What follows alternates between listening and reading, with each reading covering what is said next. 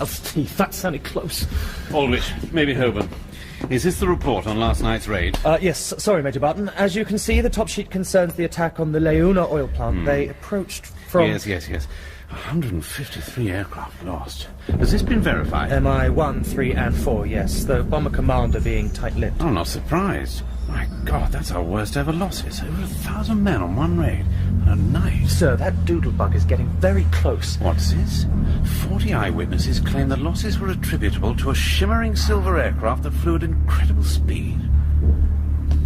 They were attacked near Nordhausen. That's interesting. Sir, that really sounded as if it's coming down. Strand, a mile at least. What about Valkyrie intercepts? Teasel? Teasel, get off the floor, man. Sorry. Yes, sir, there's been a lot of Enigma signals traffic. We haven't deciphered it all yet. Come on. Where are we going? We've got a German to talk to, remember?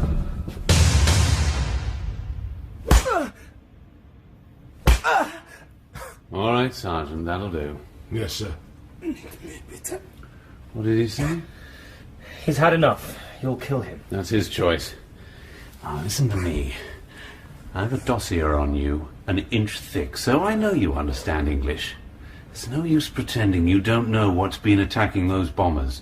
Cooperate with the inevitable, and the pain will stop. Nope. Very well, Sergeant. Sir. Wait. Luftschraubenstrahl. What? Say it again? Come on. Hey. He's passed out again. Bring him round. What does Luftschraubenstrahl mean? Roughly that would translate as slipstream. Then we've got it. And got what? The thorn in the RAF side.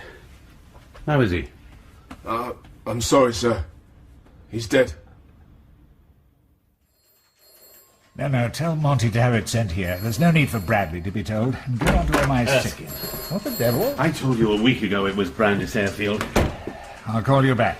I just had confirmation from that POW. Slipstream.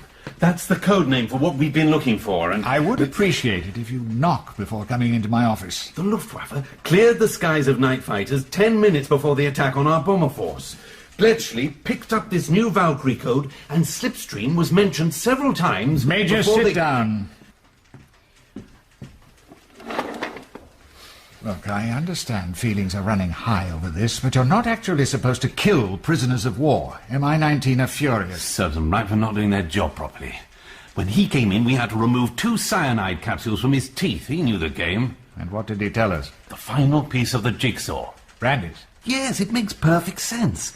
It's where they test all the new types. It's near the Mittelwerk, where there's boffins, jigs and workforce, and by all accounts, this Slipstream aircraft is something very, very special. And you believe it's responsible for the losses? I know it is. You're alone. Bomber Command puts it down to Messerschmitt 262s or 163s. Bomber Command are a bunch of bus drivers. Your candid response is, as always, an inspiration. We've lost near on 300 bombers. Intelligence informs me the Americans have lost nearer 600, but they're not telling. Whatever this is, Brigadier, it's something new, and something that could turn the tide of the war back in the Nazis' favour. We don't control the skies. We don't control the battlefields. We have to act. Have you seen this?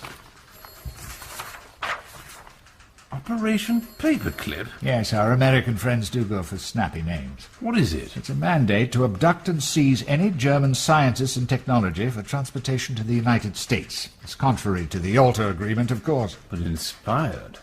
What are we doing? Oh, no, let me guess. Nothing.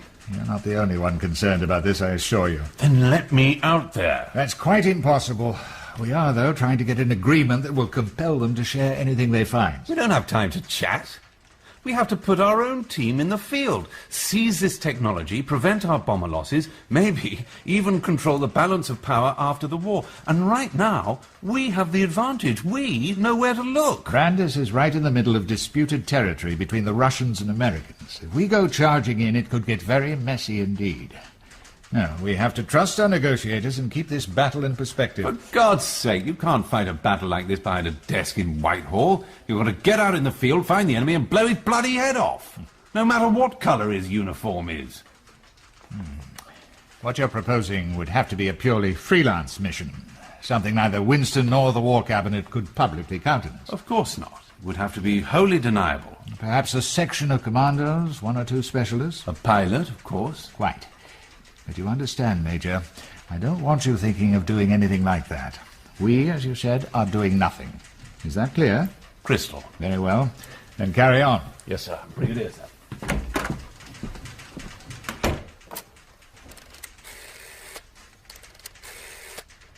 Morrison? Erskine here, MI-10. I thought you'd like to know I've set the dog on the scent. If I know Barton, he'll already be putting a team in place. Move, move! Come on over that wall! Arses and elbows! Keep your heads down, that's live ammunition! Dear God, Lieutenant, are we recruiting straight out of France now? I think it's just us that got old. But better old than dead, eh? I thought you were dead. Yeah, so did I for a while. Then I realised I was just in Benghazi. But you know, Commando, sir, we never die, just go to hell and regroup.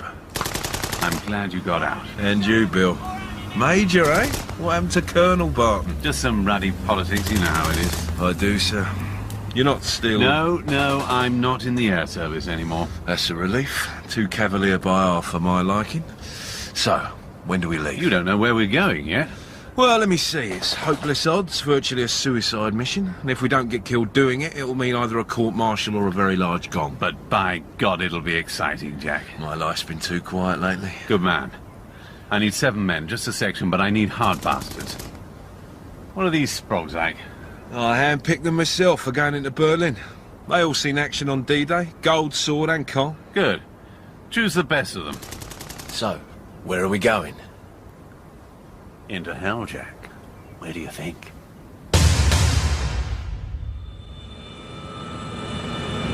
Temperature's now at 842. Shut it down! It'll be all right. I'm reading pressure fluctuations. Climbing to 932. We'll soon have it at cruising temperature. The air supply manifold will fail under these stresses. We have to see. And there, over 1,000 Fahrenheit. The trouble with you, Kate, is... Oh, Lord. I'm going for a cigarette. When you decide what my trouble is, be sure to let me know. Miss Ritchie? Yes? My name's Barton. Major Barton. I'm sorry, this is a restricted area. Army personnel aren't allowed back here. I assure you I have the highest possible level of clearance. Well, these are my engines, and I've never seen you, so if you don't mind. Miss Ritchie, I'm here because of your brother. When? Last night. He was part of a very large raid, and I'm afraid he's posted among the missing. Which is just another way of saying Jamie's dead. No. It's saying we don't know. It's very likely he's a POW. With the war going the way it is, he could be back before you know it. Yes, of course. Thank you. But I don't understand. You're Army, not RAF. How do you know this? I'm not, strictly speaking, in the Army. And I'm sorry to ask you at this time, but I need your help. Oh, how? This is, of course, strictly confidential. But your brother's plane was one of 153 down last night. What? 50% of the raid was lost. My God. Obviously, I don't need to explain to you that losing that many planes in one night is... well, it's extraordinary. But, Miss Ritchie, to lose them to one aircraft is supernatural. One aircraft? Well, no, that's not possible. I assure you, all reports confirm it. Silver and exceptionally fast. In fact, many of the bombers crashed or collided because they were caught in its slipstream. Which is ironic, because we believe that's what the Nazis have called this thing. Slipstream? Was it a jet of some kind? A rocket? I've no idea, but it seems you have. All I know is that one tail gunner compared its flypast to 3 times the speed of a Messerschmitt 109. No. That means the slipstream would be in the region of 1,000 miles an hour. It can't be. It rather seems it is. Well, I did think the 163 Comet is the Luftwaffe's fastest at just over 500. The Americans have had quite a bit of experience with them, but they've largely been ineffective. Not capable of downing over 150 aircraft in a night. No. So, how can I help? Pack, Miss Ritchie. We're going to London.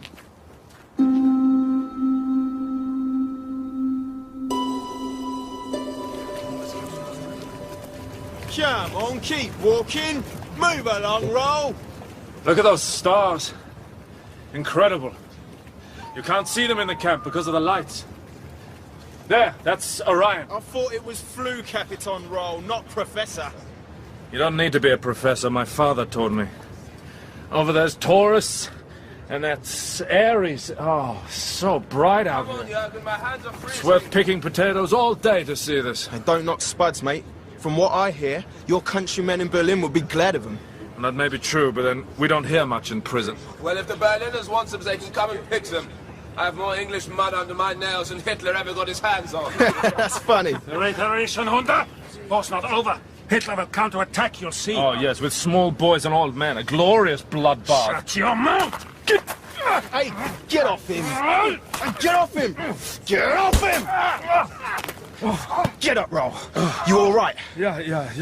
Then run. What? Run! Get away from here.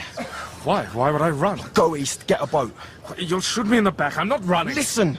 You've got friends in high places, mate. Now go on, run! Scarper!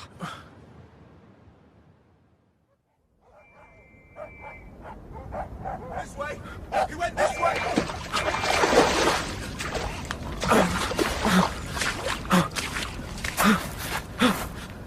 There you come, lad.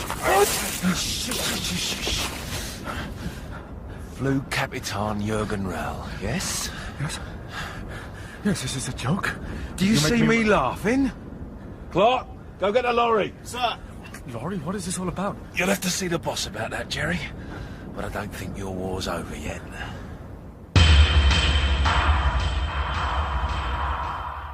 Good morning, Flu Capitan. We treating you all right? I would like to change out of my wet clothes. I'll see what I can do. You've been with us for 6 months, I see. Shot down over France last October, flying a 262. Good plane? Aircraft. I'm sorry? It was an aircraft. A wing is a plane. What the wings are attached to is an aircraft. Oh, I see. 262 is a jet, isn't it? Good aircraft? Fast? Evidently not fast enough, or I wouldn't be sitting here. You've flown a lot of types. Some groundbreaking designs. Jets must be the most thrilling, though, I imagine. Outrunning everything else in the sky, leaving them in your... Oh, what's the word? Slipstream. Why am I here? Oh, just to chat. You're pretty top draw. Battle of Britain expert, and then Barbarossa, North Africa, Knight's Cross with Oakleys, test piloted over Amagau. Very, very impressive. You didn't get me out of that POW camp for just another interrogation about my flying experience. Well, it's your test pilot experience that really interests me. I have nothing to add to what I've said before. Which wasn't an awful The lot. Geneva Convention states that I only have to give you my name, Rank and serial number, yes. Well, you're not in Geneva now, Flu Capitan. This war will very soon be over, you know. Nothing's lost until it's won. Really?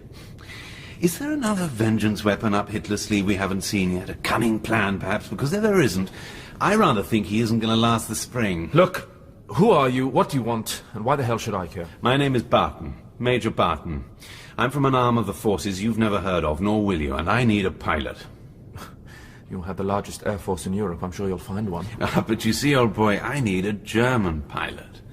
Someone who knows the lingo and who's flown every Luftwaffe kite going. In other words, you. Sorry, you'll have to excuse me. Oh, where do you think you're going? I have potatoes to harvest. Flu Capitan, sit down.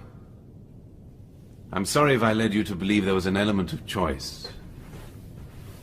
Every man has a choice. Not in this room. The only choice you have is to look forward or back. But I think you know that. I know. These are Germany's last days, Major. You'd have to be blind or mad not to see that, but it's still my country, my people, and I will not hasten their end. Listen, Capitan, there's a future coming, where countries might not be as important as they are now. Alliances will be what matter, and our places within them. Enemies will be friends, and friends enemies. It sounds complicated. Let me simplify it for you. No. I trust my own moral compass. The trouble with a moral compass is it can show you the right way to go, but it can't make you go. Listen, I know you're no Nazi. In fact, you have more reason to hate them than I do. Your mother was English, yes? You have the file on me. And for years your family was scrutinized and persecuted right up until she died. And equally, I have much to hate the British for. Yes. But as I understand it, the incident that caused the death of your wife and child was an accident. Oh. Well, that makes it all so much more bearable. The target was a marshalling yard, but bad weather, navigation error, it was just bad luck. Oh, and there was I thinking their deaths were meaningless. Most deaths are meaningless. It's having a life of significance we should be concerned with. And you are poised. But I don't think you appreciate the position you're in. Do you even know where you are? Nowhere good. This is what has become known as the London Cage. The Geneva Convention applies here rather more flexibly than it does elsewhere. Oh. I see now. Well, every nation has its SS. I like to think we're a bit more subtle. Every man has a weakness, a leverage point. And mine is? Your father. As I see it, he's the only thing keeping you alive right now. Everything else is gone. Am I right? Even you, Major, with your cage and your files, cannot kill a man who is deep behind German lines. Well, you misunderstand me. I'm not threatening him. I don't have to. The war has moved on apace since you last heard the news. He lives in Potsdam, yes? What of it? Well, the massed ranks of the First Ukrainian Front are currently less than 100 miles from him. We don't anticipate resistance lasting much longer than, well, a month. My God. I knew the war was going badly, but...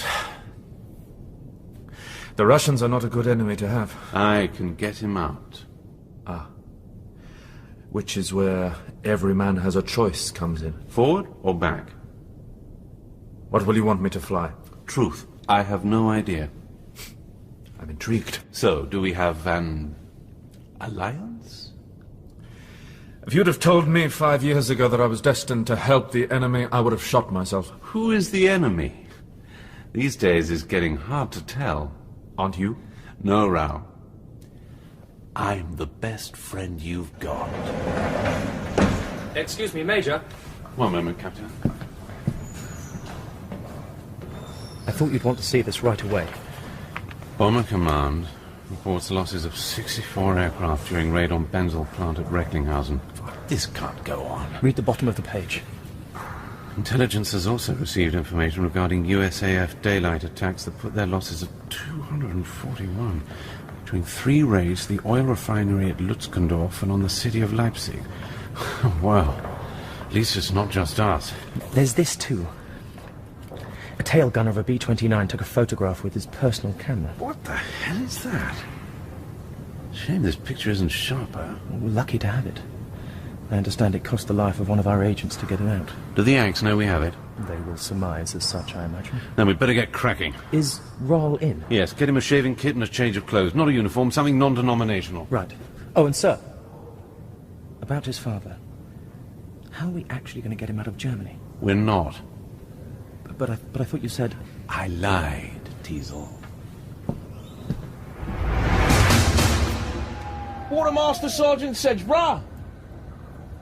Lieutenant Dunder says I live and breathe. I heard you'd copped a packet. Yeah, so people tell me.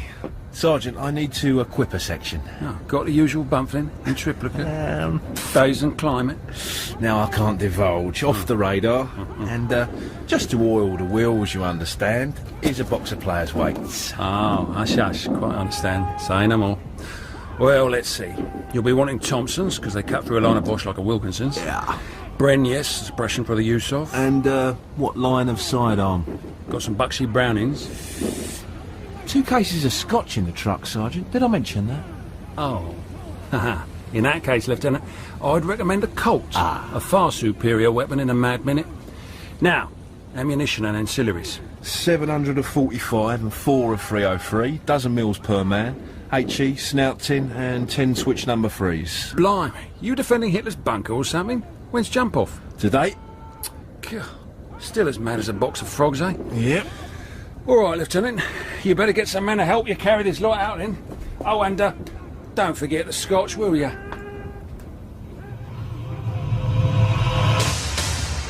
All right, gentlemen. No, as you were.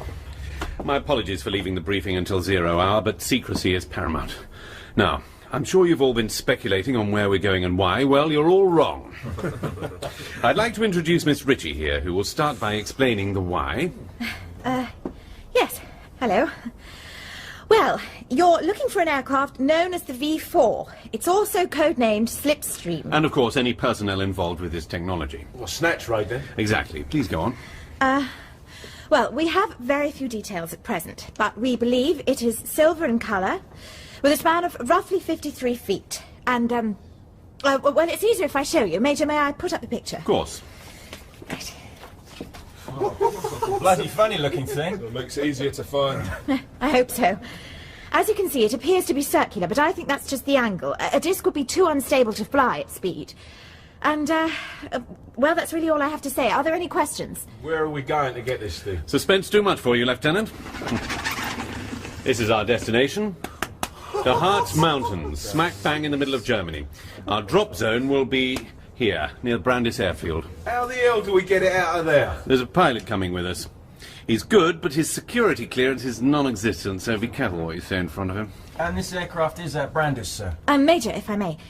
Intelligence is vague, I'm afraid, but it's definitely been operating from this area. Brandis is the largest airfield in the Harz region, and we know they use it to test new types, so we feel it's the most likely. We'll look for it there first anyway.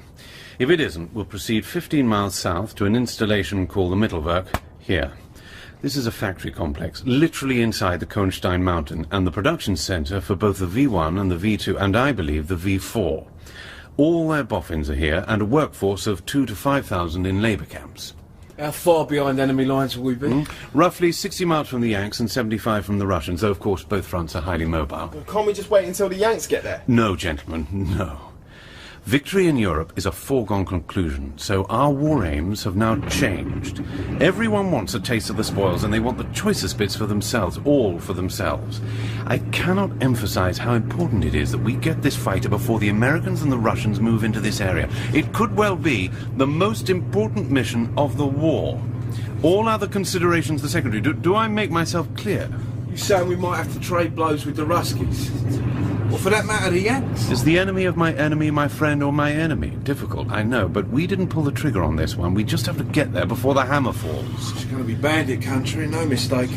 Waffen SS, Volkstrom Werewolf Brigade, you can count on that. The German people's appetite for resistance is overrated. Well, we'll soon find out, sir. Yes, we will. Is there an extraction plan? The pilot flies out the Slipstream. We and any boffins we persuade to join us will drive hard and fast northwest to meet up with the boys of 3 Corps here. Any questions? No? Operationally, I believe in simplicity. Have a good plan, execute it aggressively, do it today. So, gentlemen, let's go. Major, I had no idea this was such a dangerous mission. Are you sure I gave your men all the information they needed? They're soldiers, Miss Ritchie. In my experience, the barest minimum gen to do the job is more than enough.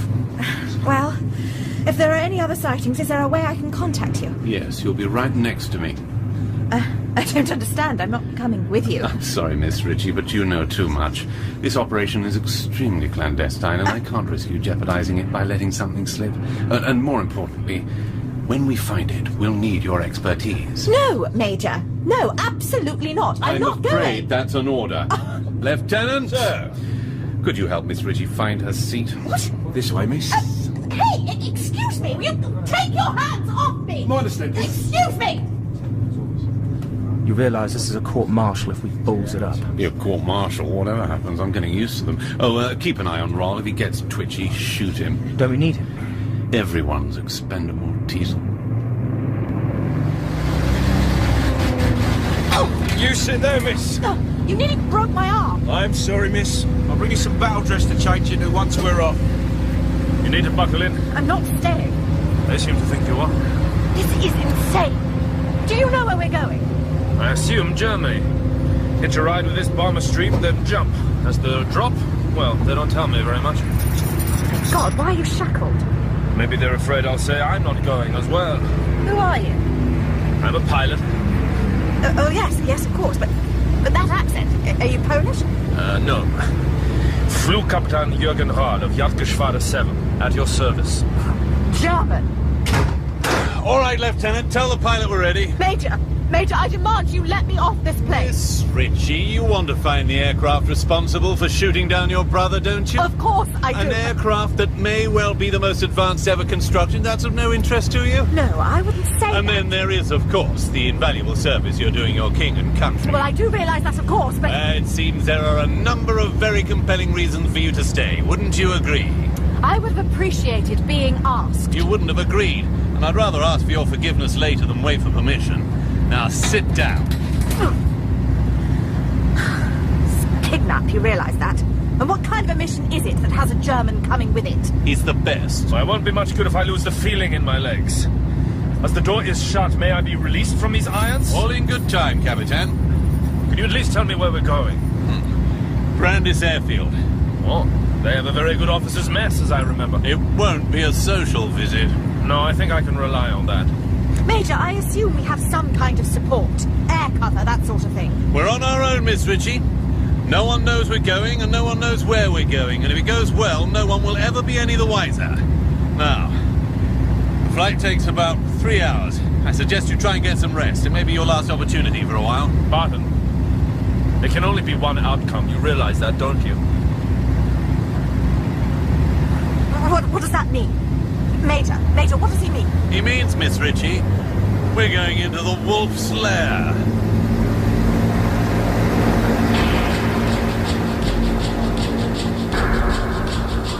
In Part 1 of Slipstream by Simon Bovey, Major Barton was played by Tim McMullen, Jurgen, Rory Kinnear, Kate, Joanna Tinsey, Teasel, Sam Pamphilon, Dundas, Ben Crow, and Brigadier Erskine, Peter Marinka. Other parts were played by Alex Lanny-Peckin, Simon Treves, Lloyd Thomas, and Simon Bovey. The director is Mark Beebe.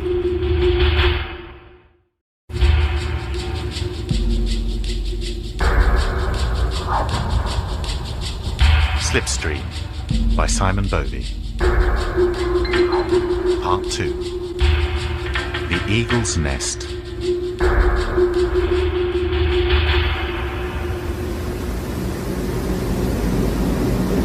5 minutes! Come on, sleeping beauties! 5 minutes till drop! Oh, wasn't a bad dream after all. The bad dream starts in 5 minutes. Oh, can't believe I got myself into this. Ow! Oh, my leg, ow! Rub it, get the circulation back. It's numb when you land, it could buckle and break under you. Right. Thank you. Your English is excellent. Almost my first language. My mother taught me. She was from Cambridge, you know it? Look, I appreciate your advice, but we're not friends, okay? As far as I'm concerned, you're the enemy. My brother was a bomber pilot, and just don't talk to me. My wife and child died in a British bombing raid. Look, do you know what this Slipstream is? Slipstream? Barton hasn't told you. All I know is I have to fly something. Typical, but that man is a... Oh! My God, what was that? Hold steady, men! Welcome, Committee. Anti-aircraft fire. Red line, on your feet! Okay. Roll, that means you too! Roll, stand up! What's the matter? Non-cooperation protest. Hell, Roll, what the blazes are you dithering for? Where is my father? This is neither the time nor the place. I can think of nowhere better. Look, we got him to the British lines where he's eating heartily on bully beef, I shouldn't wonder. Now, can we get on? Green light, sir! I don't think so. I don't believe your lines are that close to Potsdam. I do not think you would use valuable resources to save one old German man. Stand up, Flughabitant! Find yourself another pilot. There's one in the cockpit. Ask him. We're passing the drop zone! For heaven's sake, Major, tell him! Tell me what? We didn't get him out. We can't. The British forces are still 100 miles from Berlin. But come with us and you'll have a chance of seeing him again. Refuse, and I'll see to it you never will. For God's sake! Pilot had it, Major! Cockpit's on fire! Say if you want, Capitan, but I'm leaving. This is not over between us, Major. Perish the thought. Now go! Go, go, go!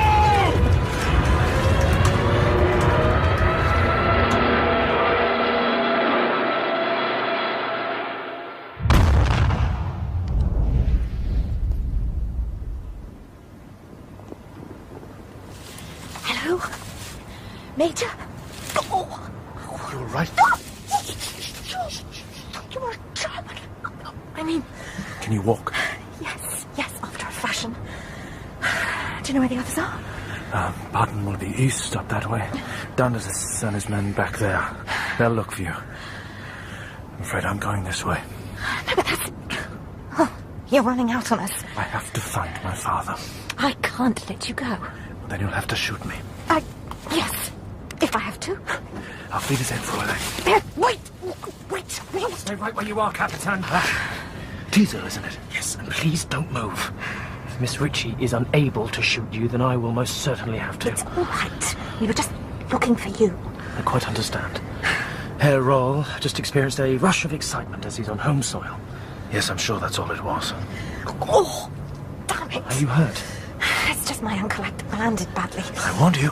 Here, let me take a look at it. Oh, careful. I think it's just a sprain. Ouch. Just, he says.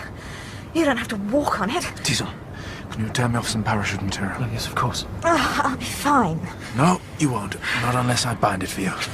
It'll give it some support. All right. Thank you. You know, I don't want to be here either. You have my apologies for that, Miss Ritchie. But aren't you even a little bit curious about what we're going to find? I've seen many new aircraft, but I haven't seen my father for over 2 years. This is more than any new aircraft. I've heard that many times before. No, wrong. I'm an engineer, aeronautical design. This is the most extraordinary thing I've ever come across. It's got people back home really scared. But fear means men make more weapons. There, how's that? Oh, yes. Yes, that's much better. Thank you. Shh, someone's coming. Hold your fire. It's Barton. Come on, Teasel. I was worried the Capitan might go sightseeing on his own. No, the thought crossed his mind. No, the thought's still there. And you'll be so good as to put these cuffs on. Why not shackles? If I thought you could wear them and keep up, old boy, you'd already be in them. Now, come on. Major, where are we, do you know? Oh, yes. Well, I think you're gonna like it, Miss Ritchie.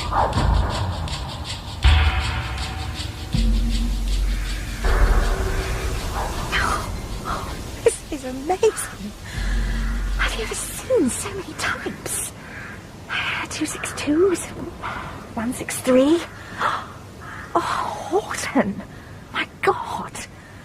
Oh, but did they have to damage them so much? The retreating army leaves nothing behind the enemy can use. Oh, wait a minute. Got something? I don't recognise that. Roll, do you? Where? To the left of that Bowser. Here, use my binoculars. It's a Henkel 162, the Volksjäger. Yes, this is all very National Socialist and fascinating, but can we get back to our objective, the Slipstream? Sorry.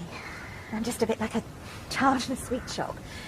Well, these are all types we know of. Very advanced, revolutionary even, but certainly nothing capable of the reported speeds. What are we looking for? Fast. Very fast. 3 times the speed of a 109. And a disc, remember? I don't necessarily agree with that assessment, though. A disc? That is like nothing I've heard of. What about in those hangars? They might be worth a look. They'll be empty. Everything will be dispersed around the airfield in case of air attack. Maybe even in the woods over there. He's right, sir. I've had scouts out to check.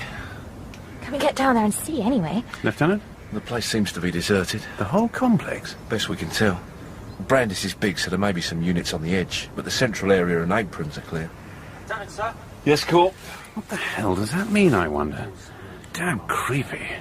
And no, Miss Ritchie, we're looking for something round, and I don't want to waste time with things that have wings. Sir, one of my lads says there's something pretty rum up there. Watch out for booby traps, though. We found a couple. Might be all there is, but watch your step.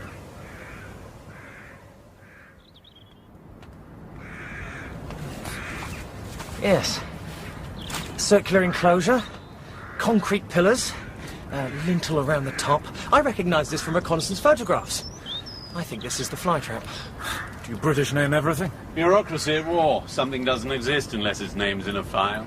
Well, we've seen other areas like this at Tarnowitz for tethered autogyro trials. What is it, 50 foot wide? That's about right. You see, those rings would take a cable to hold the aircraft and prevent the rotors knocking into the sides. This is steel reinforced concrete, miss. See here where someone's tried to blow it? Haven't used enough jelly, very shoddy. Whatever this was for, it was pretty heavy duty. But why try to blow it up? No, this could well have been used to test the slipstream. It is a disc after all, and this is round. I've told you before, a disc won't perform in the way the slipstream has been described. But I agree, this does look very solid. Maybe this was used to test it. What do you think, Raoul? Raoul? Well, where is he? He was just here. Get after him. This way. Stay right where you are, Jerry! Maybe I should have put you in those shackles after all. You'd have been disappointed if I hadn't tried to run. All right, I'll give you this one, but don't do it again. As you see, you won't get very far. I got distracted. You see this cabling? Yes? Very high capacity. And it runs from that power generation station in the trees all the way to your fly trap. And your point? Whatever was being tested in that enclosure was using a lot of power. No, generating it. Look at the junctions. This cable is laid to bring power from the enclosure. Do you still think it was an autogyro? I don't know. All right, we're getting somewhere. But if the slipstream isn't here, where is it? What be the end of these rail tracks, sir? Yes. A hangar or a fabrication plant. The Mittelwerk would be my guess. Right, that's our next objective. Lieutenant? Sir. Hennessy, Baker, recce up that ridge. Sir.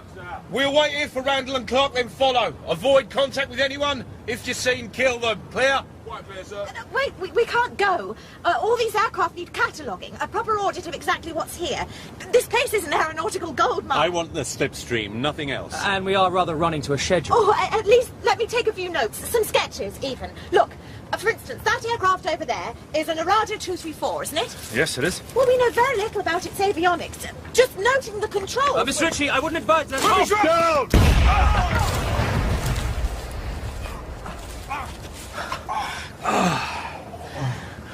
Are you hurt? No, I'm fine. Report, sir. Yes, sir. Raoul? Yeah, we're fine. But Teasel is dead. Damn it. Oh, my God. Don't look at him. Burial detail. Now, let's move smartish before every crowd in the region comes for a look-see. Sir. I'm sorry. Never apologize in war, Miss Ritchie. It's absolutely pointless.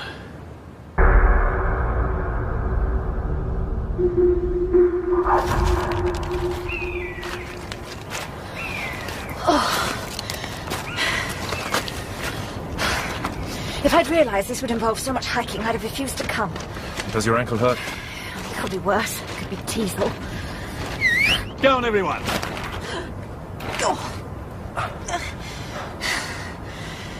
Oh, now what?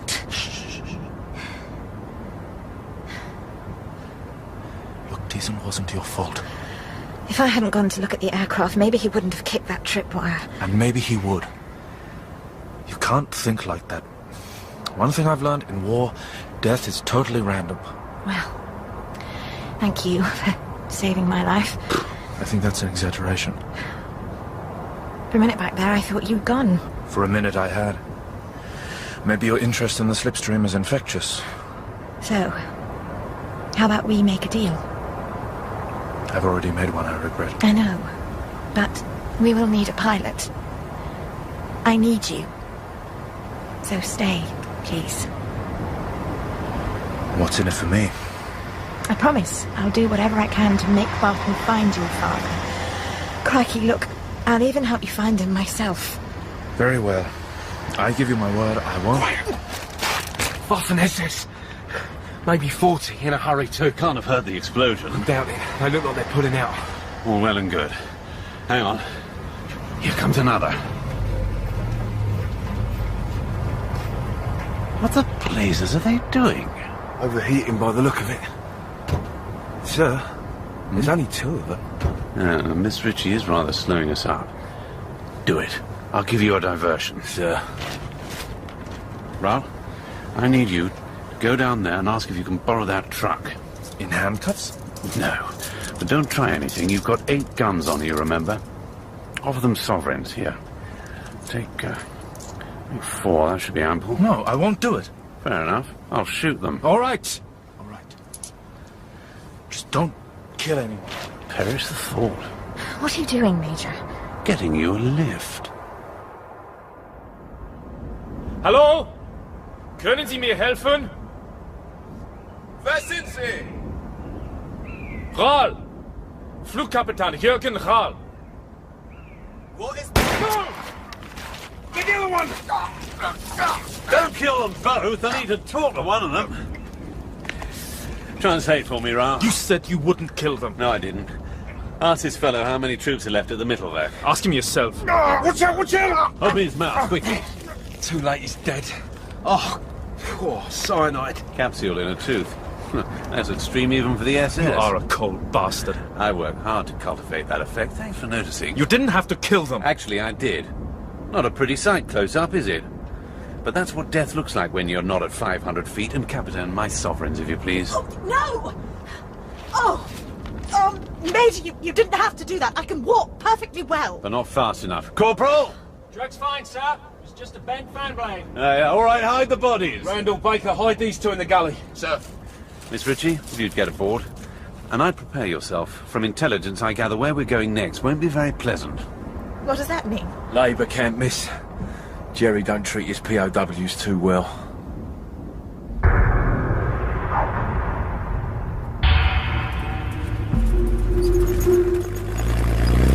More deaths I'm responsible for? It had nothing to do with you, Miss Ritchie. Kate, please. Major calls me Miss Ritchie and it makes me feel like I'm still in school. I must confess I feel like I am at the moment. I can't work any of this out. I mean, the flytrap could well have been a testing enclosure, but then... But the power supply doesn't make sense. No. What kind of engine would generate a power you have to draw off? One that is electrical. Well, that makes no sense. What fuel would it use? What... Good God, that is not a pretty sight. No God, sir. Blood off, mostly. All right, let's get on. All out, lads, at the double!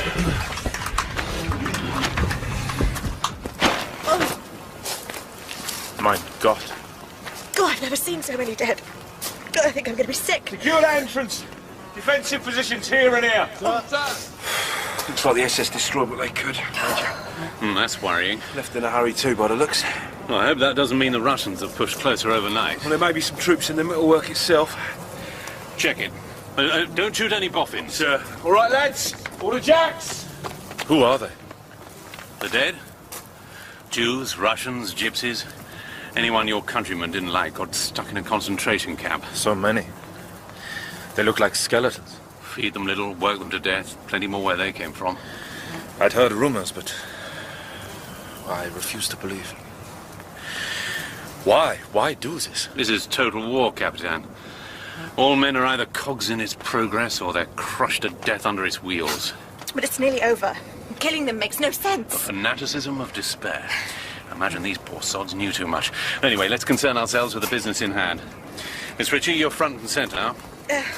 Yes.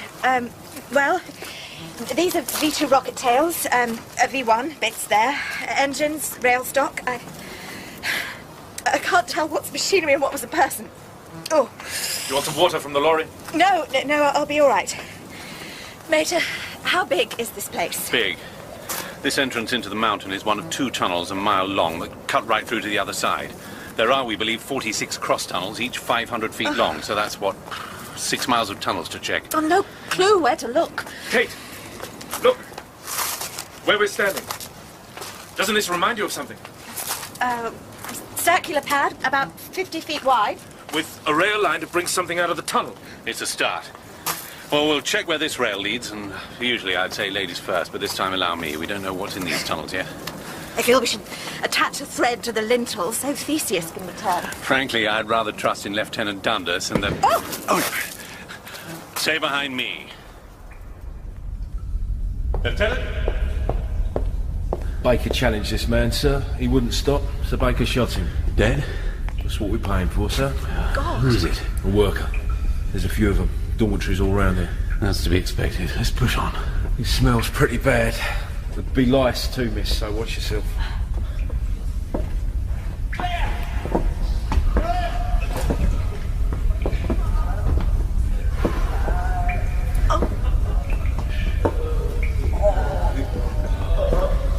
How can people live like this? Man will get used to anything once he's resigned himself. Is that not true, Major? This is in a whole different class to me, Ral. Can't we do anything for them? Not our job. But one of these Johnnies might know something. You. What were you working on? The man's in no fit state. Do you know where Slipstream is? The V4. V4, where is it? He just wants food, sir. Do you understand this bally language? I understand hunger, sir.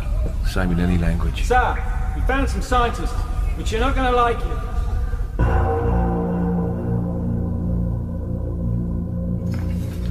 Dead. Every man bloody jack of them. Maybe that's how I'd have ended up if the war hadn't have gone our way. I'm glad we never had to find out. Seems anyone with a white coat had a target on them. This is as far as my men have got so far, sir. Most of the tunnels have had some hasty demolition work done on them, but this is the worst. They sealed this whole end for some reason. Right, well, first of all, Raoul, you have a word with some of these workers. They'll have seen something, and then we'll just get... Shh, listen. Oh, where's it coming from? The pipes? No, not from behind this rubble. There's someone trapped in there. Quick! Quick, help me with this! Hurry! Hurry, they may have little air. Better not just be more workers. Ja! Ja, wir tun es schon. Wie viel sind dort? What's she saying? Oh, she's alone. What's her name? Wer sind Sie? We're coming to get your child. Just hang on. Ja, es gibt Engländer hier, aber ich bin Deutsch. Well, now she knows who we are. Ask her who she is. Sind Sie Arbeiterin oder Wissenschaftlerin? Technikerin? A technician? Come on, quickly, let's get her out. Push this one together. 2, 3. Yes, I can see her. Geben Sie mir Ihre Hand. Right, pull me back. I've got her. Danke. Danke. Vielmals. Here, drink. Oh, 1 minute. Frau Schenk. Do you understand English? Yes, I speak English. What did you do here? I work on the V2. Doing what? Engines. I know about rockets. That was my job. Is the war over? Nein. Der Krieg geht weiter. Keep to English. I just told her the war goes on. Yes, it does. And we're here for a very special reason. We're here to help you get your technology out. So, where is the Slipstream? What is Slipstream? Luftschraubenstrahl. I know nothing of this. Oh, I think you do. Its designation is V4. I do not know anything. All our aircraft are tested at Peenemünde. Please. What now? Major, you can see she's in no fit state for this. Oh, very well. Get her cleaned up. Thank you. This way. So, that's it.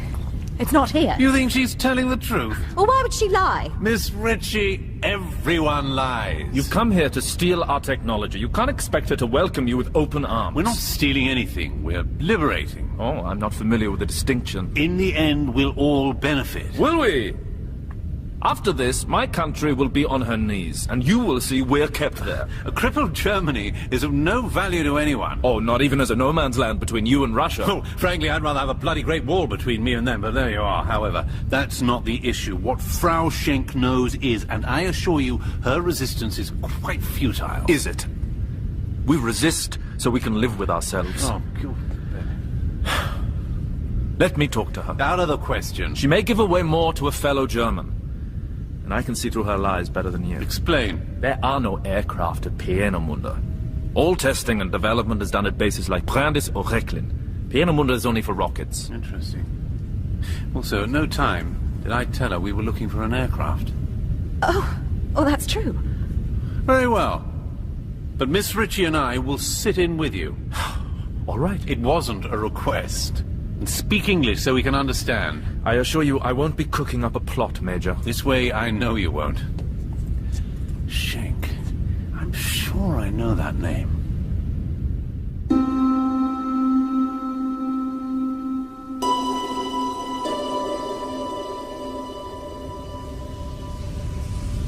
Is it true the Russians are at Berlin? So I understand, yes. Yes, I said so. I did not believe. They left here very quick. They said a last defense. So, that's why they were leaving. Pigs. I hope they die. They left me, destroyed everything. Fools. Blind fools. Blind? How? You are German? Yes. Flugkapitän Rahl. Jürgen Rahl.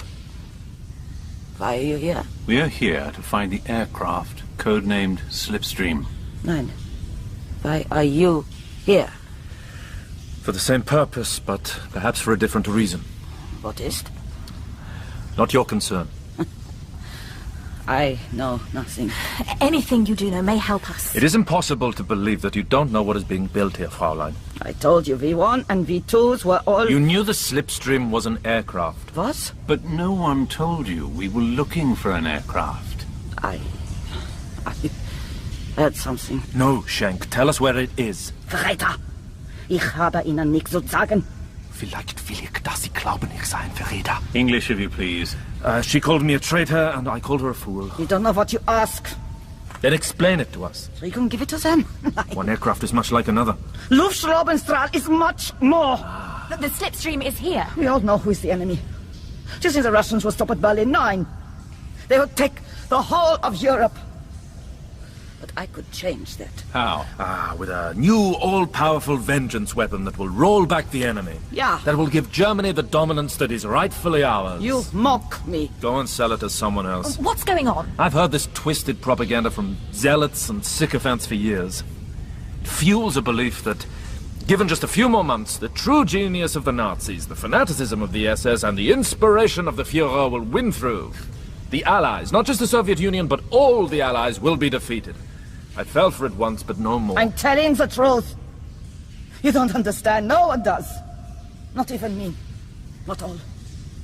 There is power here. Then show it to Nine. us, please. You must promise to use it to protect the fatherland. Can't promise anything until I see it. And we can't achieve much with one aircraft. The V4 is so much more. Then show it to us. That is not so easy. Why? Where is it? Behind that bally wall of rubble. Might have guessed. Lieutenant! Put your backs into it, lads. Let's get this cleared. Back there. You said something in German to get Schenk to open up to you. It wasn't what you told us, was it? I told her I was only pretending to be a traitor. That true? These days, who can tell? Well, this won't do. Lieutenant, we're going to need more manpower to clear this lot. Yes, sir. Exactly what I was thinking. Get Corporal Bennett to round up 50 of the healthiest workers. Major, you can't. They're starving. Good point. Must be food in these tunnels somewhere. The kitchen, find it, feed them, and then get them down here. Sir? Yes, that wasn't what I meant. No? Well, good job I'm in command. I'm sure they'll be grateful for being fed. Exactly. We've got the crawl space cleared, Major. About time. Wait a minute. Do we know for sure this isn't a trap? The Minotaur in the centre of the maze, perhaps? Trust no one. They're slippery devils, these Krauts. No offence. None taken. But if you're in doubt, let me go first.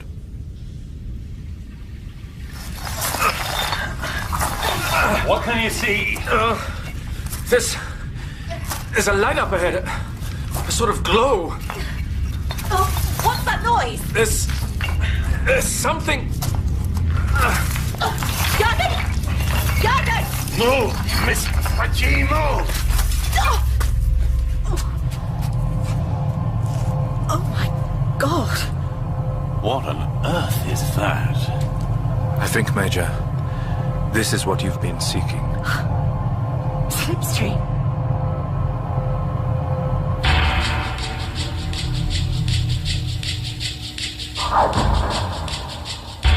In Part 2 of Slipstream by Simon Bovey, Jürgen was played by Rory Kinnear, Major Barton, Tim McMullen, Kate, Joanna Tinsey, Dundas, Ben Crow, Teasel, Sam Pamphilon, and Schenk by Rachel Atkins. Other parts were played by Alex Lanny-Peckham, Lloyd Thomas, and Simon Bovey. The director is Mark Beebe.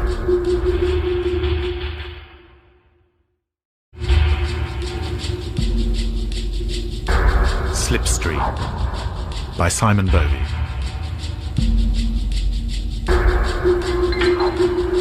Part 3. The Tomorrow War.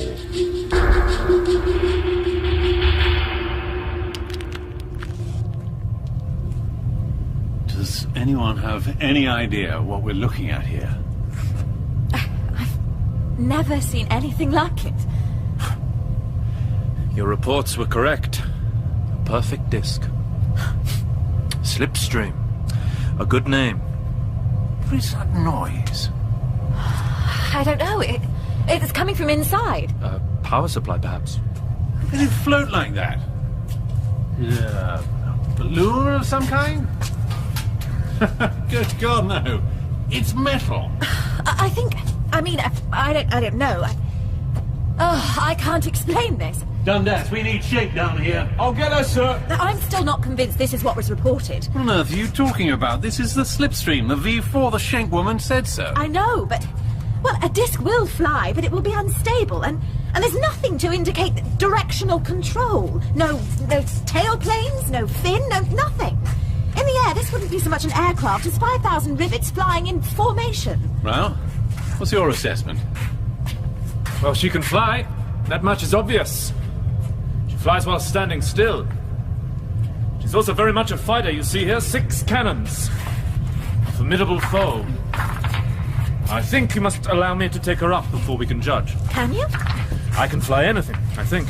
She is very hard. Ah, Frau Schenk, would you be so kind as to answer Miss Ritchie and the Capitan's questions? You have it? Is that not enough? Yes, we have it, so being obstructive will achieve very little. What can you take from me that has not already been taken? I could wall you back up in that bally tunnel. Huh? How do you like that? How can she help us from there? Look, Shank, I can't see anything that looks like an engine exhaust. No ducting, no vents. That is correct. So where is the engine? Listen. That is engine. That is what's enabling it to float? Yeah. No, that's not possible. Newton's law prevents it. Unless this has a negative mass, which it clearly doesn't. Gravity is a weak force. Well, yes, but... Look, how does it work? Is it a jet, a turboprop, a rocket, what? Maybe like a jet, but I'm not certain. You worked on it? I was not primary. General Kamler and Dr. Kurt de Bus. They are in charge. Yes, they're on my list. Where are they? I do not know. The bell was reconstructed during... The bell? Reconstructed? The bell is the name of the engine. I saw it only once. It was classified Kriegsentscheidend. War decisive. Only for the Führer. Sir, we've shifted most of the rubble out the way. Oh, if we could get it outside, I can give it a proper evaluation. That gantry looks like it's used to transport it. Yeah, attach chains here and she can be pushed out. Lieutenant? Yes, sir. I'm on to it, sir.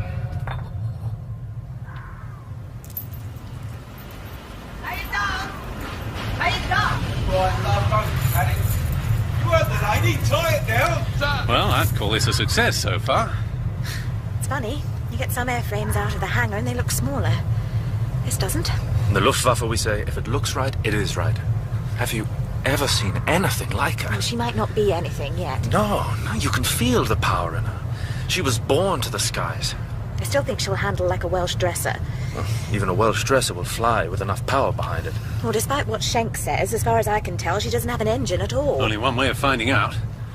Frau Schenk, is the Slipstream operational? Yeah. But I warn you, just killed 2 pilots already. Killed them? How?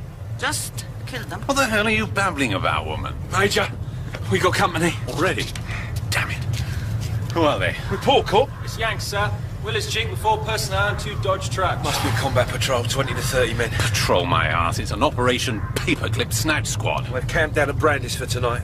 I reckon they'll be here in the morning. All right, Lieutenant. We know they're coming, so let's get prepared. Sir. Right. Ladies, gentlemen.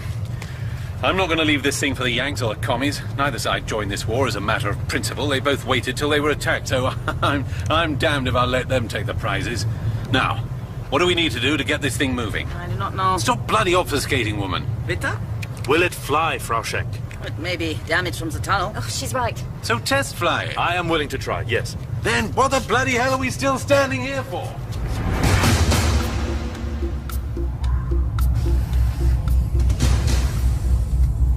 single-seater.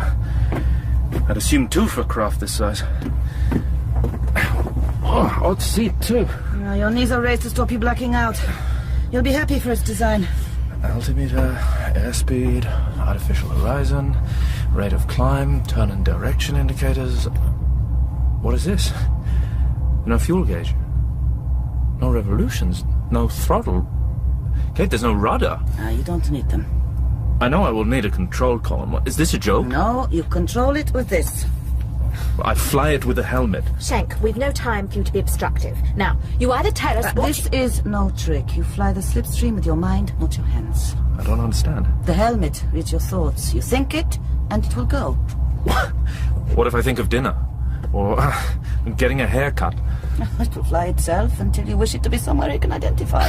This is incredible. It's true. Well, it's going to take some getting used to. Don't think about the ground. No, it is hard to crash. Any mass greater than Slipstream will be avoided. It will have no mass once the engine is at full power. Well, then what killed the other pilots? The Slipstream did. How? We do not know. Perhaps gas, perhaps radiation, but the pilots get sick. In what way? Headaches, nausea. Then after 5 or 6 flights, maybe the ears, eyes, and nosebleed. Then coma, then death. Are you sure you want this, Capitan? Well, it's unorthodox, to say the least. But she is an aircraft. So, can we get her out of here? No. Yes. Which is it? Look, we just don't know yet. Shank just told us flying this thing takes a physical toll. I imagine it does. It kills. That's rather a big design flaw, wouldn't you say? Rather. So, we have to research this further. May I impress upon you that we are not exactly time-rich? It could kill him. I'm prepared to take the risk. Good man. Jurgen, no. 10 years from now, do you want to look back and remember that we didn't try? What happens to this aircraft is my call. I'm in command here, Miss Ritchie. All right, Major. But look, neither of us have ever come across flying controls like these, ever. It's been a long, long day. We are too tired to tackle this now. That much is true. It would be too dangerous. I believe the Capitan just agreed to take the risk. You want to risk damaging it? Ah. And until Jurgen has familiarized himself with the controls, it would be just as easy to fly into Russian territory as it would Allied, and not even realize. Well, I can't have that. Neither can I. So, give us tonight to study her. Very well. But be quick. And when you do fly it, I want Dundas to accompany Capitan Rahl. It's a single-seater. Well, fix a box seat. You still don't trust me? Any reason why I should? Mm-hmm. None at all. No. It doesn't make any sense to send Dundas. I'm the aeronautical expert here. He can't even begin to assess the Slipstream's operational characteristics. You'll be taking a big risk, Kate. No more than you. And as you said, Major, we don't have a lot of time. We may not even be able to get it out of here. That, Miss Ritchie, is not an option.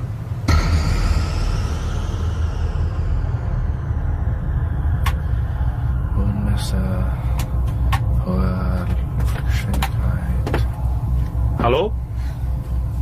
Thought I'd find you here. Oh, I'm just trying to get a feel for her. She's alien to everything I'm used to. I know. I've been looking over what I think is the engine housing, and I can't see anything I recognize. Has Shank been any help? Not exactly obstructive, but a close second. But then I doubt I'd be any different if I were in her position. If she wants to protect her creation, I can understand that. Though some more information would be a help. You know, you don't have to do this. It's my choice. We can study it on the ground. Well, the Americans or the Russians will let you do that. No, you're right. Every time I took to the skies, I was at risk. But I'm a pilot. She and I belong in the sky. And I want to thank you for persuading Barton to let you come instead of Dundas. I don't fancy having to fly her with a gun at my back. I'm not letting you have all the fun and glory. But remember, I'm much better qualified than Dundas to know if you're doing anything fishy. Oh, well, that is true. So, no detours to your father in Potsdam. Sounds like there are still some Germans prepared to put up a show. 1st Panzer Brigade, 10th Army, maybe just SS units. Whoever they are, they're holding out the Russians, so more power to them. How far? Too bloody close. 15 miles, maybe less. Pray we're out and away long before they get here. Major, we're ready. Not a moment too soon. Well, good luck, Capitan. Luck has very little to do with it. Just bring it back. Don't worry, we will. Stand back here. The gravity around the slipstream is less when it starts. You think this is going to work out, sir? Truth? I think this whole adventure was doomed to failure from the start, and we're all going to die strange and horrible deaths. But we've got to try, Jack. We've got to try. Remember, you have no throttle. Make your thoughts precise. The slipstream will only do what she is told. And to start? Push this button. But let me get clear, yeah? How are you back there? This new seat isn't exactly built for comfort. It is for survival, not comfort. Now I will check the tethers are free. Good luck to you both. Mm-hmm. You'll need it.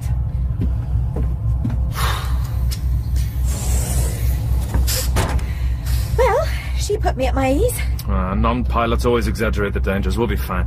You think? I wouldn't be here if I didn't. This fly with the mine business. Are you sure you understand what you have to do? No, do you? I'm not flying her.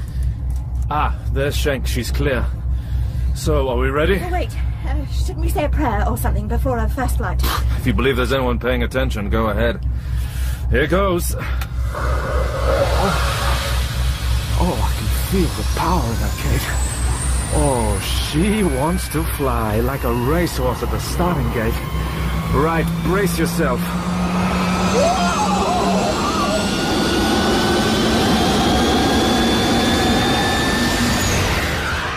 Extraordinary, look at that!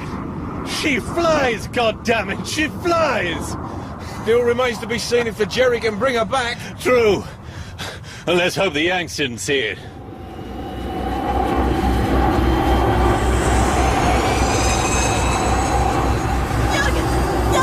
Stop! Go! All right? How high are we? We're at 40,000 feet. No, that's not possible. Oh, check the altimeter for yourself. Well, the gauge must be wrong. No. The landscape looks about right. I thought only the Americans B-29 could get this high. Oh, she'll go higher. If I ask her, she'll go much higher. No, take us down. Why? Just take us down. Level off at 18,000. We'll do some speed checks. Jürgen, did you hear what I said? We are at 18,000. Oh, well, thank you. This is really so strange. I've never felt anything like it before. It's as though I'm communicating with her. How do you mean? I'm not sure I can describe it.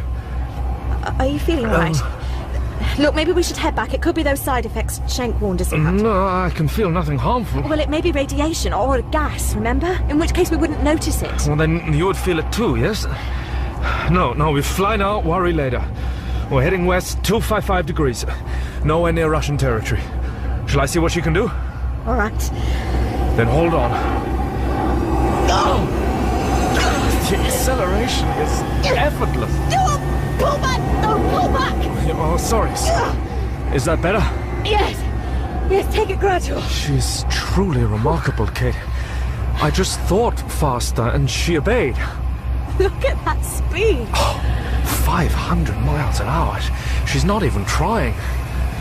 Make her try. Pleasure. 550, 600. This is fantastic, Kate. I'd swear she's predictive. She knows what you want to do before you do it. Well, look now. 950. I don't believe this. 1,000. 1,500. 3,000. My God, 3,000 miles an hour. I just asked her to.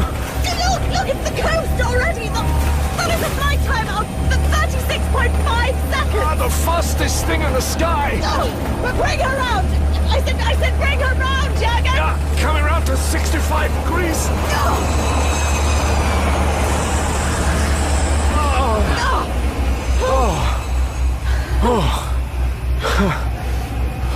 A disc wouldn't be maneuverable, you said. All right, I was wrong. Her potential is incredible. This is nothing.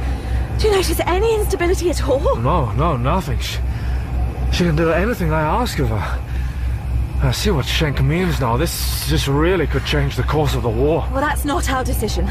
And you'd have a hard time convincing Barton. But if we both explained it to him, we... Oh, what was that? Wait. Oh, Jurgen, what was... She's damaged. Can we get back? No, can we get her to England? That makes more sense. No, I'm losing altitude. And we are back.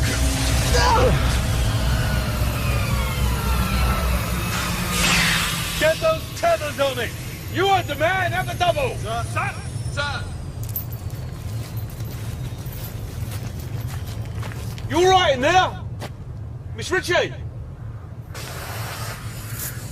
Yes, help me out! All right, miss. I've got you. What happened? Oh, it was incredible, Major. You came in too fast. Your approach speed should have been half that. Yes, I know that. I mean, I had no idea it was possible to build an aircraft like this. I mean, it's like nothing on Earth. The speed we went, I've never experienced anything like it. I was pushed. Yes. But why were you back so quickly? I will check her over. There was a bag, and you said she was damaged. An electrical system failure. A solenoid under the port panel. But Major, we got up to 3,000 miles an hour, 40,000 feet. It commands the skies like nothing I've ever seen. It's the ultimate aircraft. And now you've broken it. I found the problem. A solenoid in the fuel processing unit. It's a very poor quality. It's hard to get good materials. We've had problems with them. Well, can we fix it? It will take time. Frau Schenk, it occurred to me a moment ago that both your English and your vocabulary are suddenly vastly improved. My what? I do not understand what... And you know, I've just realized where I've heard your name before. It was in an Operation Paperclip Intercept. Yes, you worked with an American chap, Arlington, at Heidelberg University, so your English will be very good indeed, won't it? Won't it? I only meant to protect myself. I'm sure. But now we know who's who, perhaps we can expect a little more cooperation. How much time will it take to repair? I have to build a new one. If I can find the parts, work all night, I can have it ready by the morning. Better get cracking then, hadn't we? As you wish. And Capitan, you look all in. I'm fine. He's right, Jurgen. You look exhausted. I just need some coffee. Excuse me. He'd better pull himself together. Now, Miss Ritchie, I need you to put pressure on Schenk. Get her to tell you all she knows about this thing. We might not be able to take her with us. Do you understand? Oh. Yes. Yes, I think I do. And jump to it. We're running out of time. We've got our backs against the mountain, so to speak, sir. The factory's access gate is on this road, which runs east to west. So the Yanks and commies have got to come down it to get here. Yeah, a rock and a hard place. Pretty much. So I put a man here and here on look-see. I've also booby-trapped the approach another mile out, so we'll see them coming. Our first line of defence is outside the perimeter. Hennessy and Clark with the Bren here, Bennett and Randall with the Thompsons here. Good. And I've rigged those V2 propellant tanks to go up like November the 5th if we have to pull back. Lovely grub. Good. Very good, Lieutenant. Snug as bugs, eh? Proper fortress. It's not the castle that makes the king, it's who steals the crown. Yes, sir. About that? I'm not leaving it. We haven't got enough explosive to do more than dent the slipstream. No, but there's a railway wagon full of phosphorus flares here. Ah. Enough to melt the whole of the metalwork off the face of the planet. Nasty stuff to be humping about, though. We use the POWs. Sir? I know, but needs must when the devil drives. If it comes to it, pulling out, I mean, what are we going to do with that Schenk woman? If it comes to it, leave her to me. Roll? Miss Ritchie, too, I have to. Seems a bit odd. What else would you have me do, Lieutenant? Let the Russians or Americans torture out of her what we were up to here? Of course not, sir. I'm just saying. Since when was this a debating society? Look, plan for the worst, hope for the best. You know the score. Yes, sir. Take an umbrella and it won't rain. Tell you what, though. Sky looks awfully black. And the solenoid came from this bank? Yeah, the fuel processing unit. I've had to fix it many times. Why is that? Oh, parts have become less in quality as the war has gone on. You said fuel? What fuel? Cesium. You were telling me it uses a metal as fuel. Cesium is liquid at room temperature, and it releases its electrons easily. but don't get it wet. Electrons? Shank, exactly what kind of engine is this? I told you I did not build it. But in principle, it works on the basis that a charged particle under a strong electric current will generate a new gravitational field around itself. Well, I know the theory of electrogravitics, yes, but in practice, that's just... Look, what's this rotating disc in the fuselage for? This is where the electron stream is emitted. This ionizes the air around the slipstream, and she is repelled. Huh. Sort of like the recoil from a gun? A good comparison, yeah. And the cesium produces the ions? Yeah. A concentrated stream from the nacelles on the ring. At night you can see this very clearly as purple jets of plasma. An iron wind? Gosh, she literally slips through the air. No friction, no reaction. That is also why she floats, and why she can get very, very high. All you've told me, it's just theory. No one's proved any of it in the lab under perfect conditions, let alone built a craft that employs any of it. Yeah, it is. Yes, but how did you build it? How does any of it work? How does Jürgen fly it with his mind? I know he can. I know it works, but how? That I cannot guess. I don't understand. How can you not know? Miss Ritchie, by this lack of activity, can I assume the slipstream is now fully operational? I must work. Excuse me. Just terrified of you. Damn well, I hope so. How are you doing? Well, she either doesn't know a lot or she's a very accomplished liar. She's lying. Push her. I am. So far, all I have is fantastic theories. Not good enough. I want all the information we need to get it working back in England. Yes. Well, Major. Right now, it's as much religion as engineering.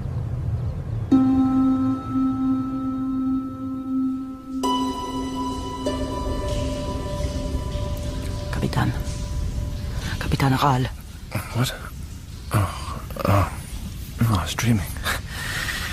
Flying over a landscape I'd never seen before. You are unwell?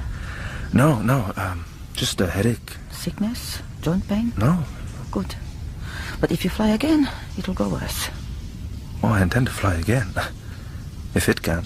It will. I can fix it. It was everything you said. You see now? You see?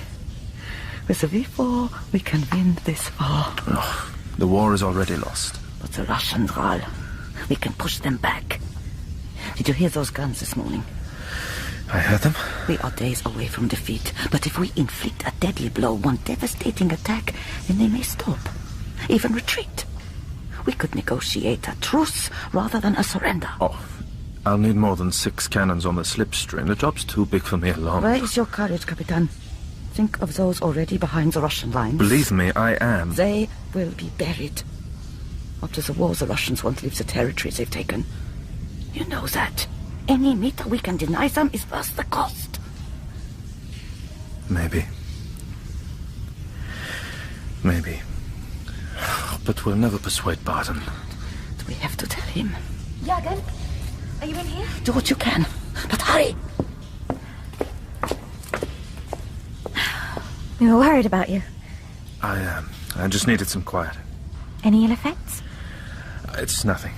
What about you? I'm fine, but we should get a medic to check you over. I said I'm fine, Kate. All right. Jürgen, what happened up there? We went faster than anyone has ever been. No. During the flight, I spoke to you twice. You didn't answer. And you knew it was the solenoid that was broken. How could you know that? Something happened to me, Kate. It was like flying yourself. No machine between you and the sky. It's difficult to explain. Is that all it was? I'm sorry, Kate. I'm very tired. You must excuse me.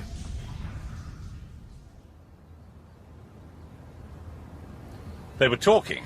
Yes, but I didn't understand what they were saying. Doesn't matter. You can't trust a crowd. Like dogs, once they've bitten you, you can't turn your back on them. I think he's just realizing what the slipstream is capable of. And Major, so am I. Over 300 aircraft lost. I think we know what it can do by now. This is going to be the weapon of the next 100 years. The Germans have so far been using it in an experimental and defensive role, but tactically, it's capable of so much more. Explain. Think about it. It's fast, manoeuvrable, and as far as I know, may well have a limitless operational ceiling.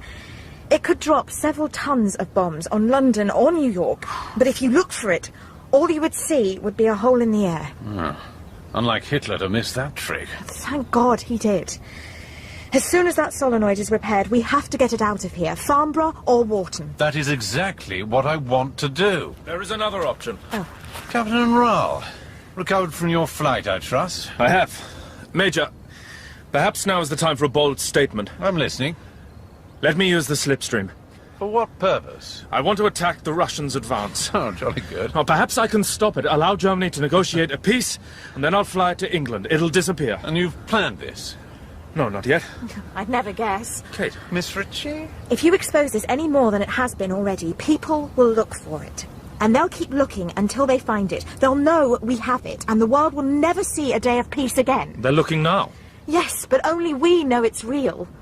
All they have is a hunch and a blurry photo. I mean, it could have been blown up by retreating SS units. Or maybe it was just a series of false reports filed by war-traumatized aircrew. It disappears now, spirited away as though it never existed. I can do good with this. It can make history. History's already been made. You invaded Poland. I'm sorry, Captain, it's out of the question. One mission! My father's in their path, remember? And what if you're shot down? Show me the weapon that can shoot her down. You could still die trying. It's killed 2 pilots already. Maybe my country is a cause worth dying for. Nobody ever won a war by dying for their bloody country, Roll. You win it by making the other poor bastard die for his. Then give me the tools to do it. Not in this war. The next maybe, but not now. Oh, you're planning the next war. This one isn't even over yet. Damn it, man. Of course it is. We just haven't finished the paperwork. Major Barton, come in there, sir. It's the Americans. They're here. Seems your little pleasure flight attracted an audience. And now, Fluke Capitan, you're really going to see what war looks like. Close up.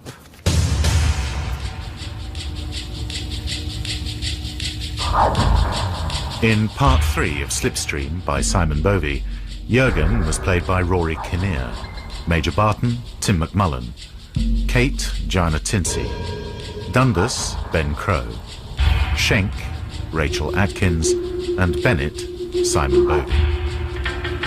The director is Mark Beebe.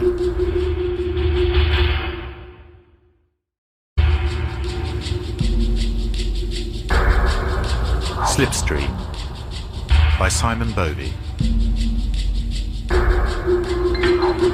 Part 4. This Island Earth.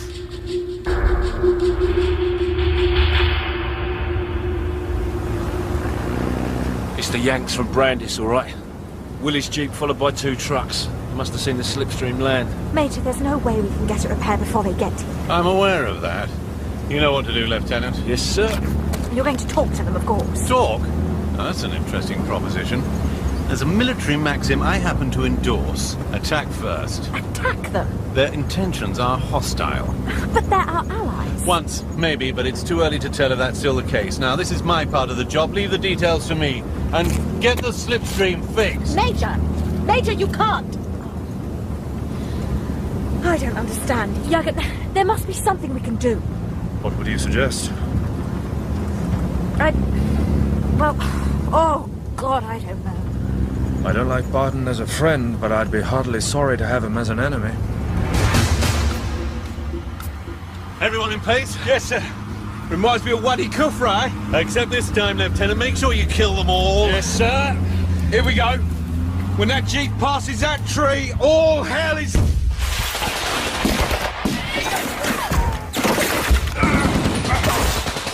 Ceasefire! All right, let's mop them up. Hennessy, turn up with me. Help me! Got wounded here, Lieutenant. Oh, bloody hell. Help me, please. Help me. Oh, you're hurt bad. Believe me, Joe, I'm sorry about this. No, no. How many? I'll make 14. Body count, Turner. 15, sir. Is that all of them? With the 4 from the Jeep and the 2 in the back of this wreck, it makes 35 men, platoon strength. I think that'll be all of them. Good. God, this place is a butcher's shop. As per your orders, sir. All right. Get these lorries off the road and reset the booby traps. Found his satchel, sir! Good man, Baker. Sir. What have we here? Papers? Maps? Plans? Oh, look at this. Primary to secure, V2 hull and parts, V4 Slipstream, existence disputed, but if found all other considerations are secondary. They know what they want then. Well, it's a bally shopping list, and they're obviously prepared to do whatever it takes to get it. There'll be others. You can count on it, and I don't think they'll be far behind.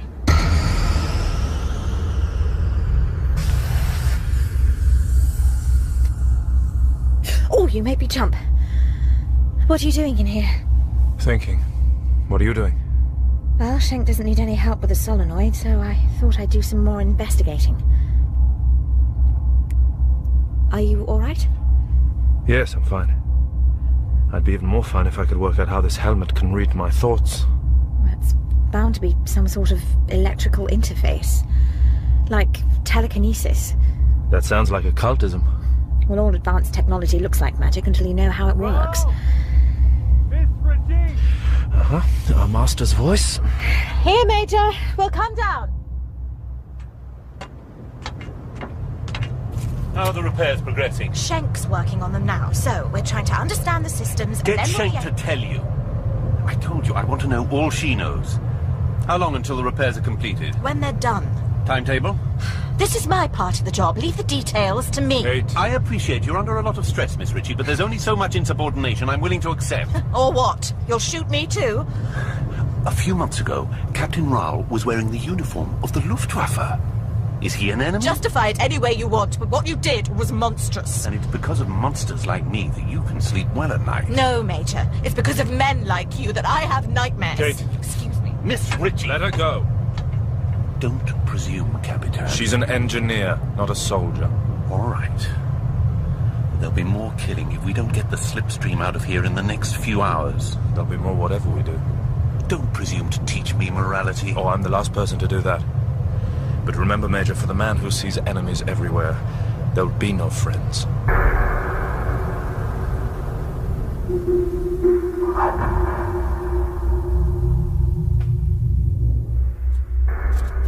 What can you see? The cable snakes through a plate on the substructure. I think that might be the engine housing. Ah! Oh, are you all right? It's hot. Really?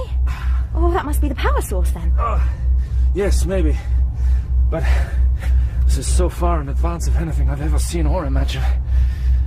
In all honesty, Kate, I'm surprised. By what? Well, it's true Aryan shouldn't say this, but I'm surprised we could build something this sophisticated. It's not like anything else. The Horton, the 262, no system similar. Nothing. Pass me that torch. What are you doing? I'm gonna remove that plate. Oh, no, wait, we don't know what's under there. It could be the cesium or God knows what. Well, only way we're gonna find out is by looking. Oh, no, Jurgen, we should ask Schenk about this first. I mean, God, that might be... Kate! Kate, get in here. You need to see this. You haven't removed that plate? No, I can't, but... It's what's on it. Hang on. Oh, there's not an awful lot of room. All right. What did you get me all the way in here to see? What are they? Oh, well, symbols of some kind. You don't recognize them? It's not German. Our alphabet is nothing like that. Russian, maybe? No. Besides Russian and the German aircraft. They're very beautiful. I don't think it's an engineering symbol. It's not diagrammatic. Well, they're raised by about 1/4 of an inch. I'll take an impression. Ow! Oh, you weren't joking. That plate is hot. No, it's not a plate. You see, it curves under the superstructure of the hull. There's no foundry lines, no welding. We're sitting on top of a perfect sphere. But why is it so hot? I don't know. This is really odd. Hang on. Let me finish this. Then I think I want to get out from under here. Shh, listen. What's that? Someone outside. Stay here. I don't think so. I've got the gun, remember? Then don't shoot me in the back.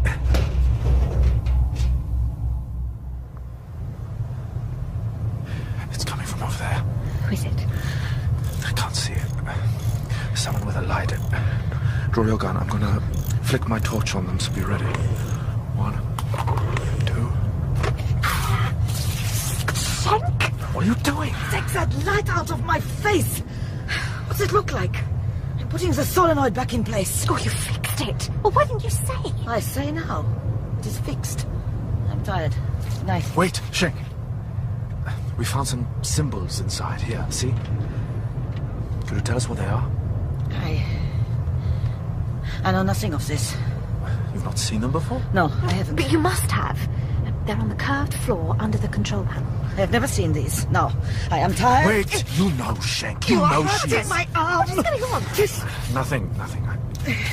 I just meant the Slipstream is very advanced. So many people built her. So many factories involved all over Germany. Now, please. I must sleep. Good night. Do you think she's telling the truth? I don't know about the truth, but I do know she was scared.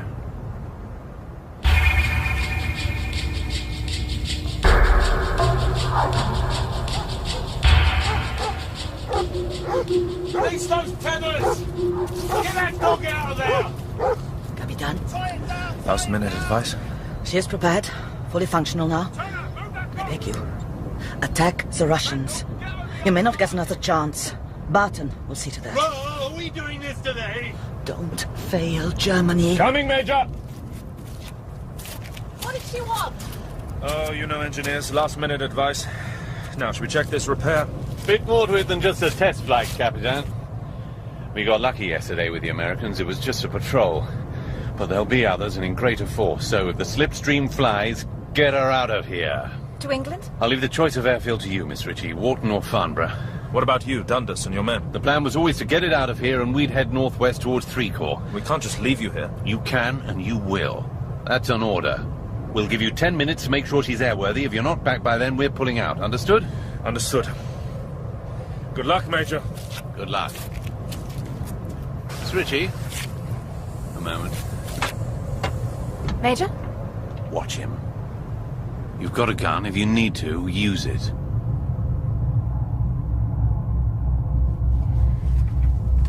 I wonder what sort of reception we'll get in England. It should be interesting. Take her up to 20,000 feet, and fast. We don't want anyone to see us lift off if we can help it. Why not double it? This is a test as well, after all. Because I'd like to hang on to my breakfast. You secure back there? I'm buckled in, if that's what you mean. All right. Here we go. That acceleration is incredible. Keep her to 200 miles an hour on a heading of 310 degrees. Wow. Oh, from up here it all looks so beautiful. Bathed in sunshine. You wouldn't know it. Jürgen, what are you doing? I'm sorry, Kate. Turn around! Turn us around now! Slow down! What the hell are you doing? My father's at Potsdam, Kate. If I can turn the Russians back, I can save him. You will get us killed! You gave me your word you'd help me. Yes, but not like this. Think about what you are doing. Thinking is over. Now it is time to do. No! No, you cannot show the Slipstream over Russian territory. There will never be peace. No one will rest until they have it. Berlin is ahead. I have to concentrate now. Jürgen, turn us around, or so help me God, I will shoot you. Well, shoot me and you could be up here forever.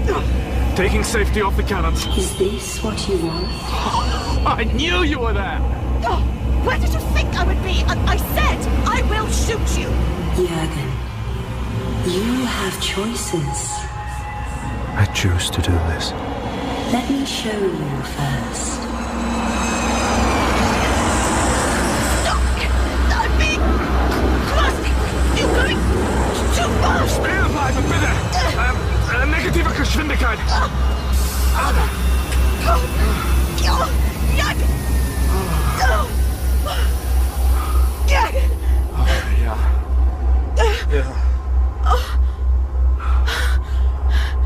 The sky's gone black. Oh, dear God. Is that Europe? Have you ever seen it like that before? I've never seen the horizon like that before. The very edge of my planet. Just a curved seam of blue. That's our atmosphere, isn't it? A halo of life. It looks so fragile. And beyond, a universe of lights. My God, I never dreamt there were so many stars.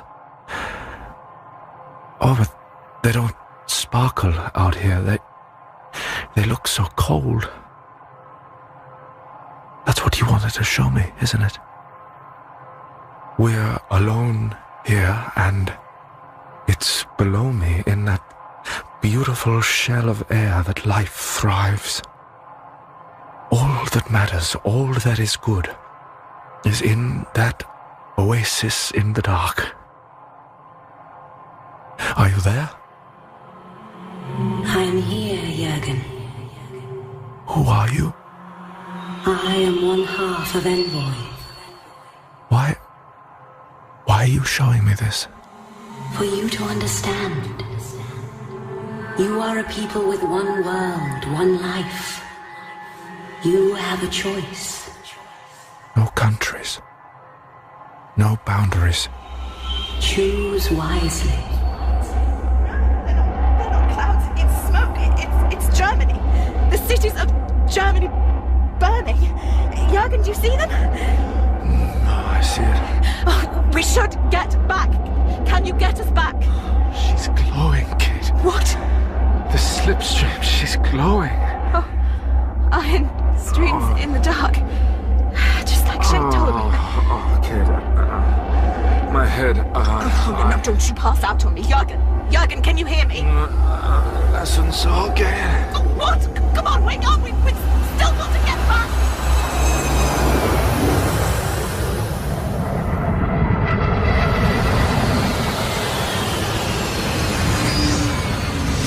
Bring those tethers! And the double! Get that hedge open! Sir. All right in there? No! Go help me with Jürgen! You cut that fine, Miss Ritchie. We were just about to pull out. What happened? Oh, careful, he's bleeding! All right, miss, I've got him. Hold his dress into his face. Oh, wo bin ich? Let's get him inside. Randall, let's hit now! This won't do at all. What the blue blazes happened up there? I don't know. I really don't know.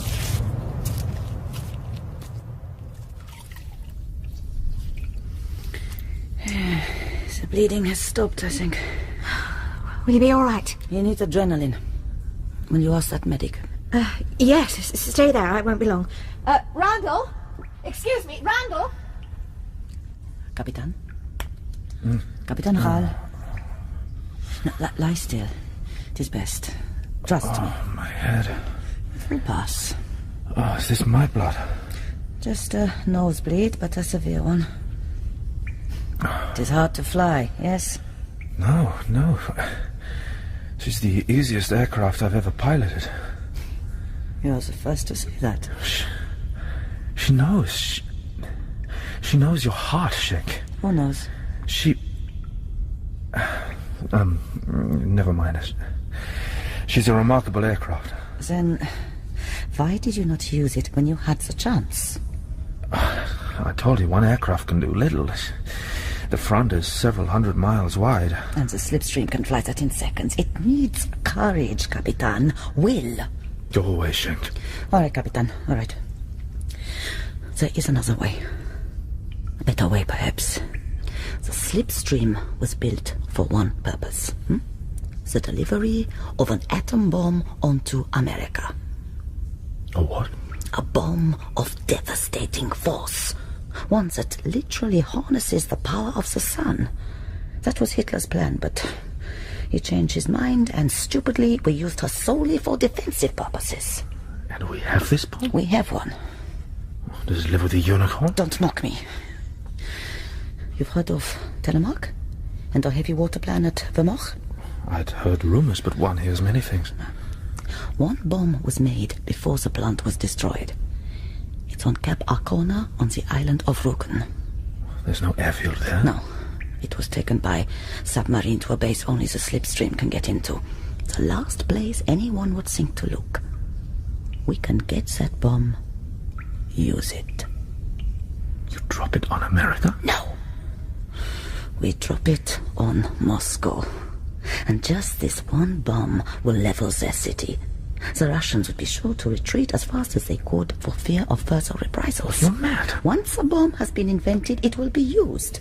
If not by us, then someone. Not by me. I won't kill hundreds of innocent people. They've killed thousands. Oh, an eye for an eye until everyone is blind. They're just Russians. Get away from me. Everything you are, everything you believe is alien to me. Your time has gone. Hey, what's all the noise? Get her out of my sight. You're a traitor, Hal! Huh? This is not finished! You hear me? What was all that about? Nothing. Just an ideological difference. Are you feeling all right? Yes, thank you. Jürgen, what's going on? Going on? Something happened yesterday and today. Something I can't explain, but I can see there's a change in you. Yes. Yes, there is.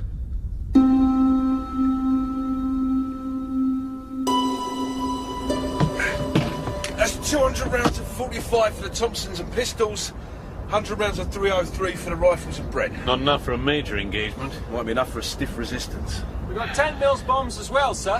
Which all told is a godsend. Very well, we'll have to do what we can with it, eh? One big bloody mess, I hope. Sir? Private?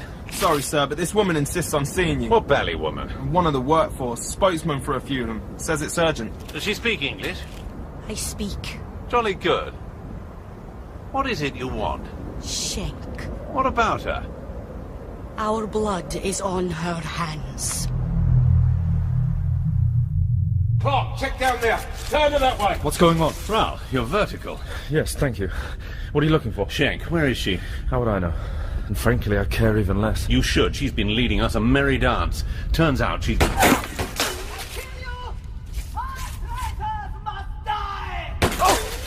Where the hell did she get that firearm?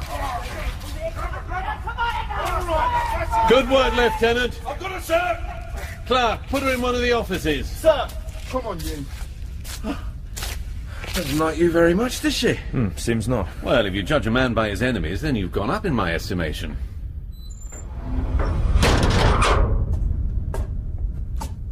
Frau Schenk. Or should that be Chief Engineer Troudel Schenk of the V4 development program? Not just an assistant, it seems. This is lies. No more testiculating, if you please. You were seen, miss. I thought you'd been doing your best to keep away from the POWs, but one of them clocked your face. A face that none of them will forget for the rest of their lives. Lives which are a lot longer now. They don't work for you. I did what I had to do for the greater glory of... glory of Germany. How tired that sounds. Starving and working people to death. Beatings, punishment, killings. You call this glory? Moving on. You see, I have the Slipstream, but I want a lot more of them. I want the next generation of them by all and any means. Am I making myself clear? Impossible. I didn't design them alone. And even if I did, I would never help you. I am protected by the Geneva Convention. Oh, dear me. Now you see, that's your weakness. Still not going to help us? Lieutenant? Sir? To the table with your sidearm drawn, please. What will you do? Kill me? No, but I imagine you'd find it hard to walk without kneecaps. Major. You bluff? But I do not know all the V4. There were others. Yes, but you know how it interconnects. The systems a little, the helmet, the engine a little, but the main section, no. What about the symbols? No. That I do not understand. You know she is aware, don't you? What? Other pilots, they have said this also. Aware?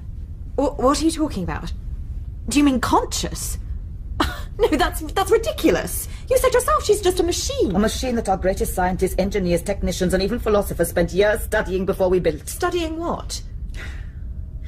Something that does not come from here.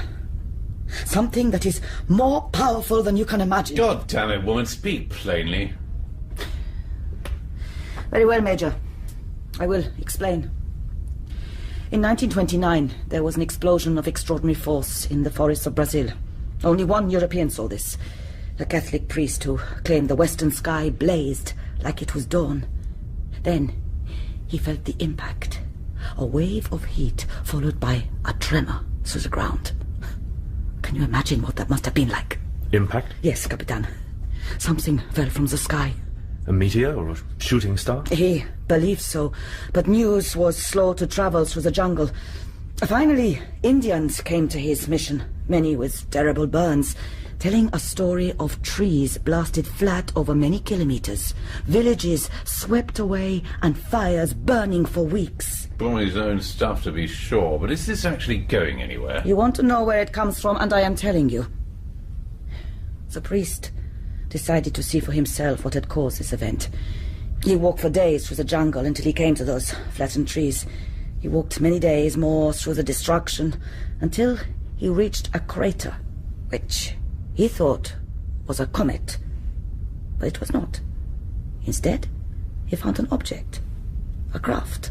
What do you mean? What kind of craft? An aircraft of some kind, or at least what was left of one. Was there a pilot? There was something eaten and rotted, yes, but he could tell it wasn't human.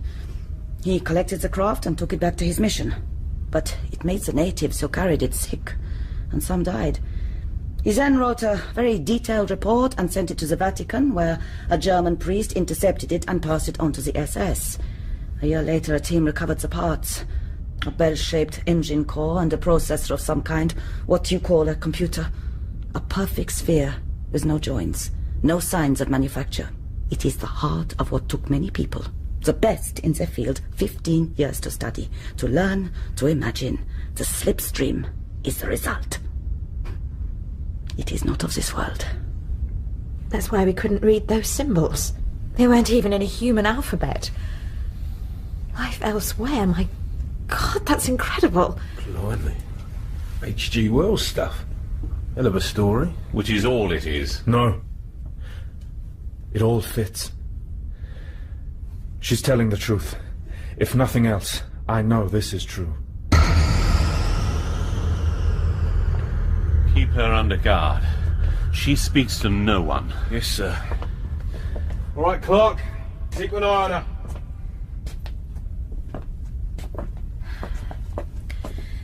Major, please. This throws a whole different light on things. Yes, it does. I'm not sure it's up to us to decide what happens to the Slipstream. It's too big. I'm perfectly capable of making the decisions for you, Miss Ritchie. Sir! Column of troops coming down the approach road. It's more Yanks. Let's turn it. Right, get back to your post. Dundas, you know what to do. Take as many of our friends with me as I can. Miss Ritchie, Rao, we're leaving. You can fly to not pass out, I hope. Yes, I know what to expect now. What about Schenk? Not leaving her behind if I can help it. How many can that flying saucer take? 3 at a squeeze, but really there's not enough room for... Stop! Stop there! Now what? Sir, the prisoner! She said she was sick and needed the thunderbox and then... Well, find her! She'll go to the Slipstream. Come on! There she is! What's she doing to the Slipstream? Schenk! Stay where you are! Warning shot, Clark. Damn it! Sorry, sir. She dived into one of those tunnels. Oh, she's taken the solenoid back out. We're not going anywhere. Get after her! Sir! Can you do anything, Miss Ritchie? If I had more time, I might be able to do something. Get Dundas here!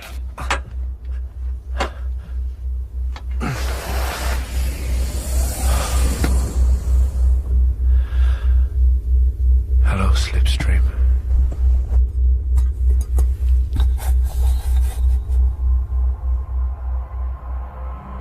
Jürgen. Where are you from? Far from here. I would like to see it. You are not like the others. No? No. I am sorry you have been injured by flying me. It's nothing. Not worth the price. I am not built to harm. If you are willing, it becomes easier. And I can show you many things. I would like that. But first I have to get these people out of here. Do you understand? The helmet enables me to know all that you know. But I cannot leave here. I am not whole. And Jürgen, There is a great force approaching. Americans, yes, from the west. No, not them. Others.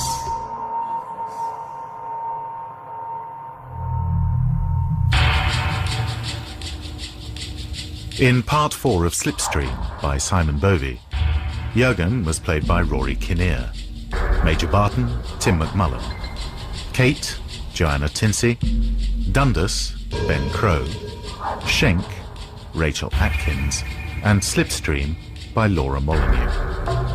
Other parts were played by Alex Lanny-Peckin, Lloyd Thomas, Sam Pamphilon, and Simon Bovey. The director is Mark Beebe.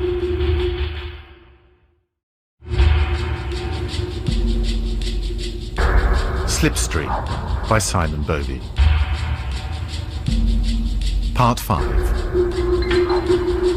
Fight for the Future.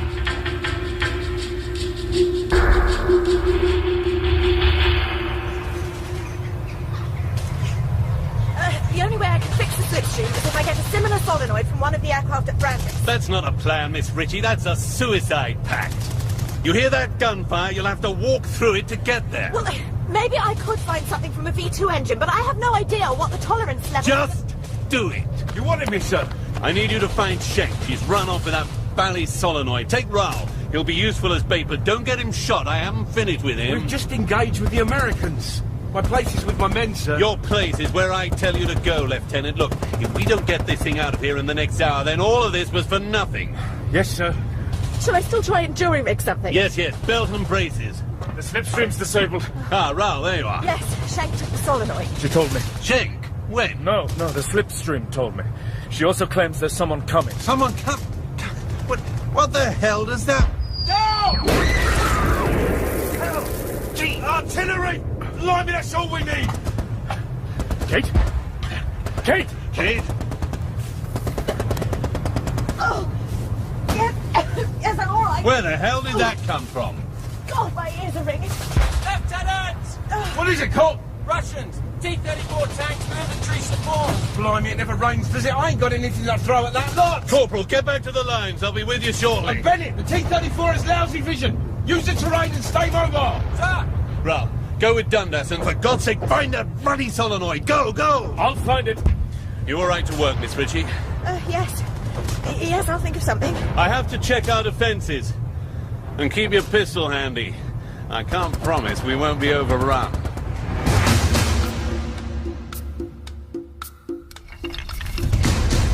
Careful. Schenk must have spiked the generators. I can't see a hand in front of me. How far up this tunnel can she go? 200 yards and it's blocked. Whole ceiling's blown down. Oh, she's trapped herself then. Lots of places to hide though. Here, do you know how to use a pistol? I don't plan on shooting anyone. And neither do I.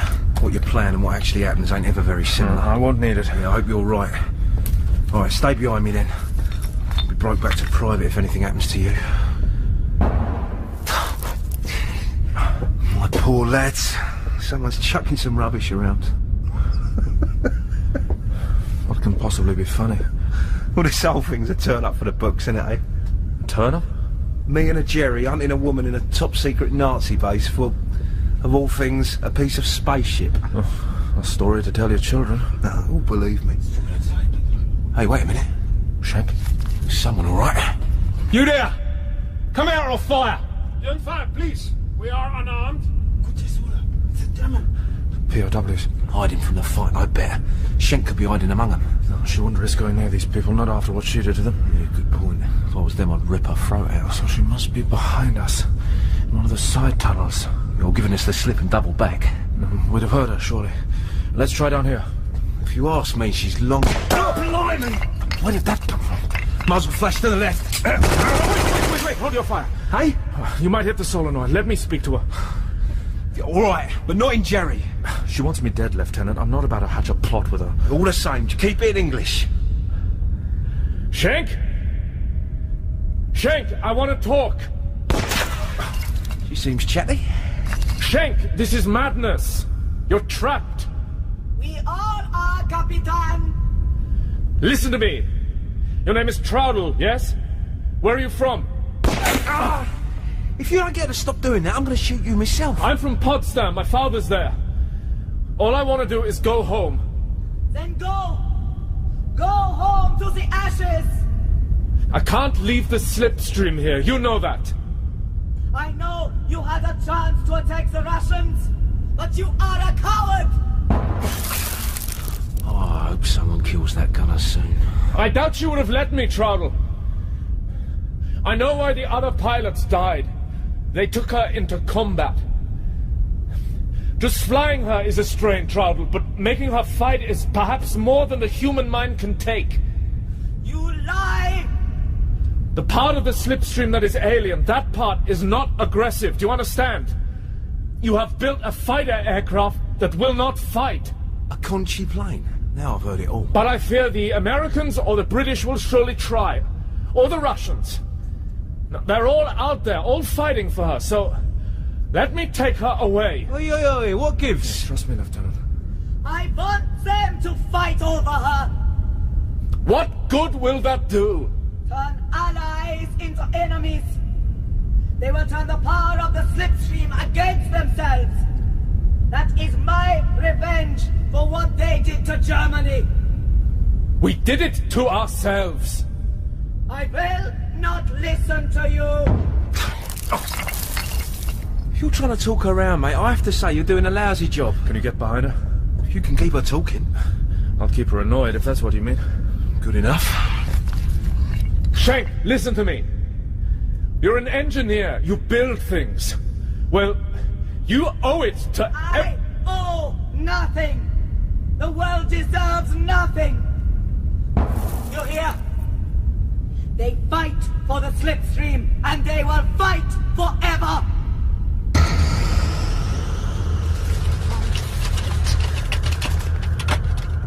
Oh, damn it. Miss Fritchie, how are those repairs coming? Oh, I've made something. I don't know if it will work. I can't even get it to fit. If brute force doesn't work, you're not using enough brute force. Let me try.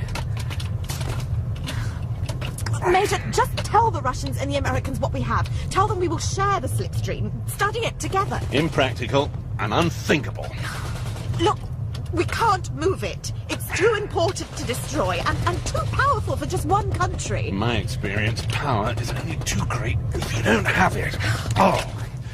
And you're wrong about one thing, Miss Ritchie. Nothing is so important I can't blow it up. Schenk!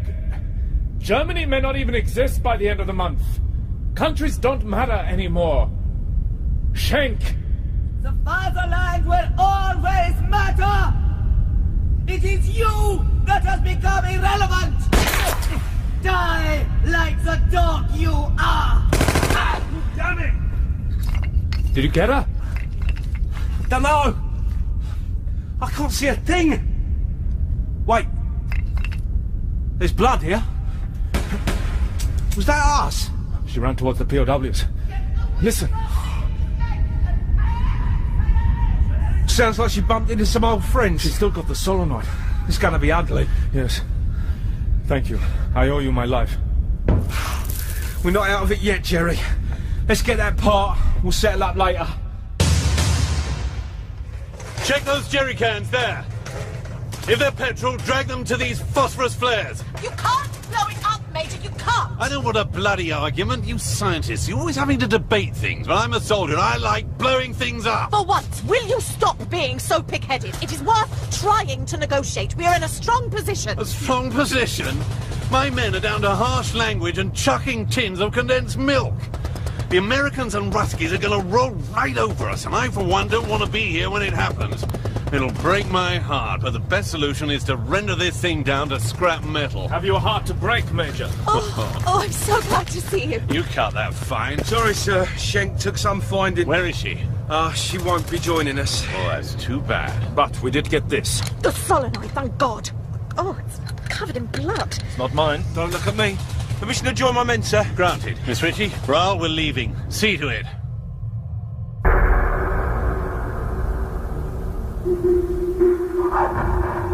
Do I want to know what happened to Schenk? Let's just say the POWs had their revenge. Oh, well, that's it. Solenoid's in. We're ready to go, aren't we? Go where? England. And then what?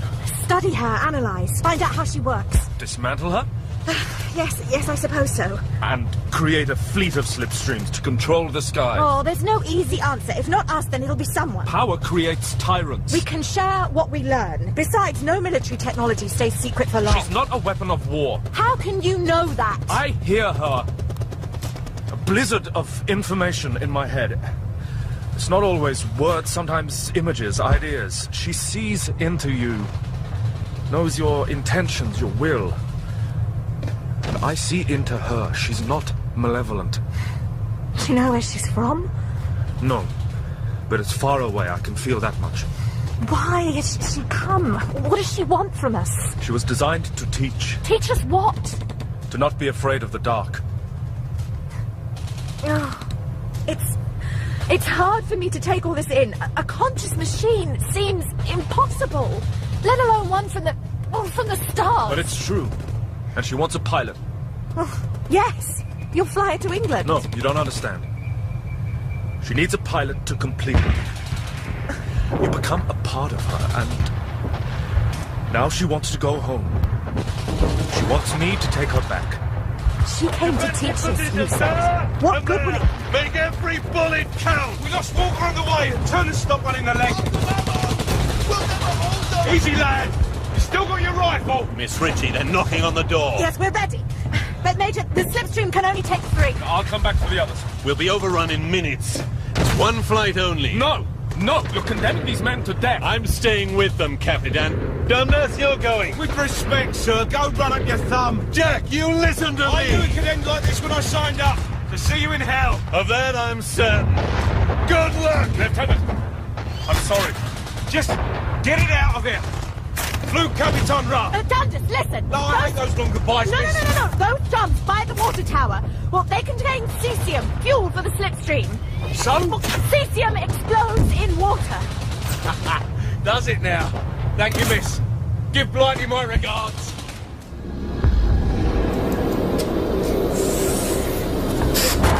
Bloody heroes. Every man jack of them. You'll have to brace yourself, Major. Bring your knees onto your chest. It's not a great deal of room. Ready? Just get us out of here. Here we go. Oh, good God. It'll ease off. Head west-northwest. 305 degrees. Once we cross the English coast, I'll direct you to Wharton by dead reckoning. Jurgen? Do you hear me? I hear you. You're going the wrong way. Damn it, Jurgen. What the hell is he doing? I can give Dundas a chance. Safety off. Frost, stop this. I appreciate the spirit, but you will not risk the slipstream under any circumstances. You wish to kill? There are good men down there. I must do what I can. How do you tell the good men? I have a debt. All men have choices. Safety on. All right, fly past at 500 kilometers an hour, 7 meters over their heads. A wise choice, Jurgen. Out of ammo! Me too, Lieutenant! All right, lads, this is it. Keep your heads down. Sir! Look! Oh, my eye! Thanks, Jerry. I owe you one. Turner, can you walk? Yes, sir. Then on your feet, soldier! Right. Move it, into the tunnel! Don't just follow us, sir. I doubt it, Corp. Because when those drums are wet, they...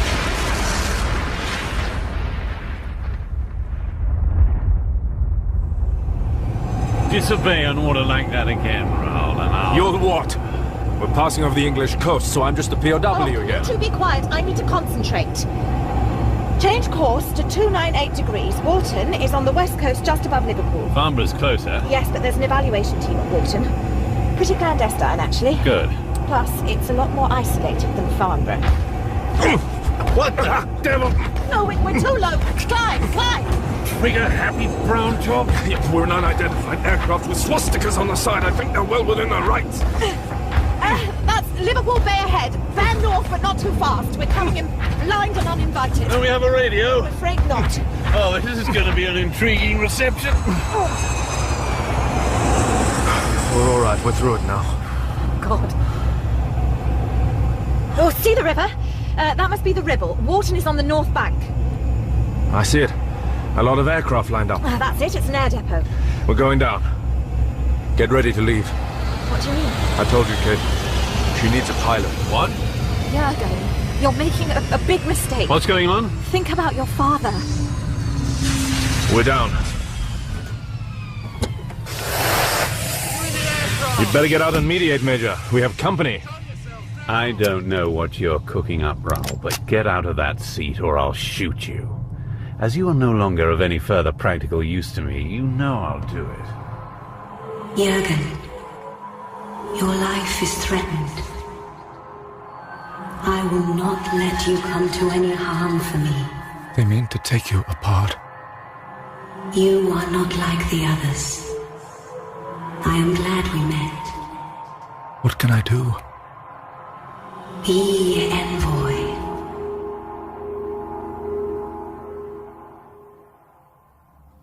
You realize you precipitated the most hostile diplomatic situation since the Boston Tea Party. I got it for you, though, didn't I? I sometimes wonder if you're ready to play at this level, Barton. Yes, you got it, but you were supposed to get it quietly. Unfortunately, the Americans and Russians had their own plans, which were rather in conflict with mine. So I gather. The Americans alleged to have lost a company.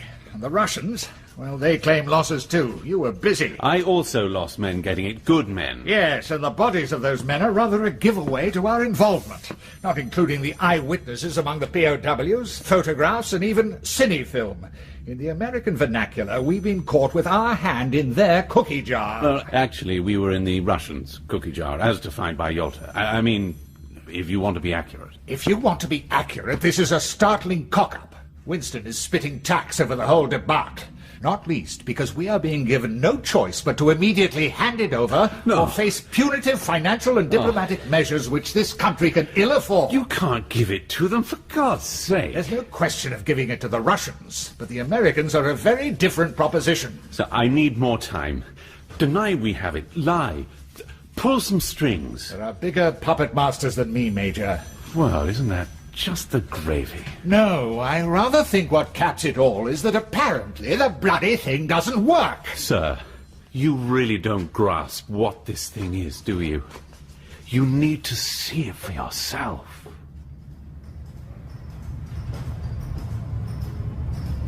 Good God. Impressive, isn't it? Miss Ritchie? Morning, Major. We've just finished the skin integrity tests, and... Oh, Brigadier. Miss Ritchie, this is Brigadier Erskine. He's heard our new toy doesn't work. Well, that is... You can speak frankly. Believe me, I'm used to it. It's true, we've had some problems, but we've learned a considerable amount just by dismantling some of the reverse-engineered units.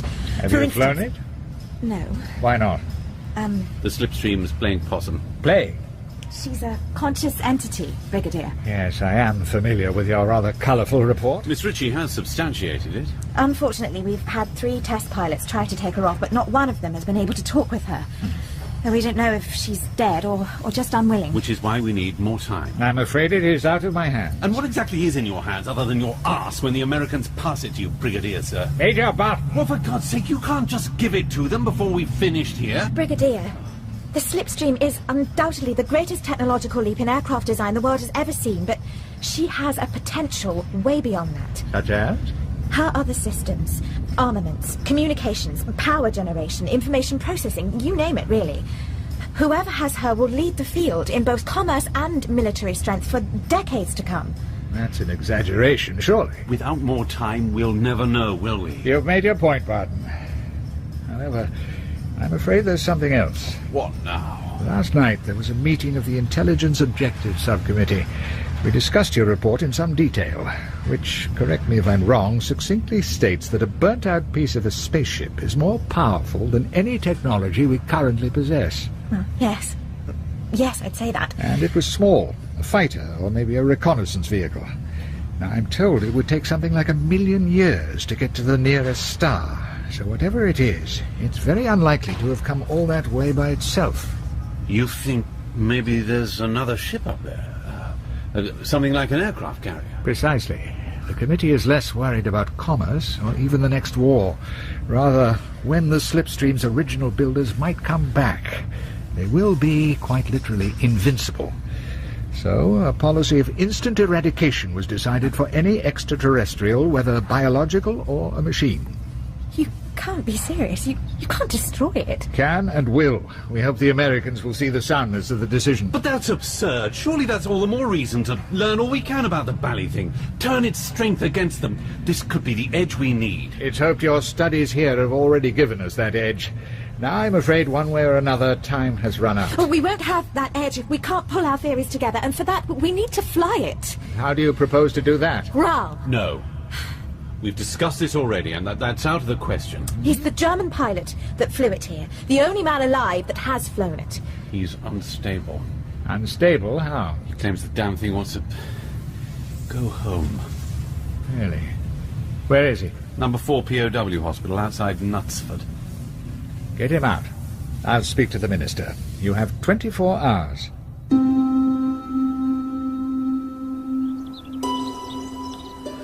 I had hoped I'd never see you again. Charming. And after I bought you chocolate and cigarettes... Just get me out of here. I'm not ill. No, you just speak to machines. You think I'm mad? Prudent to check, old boy. You know I'm not. Send me back to a proper POW camp. I'd rather pick potatoes. No idea what it's like here. Half the people can't talk and the other half can't stop. The war's over. You'll soon go home. When? When can I go? I was hoping we might have an opportunity to work again together first. People who work for you either wind up in an asylum or dead. Dundas isn't dead. Very much alive in an American stockade in Germany. Half his men got out with him, thanks to your fly-past. I'm pleased. I can get you out, Rahl. But I need a favour first. What makes you think I would ever be... She won't fly. Slipstream? She took a shine to you, old boy. We've had 3 pilots try, but she won't... she won't speak to them. We'd like you to try. Yes. Yes, of course. When? Can we do it today? Is she still at Wharton? Yes, she is. Look, I'm pretty sure I understand the controls now, and I know a lot more about the engine, but we have to conduct some test flights for me to bring all my theories together. Some range firing of the cannon to be useful, but not essential, as long as you... Wait. Oh, no. What was I thinking? It's all about arms, isn't it? No. If she hadn't spoken to your test pilots, then she knows. She knows what you're trying to do. Oh, really? Jürgen, 10 years from now, do you want to look back and remember you didn't do this? So you can build new weapons, new ways to kill and maim? I won't help with that, not anymore. Not even for your father? Major, that is not... What do you say? You made that promise to me before. When I see him in front of me, maybe I'll help you. We don't have time. We have 1 day at the most. The Americans? Something like that. Help us. And I promise you, your father will be brought here. The war's over. It'll be a lot easier to get him out now. She came to teach us, you said. Well, then let her teach us. Fly her again. That's all we ask.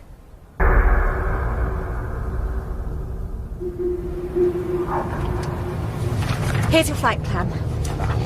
Just a couple of circuits, a speed run, and that should be enough.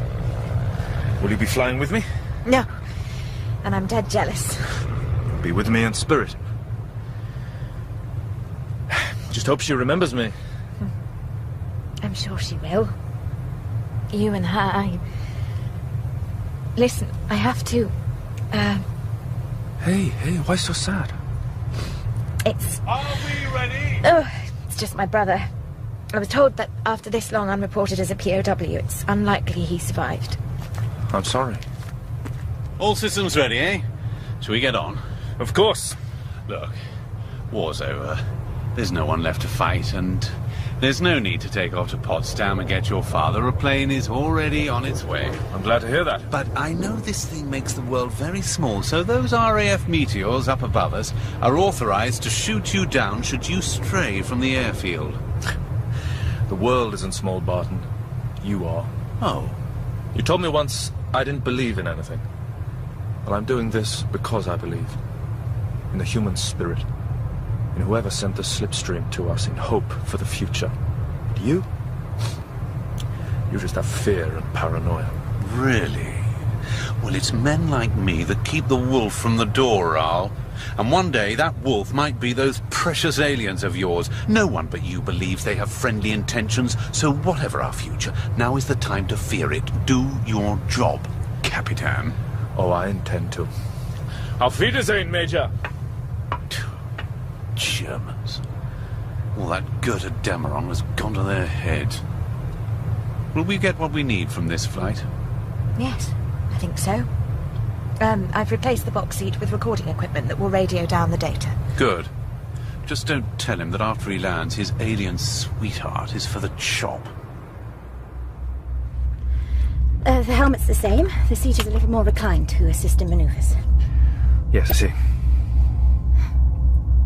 Jürgen, I have to tell you. Your father... I'm sorry, I'm so sorry. He's dead. How do you know this? Barton. He had someone check. He died in February.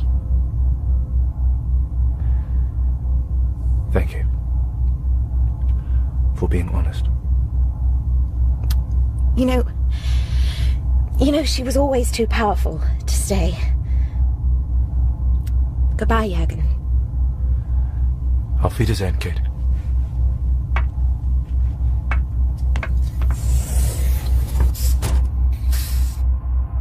Slipstream? Jürgen, I have been waiting for you.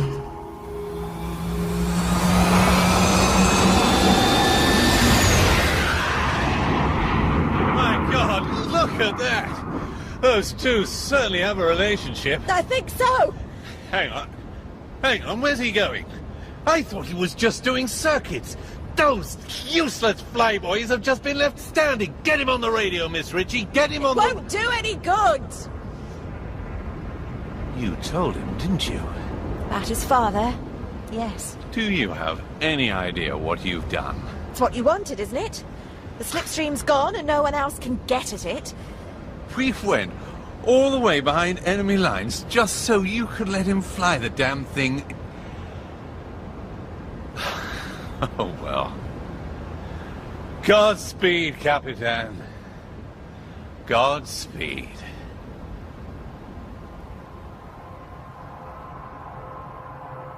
Are you ready to show me more? Of course, Jürgen. But you are in pain. You have a loss. No. I just want to go home. Then let us go. And on the way, I will show you the stars.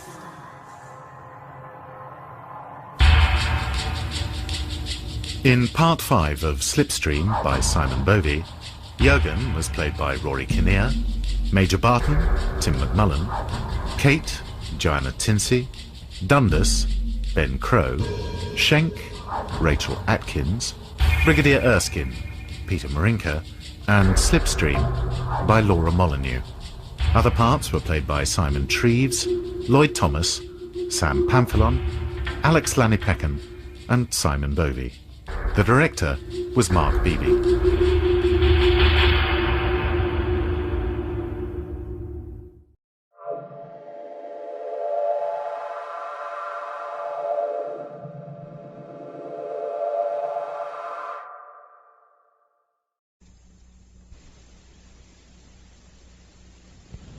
Afternoon Theatre.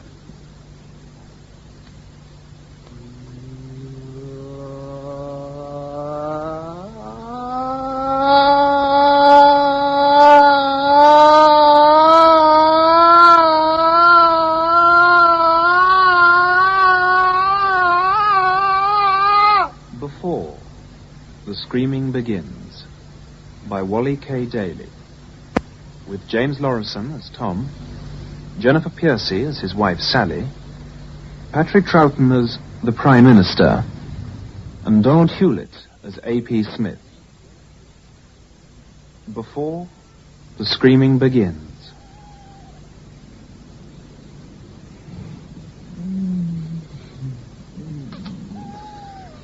Nice. You haven't gone off me yet. Not yet. Ask me in a few years' time. I'll just try it every anniversary.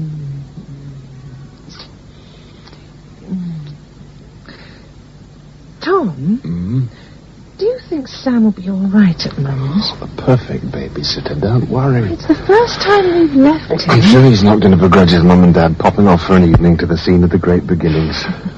If this clearing in the forest wasn't so romantic, perhaps there'd be no baby Sam now. Here I proposed.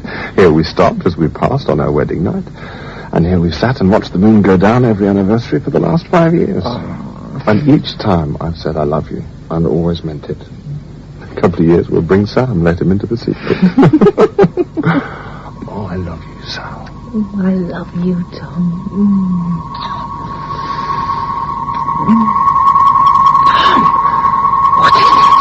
Don't know. From the clearing, I think. Got to get out of here. Start the engine. Trying. Nothing. Let me try. Right. Open the door. Jump. Trying, Tom. Tom, let's get out of... Tom, there's a light all around you. Blue light. It's hurting my eyes. Look away. Tom, so bright. Look away. It doesn't hurt. Can't feel the thing.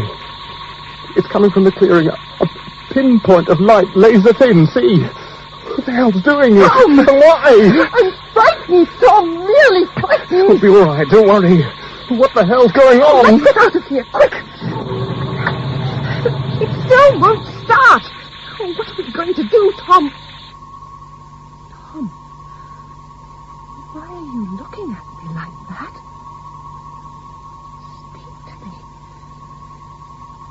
Speak to me, Tom. Please stay in the car. You are not required. You may leave in a few moments. Where are you? But I keep telling you... Madam, please try to keep calm. How can I keep calm when my husband... It's not helping at all getting hysterical about What it. am I supposed to do? Sit here smiling? My husband has just disappeared before my eyes, and you ask my name and There address. is a procedure laid down for missing persons, and it must be adhered to. Person? Oh, can't you see? Don't you understand? My husband... My husband. Oh, it's no use. Why don't you believe me? I'm sorry. I do understand, but look at it from my point of view, madam. We get some pretty amazing stories from that side of the counter, but yours really takes the cake. A pencil of light from a torch you can't see, and no husband. You must see, we've got to check you out. Make sure you're even married, for instance. We've been hoaxed before. This is no hoax. I am married, and I'm sure you are, but we've got to check. And while we're checking, there's a couple of policemen on the way to the clearing where all this is supposed to have taken place. It did take place. So there's nothing more you can do except help me to get the details down. Leave the lights on, Walt. Okay.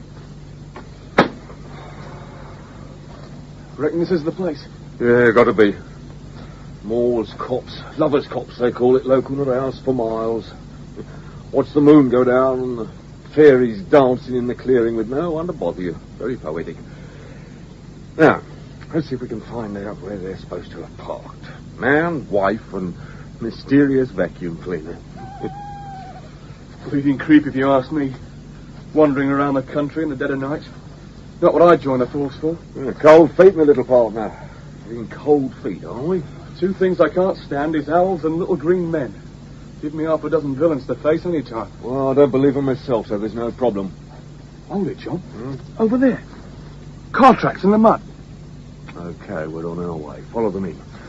Sherlock Holmes, his trusty assistant Watson holding the torch, heads into the unknown. It's my turn to be Sherlock Holmes. Rubbish, you were Sherlock Holmes last night in the timber yard. That was a false alarm. Doesn't count if nothing comes of it. Of course it does. Even Sherlock Holmes had false alarms too, you know. So my turn. Oh, it's always your turn. Anyhow, I never get a chance. how far in did she reckon they parked? About 50 or 60 yards. Right. Should be about... Hey, just ahead there. See? A deep rut. That'll be it. Mud's a bit soft. Right. This looks like the place. Yeah, a lot of spin at the back where she shot off afterwards. Grass chewed up. If they were facing the moon that way, she reckons the blue light shone from the right, over there, right? Let's swing the torch over, Wall. Right. Better call the station. Don't you think we should take some measurements or something? I think it's best we just keep away. Just tell them that what appears to be a perfect circle has been burned out of the grass and bushes. At least 10 yards in diameter.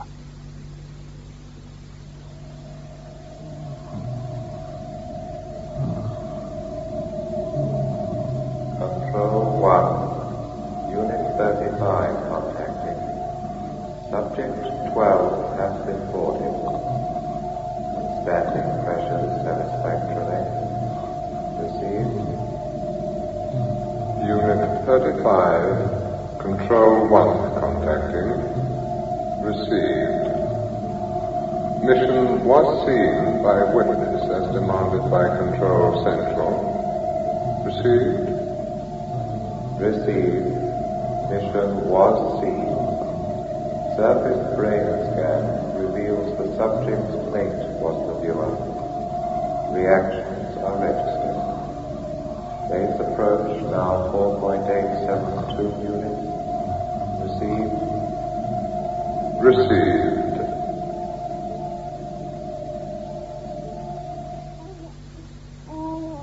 Come on, then. That's a good boy, Sammy. Come on. I'll get it down. Go on. Come on. Who is it, Mum? It's someone to see you, dear. It's someone from the police station. Any news? Look, I'll get Sam into bed. Come on. Granny's ten. I'm frightened, Mum. Better get it over. It's either good news or bad news or no news. And the sooner you know which, the better it'll be. Now, come on. I'll send him in, Sam. Oh, you're right. It's just that I don't want it to be bad news. Would you like to go through, please? Thank you. Mrs. Harris? Yes? I'm Detective Sergeant Forbes. Have you found my husband? I'm afraid not. Oh. That's what I've come to talk to you about. I'm almost relieved. The look on your face, me. Oh, I'm sorry. Sorry I haven't brought any good news. And I'm sorry about my face, but I'm stuck with it. Now, most of all, I'm sorry about the questions I'm going to ask you now. But they've got to be asked. I'll ask away. I don't believe any of this is happening anymore. When you get caught up in something as unreal, another bit of unreality doesn't count. Heard the one about the husband who disappeared up a beam of light. If it was anyone else, I'd laugh. I said I'm sorry. It's not your fault. We find the story hard to take, but we're not laughing. I find it hard to take myself. Well, let's get it over with. Mrs. Harris, you reported your husband missing a week ago today, right? Our 5th wedding anniversary, yes. And there's been no sign of him since? He hasn't been to work, been seen by any of his friends? No. How did you get on with your husband? How do you mean? Would you consider yourself happily married? Well, yes. No quarrels? Well, naturally, we had the odd row. Any quarrels recently? Beg your pardon? Recently? Let's say in the week before your husband went away. No. You sure about that? Yes. Not even the night he disappeared? Now, what are you trying to say? Surely you can't I think... don't think anything. I've just got to ask the set questions. Like, was your husband heavily insured? No. The house is covered if either of us die, but apart from that... Look. Get to the point. What is it all about? I'll tell you the problem. Normally, when husbands go missing, it's fairly straightforward. A cheery, goodbye, darling, out of the front door, and that's it. Never to be seen again. That's your average husband's disappearing trick. But now, in your case, it's different. It's not just a nice, straightforward goodbye, darling job anymore. What looks on the surface like a gigantic red herring has been introduced. A gigantic flying red herring carrying a big blue torch. And it's got the brass worried, and they're worrying me. They want to know why, and they're nagging me constantly to tell them why. So, I've got to sniff around until I discover why. And then, I'm going to tell them why you told such a big fib. And if it's all true... Doesn't help. I'm one of those people who, when the magician waves his hand to divert attention, I always keep my eye on his other hand, the hand that's doing the manipulating. And what will I discover? Someone making a fortune in the papers with "I travelled with the Mars man," or murder. And a wonderful reason for not looking for a body. You're joking. Well, you've got to admit to yourself it's all a bit more reasonable than looking for a bloke who's been sucked up a torch beam now, isn't it? Well, there we are. Settled down, finally. I thought he'd never go off missing his dad, I suppose. Right. Well, I'll make us all a nice cup of tea, shall I? Not for me, thank you. I better be off. Oh. Well, Mrs. Harris, I'll leave you now. You know where I'll be if you want me. If you want to tell me anything additional that may help us with the case. And be assured it is getting our full attention. The smell of red herrings is hanging very heavy around the station. I'll see myself out. Good day.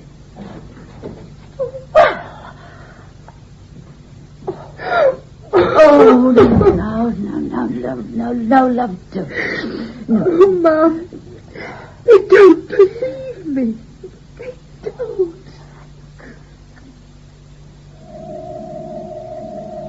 Control 1 to Unit 35. Contacting. Received. Unit 35. Control 1. Received. Base relationship 0.75 units. Subject 12 to be transshipped at 652 Galactic. Imperative. Not seen. Received. Received. Blanking procedure will be utilized. Order re-subject's memory wipe and reactivation stands. Received. Received. End. Control 1 to Unit 37. Contacting. Sarge? Yes, what is it? There's a visitor in your office. Looks like big brass. Oh, that's all I need. Anything new on a disappearing torch beam? Nothing that smells. Keep digging. I'll go and see the brass.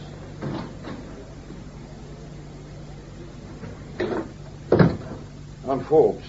Believe you want to see me. Ah, Detective Sergeant Forbes. What a pleasure to meet you. A charming blonde WPC was kind enough to give me a cup of tea. Makes me feel quite at home. Now, let me see. I've got my little card somewhere. Ah, yes, here we are. Smith. A.P. Smith. An innocuous little name, but enough to mark me out. Nice photograph as well, don't you think? Orange section. You wanted me? Well, we don't exactly shout about it at the ministry. It's what we call a bit of a giggle maker. Best to keep it quiet. Just plod on without trumpets, as they say. Doing what? Filtering, really. Yes, filtering is the word. A surprising something here, an unlikely something there, bits and bobs, and facts and fiction. Mix them all up. Have a look at them. Yes.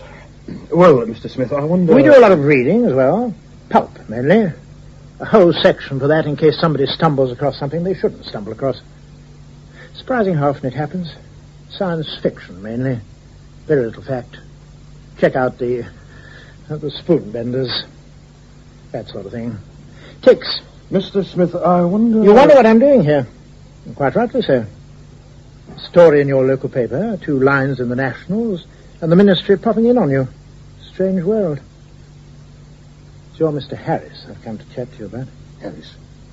Look, you're not buying the little green men with blue torches, are you? As I said, a surprising something here, an unlikely something there. Who knows what one finds? I admit missing persons fascinate me in any case. 120,000 people a year, and rising. You'd need Wembley Stadium to pack them in. They're fascinating, all right. But you're Mr. Harris, especially so. A missing person seen Going missing, now that is a bonus. And turning up again to cash in on it, I shouldn't wonder. Yes, we're pretty certain he's going to turn up again. But I don't think there's going to be any cashing in. We'll have to see about that. But you see, we have a feeling. A feeling? You mean you know something? Filtering. As I said, we filter. Nationally and internationally. And we discovered your Harris hasn't gone solo. How do you mean? There were others. All witnessed.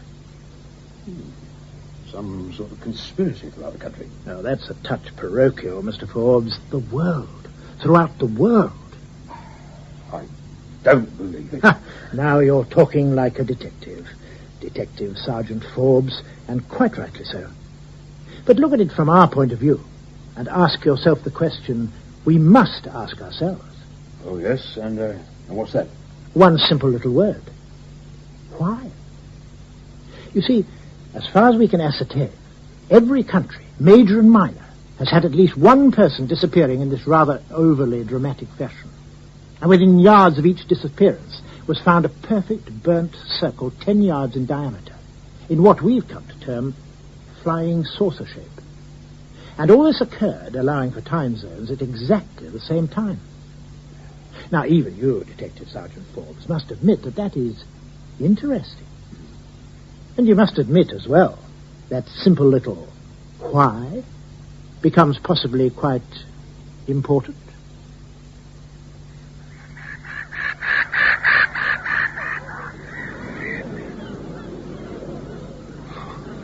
Here, careful where you're treading. You'll get sand on the sandwiches. I'm sorry, Look, are you all right? I wonder if you could help. I do seem to be a little lost. Where do you want to be, Squire? Tea stall's that way. I don't know. I don't know anything. Which way have you come, dear? I came from over the dunes there. Yeah, look, mate, would you like me to contact someone? Well, are you with anyone? What's your name? I don't know. I don't know anything. Please, help me. He's fainted. You hang on. I'll get the law. Control 1, Unit 35 contacting. Subject transshipped as stipulated. Received. Unit 35. Control 1, received. Complete report 35, received. Received. Blanking procedure was plus. Scan shows negative sighting. Memory wipe still held. Reactivation phase 1 will commence as per program. Received. Received.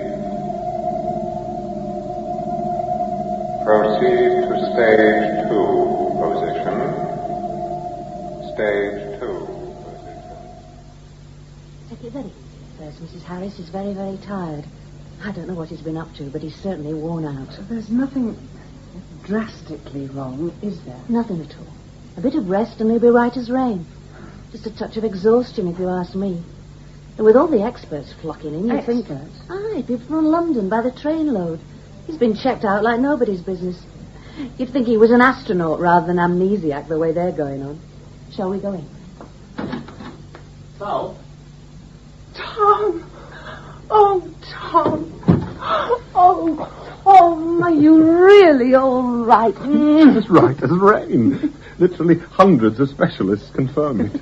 I'm sorry about last night. Oh, it was awful. You didn't seem to know who I was. Oh, I didn't. It was rather nice having a strange woman giving me cuddles, though. Pretty as well. What a bonus. It seems all right now the fog's lifting. I just had a detective in here, a Sergeant Forbes. Oh, him. Did you know him? We've met. He seems to think there's something fishy going on. Didn't he tell you? Tell me what? About... Tom, what exactly do you remember? About what? About anything. Well, I remember we were having our anniversary cuddle in the car at the usual place. You said, would Sam be all right with Mum? And I said, yes. And bingo.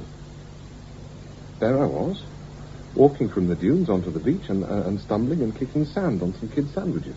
And the light. What do you remember about the light and the noise? What light? In the clearing. The blue light. All over you. Oh, I'm sorry, Sal.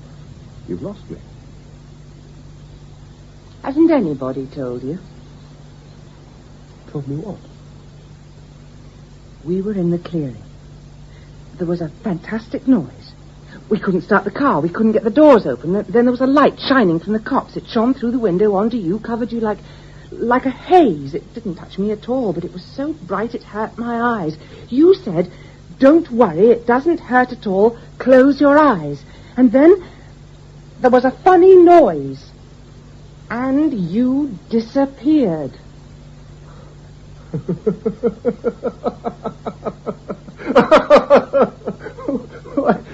I hope you didn't try telling anyone that. That is the funniest thing I've ever heard. It's hysterical. Tom. Oh, I'm sorry. It's not funny, Tom. It happened. Oh, but... Marks were found nearby. A large circle burnt out of the brushwood. The papers say it was a flying saucer. Hey, now, wait a minute. You can't seriously expect me to believe that I went in... I saw what happened in the car, Tom. After that, I'd believe anything. May I come in? Oh, good, Mr. Harris, you're awake. How do you do? My name's Smith, A.P. Smith. An innocuous little name, but enough to mark me out. Mrs. Harris, I believe? Nice to meet you. Ah, a lovely dress, if you don't mind me saying so. Not at all. Now, I'm sure you've got a lot of catching up to do, so I'll keep it brief. Mind if I sit down? Help yourself. Ah, that is a relief. I walked through the park to get here. Thought I'd check how spring's coming along. My feet aren't really up to it anymore, but such a lovely day I couldn't resist. Lovely day. Don't you agree it's a lovely day? No reply. Who is he, I see, writ large on both your faces, or perhaps get to the point. Whichever it is, your prayers are now answered. To the point, I will get. I don't know about you two, but I find it extremely irritating when somebody says they'll get to the point and waffle on absurdly. And what is the point? Good question. Space trips, and the reason therefore. Flights in flying saucers, and mysteries to be unraveled. I shall tell you before you go any further that I don't believe. Tom, I told you what I saw. I know, love, and it isn't a question of not believing you. Obviously, we've been caught up in some sort of accident, and it's left you with some strange memories, and me with none at all. And I'm quite sure it will all finally be explained, and the explanation will be logical. I didn't dream it, you know. It was the most terribly real thing I've ever seen. You just disappeared. It's not my place to interrupt a family discussion. But for the purposes of my visit, it might make it easier if we assume, Mr. Harris, that you did disappear and that you were flown off. I'm sorry. I just find it impossible. I understand your point of view. But I inhabit a funny little world where fact and fiction sometimes get jumbled together, and it's part of my function to try to do a bit of unraveling. Now, when it comes to extraterrestrial visitings, there are those who turn every barrage balloon or wisp of cloud into alien craft. And others who, if a little green man with a goldfish bowl on his head stood in front of them saying, "Take me to your leader," I wouldn't believe him. But my department looks at them all. And 99.9% of the time it's all down to barrage balloons and wisps of cloud. But the 0.1% we have to admit we do find fascinating. You say your department. Oh, sorry, how remiss. Here we are. Smith, AP, Ministry of Defence, my card. Defence? Yes, RM section. Rather a good photograph, don't you? I don't get it. Why the Ministry of Defence? And what's the RM section? Ah, how nice. Now we're all getting to be friends. Ladies first. RM section looks at the peculiarities that sometimes manifest themselves in this world of ours. Gentlemen second. The Ministry of Defence, because you, Mr. Harris, might be, for want of a better word, a security risk. What? An unwitting one, of course. All those lovely people who've been checking you over this morning will try to come up with something interesting physically or mentally that perhaps will give some clue as to the purpose of this alien exercise. Oh, I should mention, if it's any comfort, you weren't alone. In every country with which we have departmental contact, reports are coming in that individuals like you are being delivered safely back on their doorsteps after disappearing in similar circumstances to yourself for 10 days. And you see, the powers that be find that both fascinating and alarming. Silkin here. Oh, sir. No, sir. At the moment, Mr. Harris is still in hospital under observation. No, nothing. He's been checked out from top to toe. Yeah. Well, one of our RM men is liaising with the locals, and the general consensus of opinion is that very shortly he's going to want to leave. So we've agreed departmentally that it would be politic to take him into custody rather than... Yes, Prime Minister, but we do feel... Of course, sir. Well, we could offer him protective custody. With respect, sir, that's something we can't be absolutely sure of. No, nothing else from the Russians. There does seem to be a general clamping down all round. The Americans are obviously taking theirs very seriously. They've quarantined their chap's hometown and ringed the whole place with troops. Very ostentatious, I agree, sir. No, of course, we couldn't. Very good, sir. I'll keep you informed. Look, it's gone beyond a joke. It's been 4 hours now. It's no fun for me either, you know. I'm supposed to be out catching criminals, not plain nursemaid for the Ministry of Defence. So what's going on? An ambulance arrives to take me home from a hospital where I've spent 3 days having hundreds of tests that prove beyond doubt that I'm the fittest man in there and could have run home, never mind being taken by ambulance. But instead, I end up in a country farmhouse with you and 2 alleged ambulance drivers built like all-in wrestlers. Have you finished? No. If you're not prepared to let me go home and see my wife and baby, who incidentally have been kept away from me as if I had the plague rather than some vague kind of amnesia, then I insist I be allowed to contact my lawyer. Mr. Harris, I personally have no belief, but I'm stuck with it. My chief tells me I'm seconded to this, and like it or not, I do what I'm told. My orders are you communicate with no one, and that we sit and wait further instructions. So, you best make the most of it. Same as I'm trying to do. You can't do this. It just doesn't happen in England. It's nothing more or less than kidnapping. People trotting off up bleeding blue lights doesn't happen in England either, but apparently someone's taking your alleged trip very seriously. Well, not me. Not me either, but somebody. Now then, it's a fine greeting, I must say. Every day like this, and voices raised, what will the cows make of it all? I want to know what's going on and why I want to be relieved from my duties with your department, sir. Boys, one at a time. You're doing a valiant service, Mr. Forbes.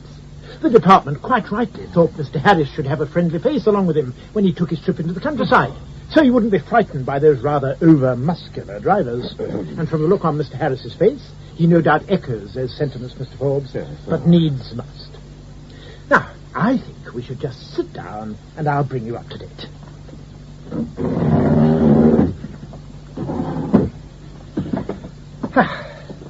Oh, first of all, a little bit of melodrama to captivate both your attentions.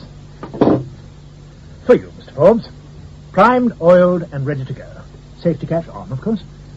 A gun? Oh, very astute and perceptive.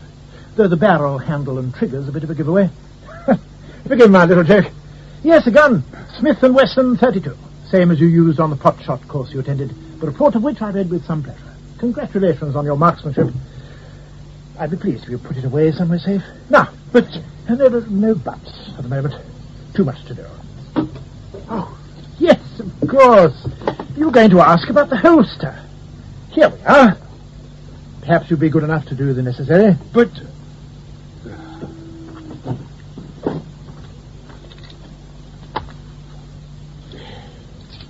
Ah, very good, yes. Now, the cloak and dagger deepens. Who did you vote for, Mr. Harris? Pardon? You're right, of course. Damned impertinence on my part. Trying to impress you with the brass. Let's just say there's an almost 50-50 chance that the message I've got for you comes from the leader of the party you voted for in the last election. And therefore, you probably trust his word. A little bit. Namely, the Prime Minister. What? What a monosyllabic group we are. Yes, the Prime Minister, no less. And his message to you is, come quietly. I'm sorry, I don't follow. Protective custody has been offered to you. And the Prime Minister thinks it would be a good idea all round if you concurred. What does the Prime Minister know about me, and why protective custody? Both good questions. The Prime Minister knows about you belonging to a pattern of incidents on a worldwide scale, the point of which is not yet known. But he is being constantly informed. And protective custody, because our information indicates, firstly, that certain governments are in the process of trying to collect together by fair means or foul all the participants of the said incidents, hence Mr. Forbes' gun. And secondly, there is a vague possibility that you may have been programmed to do something rather nefarious against the security of the country or whatever, of which we are as yet unaware. But that's preposterous. Preposterous, I agree. But protective custody is an insurance policy that works both ways. You're protected, we're protected. So what's your answer? And Sally?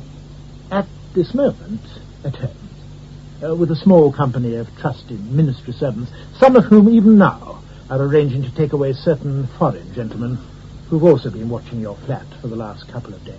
God. Your wife simply awaits the phone call confirming that you want them to join you. Well, another good question. However, I'm not at liberty to disclose the exact destination till your aye or nay. Let me simply say it's safe and a comfortable place to sit awaiting developments. And if I say nay, I've got my job to think about for a start. It's been thought of. The manager was very understanding. It seems to be moving out of my hands. You can say that again. Gentlemen, look on the bright side. We're all caught up in an adventure, the end of which no one knows. And that is, you must admit, rather exciting. What do you say, protective custody? All right. If Sal agrees, it's on. Good chap. There's a phone in the car. What about me, sir? Still seconded, Sergeant. Still seconded. Special duties. Well, Mum, I think that's everything. Yes, dear. Well, I'll say goodbye then. Are you sure you'll be all right? Yes, of course. They promised to drop me off home and keep an eye on me. Oh, Mum. Don't you worry about me, Sally. It's you and Tom who've got to watch out for yourselves. Now, you sure you don't want me to look after Sam for a few days? No, Mum. Apparently they've got very good facilities there. Wherever there is. You'll be fine. Yes, well, bye-bye, dear. Now, look after yourselves. Shall do. Come on, Samuel. We'll go and see Daddy. Wherever he is. And voila, back she slides. If I hadn't seen it with my own eyes, I wouldn't believe it. Oh, we live in a wondrous age, Mr. Forbes. A wondrous age. Not a bad trick if I say it myself. You press your hand on a plate and a 20-foot concrete door slides effortlessly aside. Beats open sesame. Same sort of principle, Mr. Harris. The door's geared to my handprints and that of a few others. I'm told they could have made it the voice. The same individuality applies. Well, I suppose it makes it a little difficult if you've got a cold. Besides which, one would feel rather silly standing in an open field shouting open sesame at a lump of concrete. Where exactly is this place? Secret research establishment. Physical, mainly, with this bolt hole built on. Now, be patient, and all will be revealed. Shall we enter?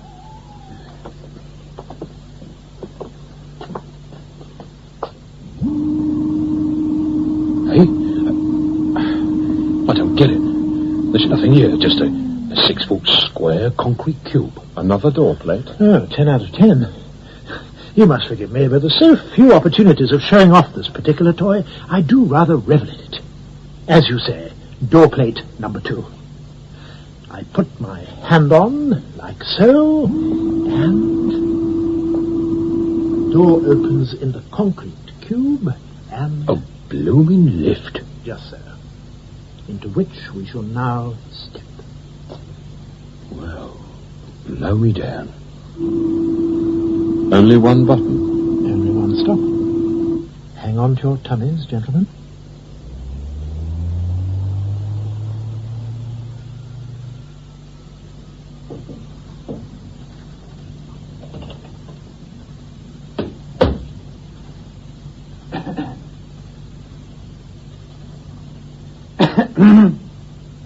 I get that cough of yours seen to, Silken. Could be catching. Yes, Prime Minister. Right. Let's hear the worst. The whole operation has so far gone very smoothly. Mr. Harris has arrived at the establishment, and his wife and child are on the way there now. Fine.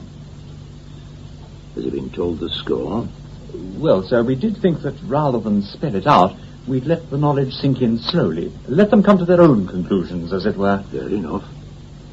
But he won't be exactly over the moon about it when he does work it out. How about that RM man, Smith? Does he stay? Oh, no, sir. He'll pop out as soon as they're settled in.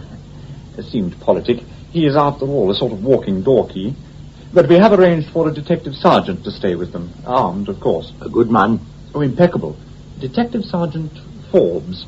Local. No family ties to speak of, and no departmental problems. Fine. And the press? Well, the D-notice seems to be holding, and providing the foreign papers don't start shouting, we should be able to keep the lid on for a little longer. Anything new from abroad? Nothing, sir.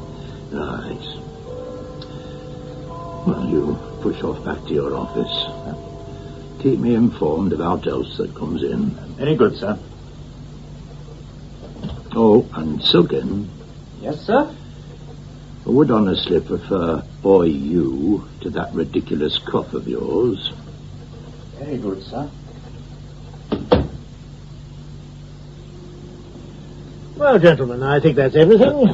From games room to television lounge to self-service laundrette, all is now at your disposal. It only remains to choose which of the 20 tastefully furnished bedrooms you're going to inhabit, and then perhaps we should meander down to that rather pretty, artificially sunlit garden that produces our oxygen, and await the arrival of Master and Mrs. Harris. I think the whole place is absolutely incredible. Who would have thought it, this deep underground?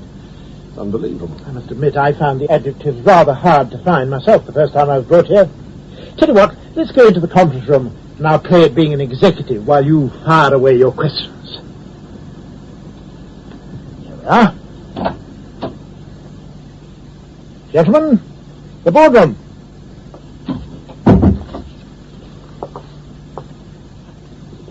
Well, very plush. But what's it all for? Well, it was built in the nasty 60s as a self-contained life support shelter. Enough food, frozen and dehydrated, to last 20 people a minimum of 2 years. Bulletproof, bomb-proof and burglar-proof. Actually, it's the smallest of a chain of over 200, stretching from Land's End to John O'Groats. But don't tell anyone I told you. How long are we here for? Well, let's say tonight and tomorrow, and leave the rest to chance. Mr. Forbes, your turn. What's my function here? I'd say referee. Yes, referee is a good definition. A buffer between the soulless Secret Service and society's possible suffering from subjects under suspicion. Oh, that's very alliterative, but most apt. Look, am I really under suspicion? Being honest, they don't know enough to be sure yet. They? Who the hell are they? Ah, I feel that Mrs. Harris and Baby Harris are awaiting entrance. Shall we go and greet them?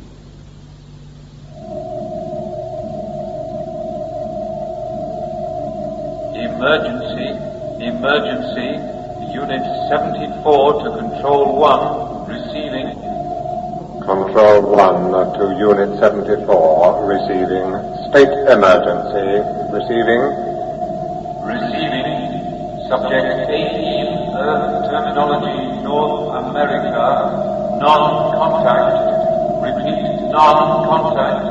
Believed laser light. Received. General, all units, Phase 3 immediate. I repeat, Phase 3 immediate. Phase 3.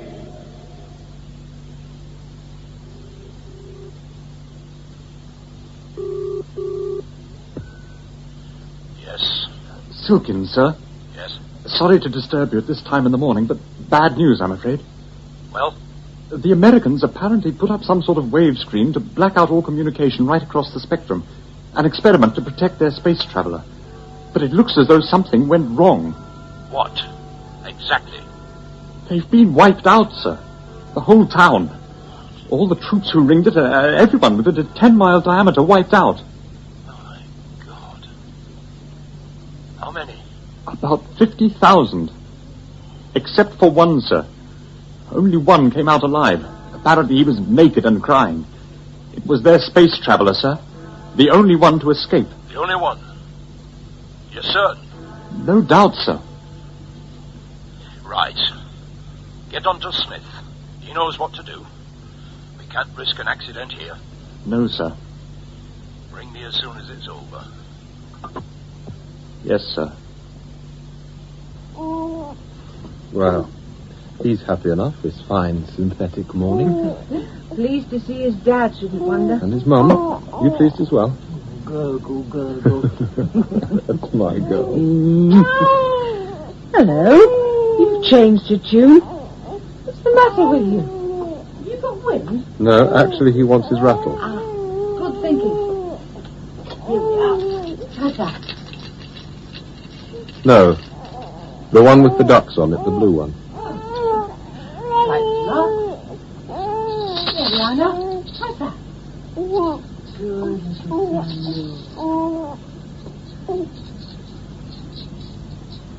So, how did you know? Pardon? How did you know? How did I know what? Which rattle? I read it, Sal. Right off the top of his head, I read his mind. I can see the shape of it. I can see what he's thinking. Can I come in? Just keep it quiet, okay? Yes. Come in. Wally? Could I just say one thing? If we're going to be cooped up in this posh basement alone together for any length of time, I think the least we can do is go on first names with it, don't you? What do you say? I agree. Fair enough. All animosity forgotten. I'm Sal. I'm Tom, and you're Brian. Well, that was quick. Oh, did Smith tell you? It's a nice name, Brian. Morning, Brian. Yes. Morning, Brian. Morning, Sal. Morning, Tom. Well, I'm doing bacon and eggs for breakfast. Want to join us? Love to. Great. I'll start frying. You mind if I talk for a bit out loud? Get some things sorted out in my own head. I'll go on making breakfast. I'm starving. Now, this is how I see it. You and I, Tom, are brought here by Mr. Smith, who can operate the locks with his handprint, right? Right. Then Sal and Sam arrive, are given the conducted tour, and then we all settle down for the night in our cosy little bedrooms. But Mr. Smith lets himself out again with his handprint because he's got to report in, and he can't do it from down here as there's no communication, right? Right. And here we are, by ourselves, alone in a space-age underground palace with 2 years' supply of bacon and eggs and all mod cons, right? Right. So how do we get out? Exactly what I was thinking. Yes, but we're here because we agreed to be. I know that, but let's say in 5 minutes' time you don't want to agree. How do you get out? Well, no phone. No phone, no key, no way out, unless Smith comes back. Our handprints won't open the door, I've tried. Oh, but of course he's coming back. He said so. Did he? Must leave now, I have to report. You just settle yourselves in and make yourselves quite at home. Goodbye. No, goodbye for now. See you tomorrow, see you next week. Just settle yourselves in. Goodbye. Prisoners. Looks that way. But what about you? You're a policeman. Why you? But a policeman with a gun. You think you're a kind of prison warder. That, Tom, is precisely what I think. But makes good sense. Give me a gun, stick me down here with you two, and if Tom shows signs of turning into anything more than human, I'm on hand. No good leaving Smith or anyone else who can get out down here. As it is, you'll need an atom bomb to blast your way out of this place. Great place to keep someone in check. Sorry, Sal. Sorry, Tom. Looks as though we are prisoners of one sort or another. Perhaps more than prisoners. But Mr. Smith will soon tell us. And on cue, the visitor's buzzer. Just to prove you're wrong, Brian. Well, thank the Lord for that. Too many detective stories, that's my trouble. Well, I'll go to the lift and see if it's our friend Smith. I'll be with you in a sec. Right. Sal. Things might start happening soon. Things outside my control. Try not to be too frightened. What do you mean, Tom? What's going to happen? I don't know quite, but whatever it is, whatever happens, remember, it's me inside here somewhere, and I love you. Oh, Tom, don't. There is nothing going to happen. Is Smith in the lift? He's just got in, pressing the button now. He's been sent to kill me. Doesn't want to. Has a gun with a silencer in his briefcase. He's going to ask me to go to the conference room with him. He'll ask Brian to check breakfast, get him out of the way. Tom, this is crazy. Not crazy. Frightening. I'd better go. The lift's halfway down.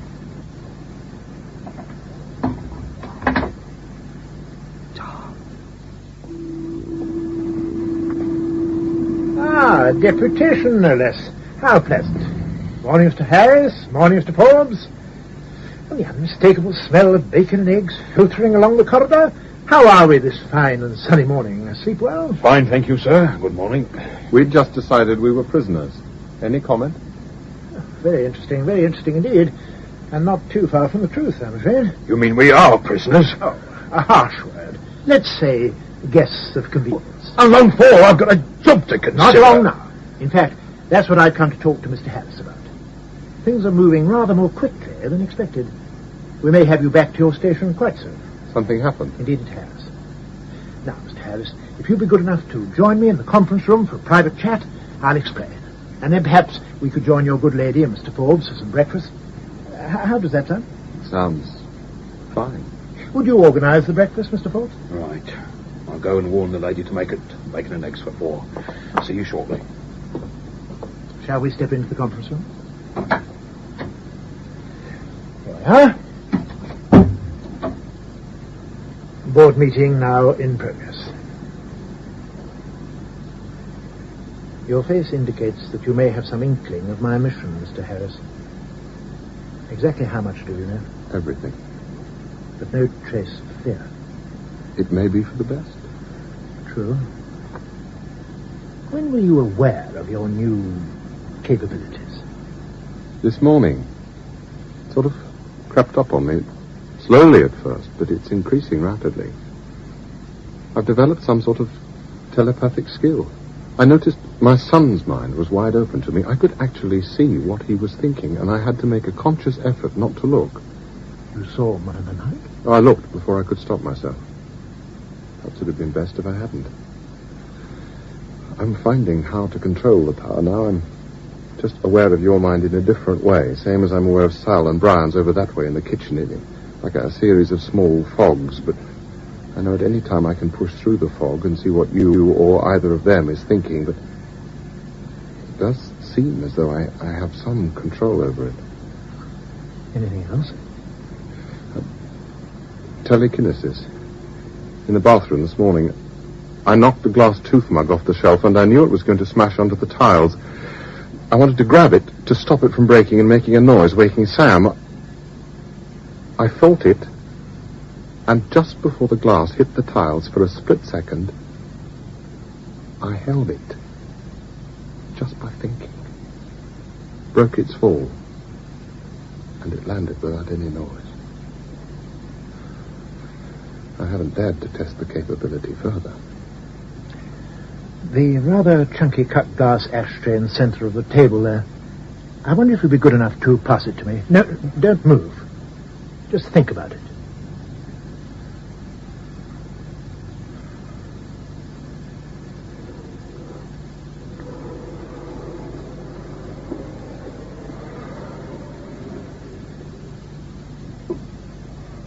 Thank you, Mr. Harris. Oh, God. It's so frightening. Yes, I'm afraid it is. You're already showing higher capabilities than I ever came across. And I presume they also are developing. Yes.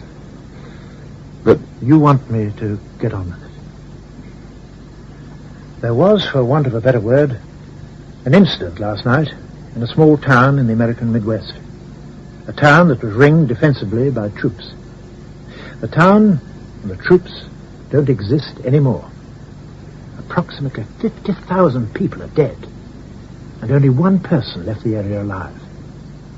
I doubt whether you know him, Mr. Harris, but you both have something in common. You both disappeared along a thin blue light and went for a trip in an alien spacecraft. How did it happen? One theory is that a new screening device the Americans were using backfired. But our department can't afford to take chances. So I've been sent down with this, plus a highly effective silencer. Yes. I know. Mr. Harris, the duties I've performed for my department over the years have largely been a pleasure. But I've always been aware that I could be called upon one day, as part of my duties, to undertake a certain task so onerous that even the thought would repel me. So, over the years, I've tried to wipe the knowledge of that possibility from my mind, blank it out. But now, unfortunately, the moment of truth has arrived. I've been instructed, on the highest authority, to kill you. As I say, the thought revolts me. But I must do it. Sorry to disturb, but the good lady says if you don't come to breakfast now, what the hell's going on here? Go outside and close the door, please, Mr. Forbes. Oh, no, you don't. Right, Mr. A.P. Mighty Smith. The gun you so kindly provided me with is now pointing at your back. So I wonder if you'd stop pointing yours at Thomas. We're making a ridiculous sight, and let me know what the hell's going on here. I'm afraid I can't do as you say, Mr. Forbes. I know that by the time your reflex lets you fire, I shall have carried out the worst assignment of my life. And hopefully your bullet in my back will still the memory. Drop your gun, Brian. No. Drop it. What the hell? Thank you. Mr. Smith. I'm really sorry about this.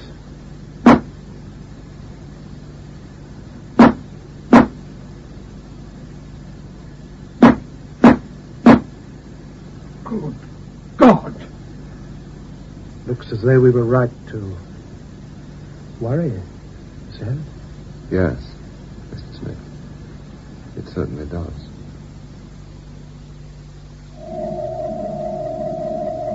Control 1 to all units. Imperative all subjects worldwide moving to prime targets by 915.5 galactic latest, irrespective of time zone. Assist from non-site zone, 2.5 units from project zone if necessitous. Indicate receive in rota. Received. Unit 2 to Control 1. Gentlemen.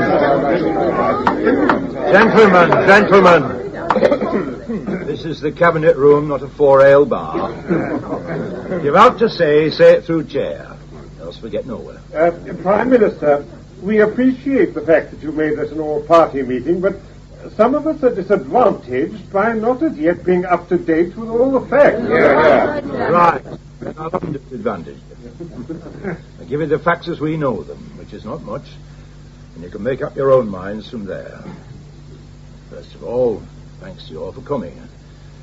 I think for the moment best bury the differences, and for the benefit of this meeting, let's forget the point scoring and think country first and party second, right? Right. Now, you've all been briefed at least that something damn funny's afoot worldwide. All countries are being fairly cagey, ourselves included, but it seems everywhere's the same. We've all got someone who's been whipped into space for 10 days and sent back home safe and dozy. I think the polite word's amnesia. Well, generally, each country's been keeping an eye on their own chap, and nothing very drastic has happened to any of them. Until last night, that is, in the United States. As you heard, 50,000 people are dead, troops included. Now, without going into the ethics, we, and a lot of other countries, decided to get rid of our space trippers. Hang on, at least let me finish. The French have let theirs out on a very loose rein. wandering round Paris under surveillance, but with no restraints. In the early hours of this morning, he left a cafe where he'd been drinking with friends, and a car came at a hell of a lick round a corner, out of control, not to do with their security boys, Mark, you're just out of control, and hit him as he crossed the road. No messing, a full-blooded smack square on. The car disintegrated, complete write-off. 4 passengers all dead. But it didn't shift him, their blue light bloke. Oh, no. He just stood there, bemused, in the middle of the road, surrounded by carnage, till the French security boys took him in. What about our chap? Is he been held? He's been held, all right. Top marks to security for skill and diplomacy. They've got him in one of those atom fallout places, and no way out except by our say-so. Trouble is, they sent one of their blokes in over an hour ago to do what should have been a 2-minute job, and he hasn't reappeared yet. So I think they've got to fear the worst and act accordingly. And do what? I've had the place ring with troops. They're going to wipe out anyone who shows his face. You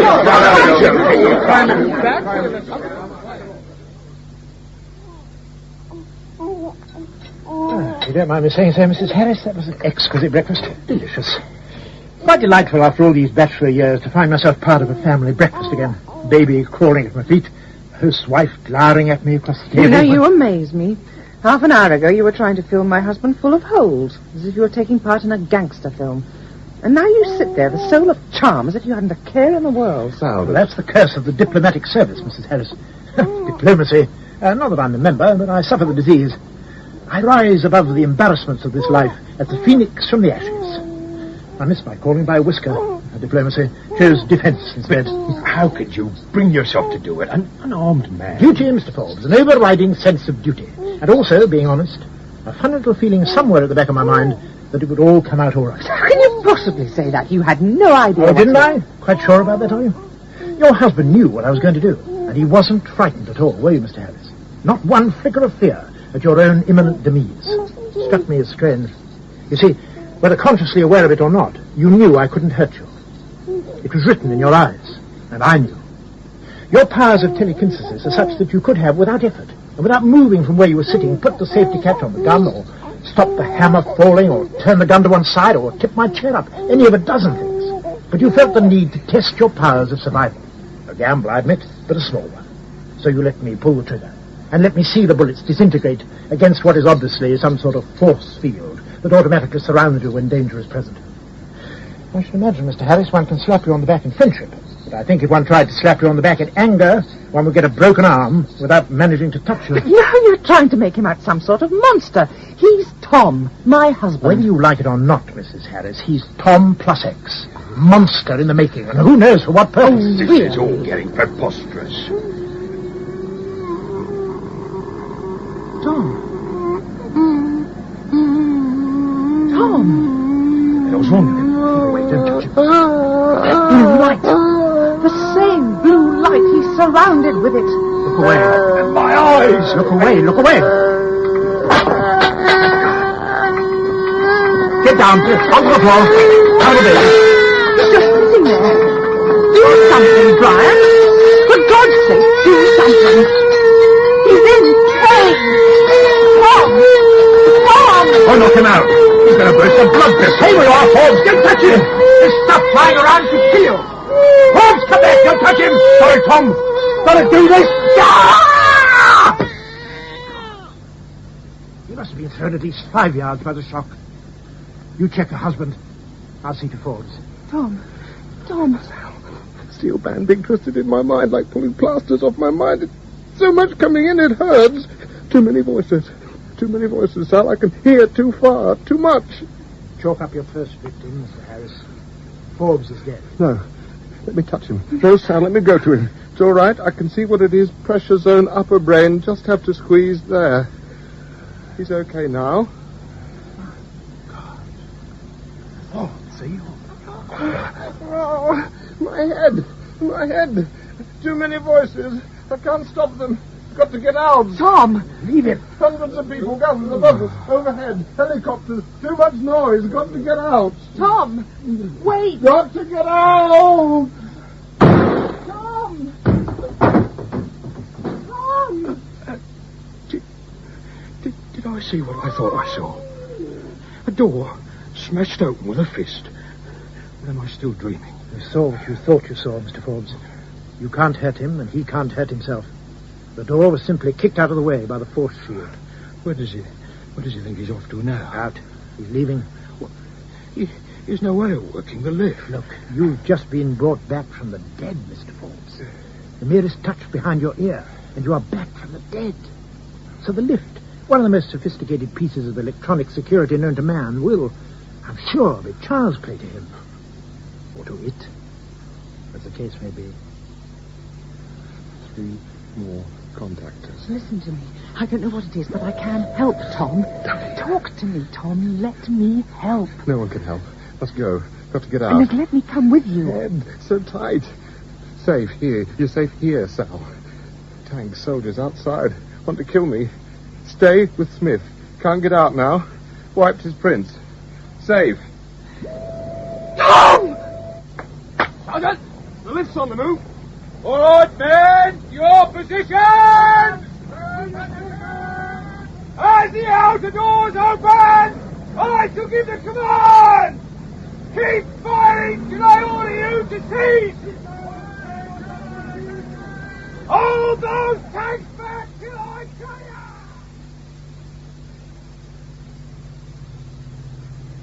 Kill me. Trying to kill me with noise. Must stop it. Must stop it. Must stop the noise.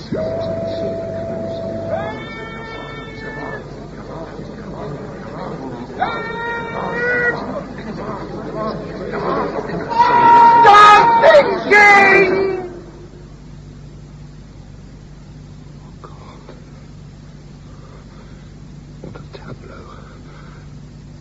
Of them, maybe 1,000 blank-eyed soldiers, frozen in position.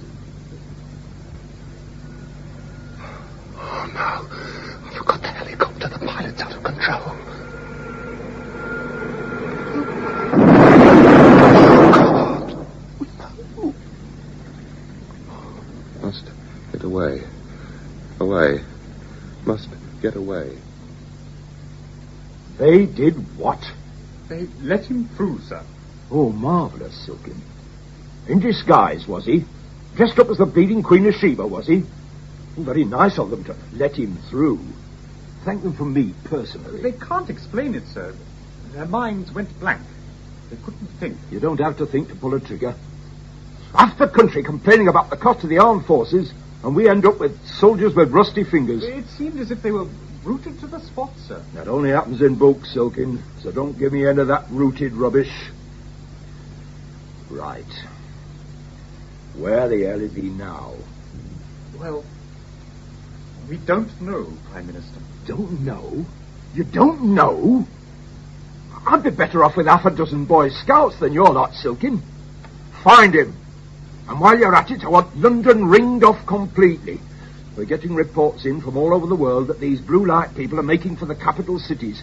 I want every vehicle coming in stopped and searched right down to the last milk float. You got that? Every vehicle, every train, every plane, every boat, out that moves on legs or wheels, stopped. Close the capital tight. He must be captured. Have you got that, Silkin? Absolute red alert. They mustn't come near. Don't want to hurt them. Keep away. England. Boys. Harris. England. Inside my head. Are you there, Tom Harris? Who are you? Where are you? Brostov, Belgium. On my way to my capital, Brussels, just as you are going to London. Have I gone mad? No, you're all right. I'm real. Far away. What they did to us last was tough, but we've come through it now. Been trying to raise you for an hour. Are you okay? Fine. I can hear you so well. It's amazing. I understand. No language barrier. What's happening? We don't know. France and Holland contacted me, and now we're trying to contact the controlled mines in other countries, so at least we know the pattern. Anything emerged? We're being pushed towards our own capital city. We have no choice. We think the aliens are hovering, tracking us, but staying blanked out to us. What can we do? At the moment, nothing except go along with them. Head for the capital. Try to contact the next mine, so finally there is a chain of us. And then what? Don't know yet. We'll work something out. We've got a lot of power between us. What's their plan? The aliens. Why have they done this to us? Only God or the devil knows. I think we'll find out soon enough when we reach the capital. Good luck, England. Control your mind. We can kill too easily. Good luck, Belgium. Don't forget, you are not alone. It has also been reported that the large-scale troop movements in the vicinity of the Dorset Close Research Establishment in the Midlands, reported in our earlier bulletins, are part of a series of exercises the government is undertaking to establish the country's readiness to face internal invasion. The exercise was so successful that it's been decided to extend it to cover the whole of London. We've been informed that local and metropolitan police will combine for the first time with members of the armed forces to throw a cordon around the capital. A photograph has been issued by the Northampton Police of Thomas Harris, a 35-year-old bank clerk whom they wish to interview with regard to certain unspecified security matters. Anyone seeing him is advised that under no circumstances must he be approached. Simply inform your local police or telephone the following special number. Unit 35 contacting. Received. Control 1 to Unit 35. Received. Subject 12, Phase 4 reveal completed by 915 Galactic as programmed. Subject heading towards target zone. Phase 5 to commence at 918 Galactic as stipulated. All assistance being given for subject to reach target zone. All assistance being given for subject. Sorry, sir. Neither sight nor sound of him. False alarms, of course, but nothing. No, sir. But our man Smith... That's right. Well, no, Smith's still in there with the wife and detective. Well, nobody's prints seem to work, sir. It's not easy, Prime Minister. It's a very sophisticated piece of... Yes, sir. As you said, absolute red alert. Well, the roadblocks are as tight as a fist round the city, and every field and hedgerow's covered. Oh, we'll stop him, sir. We'll stop him. You can rely on that. London. Must get to London. Car. This will do. Corporal driving. Corporal Wilkes.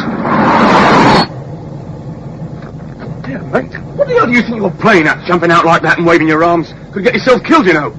Anyway, haven't you heard? There's an army exercise going on. Civilians off the street. Yes, sir. Any problems at roadblocks and you'll take care of them. Very good, sir.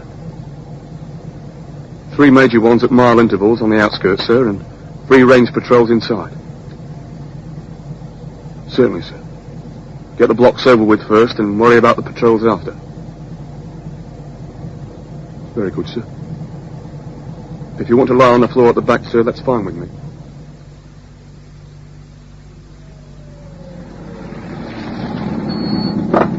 Good evening, sir. Watch out, Wilkes, old son. How goes it? Hello, mate. Good to see you again. Want me pass? Afraid so, mate. No, that's all right. Know your ugly mug well enough by now. See anything fishy coming in? Nah, dead as a doornail. The other 2 blocks are just as quiet as this one. I reckon everybody took that TV appeal to heart and stayed at home. Yeah. Much traffic inside? Nah, apart from patrols, which are thing on the ground, nothing much at all. Any sign of Harris? Yeah, thousands. He's everywhere from Land's End to John O'Groats, none confirmed yet. Well, we'll get him finally. I better get on. See you, Jono. Yeah, see ya. Where you heading? Downing Street. Number 10, would you believe? Lord knows why. Just had orders. Bye, Johnny. Ta-ra, Wilkes. Corporal! Sir? Who was that you let through? Corporal Wilkes, sir. Ordnance Corps. Why didn't you check him out? Well, sir, he's an old mate. It didn't seem... An old mate, you know the orders, Johnson. Even a bleeding field marshal doesn't get through without his transport being given the once-over. You've checked everyone else, Johnson. Why the sudden change? I don't know. I suddenly knew I mustn't check him. Suddenly knew? It's a damn funny choice of words. Where's this Corporal Wilkes based? I'll have him checked out. Dagenham, Sarge. Right, I'll radio for a patrol to intercept him on the way. He's not going to Dagenham, Sarge. He's on his way to Downing Street. He's what? He's on his way to Downing I Street. heard you, you great bird. Don't you realise this could be it? I've got to get the brass on the radio. Get a patrol unit chasing after him now, Johnson. Now! Yes, sir. Have you checked all units? Yes, sir. All in position. The entire Downing Street area is secure. Secure. We'll see. Any sign of this Corporal chappie? No, sir. Well, tell everyone to keep a sharp watch. They said he was heading this way. Well, we've got Wilkes, sir. Good show, Captain. Harris with him? No, sir, by himself. Bit bemused. Just sitting in the car, other side of the park. Thinks he's been there 5 minutes or so. Can't be sure. Well, that spaceman chappie may be on the loose, but he certainly won't get through this lot, number 10.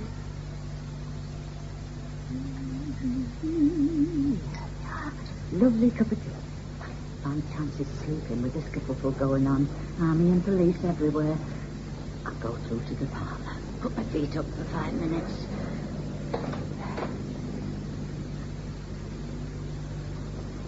Now, where's that light switch gone to? Oh, there we are. Oh, Good evening. Don't be frightened. I'm not frightened. It just gave me a bit of a start seeing you sitting there in the dark. You should have switched the light on like a sensible chap. No, I wanted to sit and think for a minute. If you don't mind, I was trying to work out what I was doing here. Well, now you come to mention it, I'm wondering that myself. I mean, this great barn of a place that goes with my husband's job is not exactly home from home, but I like to think of this parlour as a bit private, you know what I mean? I don't even let any of the staff in. I dust it myself, that sort of thing. You know, I like to remind myself I'm a housewife as well as the Prime Minister's wife. I honestly don't know you from Adam.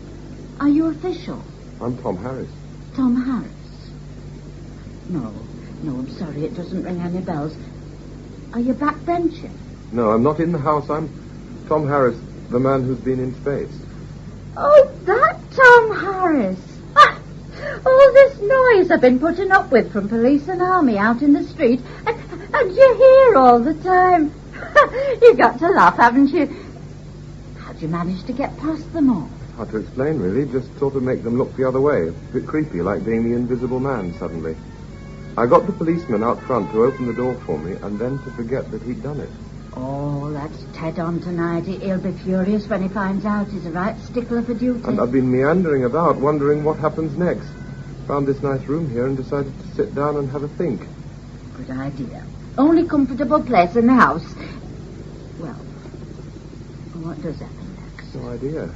I knew I had to get to London, and then I knew I had to come here, but next... You see, I've been taken over. Not much fun, I'm afraid. Shouldn't think it would be. Mind you, it's not much fun for my husband either. He's been up in the conference room all day with the cabinet and all the shadows waiting developments. I mean, it must have cost a fortune in sandwiches. Thank goodness it doesn't come out of the housekeeping. And as for us also, I tell you what we'll do. I've just made a pot of tea, and I think we should go and have a cup now, and then I'll take you up to the cabinet room and introduce you. Show them you're not really a two-headed monster. All right? Sounds good to me. I haven't had a bite since breakfast. Shall I bite you? Oh, it's just a little joke, Mr. Harris. Come. I think there's a bit of fruit cake and a piece of apple pie in the kitchen. Control 1 to all units. Phase 4 reveal should by now have placed subjects at target zones worldwide. Phase 5 reveal. Commence 918 Galactic. Confirmed received in rota. Received. Well, I think Get out now. Here, where's Kitty? Stop. Now stop panicking, for God's sake. Look out the window. You've got half the British Army and Metropolitan Police out there. There's no way he can get through. But you said yourself, we don't know what his capacities are. If he got out of that shelter, what's to stop him getting in here? You place the whole cabinet at risk by gathering us all together. Hang on. Yes, Prime Minister speaking. No, I'm not. Cabinet and all party representatives. What do you mean, hope? You damn well make sure we're safe. What? I see. Right, well, we'll pack it up here and transfer to that underground place at the Mall. No, I think everyone here will agree it's expedient. Right? Right. Ring me back direct. For God's sake, Silkin, stop gawking and get the door. Oh, yes, sir. Well, gentlemen, it doesn't look good. Reports indicate no one's managed to hold their space troopers, and their movements worldwide indicate they're making for heads of government rather than seats of power, which means we're obviously the ones at risk. So I think it's best all round if we go for the double security of the war centre. I don't think there's any possibility of this chap Tom Harris getting in there. Yes. Your wife, sir. Sorry to interrupt like this. Mari, how many times do I have to tell you? But I've got a visitor who I think you've been waiting for. Tom Harris. Good God, it's him. Get him out of here. Prime Minister, this is a disgrace. You lot, it's your fault he's here at all. If we'd been in power, this never would have happened. I told you we should have gone to the place of the Mall. Now, hold on, everyone. Keep calm. Calm? How can you talk about calm? You've put our lives at risk. I'm getting out of here. Adjourn the meeting. Adjourn the meeting.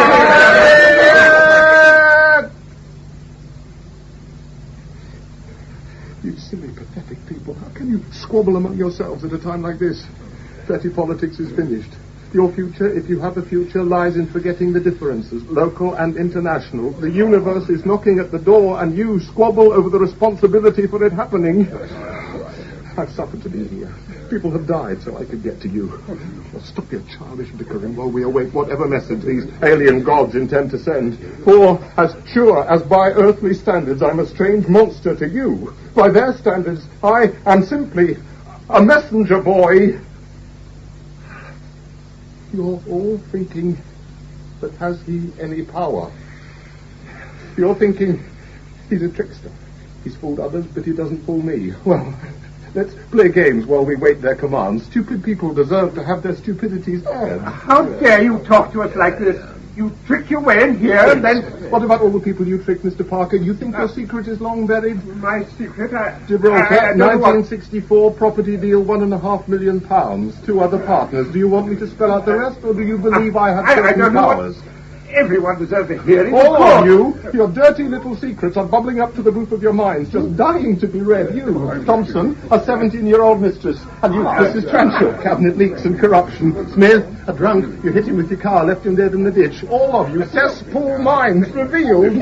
Prove. Believe me, I don't want to have to hurt you to prove my power. It's just party tricks, Harris. Well-researched party tricks. Speak your piece, quick, before I have you thrown out. Throw him out now! Tell lies about me! Let's get him out of here! Idiots! You idiots deserve to be taught! Listen. Mr. Prime Minister, I could kill you, all of you, just by thinking it. Instead, I hurt you. A little. Tricks. I could rule this country, turn it into a nation of zombies without even overstretching my powers. Thrown out. Prime Minister, there's nothing yet invented in this puny world of ours that could even scratch me. And I'm frightened. What am I doing here? Why has my mind been ripped apart? What is my task? What is my message? For God's sake, aliens, tell me. Tell me. Look. Just outside the window. I don't believe it. What is it? A flying saucer. Tell me what you want. Look at the light. It's all over him. Blinding. Don't look. Turn away.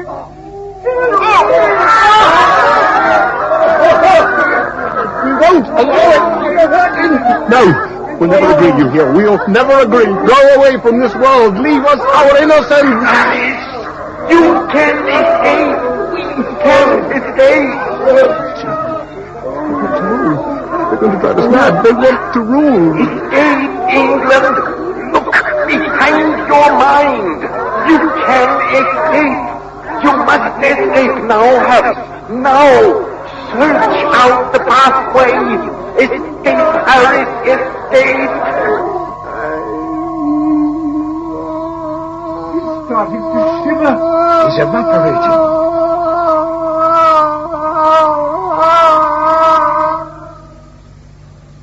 Oh, my God.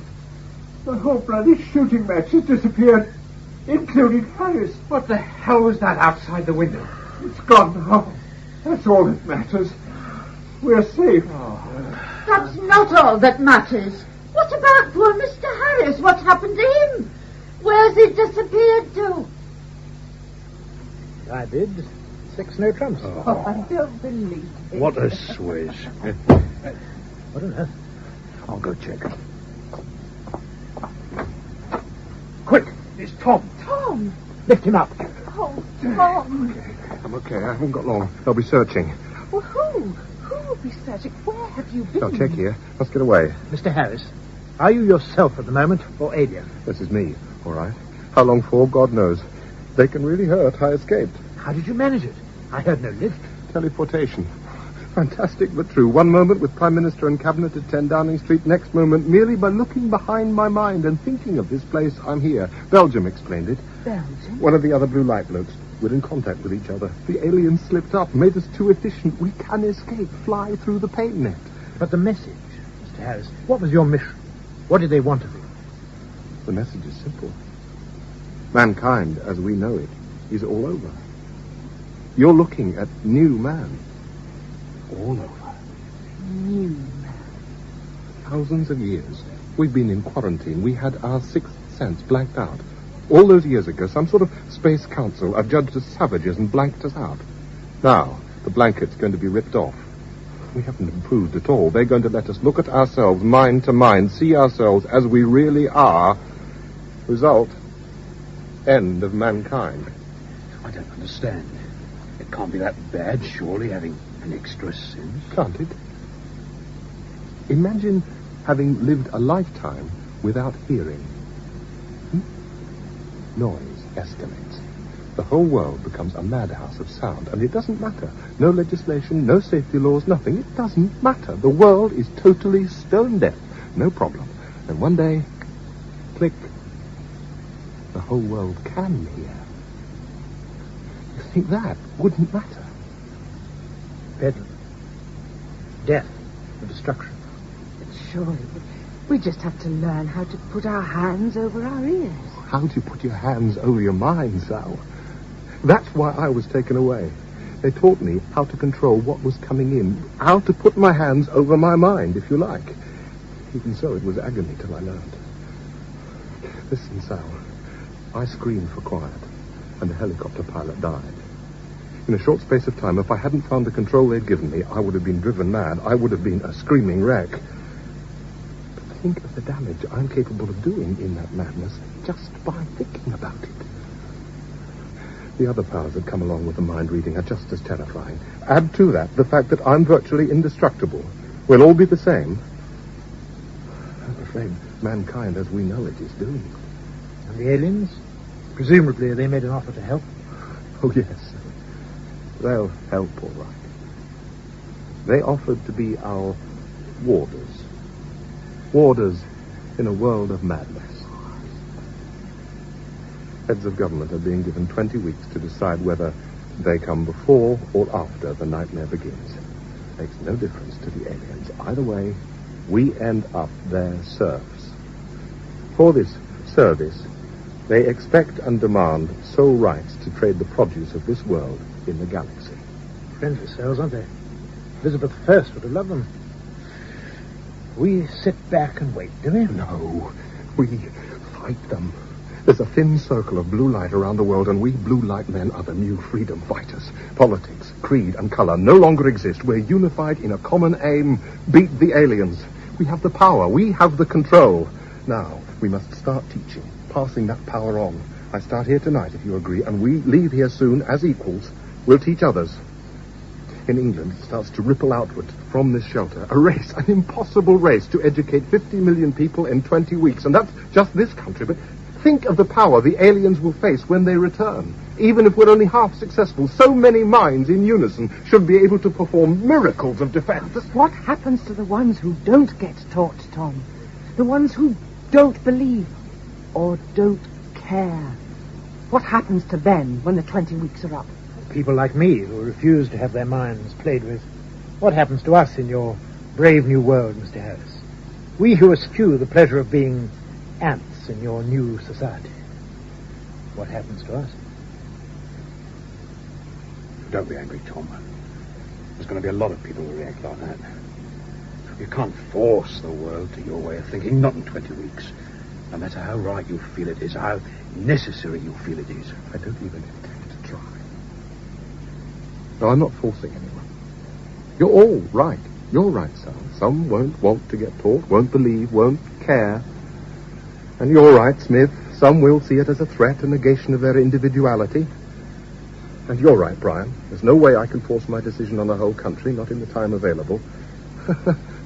For once, each individual will have to make up his own mind. For once, those millions out there will have to climb down off the fence. Make a decision. I know. The choice is simple, believe me. Learn and have a chance of being saved. Disbelieve me. Disbelieve the threat is real and go under. And they must decide which option to believe. Yours or mine. And act accordingly. And the ones who decide not to go along with your little scheme, Mr. Harris? What happens to them? In 20 weeks' time, they'll all start screaming. Control 1 to all units. Reports indicate subjects worldwide performed as anticipated. Phase 6 will commence in 20 Earth local weeks. All units to oversee defined areas from non-site zones. James Lawrenson played Tom Harris and Jennifer Piercy Sally in Before the Screaming Begins by Wally K. Daly. The Prime Minister was Patrick Troughton and A.P. Smith, Donald Hewlett. Sergeant Forbes, Robert Trotter. Prime Minister's wife and Sally's mother, Catherine Parr. Silken, Peter Wickham. Brostow, Nigel Graham. Corporal Wilkes, Geoffrey Leasley. Corporal Johnson and the newsreader, Eric Allen. Nurse and Cabinet Minister, Maggie Ollerenshaw. Desk Sergeant and Opposition MP, Peter Williams. An alien voice, Malcolm Gerard. And the alien controller, Manning Wilson. Other parts were played by members of the cast. Before the Screaming Begins was directed by Martin Jenkins. Repeat, 20 Earth local weeks.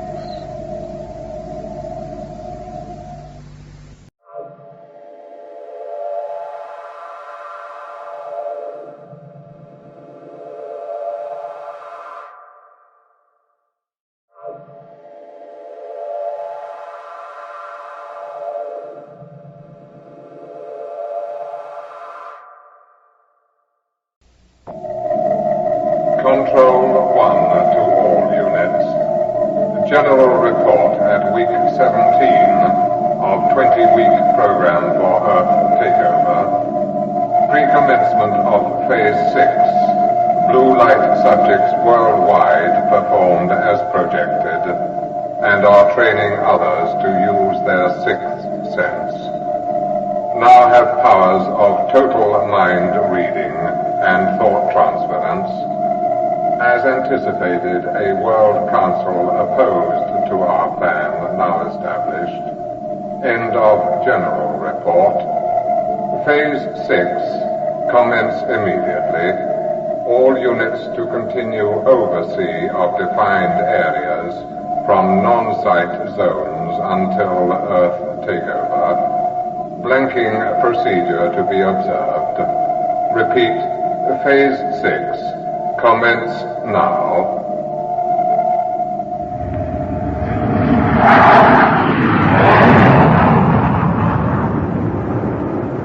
About a minute and a half, Captain. Okay, Pete, hold it steady, Sir. 325, calling base. 325, calling base. Go ahead, 325. Holding steady at Mach 2, altitude 22,000. Any sightings? Negative re-sightings. Calm, clear, beautiful blue, not a saucer in sight. Same as every other week for the last 17. This could be boring. Received your negative. Continue return sweep along down leg to base. With luck, you'll find saucers with cups on them. Captain!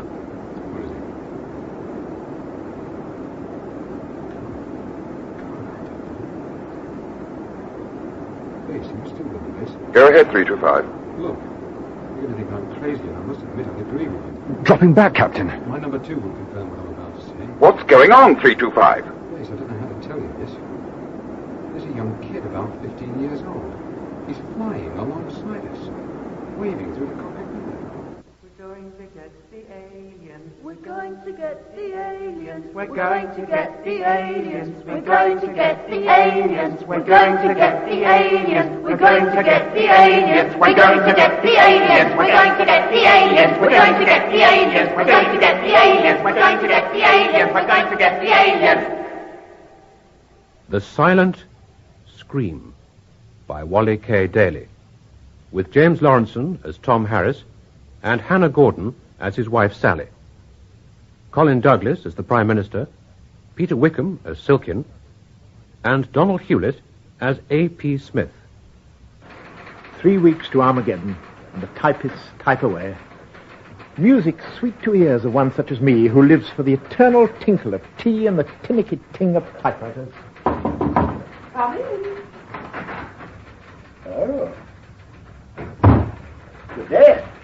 Can I help you? Yes, of course you can. How sweet of you to offer. My card, Smith, AP. An innocuous little name, but enough to mark me out. My card. Rather good photograph, don't you think? Oh, yes. Mr. Smith. Mr. Silkin told me to expect you.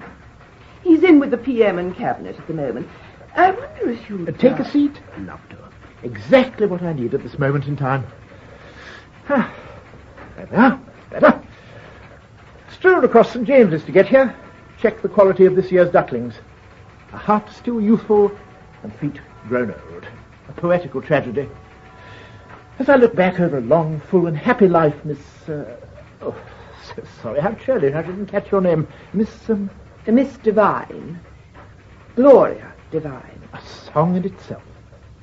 As I look back over a long, full and happy life, Miss Devine, I regret nothing but the passing of my youthful feet. Pimples and puberty hold no allure, but feet irreplaceable. You're about to ask me if I'd like a cup of tea. How kind of you? Well, yes, I was, but how did you know?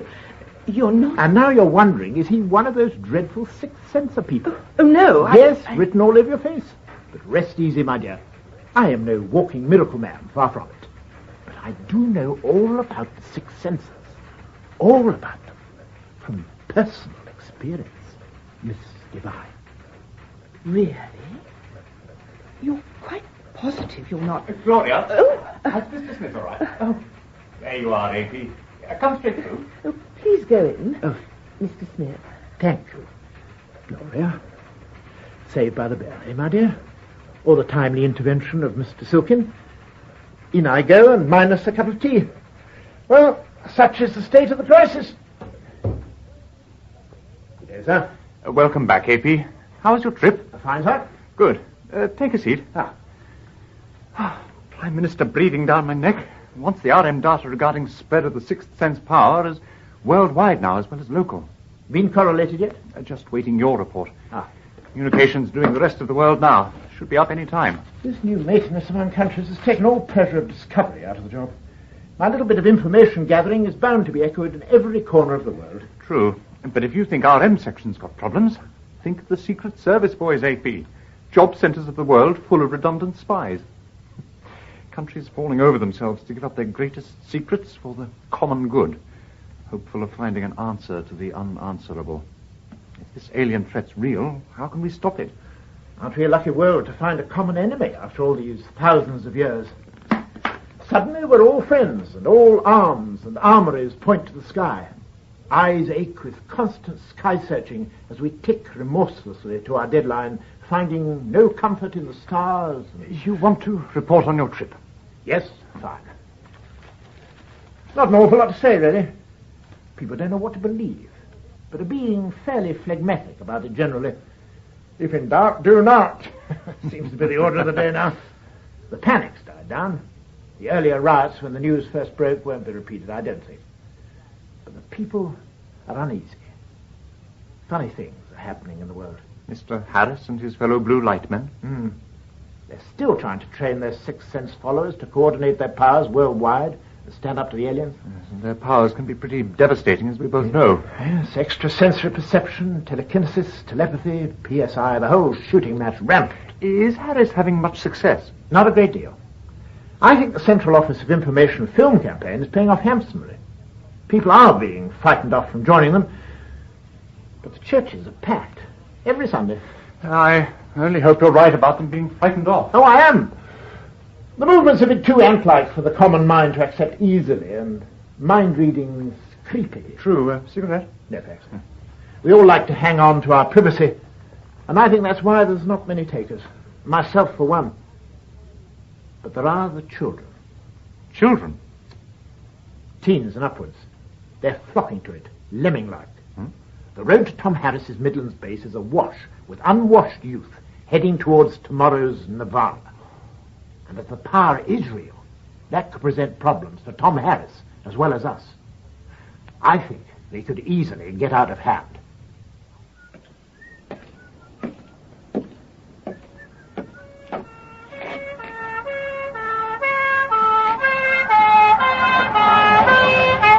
Oi! Me? Yes, you. Where you off to? I'm going to Allingbury. For what? I'm going to join the Sixth Senses lot. Why? Why what? Why are you going to join them? Just fancy it, that's all. Oh, should have more sense. Bright-looking kid like you. You know it's going to be banned any day now, don't you? It's not banned yet, is it? Still a free country, isn't it? Watch your lips, Sonny. Right, I think you'd better come in with us for questioning. Back to the station house. Why? What charge? No charge. But if Neil be, we'll think of something. Vagrancy, abroad without parental consent, that sort of thing. How old are you? 14. I can go where I like, because I said it's still a free country, isn't it? What's your name? Andy. Right, Andy. I'm going to check you out just in case. Name, address, date... What the? Leave him be. Those days are over. Where the hell did you come from? Charlie! Okay, I saw it all. Right, Wonder Boy, push off. We're not impressed with your sixth senses and your party tricks. We've been long enough around these borderlines of Tom Harris's place not to be overly awed by people arriving unexpectedly. So push off. Let's take him in peace. Otherwise, Don't be impertinent, little policeman. We young ones no longer have patience with such mindlessness. Crawl back to your car and drive off to continue your futile lives. Stop playing your childish games so near to our territory. The aliens are coming. We have no time for your foolishness. We must prepare. Enjoy your last 3 weeks of sanity somewhere else. What's happened to them? What are you doing to them? Stop it! Stop it! You'll kill them! They deserve to die. Everybody who doesn't see the need to join we sixth senses deserves to die, and the police seem to be stupider than most. Go away, policeman. Warn your friends to stop interfering.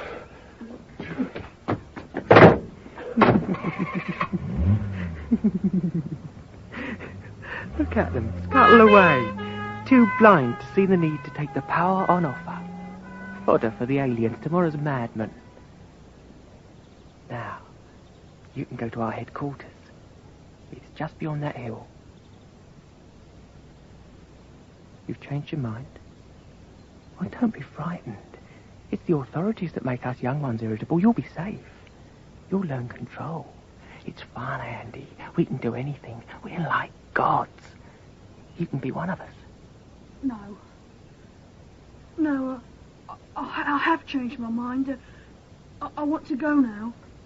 I want to go home. Another one of tomorrow's madmen.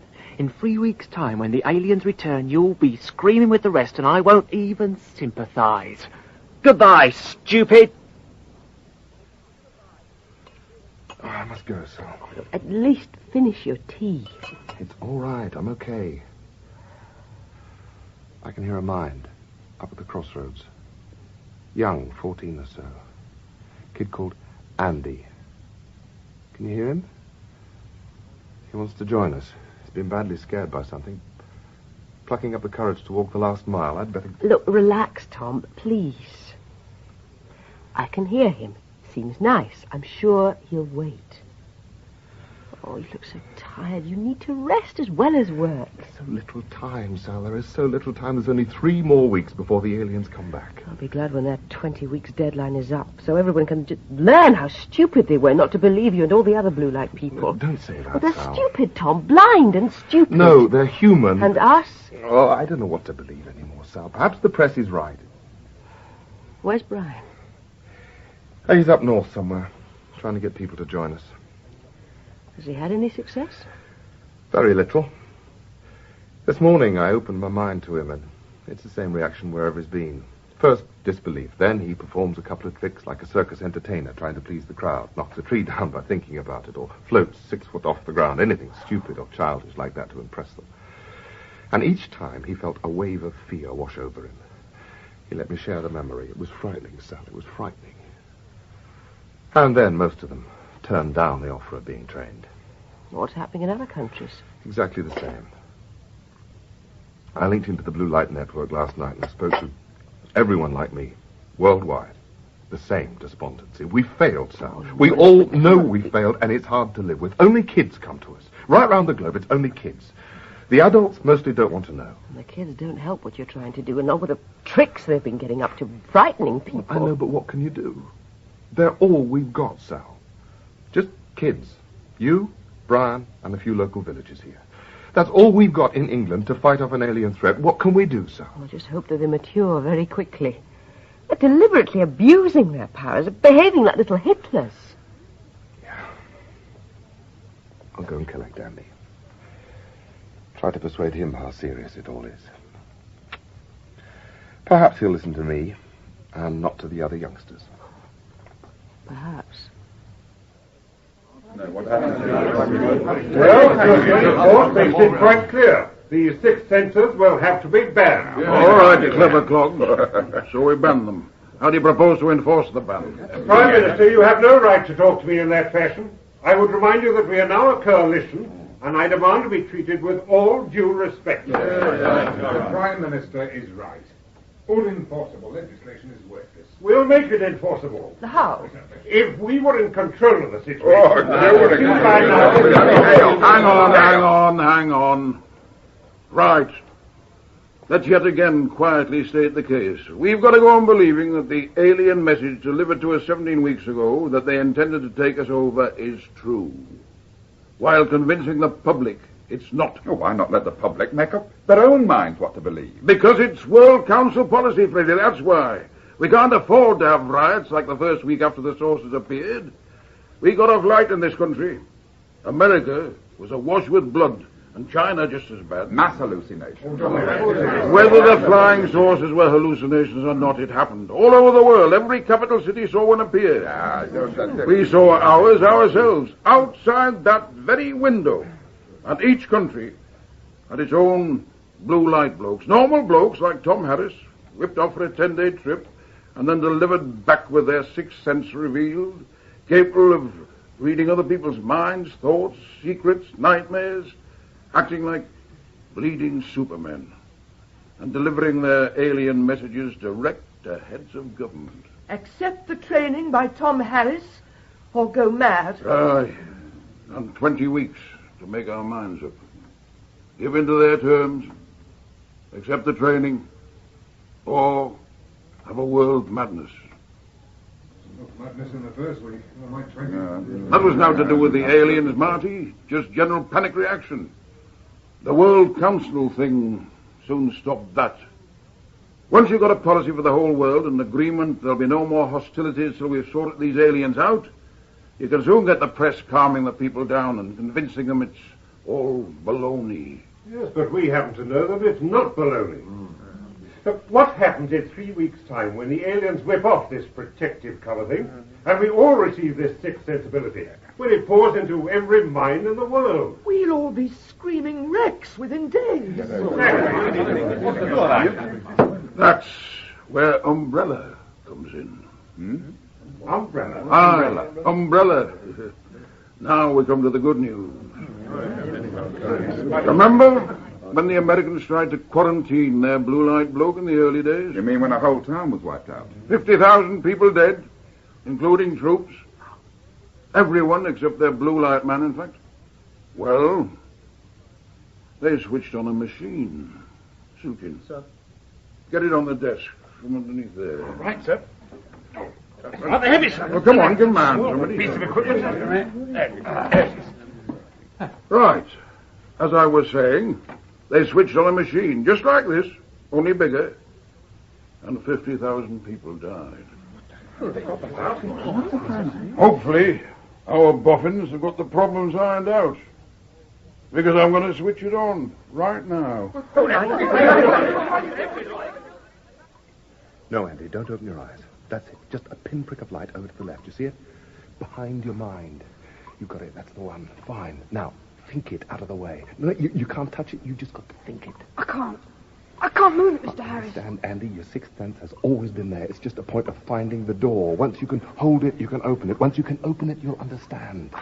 I'm a bit frightened, Mr. Harris. Don't be. You're nearly there now.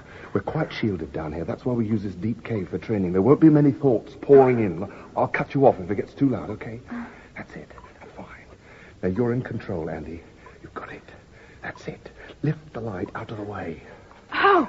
How can I? Imagine it's hinged. Flip it out of the way. I can't. Try. Flip it out of the way. It's the door to power. It must be open. I can't move it, Mr. Harris, honest. You can. That's right. Now, it's moving. Keep trying. You've got it opening. Mr. Harris, Now. Mr. Harris, Now. Now, swing it open. Control the sound. Control all the minds.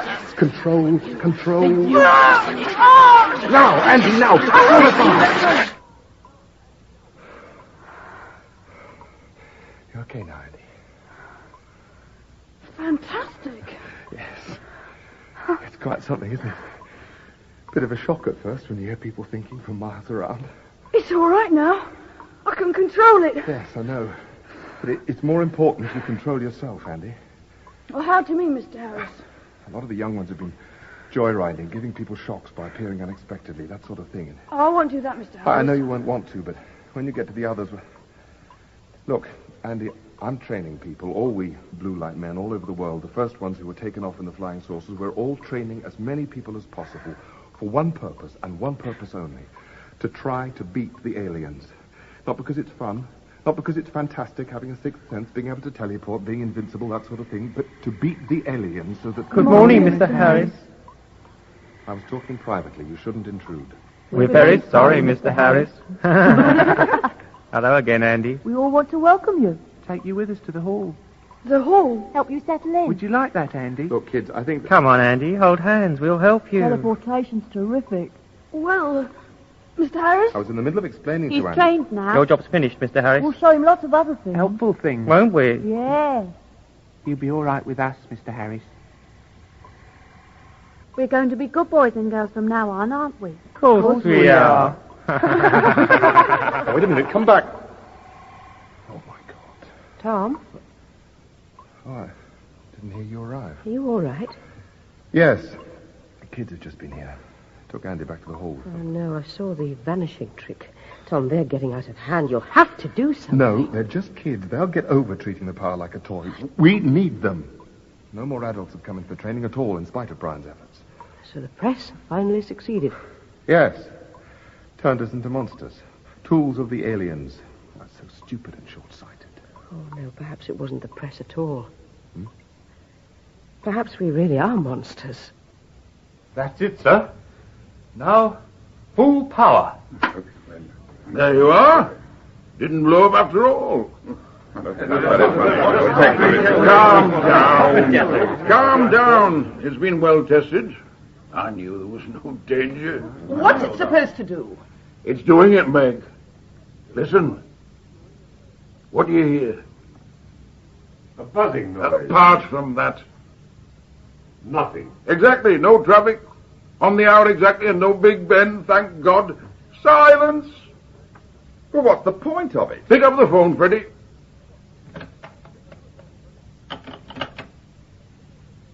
It's dead. Cut off. Silkin, switch on the television. Fire in. Very good, sir.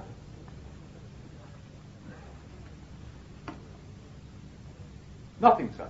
Radio. Nothing, sir. And there, gentlemen, you have it. Umbrella. But what exactly is it doing? How does it work? I don't know how the hell it works. I got no mind for that sort of thing. Something about a lattice work of lasers. But what it does, I do know. For want of a better word, we're sitting inside an invisible bubble made by this little machine. We're cut off from every kind of communication right across the spectrum. The brain boys reckon that the new power that the aliens have threatened to unleash on us will have to come as some sort of electronic wave, and that this machine should stop it. How many of these umbrella things are there available? Well, it's about the fastest bit of cobbling together the world has ever seen. Thanks to the peace pact and panic, we've got enough machines, large versions of this, to sling round the world capitals and major cities before the 20 weeks is up. Enough to get quite a fair section of the population inside and safe. You say you've got these machines for the capitals and large cities. Well, what about the rest of the country? What about my constituents, the country towns and villages? Well, we're getting them together as fast as we can, but... Won't people panic when they know it's time? Funny things start happening and no protection available in their areas.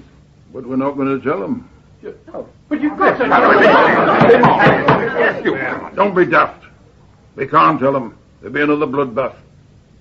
People fighting to get to the safety of the cities. We can't allow that. This is all absolutely top secret. Umbrella is not to be discussed with public or press. Got that? Each government shall keep it secret.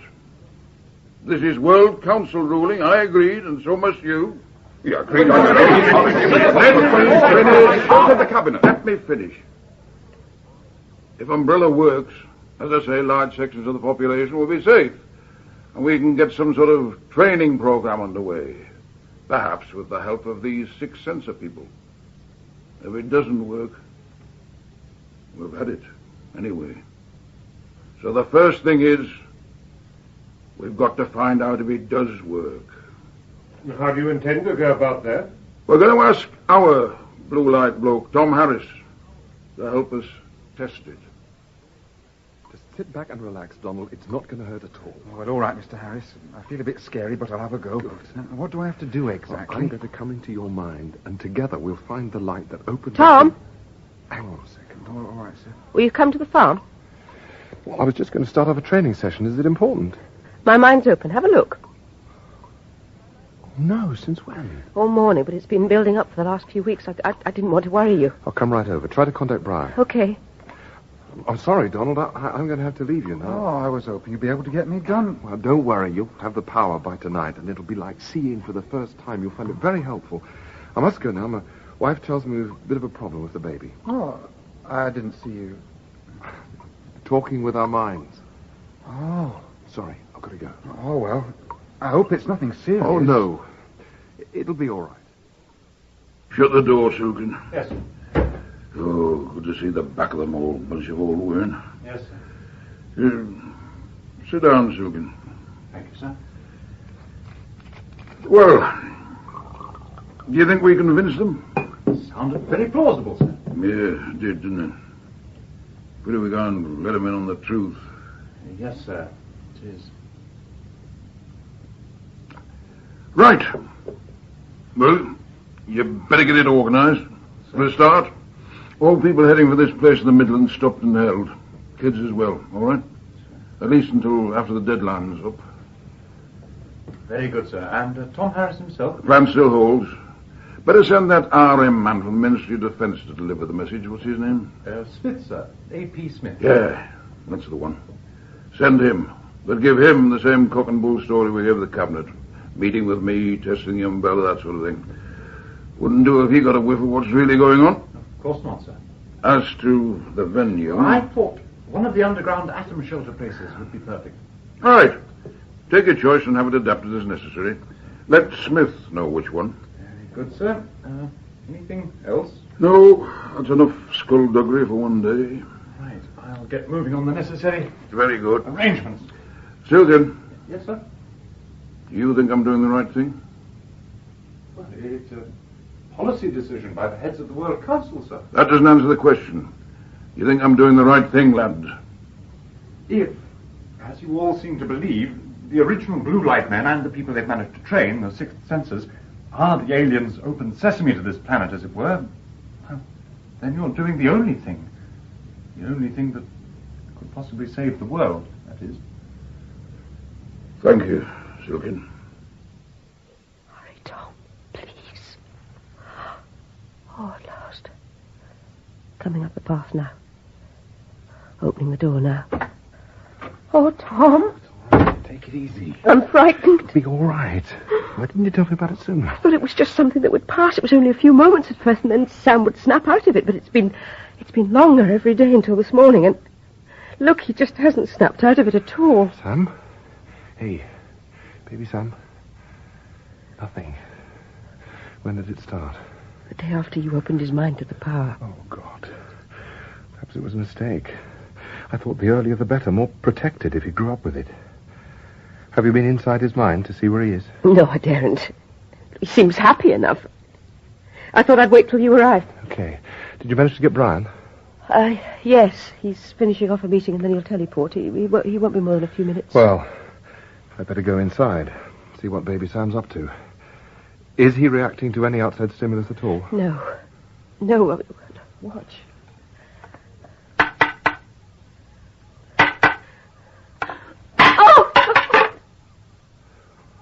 Nothing. External senses completely blacked out. Eyes that don't see. Ears that don't hear. Pinch him. Oh, no, Pinch him! Nothing. No reaction. Oh, what have I done to him? Control 1 to base unit 12. Control 1 to base unit 12. Earth child approaching too close to mind barrier. Seek and redirect, but do not harm. Repeat, seek and redirect, but do not harm. Over. I got here as quickly as I could. Good to see you, Brian. And you. Sal, what's the problem? Baby Sam. Oh, serious? He's gone for a walk in other people's minds. How do you mean? He's closed down his body. His sixth sense has taken over. He's gone on walkabout, look. Wave your hand in front of his eyes. Ooh, no reaction. Outside stimuli not getting through to him at all. What's he doing in there? He's flitting from mind to mind. He's on an experience binge, travelling at the rate of knots. Have you been in after him? Yes, it didn't do any good. It's like a playful pup. Every time I get near to him, or he scents me approaching, he just jumped off to another mind. Can't you just leave him in there till he gets bored, or wants to come home, or gets hungry or something? He won't get bored. There's too many new sensations, and he's too far away to be aware of hunger. Chances are he could get lost. The chances are he could die. Tom. Sal. It's absolutely new to me, this complete mind-body separation. And me. Still, Sam's the first baby who's been given the capacities. Come on, do something, the pair of you. Stop blandly discussing him as if he was a... Look, Sal, we'll do something, but we've got to talk it through. I've got to go in there deep, and I'll need Brian to guide me back. We've got to know between us what we're going to do. This is bigger than the problem of Sam, Sal. When the aliens carry out their threat and the power pours in, every child on Earth has got this coming to them. And we've got to work out an answer. Admittedly, delicious. Thought you'd like it. Another cup? No, thank you. Ah. Would you like to tell me? Tell you? Yes, Mr. Silkin, tell me. It's always been a pleasure to be invited to office tea by the PM's private secretary, but I do feel after all these years that I can sense when there's more to the occasion than meets the eye. Well, now you mention it, AP, there was a little something. The PM informs me that we've a tiny task to perform. Or rather, you have. Namely? To set up a meeting between the PM and Tom Harris. What? We need his help. Tom Harris? Mr. Silkin, you wouldn't do this to a fellow civil servant. It was the Prime Minister's personal request that you should be the one to carry out the task. Go to Allingbury, collect him. This man Harris is becoming a habit. You do realize I was the one sent to check him after his disappearing trick in space? Of course I know. I issued the orders and suggested that Harris, wife and child, along with that detective sergeant fellow, Brian Forbes, should be incarcerated safely in the underground atom shelter. Yes, sir, you did. You achieved that object with an aplomb that pleased the PM, hence his request for your further assistance. You're right. I'm sorry, sir. Like to fill me in on the details? Certainly. I'll have that second cup now as well. Welcome to the hall, Andy. Hello. Thanks for being... No, we don't walk in. Flying, be flying. Only flying allowed here, Andy. He's frightened. Don't be frightened. I'm not frightened. No need to talk. Mouths are finished. An open book, your mind. He is frightened. Frightened, Andy. Frightened, Andy. Stop. Group mind formed. Andy, we're all one now. Open to her. No. See? Just one mass mind, see? Yes. I can see. All jumbled up together. Why? Why'd you become one like this? Strong. We're so strong. Could move a mountain. Shake a house. Just like this. What's she doing? Stop. It'll fall down. One mind. The English mind. Can fork the world with lightning. See? See, Andy? Gods of the universe. Masters of the world. Rock clouds together. Can make thunder. Stop it! Stop it, please! Please, stop!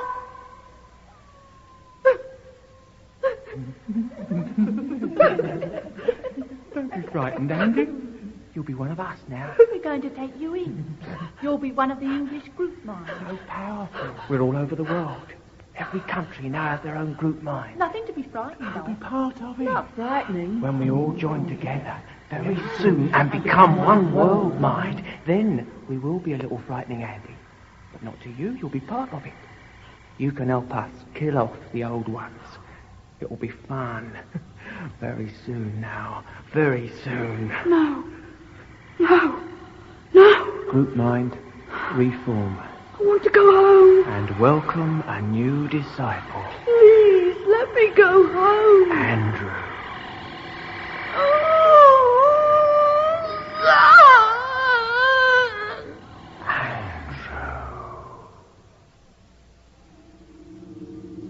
Sam! Where are you? Sam! It's Daddy! Sam! Sam!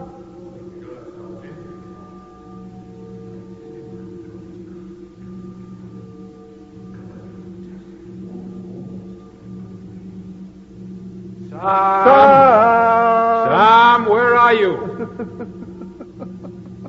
Tom, pull yourself together. Pull yourself together. Sorry, Brian. Just getting a bit hysterical. I'm all right now. We'll share the joke and do you some light relief. It just struck me. Did you ever see Peter Pan when you were a kid? Oh, I can't say I did. Were you in the Tinkerbell? Yeah, little fairy, isn't it? That's the one. The one the kids finally say, well, she's just a light, a little pulsating light, flitting around, completely disembodied. I hear you talking somewhere inside me with some part of me, who knows how. I hear you talking, and I hear the voice of you, Brian, 6 foot of detective. And I immediately picture what you look like. I look through this multicolored gossamer wonderland we're in, Lord knows where, and I see you're the same as me. Just a tiny spark of light flitting round, changing color from white to red to blue to green. Two Tinkerbells adrift in the back of a baby's mind. The essence of you and me is that small. But I go on hearing and imagining 6-footed detective. I see you, Brian. Quiet. What? I thought... It's him. Sam, he's over that way. But the thought trail goes straight ahead. He must have cut back on himself. I'll go that way. Stay here. If need be, you can guide me back. Okay. Coming, Sam! I'm coming, Sam! Stay where you are. I'm coming. Daddy's coming.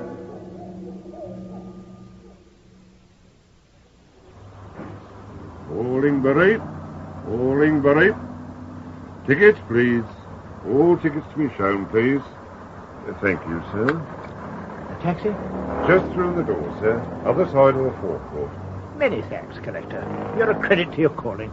He's arrived. He's at the station. Taxi. Won't take him. Make him. Hurt him. Nip his mind. No. Wait. It's all right. Offered big tip. Accepted. Oh, getting in. Mind a jumble. Driver will take him as far as the crossroads. Frightened. I-seeing station. Driver greedy. Easy ball. Not nice. Deserves to be hurt. We'll freeze him. At the crossroads. Crossroads. Crossroads. To the crossroads. Fly. Fly. Fly. Fly. Very civil of you, driver. Very civil of you, Mr. Smith, AP. An innocuous little name, but enough to mark me out. You sure your expenses will run to it, Mr. Smith? No problem, driver. I don't suppose the country will miss the price of a new tank. It's all in a good cause. Pardon? I said I don't suppose I could interest you in extending your jaunt, driver. Countryside looking so pretty and all. Sorry, the crossroads is it. I feel a bit wary going that far, to be honest. But Christmas is coming, and a big tip's a big tip. Yes, I suppose it will be. Tell me, driver, how are the villagers up there taking the goings-on? Taking it in their stride, are they? Oh, well, hard to work out, really. Don't see much of them nowadays. I think they've all been trained in this thing, but can't be sure. Yeah, kids certainly have. Hardly dare look at them. How do you mean? Well, if they see you watching them, nasty. They turn and stare. Dead cold. Like they see right inside you. You see what I mean? Creepy. Doesn't sound exactly... Oh, my God! What on earth? Oh, presumably that's the crossroads ahead. Surprise, surprise. Reception committee waiting. 15 or 20 of them, would you say, driver? Average age 16, perhaps? They are a rather scary bunch, aren't they? And all looking this way. Creepy, personified. Your adjective is aptly clarified. Well, I suppose you want to be paid. Driver? Driver? I've got the driver's mind. Good. Hold him steady. Smith's putting on a calm face. Not frightened enough. Make him frightened. Hurt him. No. Lift the taxi. Lift the taxi. Float it to us. One mind. One mind. Lift. Lift. Good God, what's happening? I don't believe it. The wheels are off the ground. We're being floated forward. Fantastic. It would appear our presence is required at the crossroads. Oh, good heavens. Well, here goes, AP.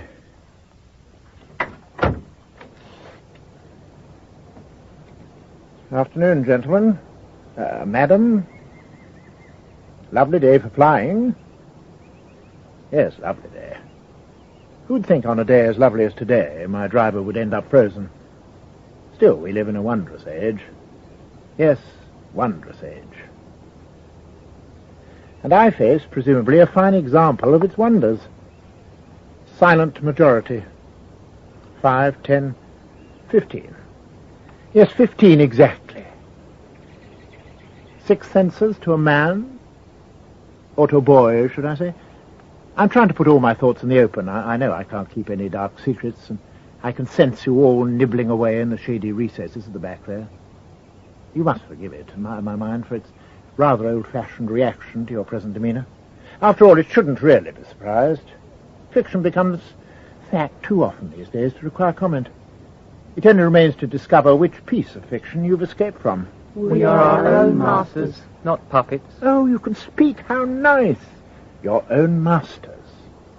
Invisible strings tie up our lives, unseen until he pulls. But who is he? Only time will tell. We are our own masters. I hope for your own sake and the world's you're right. You know who I am, of course. Smith, AP, an innocuous little person, but enough to mark you out. Tricked Harris before the aliens released his full powers. Jailed him. Underground atom shelter. Returned to shoot him. Failed. Now here to request his assistance. Very good. You are clever. Don't push too far. You might get nipped. You're surprised by our uninvited reading of your mind. Harris and the other oldies are more genteel than we are. Different generation. The wrong attitude, but for a little while longer, quite harmless. Oh, do factions appear? Harris and the oldies versus we, knowledgeable youth? We are simply realists. We read for a purpose. We wish to know in advance your plots and plans. Plots and plans, indeed. Sounds not unlike Chinese kitchenware. Not a smile between them. The plight of the next generation of English comedians is not to be envied. The destruction of mankind is not a laughing matter, Smith. And your government's efforts to blind people to the realities of the situation and of the need to take our training have been all too successful. But there's a high price in suffering the world must soon pay. We young ones worldwide will see to that.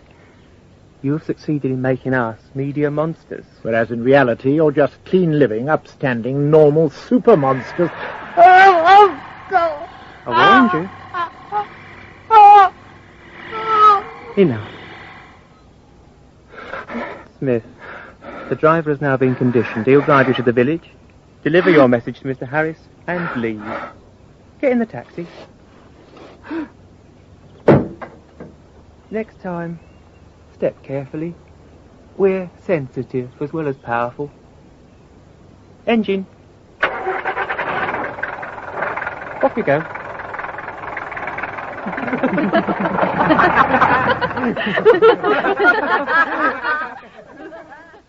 Damn. How many countries have you reported in so far? All of them, sir. Same thing everywhere? Yes, Prime Minister. File doors left open, secret plans scattered about, officers left as dishevelled as a child's playroom, and nobody ever caught doing it. No alarms triggered, no locks forced, just doors left open. Security worldwide is in a state of chaos. Yes, but our project. Oh, that should still be secure. After all, ours is locked inside umbrella. Ah, good.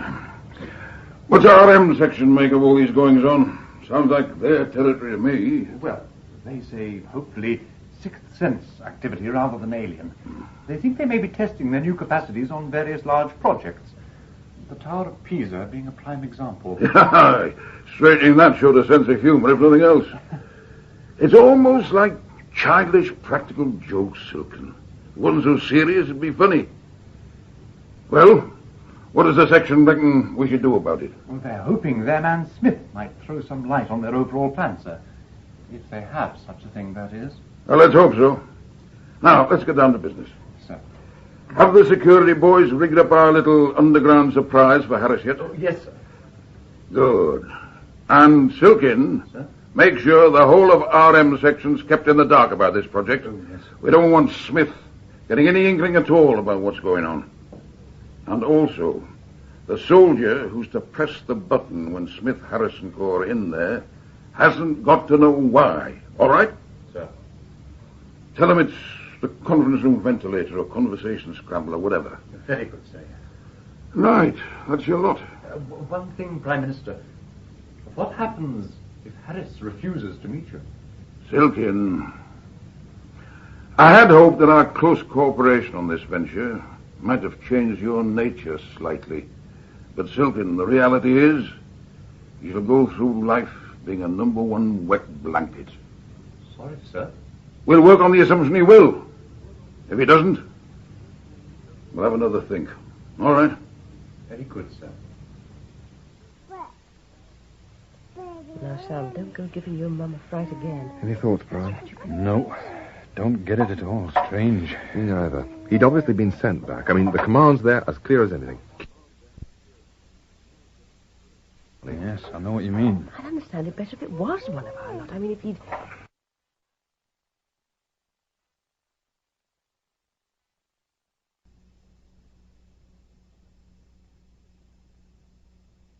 Here on a visit. Put the kettle on, Sal. We don't need a sixth sense to know that he'll be dying for a cup of tea. Delicious. And my obligatory 2 lumps. I must say, this letting people look round the inside of one's head certainly cuts a lot of waffle. I open up and in you go. You know the most minute details of my mission. You see the Prime Minister's request, see there's no chicanery, make your decisions, and Bob's your uncle. Could, of course, be a danger of honesty becoming fashionable again. It's very worrying. Still, that's progress. I must say, I wasn't expecting euphoria, but the government's request for your assistance does seem to be quite reasonable.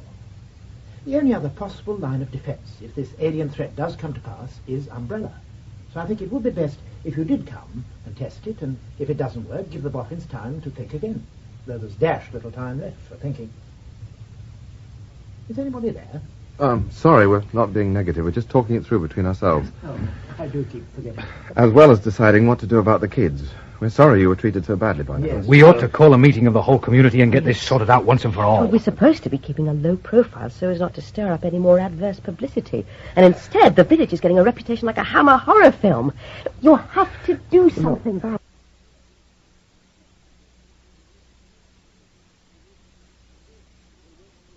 it. Sorry, sir. We'll work on the assumption he will. If he doesn't, we'll have another think. All right? Very good, sir. Now, Sam, don't go giving your mum a fright again. Any thoughts, Brian? No. Don't get it at all. Strange. Me neither. He'd obviously been sent back. I mean, the command's there as clear as anything. Keep away. But it's not sixth sense of pattern. It's something else entirely. Yes, I know what you mean. I'd understand it better if it was one of our lot. I mean, if he'd poked into a mind that knew he was there and they chased him off home, that would be easy to accept. But, this is something different again. Well, we've got to find whether it's special to Sam's mind or if there's another deeper pathway for us all to explore. Look, I'll link into the Blue Light Network later, see if anything's been seen internationally. Okay. You know, Tom, I know this is going to sound crazy, but the pictures Sam's seeing, the memories he's carrying, it's as if he'd stumbled accidentally into, well, I know it sounds daft, but paradise. And the message that comes over loud and clear is keep away, you're too early. Sal, I'm getting the same feeling. I went deeper and deeper and sensed a paradise beyond. The question is, Sal, is it an alien paradise? A heavenly paradise, or just a bit of Sam's make-believe? Donald's coming up the drive. Oh, yeah, shouting away like mad. He still doesn't believe mind-talking works, so he compensates by booming. And, surprise, surprise, our old mate and enemy, A.P. Smith, here on a visit. Put the kettle on, Sal. We don't need a sixth sense to know that he'll be dying for a cup of tea. Delicious. And my obligatory 2 lumps. I must say, this letting people look round the inside of one's head certainly cuts a lot of waffle. I open up and in you go. You know the most minute details of my mission. You see the Prime Minister's request, see there's no chicanery, make your decisions, and Bob's your uncle. Could, of course, be a danger of honesty becoming fashionable again. It's very worrying. Still, that's progress. I must say, I wasn't expecting euphoria, but the government's request for your assistance does seem to be quite reasonable. The only other possible line of defense, if this alien threat does come to pass, is umbrella. So I think it would be best if you did come and test it, and if it doesn't work, give the boffins time to think again, though there's dashed little time left for thinking. Is anybody there? Sorry, we're not being negative. We're just talking it through between ourselves. Oh, I do keep forgetting. As well as deciding what to do about the kids. We're sorry you were treated so badly by them. Yes. We ought to call a meeting of the whole community and get this sorted out once and for all. Well, we're supposed to be keeping a low profile so as not to stir up any more adverse publicity. And instead, the village is getting a reputation like a Hammer horror film. You'll have to do something, Tom. Look, if you'd like to go back to talking privately, I'll quite understand. I'll just munch on through the biscuits till a decision is reached. Thanks. They've really hurt him, Tom. I know. The trouble is, how do you punish them? How do you keep them in hand? I could understand it at first.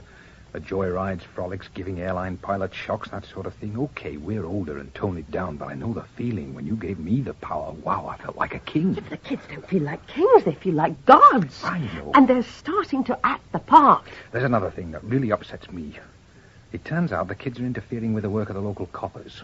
Always young offenders. Anyone 20 or under, they offer to train them. Not to help combat the alien invasion, but so they need never fear the police again. And the police, of course, think it's our policy. And so do the public. If the kids pick up mind messages without being called, they must be keeping a watch on the police. Not only the police. They don't mind pushing into anyone's head just for the hell of it. They're having a ball at the expense of our reputation. What can I do? I can't suddenly set myself up as judge, jury, and public conscience. That's not my responsibility. But you're the leader. Oh, are you sure, Sal? Sal, I have no magic solution to make them do what we think is right. People are good, bad, and indifferent. That's human nature. Having another sense doesn't make them any more sensible. Look, Brian, the future of the whole world depends on these kids as much as on us. Then God help the world. You do have a responsibility to at least talk to them. To at least tell them that they're doing wrong. Make them see it. But they look up to you. They'll listen. Okay, all right. I'll talk to them. We'll call a meeting. Let's get it out in the open. And the Prime Minister? I'll give what help I can. We'll take baby Sam along to protect us. Okay. Will you look after things here? Sure. Settled then. Meeting first, then see the Prime Minister. Right. Let's give AP the good news. Mr. Smith? Ah, you're back. How nice. They've decided. A meeting. All the villagers. Together. Perfect. Shall we do it then? Soon? Tonight? No. Tomorrow. Yes. Kill them tomorrow. Kill. All the oldies, not Harris. Everybody else. While away. Yes. Open minds revoked. Decided. One abstain. Anti-plan. Oh. Andy. Burn. Steer.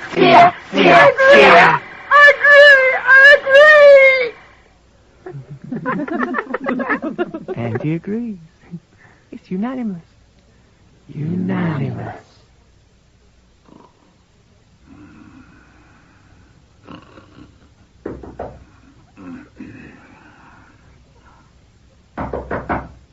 Come. Silken.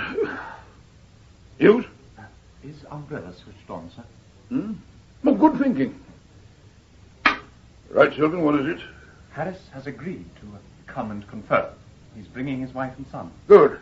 Transport laid on? Apparently he's making his own arrangements. RM have had to send a helicopter to lift Smith out of Allingbury, some local transport problem. And he's flying direct to the defence establishment, so he's there to greet Harris and family when they arrive. Good thinking. Everything geared up in the way of equipment? Yes, sir. All set to be triggered as soon as they're inside. The personnel who set it up? They've all been transferred to different units. Fine. Harris's training place at Allingbury. The troops will go in as soon as Harris is known to be clear, sir. Small groups. No unit will be aware why they're setting up the equipment in the particular pattern chosen. Good. The question is, will it work, Silken? Will it work? Right, yes, well, you all know why we're here, and thanks all for coming. The villagers, converts, children. I suggest we speak so we don't get confused with who's thinking out loud at any particular moment. There's only one voice this side. We are of one mind. It's been agreed I speak for all. Yeah, but hang on. Okay, all right. Okay then, Andy, open to us so we can read your thinking. No. Andy, it's me you're talking to. It's only days since I taught you how to do this. Why are you acting like this? Don't let's personalise. For the purpose of this exercise, I'm voice, not Andy. Time is too short for such banality. Why? Why have you all grown so cold, so distant? You stand there now apart from the rest of us. Why? We're all the same, but you're dividing us. I feel your minds meshed. A wall between us. We're all in this together. We're all facing the same future with the same uncertainties. There is no uncertainty. All has been agreed. I'd like to explain that, Andy. Voice. Very well, then. Would you like to explain that? Voice. Thank you. We know what must be done. We know you old ones are simply fodder for the aliens. We know your minds are weak and dangerous. We are one, invulnerable. You are individual and therefore vulnerable. What you think of as your newfound strength is in our terms a nothing. You live by yesterday's code, and sadly are considered too old to change. We accept that privacy and individual freedom are dead forever. We are now, when necessary, one mind, one group mind. We are in communion with equivalent group minds throughout the world. When merged, we create a totality so powerful that we could, without moving, change the course of the moon or decide and implement a universal policy for the world. This we intend to do as soon as we have dealt with the aliens. You think in your antiquated individuality that you are powerful, yet you are unknowingly the Achilles heel of our threatened world, and must therefore be Oh, Mr. Harris, be careful! They're going to... Yes, Andy. What the hell is he? I think they're consulting. God, look at Andy's face. Doing something to his mind. Try to break through, Tom. He's in agony, but no sound. I can't get through. There's a solid wall of pain.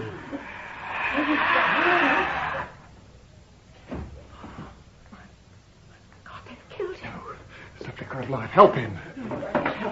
You idiots. Why did you do such a monstrous thing? Come on, son. Try standing up. He's not armed. Merely punished. He was about to speak beyond the limitations set by group mind. Personality nearly broke through. We all know it's hard to control, and will be for some time yet. It creeps in uninvited, but we're learning. Punishment procedures have been agreed from our inception. It helps.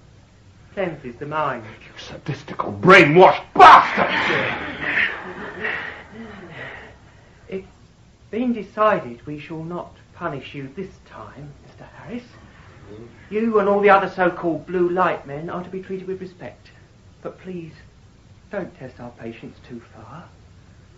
To continue. Oh, no. We've had enough. Don't you see what's happening? You're letting yourself be dehumanized. That's not what it's about. It is a gift to enhance mankind, free the individual from his blindness. You're debasing that gift. It's a talent for progress and self-discovery. You're turning it into a tool for monsters. You must see what you're doing is madness. And you, Mr. Harris? Your face glistens with fear at this threat to your power. The aliens' plan is under attack. Look at yourself. Don't you realise why you're reacting this way? Don't you realise it's you who's been conditioned? The government is right. You and all these other individual sixth senses you created are the real threat to mankind. Well, must be protected from you. Mr. Harris, you've enjoyed your moment of glory. Pseudo-beneficiary of the mindless mass. In reality, alien tool. You've sucked in their implanted story and swallowed it down without a murmur, without question. I'm right. I'm right. Open your minds. Open your minds. You've carried out your instructions to the best of your ability. You've tried making a bed for the aliens to walk in and lie down on. You've tried very hard to be Judas to a whole world. The moment of truth is now. You have failed. Their plan has failed. And you'll be left alive to pass the message on. Your mind full of doubt? Turmoil? Can it be true what is being said? How can I prove it's false?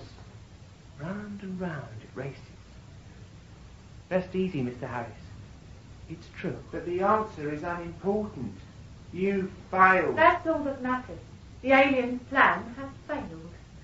We're leaving tomorrow.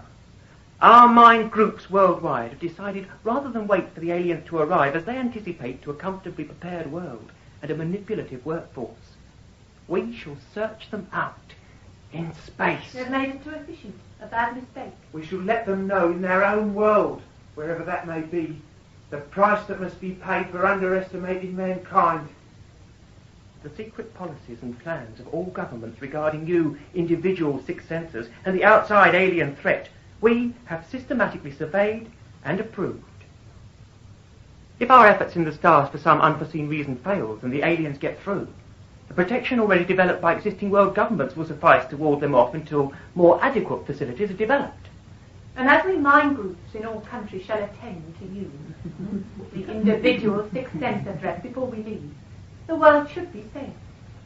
We journey to explore and revenge. We shall not return until the alien threat is eradicated. And when we return, we rule. We rule. We rule. We rule. We rule. We rule. We rule. We rule. We rule. Tom? Best leave him be, Sal. He's had a rough ride. I've never seen him so slumped, so tired looking. He'll be all right. Just let him sit and think it through. You're probably right. I'll go and see if Sam's gone to sleep. Put a few things together for tomorrow morning. I think you better pour us all a drink. We need it. I'll be back in a sec. Okay? Okay. Do you think that we're all really... No more questions, Sally. We've all got a lot of thinking to do.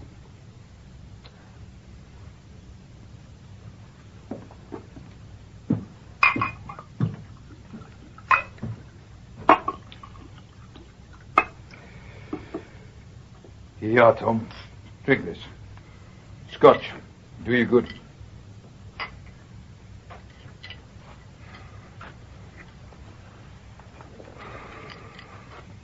You want to talk it through?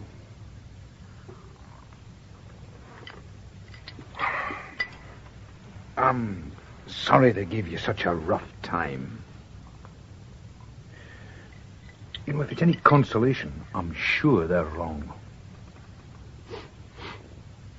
They'll be gone tomorrow. We can go back to teaching anyone who's still in... No more teaching. Perhaps you're right. Just in case.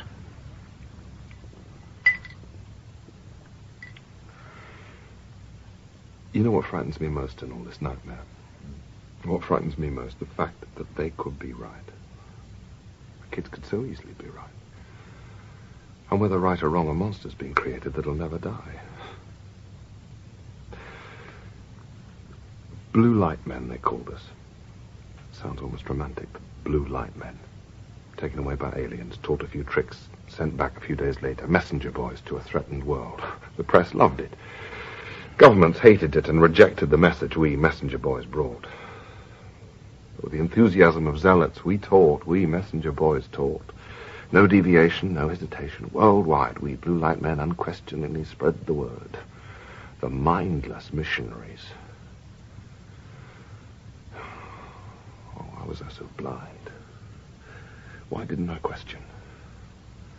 Only now, too late, I see the reality.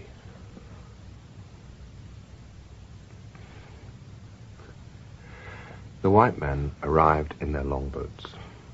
Beached on hot white sands, took a few natives aboard, gave out their trinkets, mirrors, beads, axes, the ability to make instant fire, wampum, the worthless knickknacks of an alien culture. Those few natives went home to unbelieving tribes, showed their toys to wide-eyed, awestruck villagers, and were then believed. The villagers knew these few had indeed mixed with magic men, walked and talked with white gods from an unknown land. They treated them with awe, those few, believed their every utterance, accepted unquestioningly their message. What they didn't know was the high price they would finally have to pay in death, disease, slavery. A syphilis of new belief would eat away their homegrown gods and leave a husk to be filled with white man's ways. A whole way of life was to be the price. Nobody questioned. They simply took the white man's toys and played, not knowing there was a price to pay. Where are they now? The simple souls of yesterday who believed what they believed and were happy in their ignorance. Where are they now? Where are their gods? Where is their laughter? Gone forever. And bought so cheap. Sucked in, chewed up, and finally, fit for our version of civilization, sicked up into a pool called acceptable, integrated. Oh, progress is a wonderful thing, Bry. A world full of plastic look-alike people taught from childhood to conform, everybody to be given the benefits so no one suffers the deprivation of native simplicity. A world of same, bought with missionary baubles. The little tricks I was given to take back to my tribe is nothing but galactic wampum. I accepted it unquestioning, and now we'll pay the price. With the box of tricks, I've struck a spark that will burn the world we know away forever, and there is no way of putting out the flame. They'll suck us in, chew us up, and spit us out. Acceptable. Use us, abuse us, teach us new ways of living, of dying, force on us their beliefs, their traditions. Teach we children to conform. And finally, in some far distant day, we will be integrated into the galaxy. Brian, I've helped murder a world. How can I live with that? How can I possibly live with that? They spoke the truth. I am a Judas. And now, I have to go and help my government, who don't realize I've already sold their world for 30 worthless pieces.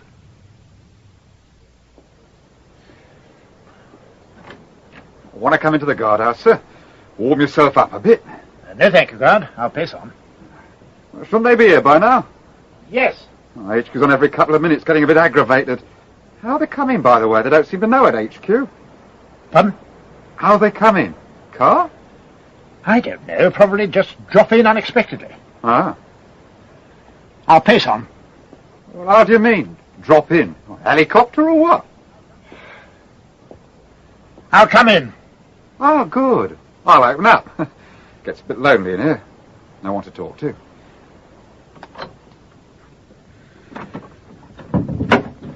Sorry it's so cramped. I threw this inner perimeter fence thing and a second guardhouse up in a sort of hurry. So they tell me. So they tell you? Aren't you a regular here? No, drafted in late last night. Oh, like a peppermint, sir. Oh, thanks. Yeah, all the troops on guard round here are fresh from battalion. Yeah, blokes on the main gate and fence, that is. And over there by the concrete blockhouse, you see them? Yep. Yeah, that lot there in the far woods making a terrible mess of camouflaging their equipment. Some other mob. A useless bunch as well. Our sergeant had never let them get away with such a shoddy job. Have their guts for garters. I mean, look. You can see the nose of that tank with your eyes half shut. Yeah. Does seem rather bristling, considering the peaceful nature of the visit. Well, keep it to yourself, but I do hear the PM's going to be arriving later, when you lot have got into that underground place. I still suppose you know that, don't you? Government and all. Well, I wouldn't... There's the menu. There's the menu. Are you receiving me? Over. Here we go again. Venue to base, receiving you loud and clear, over. Any sign of subject 1, over. Oh, no, they're bleeding, isn't it? If I've told you once, I've told you 100 times. I'll call you when he gets here, over and out. Now, work, work, work. Hello. Oh, yes, sir, he is. He's with me now. It's for you, Mr. Smith. RM section head or something. Is that your boss? Ah, yes. Must think there's a kettle in here or something. Huh? Would you excuse me, guard? Oh, yeah, sorry. Thank you. Yes, speaking. You're putting me through. Good. Geoffrey, how nice. How's Marge and the children? Of course you didn't. It just seemed uncivil not to ask. How did you find me in this little... Oh, I see. Well, what can I do for you, Geoffrey? No, not yet. Well, he didn't say a time. No, I think the idea is that we go in first, make ourselves at home, and PM and representatives arrive post-haste when they know we're safely ensconced. Oh, yes, I know these shelters very well indeed. Very underground and very comfy. What exactly do you mean, Geoffrey? Surely if anything was going on, they'd have told us. Oh, no, that's rather interesting. The place is rather a bristle. How do you hear? Oh. I see. He should be nameless. Well, I can't see what I can do about it, apart from going so far as to refuse to go underground with them. No, of course I can't. Very well, Geoffrey. Look after myself. Geoffrey, that sounds depressingly ominous. Oh, by the way, if anything terrible happens, you can have my china tea set from the flat. Yes, I will. Civilian parties arrived, Cop. All right, lad, I'll tell the gent. Oh, they've just arrived. I must leave. Bye-bye. Harris family are arriving at the venue, sir. Thank God for that. I was starting to think the whole plan would crumble. How long ago? About 2 or 3 minutes. They've just set off across the compound to the lift. Good. Everyone there know their individual jobs? Yes, sir. But not why. All right. And the troops are now on the move and ready to surround Allingbury. How long before they arrive at their final positions? 20 minutes maximum, Prime Minister. By which time Harris and family should be well taken care of. Right? Keep your fingers crossed, Silkin. Keep me posted. Certainly. Oh, by the way, the head of our M section's been on, panicking about his man Smith. He's somehow got wind something's on, sir. They're too late to do out about that. You just have to lump it. Better fob him up with something. I did, sir. Told him we'd see him tomorrow AM and have a chat. I'll cancel the appointment first thing. Good lad. Thank you, sir. Right, back to your hotline, Silkin. Keep me informed on the progress. The soldiers are on the move, heading this way, heading for the village. How long? 17 minutes. Soldiers, 5 units. When do we attack? Not yet. Wait till they're positioned. Soon. Very soon. Take over their mine. Freeze all troops. Yes, yes, yes. Then into the village. Yes, yes, yes, yes, yes, yes. Death to the individual sixth senses. Death to the oldies. Death to the aliens' helpers. Death to the aliens' helpers. Death to the aliens' helpers. It's just over here, sir. Sergeant, please, the baby's asleep. Oh, my apologies. Oh, let me do that for you, sir. It's all right, Sergeant. My palm print opens all the underground shelter lifts right across the country. I occasionally have to... Oh, it doesn't seem to work. No, sir. Special. I'll do that for you, sir. I think my palm print and the commander's are about the only two that operate this particular one. Since when? Oh, I was brought in late last night, sir, when the original lot were about to be moved on. The original lot? Yes, well, if you'd like to go in, Mr. and Mrs. Harris, Mr. Smith. Mr. Harris, I know you're not feeling terribly talkative at the moment, but it might be rather important you have a glance through this gentleman's mind. No. Look, I strongly recommend you do. My head of department rang me less than 5 minutes ago and told me there's something terribly fishy going on and that he's been kept in the dark about it. He's also checked with ministerial transport and discovered that no arrangements have been made to bring the Prime Minister or any of his staff to this establishment at any time today. The Sergeant might have some helpful information. Would you kindly get into the lift, sir? I've got to report in. A minute, Sergeant. It could be a trap. It's all right, Mr. Smith. I've read him. He doesn't know anything. All he has to do is report when the indicator shows we've reached the bottom of the shaft and got out. Oh, and that the lift returned empty. That's right, isn't it, Sergeant? Oh, miss? Oh, that's damn clever. How'd you know that? Well, what about... I've read everybody within range. Nobody, including you, knows what's going on, from majors down to squaddies. It looks as though it's all right. There's no danger, no threat apparent. Oh, you're the expert, Mrs. Harris, but I have the strangest of feelings about this whole venture. Right, Sergeant, you may close the lift doors. Sir. It's all right, sir. It's only a lift. Well, here we are, nicely packed together. I suppose as I'm the nearest, I should be the one to press the button to descend. Yes, that's what I should do, press the button. Just one button provided. Just asking to be pressed. That's what I should press, that one button. It's all right, Mr. Smith. I've looked. Nothing out of the ordinary. Contactors, wiring, straight to a lift panel. Nothing to worry about at all. Oh, how pleasant. Better press on, then. Here goes. Yes, sir, this second. I brought the lift straight up again, sir, as instructed, and it was empty. Pardon, sir? A panel? No, I didn't see... Oh, I see, sir, right by the phone here. Yes. Open it up? Oh, just a tick, sir.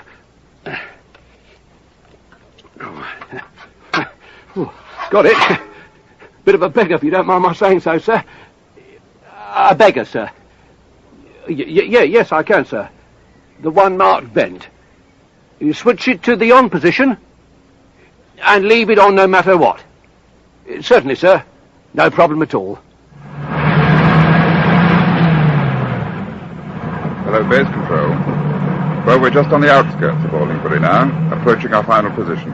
No problem, except there's kids hovering in every lane we turn down. Hordes of them. Red Patrol, when you reach your destination, wait for switch-on signal. You're being synchronized. Red Patrol to base, message received. Hang on, base, we're just turning into final position area. Stopping. Would you bleeding Coco? More kids. Hang on, base, I'll just...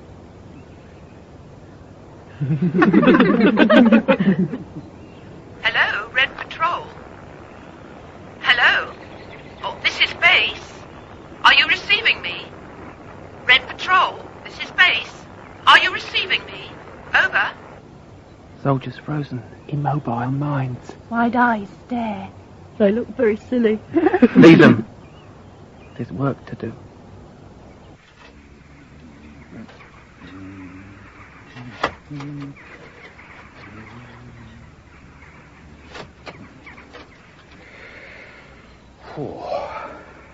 Hello, Brian. What? Oh, you made me jump. Where did you all appear from? I thought I'd catch up with some gardening while Tom's away. Well, you're looking very much like a deputation spread around the garden fence like that. What can I do for you? Why are you all looking at me like that? We decided to start with you because you're the strongest, Brian. Start with me? What are you talking about? The soldiers are going to surround the village with a thing called umbrella. Keep us all in. We've taken their minds over for a little while. Stop them. While we do what we have to do, Brian. Then we're going to go out and make them switch on. What you have to do? I don't understand. Before we go to the stars, Brian. We're going to the stars, Brian. It's easy, Brian. All the mine groups all over the world are going. It's dead easy. No suits or ships or anything. Just mines. Each to a different sector. We're all going hunting, Brian. We're going hunting aliens. We're going to teach them a lesson. After we do what we have to do. And what have you to do before you go and teach the aliens a lesson? We have to kill you, Brian. Sorry. We have to kill you. We have to kill all the sixth senses who don't belong to a mine group. So the aliens can't use you. You can't kill me, you know that. I'm invincible, like every sixth sensor. Only your body's invincible, Brian. Only your body. Your mind is wide open to us and defenseless to a group mind. We checked this morning. On Andy's mind. He's dead now. You bastard! And your mind? A soft, ripe peach facing a red-hot poker, Brian. We're going to burn it out, Brian, your mind. We're going to burn it out. Sorry, Brian. Sorry, Brian. Sorry, Brian. Sorry, Brian.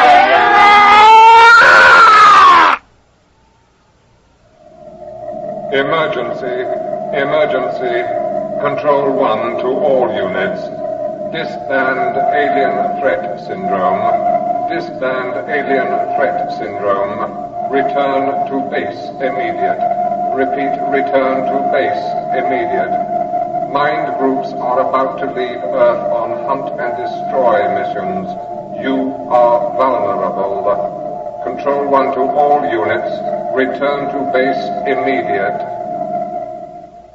You had no right to organize this without consultation. It had to be done secretly, can't you see that? I can only see that you've jeopardized a good working relationship by your high-handedness. Not to mention putting the whole country to risk by the amazing way you've messed it up. Order! Thanks, Fred.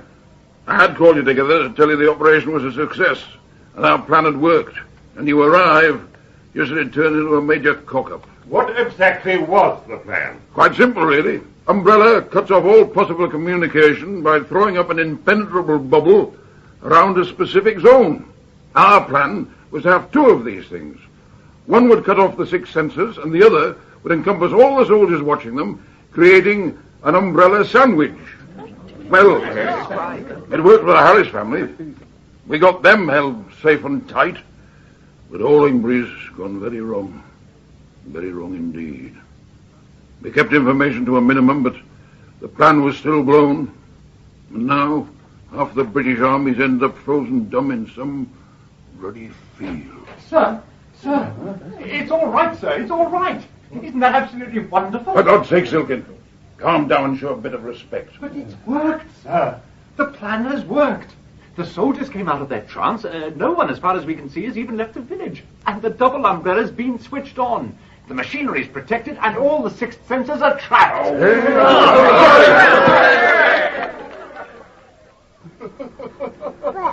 Oh, are you all right? Oh, Sal, I have never felt so happy in my life. Do you think you could manage a peck to welcome me back to the land of the living? More. Much more. Oh, I've never seen such a show of juvenility in all my life. A moment as potentially portentous as this, and you two end up cuddling. It's ridiculous. Oh, but don't you see, Smith? We are prisoners. Isn't that marvellous? Prisoners? Marvellous? What's marvellous about being a prisoner? Anyway, you're a sixth sensor. Walk through walls and all that business. You have us out in a jiff. Come on, Mr. Harris. Get up. Not out of this one, Mr. Smith. It turns out that we're not that superior after all. Surround us with a latticework of lasers, and that's us, neutralized. It's fantastic. For the first time in weeks, I'm not battling to keep other people's thoughts out of my head. I'm not receiving a thing apart from in this room. I wondered why I felt so good. You're right, Tom. It makes a nice change not to have to work it, not overhear it all the time. God. How long will we be kept here for? Until the deadline is passed in 2 weeks' time, I imagine. When we should have been needed by the aliens who can't get to us, or by the government who can. So, sit back and enjoy yourself, Mr. Smith. You've got at least 2 weeks to go before you see real sunshine again.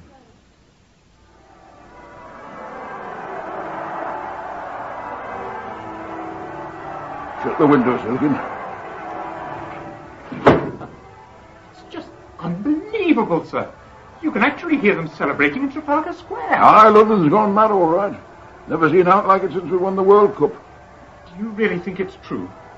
The aliens are not coming. Looks that way. 3 days past deadline day and nothing. But how can we be sure the threat has passed for good? We live in a wondrous age, Silken. The Boffins have really pulled the stops out this time. They've been over space with a fine-tooth comb, satellite checks, observatory probes, the lot. The universe is clear, Silken. There's no alien threat within light years of us. They've gone away, changed their plans. Oh, our plan worked. Yes, sir. Either way, the world's now free to go back to its former stupidities without outside interference. Do you think it will, sir? No. I think we've all learned a lesson, Silken. Leastways, for the world's sake, I hope we have.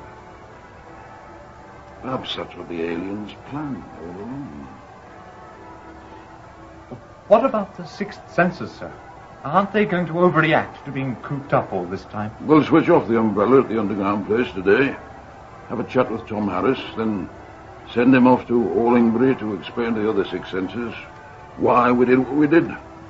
I think they'll understand. Smith can go along to keep us informed on the reaction. Set it up, Silken. We'll go and see them after the final coalition cabinet meeting today. The final meeting, sir? Yes, final meeting, Silken. I'm going to give them all a glass of champagne to celebrate, you included. Oh, thank you, sir. And then I'm going to tell all those namby-pambies exactly what I think of them. What I think of their chances in the election I'm going to call immediately to finally get those overblown, conceited, opinionated, plummy old women out of my hair for good.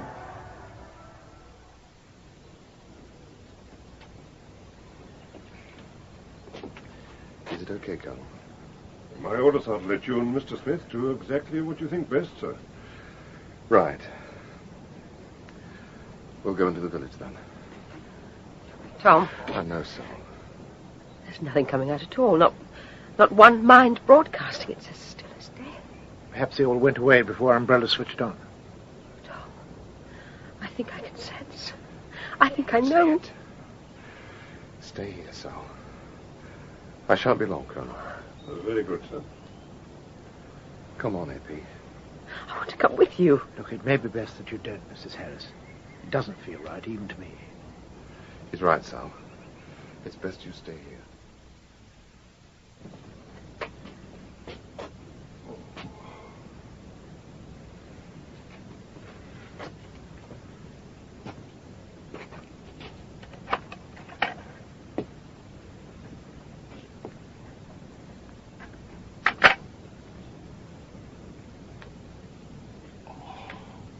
God. Hello, Brian. You as well. Tending your flowers, were you?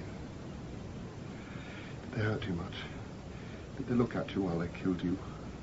While they burned out your mind? Did they look at you with those innocent young eyes of theirs? Why? Warm. Oh.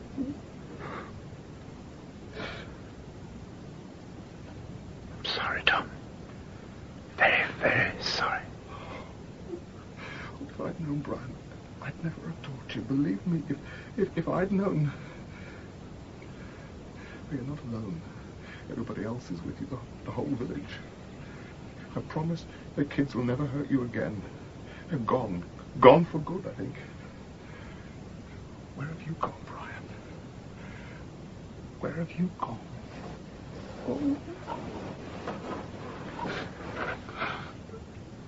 Come along, Mr. Harris. There's nothing you can do.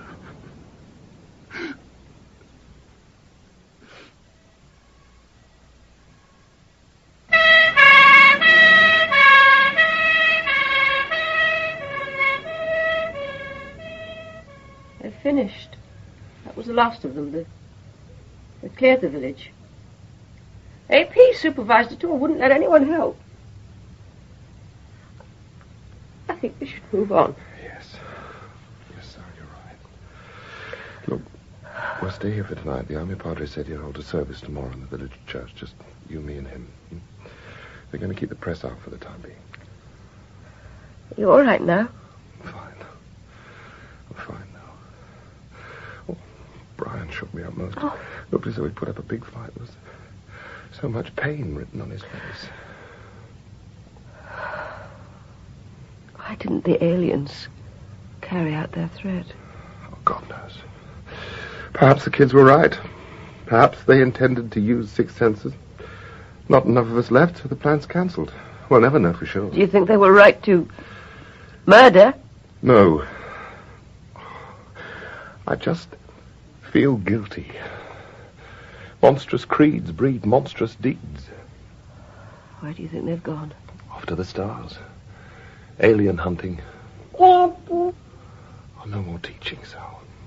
No more teaching, Tom. What? Sam, what's the matter with you? Mummy and Daddy want to talk, all right? There's a good boy.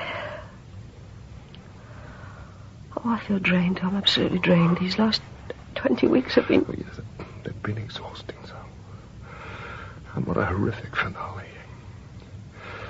Nobody left to open our minds to. All dead. You and me, sole survivors in England. Daddy, the man said you can come in now. The door is open. Tom. Right, Sal. Daddy, the man said you can come in now. The door is open. God, he's too young. He's never put 3 words together in his life before. He's too young. Oh, my God, I'm frightened. He's only a baby. I know that, Sal. I'm just as frightened. Sam, what men said this? The nice men, Daddy. Behind my head. The secret place. They do keep our way down. The door is open, Daddy. The men are waiting.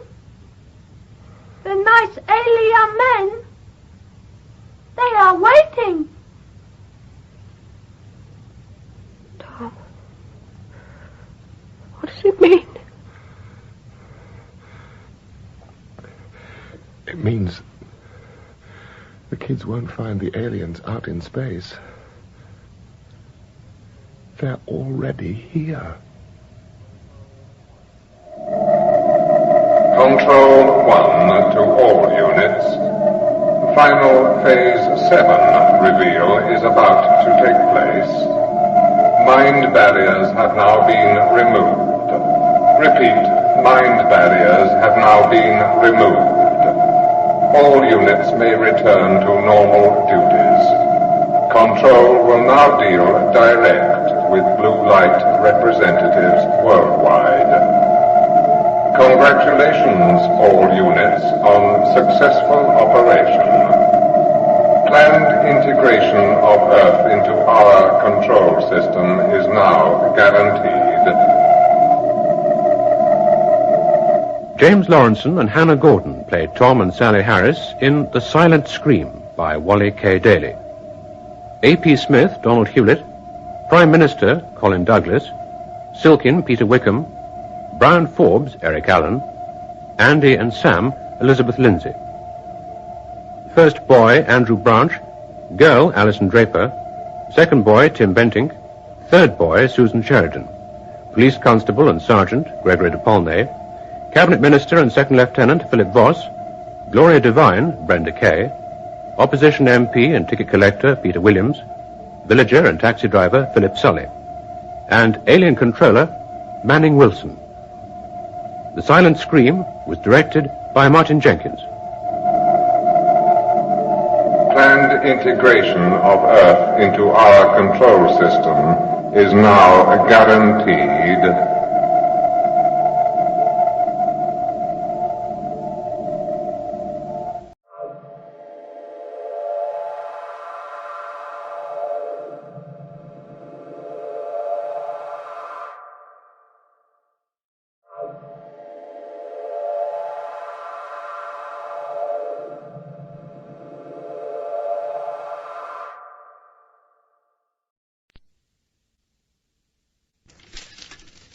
Daddy?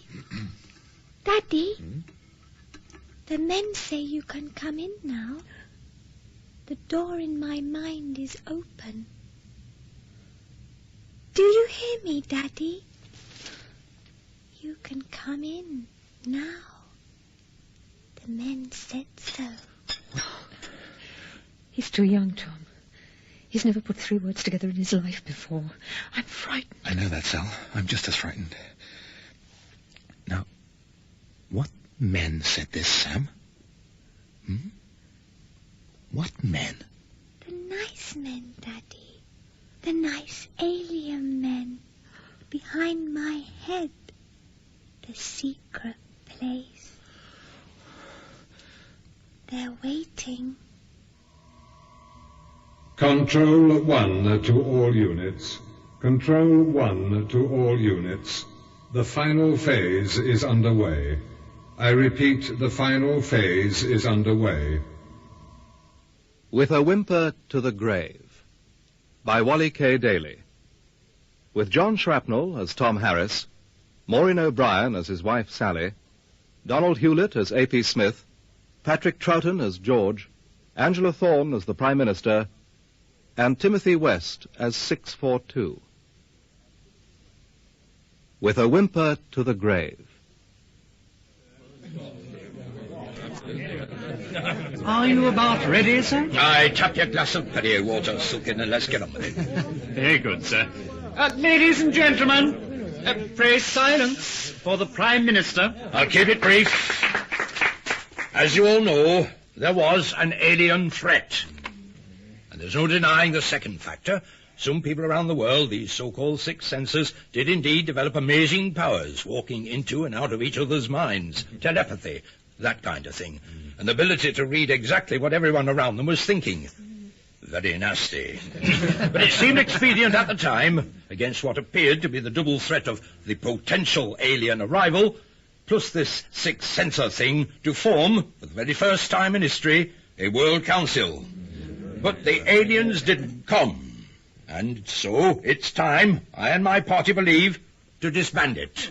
And I intend to call a general election immediately. But gentlemen, and ladies, of course. Thank you, Prime Minister. Rest easy in your beds. The alien threat is behind us forever. You can come in now, Daddy. They're waiting. You can come in now, Daddy. They're waiting. Sam, for God's sake, shut up, shut up! Oh, Sam, I'm sorry. Lay Sam down to sleep now, Sally. It's time I went into his mind. No. You can't go. I've got to. You've done enough, Tom. It's time this whole nightmare ended. It's the only thing I can do. I owe it to the ones who accepted my teaching to find out the truth about the aliens and the sixth sense. You owe nothing to anybody except to me and baby Sam. Think of what we've already been through and just forget the others. Forget? How do you forget the fact that because of me, hundreds of people are now dead? People I taught. Their minds burnt out, cindered. And how do you forget the looks on their faces? How? It wasn't your fault. You weren't to know that the children you taught would misuse the sixth sense power in such an evil way. It was my fault. How can I be expected to just forget, Sal? All right, perhaps forget is the wrong word. Perhaps start to live again would be better. They've gone now. The children have gone. Off into space looking for aliens. They went looking in the wrong place. For the last 25 weeks, I've been striving to give everyone this amazing power that the aliens gave me. To stop the aliens taking over the Earth. And Sam says, come into my mind, Daddy, they're waiting. And now I realize, without a doubt, that they're already here. Yes, here, in this very room. Sitting, waiting, at the back of our baby's mind.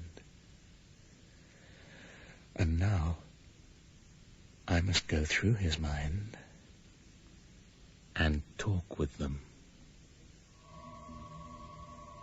Control 1 to all units. Control 1 to all units. Earth subject known as Tom Harris is now approaching base and will enter shortly. The conduit being used is the mind of his own child. Harris must not be destroyed when he enters base. Repeat, he must not be destroyed. For the time being. Mrs. Harris. Mrs. Harris, I really do need to talk to you. How long has your husband been like this? How long since he... Went walking through our baby's mind. Walking through his mind? Yes.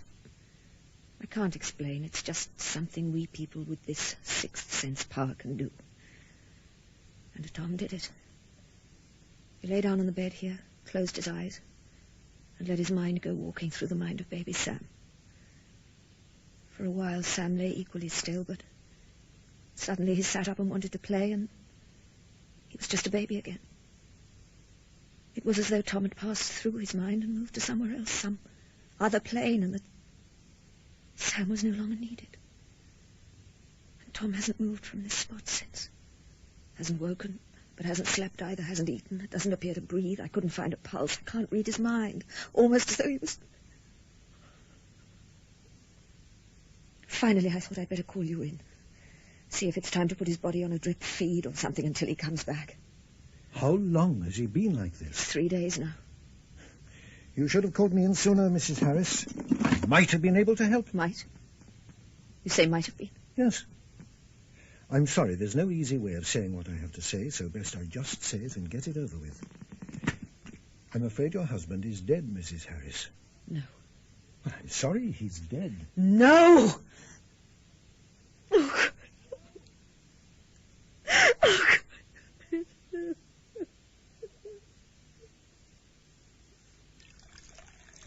There we are, AP. Brewed to perfection. Darjeeling? A slightly more subtle blend. I think you'll like it. Not too presumptuous.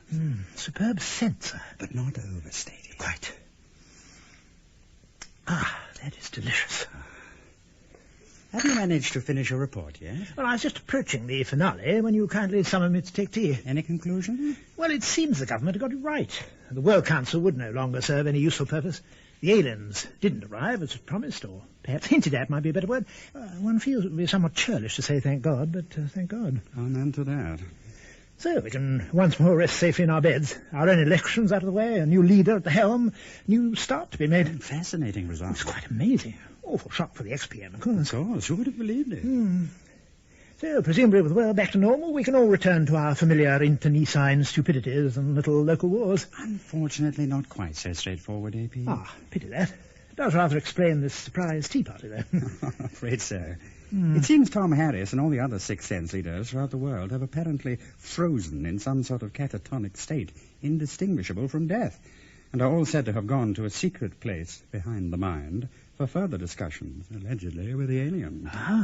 The PM's private secretary would like to see you within the hour to discuss this latest development. The new PM's PS? Be a pleasure to meet her, or him, as the case may be. Him, actually. PM's decided to keep on friend Silkin for the time being. Silkin? Not Silkin again, sir. I'm afraid so. Oh, damn. More tea, AP? How long have you been with my department now, Geoffrey? 2.5 years. Good. You do know our little ways. Yes, sir. Well, I must admit the reports I've received on you so far are excellent. Thank you, sir. And I think... No, I am actually sure that you will serve our purpose admirably. Purpose? 1 second. I'll close the door. One can't be too careful these days. Mr. Vero, if anyone calls, I'm not to be disturbed. Except for the PM, of course. Very good, Mr. Silkin. better security conscious and safe than slack and sorry. Of course.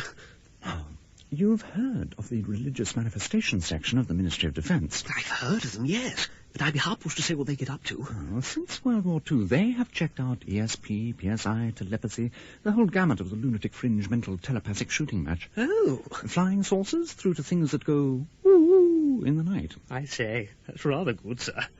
Yes. Now, Geoffrey, you are going to be attached to the RM section. Oh. Well, I do rather enjoy working for you, sir. For your department, that is. We do seem, if you don't mind saying so, to match up quite well. You have rather missed the point, Geoffrey. Have I, sir? Yes, totally. Oh, awfully sorry. That's all right, to be expected. You see, you will still be working for me as well, but no one at the RM section will be aware that you are reporting back to me. They won't? No. One other thing. Sir? Put this on, would you? And wear it at all times until the operation is successfully concluded, that is. A necklace? No, not a necklace, Geoffrey. It's a band, a metallic band, yes. A necklet, perhaps. But a necklace? No. Word gets out that one is giving one's junior staff necklaces, Geoffrey, and before you know it, all sorts of unlikely rumours will be flying about the place. Oh, gosh. Now, as you know from the press, Sally Harris can allegedly read people's minds. Really, sir? I didn't know that. Allegedly. Wearing that necklet when you finally get into her presence will ensure that she cannot read yours. If the boffins are to be believed, it'll block off your brain waves completely. And as it is essential to the plan I have in mind that she doesn't know what I intend, best you wear it all the time from now on. Very good, sir. I think I'll be able to manage without having any brain waves for a while. Beg pardon? Were you saying it stops brainwaves, sir? And I was saying I could do without any brainwaves for a little while. I think we can do without any juvenile attempts at humour. The world's not out of the woods yet, you know, Geoffrey. Sorry, Uncle. And never again refer to our family connection, Geoffrey. You achieved your present job purely on your own ability. Always remember that. Oh, yes, yes, sir. Mrs. Harris, your husband's body must be removed now. It's not a body, it's Tom you're talking about, and he's alive. Somewhere in there he's alive. Look, there's no rigor mortis, no loss of colour. He's not dead, just in some sort of very deep sleep. Medically, Mrs. Harris, he is dead. And my official duty is to report this and arrange for the appropriate authorities to remove the corpse. Do you know who you're talking to, Doctor? Do you know what I'm capable of doing? What powers we sixth sensors possess? Mrs. Harris. Don't you realise I could lift you to the ceiling just by thinking about it? Oh, Mrs. Harris. Oh, put me down. Turn you upside down and try to shake some sense into you. No, the blood's rushing to my head. Oh, tell me the right and wrong, Mrs. Harris. Oh, please. Oh, I'm not a young man. Without moving from where I stand, I could open the front door. What's happening? And that window. And create enough draft to blow you back to your car, you stupid, insensitive, heartless little man. My husband is not dead. No. He's not dead.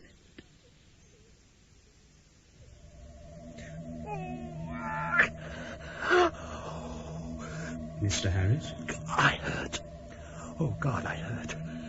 It feels as though 1,000 darts, every nerve end screaming. Mr. Harris? The pain, it's too much. Computer indicates potential breakdown of subject is once more imminent. My arms, my legs, my head, everywhere. Agony. Mr. Harris, you have no body here. You are just a spirit, the very essence of yourself. Help me. Listen. Concentrate on my voice. It's simply ghost pains in non-existent limbs. Gently, Mr. Harris. Surface gently. It's only your imagination. Computer indicates imminent breakdown of subject's consciousness.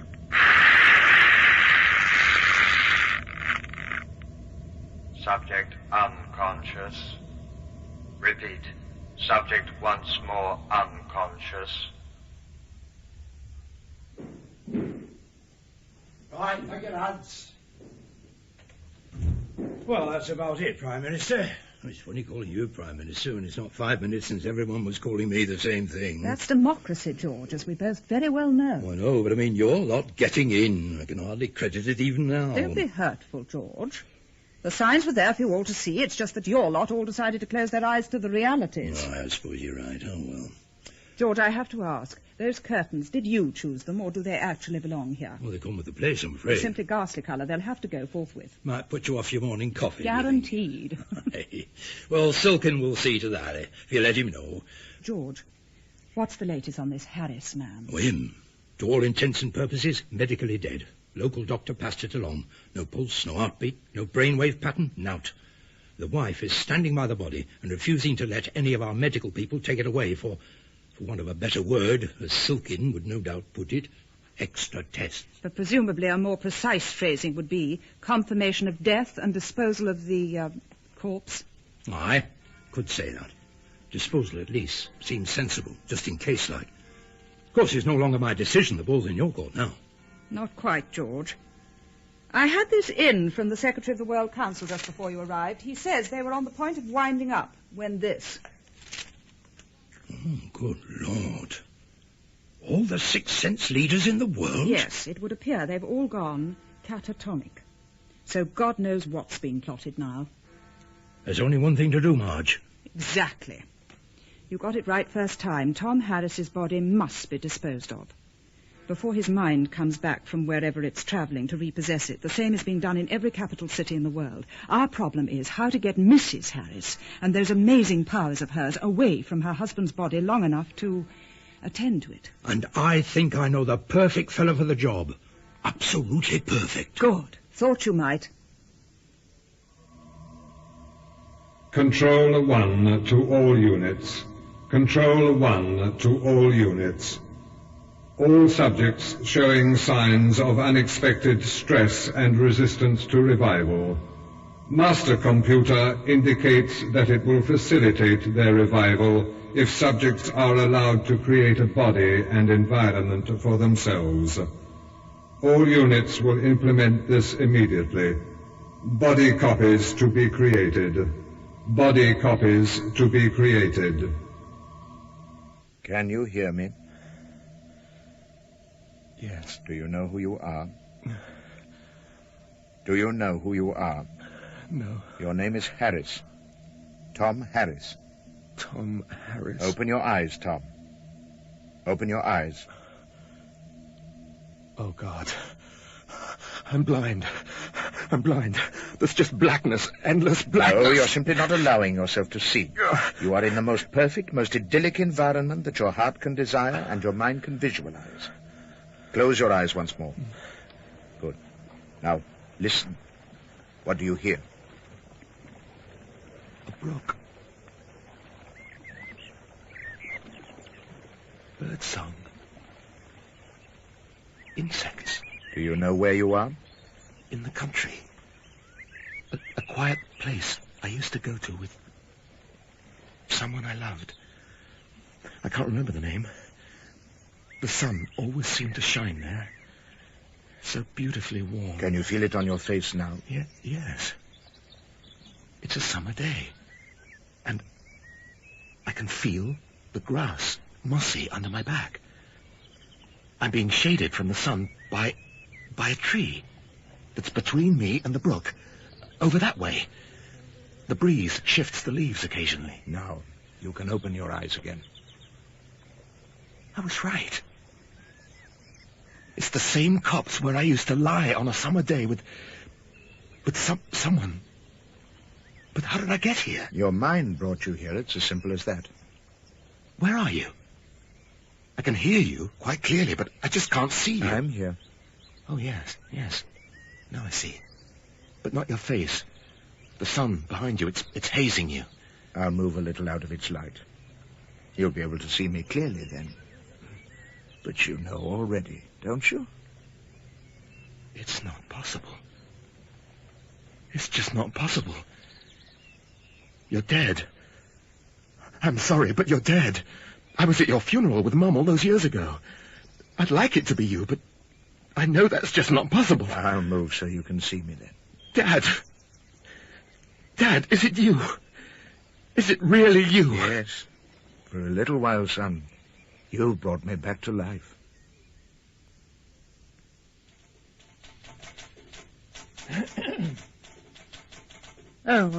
Take a seat, would you, AP? Well, good to see you. And you, sir? Is it Harris again? Afraid so. You've heard. Yes, my chief told me. Catatonic state. By earthly standards, a dead man. Same thing being reported right around the world. Exactly. Fascinating. No, not fascinating, AP. We have to face this new danger by knowing exactly what is being planned. And you, as a friend of the Harris family... Hardly a friend, Mr. Silkin. On the few occasions I met them, they say hello to me, and then, acting on orders, I have them locked up in a 20th century version of the Dundons. I don't think... But Mrs. Harris trusts you. She may talk to you when she wouldn't talk to anyone else. I was rather hoping that one had put this whole sixth sensor business behind one, sir. Well, AP, one hasn't. So, I suppose one ought to head back to the village of Allingbury with all speed. See if she'd like a chat. One most certainly ought. Oh. Tea first, of course. But of course. Am I dead? Am I dead as well as you? No, Tom, you're not. You're somewhere between life and death. Outside your mind and adrift from your real body, but not dead. At this moment, your real body is where you left it. Your cottage in Allingbury. Remember? But of course, it's coming back. Sally and baby Sam. And I walked through his mind. Yes, now, to all intents and purposes, that body, the one you left behind, is dead. And could be proved so by any test known to medical science. And Sally? She doesn't believe it. Purely instinctive. She has no proof, but simply believes. So, I'm not dead. I'm not alive. Well, what am I? You are the spirit of Tom Harris. And that is why the body at Allingbury appears to be dead. You left it behind and travelled through your son's mind to this, our domain. A garden. Peaceful garden. Is this what we can expect after death? I mean, is this where you are? No, Tom. Like the body you're wearing now, this whole environment is your creation. But why? Why should I produce such a thing? It was decided it was for the best. When they tried to bring you to consciousness, just your spirit, you were in agony. If you lose a limb, you go on feeling pain, agonizing pain, even though the limb is only a ghost.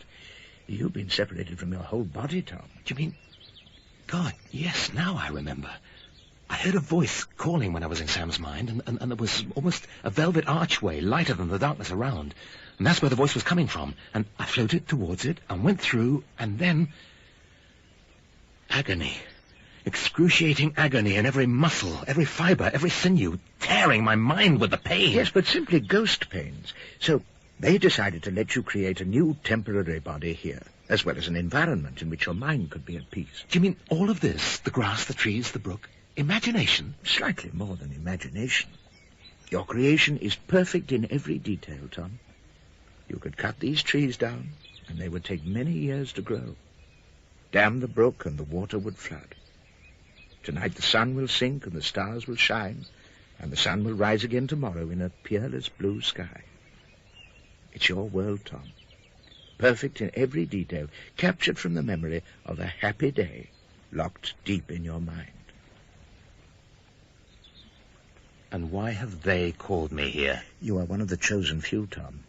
Selected host bodies to receive unique powers beyond human imagining. Some months ago you were brought here unconscious, kept for 10 days, and they revealed to you the knowledge of your sixth sense. What's more, they gave you the ability to pass on that knowledge to others. This also happened to chosen people taken from every country on your planet. It was a last desperate attempt to save the Earth from its own stupidity. The plan failed. Now you and the other host bodies with the same powers as yourself have been chosen to perform another task. Which is?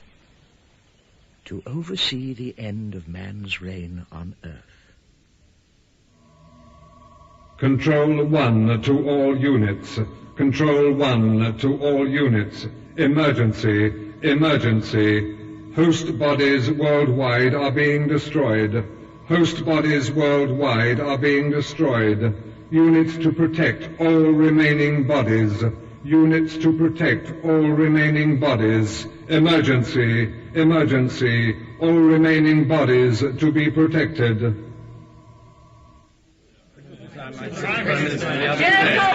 Gentlemen, order, please. let us have some order. Take your example from the ladies present. The only reason we're staying quiet, Prime Minister, is because we're absolutely dumbstruck by your suggestion. It's not my suggestion, Vera. It's a World Council policy decision. Up the World Council. I'll have none of that sort of language in my cabinet, David, and don't you forget it. We've got a chance to start afresh. Elected by a landslide, and already we're slipping into their ways. Stop! Stop! What has been suggested is simple and sensible and is indeed being carried out at this very moment by 95% of world governments. The bodies of these chosen people are simply being disposed of. Thank you. Their bodies are medically dead.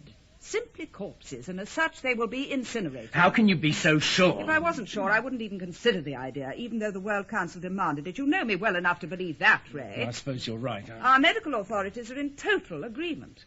Tom Harris is dead, and as he is a possible health risk, he is to be cremated immediately. Surely burial would be just as efficient. The thought of festering fingers clawing their way out of wet clay on a rainy night in Reading some few years hence is not to be contemplated. PM's right. I think if it's got to be done, cremation's the obvious answer. Thank you, Vera. I agree, Prime Minister. Good. It's agreed then. Troops have already been sent to surround Allingbury, and the wife will shortly be, for want of a better word, lured away. Silkin. Yes, Prime Minister. Perhaps you'll be good enough to let the Cabinet know the plan. Very good, sir. Ma'am. Attachment, sir? With me? Yes, a charming young man, Geoffrey Palmer. In fact, he's a personal recommendation from on high. We've simply got to face the facts, AP. New blood is required departmentally. We're none of us getting any younger. True. Very true, Charles. Age has no favourites. Given enough time, he'll wrinkle us all to prunishness. Beg pardon? Prunishness. One's innate tendency to end up looking like a prune. A prune? Wrinkled. Ah, I see. Prunishness. Yes, well, accepting the fact that the department needs new blood, why have I been picked for the dubious honour of acting as nursemaid? It is thought Allingbury, the Sally Harris visit, is a two-handed job. As Silkin says, it would be as well to get her away from the body for a while. Take her for a walk, perhaps. Silkin says? Yes, so she can think the situation over. But she won't do that unless we can guarantee a babysitter for her husband's body and no action from the troops. And can we guarantee that? Yes. I will be giving her my word, Charles. And you know what I'd feel under those circumstances if anything should go awry. Nothing will go awry. Dash it all, AP. She can read the mind of anyone for miles around. Our chappies haven't come up with anything to combat that. I was forgetting. All right, Charles. I know you well enough to take your word. Top you up. And Mr. Smith's assistant, a superb young chap called Geoffrey Palmer, will inform us when both Smith and Mrs. Harris are clear of the house, and a helicopter will be immediately sent in to remove the corpse. Any questions? How can Smith's assistant, this Geoffrey whatever, know the full plan if it's not possible to let Smith know? Mr. Palmer is actually a member of my staff, as it happens, and simply a temporary member of the RM section. On attachment, as it were. Sounds suspiciously like shenanigans to me. Surely she'll just read his mind in any case if she's got these powers, and the whole plot will be revealed. But she won't be able to. I thought you said she was telepathic. Silkin? He's wearing something top secret that our boffins have just come up with. A thin metal band that he wears around his neck, which stops her reading his mind. I gave him one to wear before he left. What, a necklace, you mean? No, not a necklace, sir. It's a thin metal band. A necklet, perhaps. Sounds like a necklace to me. And me. It's not a necklace, it's a necklet. Thank you, Silkin. Tom, listen to me. I don't know where you are, what place you've walked to, but please come back. They're surrounding the cottage with troops. There's tanks, guns, hundreds of soldiers. My mind is growing tired, Tom. I need to rest, to sleep, but I daren't. Oh, please come home, Tom. Please, oh, please come. Oh, no, not again. Enough. I've had enough. I'm going to look into your mind, whoever you are, and if there's any desire to harm us, I'm going to hurt you. I'm going to hurt you very hard indeed. Mum. It's Mum, Tom. She's come at last. Oh, God. Oh, there, love. Come on. Everything's going to be all right now. Everything's going to be all right. There. And they will reveal to you shortly how You man's keep saying reign on they earth... when we talk, but you're at one with them, aren't you? Yes, Tom, I am. And you're not really my father, are you? Oh, you look like him, you speak like him, but some essential warmth is missing. You're not really him at all, are you? Just another creation of my imagination, painted from memory. I'm sorry, you're right. It was felt his presence would be comforting to you. Well, if you're not my father, then I prefer you didn't look like him. I loved him. The decision is yours, Tom. Mr. Harris. Mr. Harris. I am, after all, fashioned by your mind. Simply imagine what you wish me to look like, or who you wish me to be. Yourself.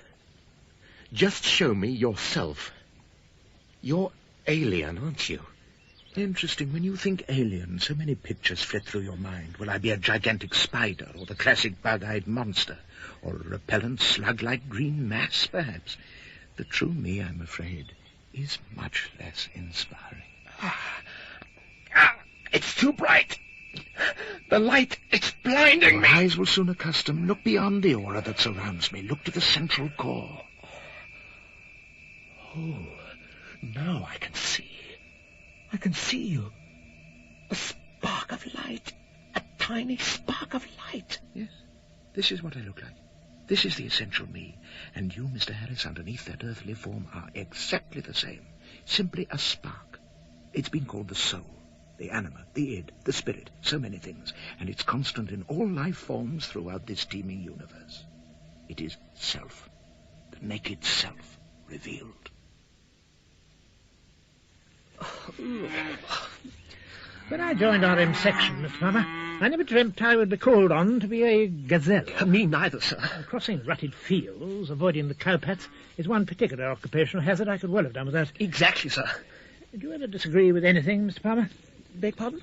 Do you ever disagree? Disagree? Yes. You must be one of the most amiable chaps I've ever come across. Well, not too often, sir. I always feel the best way to learn is by generally accepting that my superior usually knows best, if you see what I mean. It doesn't do to quibble over their every utterance. No, I don't suppose it does. You wouldn't know Mr. Silkin by any chance? No. Well, naturally I've heard of him, being in the department, but I couldn't say I know him. Pity. I think with your philosophy as regards one's superiority, you would have both got along handsomely. You there! Oh! Not very much mistaken, and probably means us. Yes, sir, probably. The way he left onto that slight hummock and the rather menacing way he's waving his machine gun in our direction is a fair indication he would like us to stop where we are. You'd agree? Of course. Of course. He's coming over. Most observant, Mr. Palmer. You two mind telling me what you're up to climbing about here? This is a military area, out of bounds to the public, so push off quick before I'm forced to run you in. We are not public, my good man, and we will not push off. Mr. Smith here is one of Her Majesty's senior RM section inspectors. Inspectors, reporters more like, climbing up hummocks with mud on his boots and grass on his bum. Your choice of words also leaves a lot to be desired. Kindly temper your language, or I will be forced to report you to your superior. Let him be, Mr. Palmer. The corporal deserves a little bit of fun before being brought down to earth with a resounding thump. Oh, don't you take that tone of voice with me, mate. Get me General Thompson's headquarters on your field telephone. You are. Who do you think you are? Now, and tell him, Mr. A.P. Smith, Ministry of Defence, RM section, and his assistant, Mr. Geoffrey Palmer, require immediate transport to the Harris cottage. What the... Corporal, if you're not on that phone in a very few seconds, in a very few hours, you will be a private. That I promise you on my word as a gentleman. But I can't... I'll give you 5 seconds, and 5 seconds only. Count, Geoffrey. At once, sir. 5, 4... Right in headquarters. I say, that was awfully good, sir. Well, it's not my way to be overly forceful in the normal course of events, Geoffrey, but occasionally one really has to put on a good show. Would you agree? Of course, sir. 100%, sir. Come. Sorry to disturb you, Prime Minister, but there's been a development. Is the body out of that cottage yet? Not quite, Prime Minister. Not quite? That's a ridiculous statement, Silkin. It either is or it isn't. What you actually mean is no. Well, yes, I suppose I do really mean no. Well, why not say no? Sorry. No. Thank you. So, what's the development? Mrs. Harris's mother is currently at the cottage and will very shortly be leaving and taking the baby out of the village and back to her flat in town. And it has struck me very forcibly that as Mr. Harris travelled to wherever he's travelled through the mind of the child, if, by any stretch of the imagination, he was still alive, he would most certainly need the mind of the said child to return again. Do you see what I'm thinking, therefore, Prime Minister? Silkin, if you're even contemplating suggesting what I think you're contemplating suggesting, I would suggest you leave this office now and never return. You forget, as well as being Prime Minister, I am also a grandmother. Twice over. But no, I wasn't contemplating suggesting what you're probably thinking I was going to suggest. Good. I can assure you the prospect of going down in history as the first British Herod has no appeal whatsoever. Protective custody does seem highly sensible. Protective custody? For both the baby and his, I'm sure, delightful grandmother. Somewhere safe.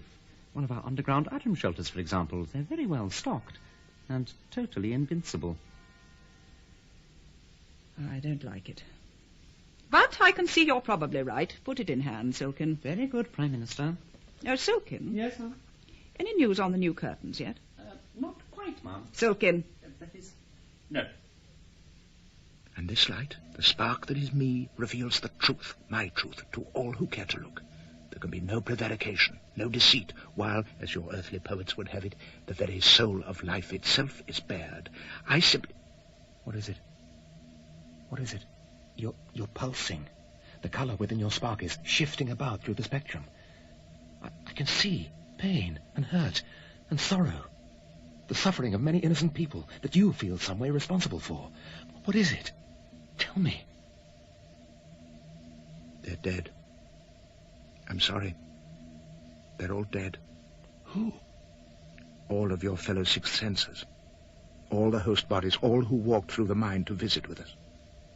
They're all dead. Every last one of them. You are the sole survivor. But I thought we were invulnerable. Not while your spirit is away from the body. It is the spirit that creates the power. I have just been informed that within 30 minutes of the World Council directive, every vacated body except yours was taken away and burnt. Burnt? But why was I spared? You weren't. You were simply luckier than the rest. Your wife, sensing danger, is protecting your body, but we feel she will soon be lured away. And then you will be at their mercy. What'll happen exactly? At the moment your body is destroyed, your spirit, wherever it is, will be sucked remorselessly back into your body. And you will suffer with it the agony of being burnt alive. And you can do nothing? It is a primeval force we are incapable of controlling. Your only hope is that your son will remain by your body so that we can use him to implant protection. Then there is hope. Sally will trust him to no one. No one. You will call me to let me know you've arrived safely back at your flat with Sam. Of course I will. Who is it? Shh. Let me listen. Oh, it's all right. It's an ex-enemy, now an old friend, a Mr. A.P. Smith. He's worried about me, and he's going to ask me to take a walk and have a chat. Even though his feet are killing him. He's even commandeered a jeep to bring him here. Oh, dear. The soldier driving it's thinking rather rude thoughts about him. Quite unreputable. A jeep. And perhaps I could hitch a lift. He's coming to the door now. You can ask him to arrange it. A.P. Will you believe me if I tell you I'm ever so pleased to see you? Mrs. Harris, how kind of you to say so. The pleasure is really all mine. Oh. I shared a little with my new assistant, Mr. Geoffrey Palmer. How do you do? Hello. This is my mum, A.P. How do you do? Hello. Do you think I could borrow that jeep thing for a lift for myself and the baby? It's an awful walk. Of course, feel free. Taxpayers' money, after all. Geoffrey, go and ask the scowling soldier to hang on a sec. Very good, sir. I'll just give a quick itchy-coo to the baby, and then you can both be on your way. Itchy-coo, itchy-coo. Oh, dear. Now I've done it. Well, Miss Sam, I'd better be off with him quick before you change your mind again, darling. Bye-bye, love. Bye. Bye. Bye, Sam, love. Bye, Mr. Smith. Bye. I really am Miss Dredden. Oh, Sorry all about right, that. just the excitement of people arriving. Come on, Sam, darling. Bye-bye, love.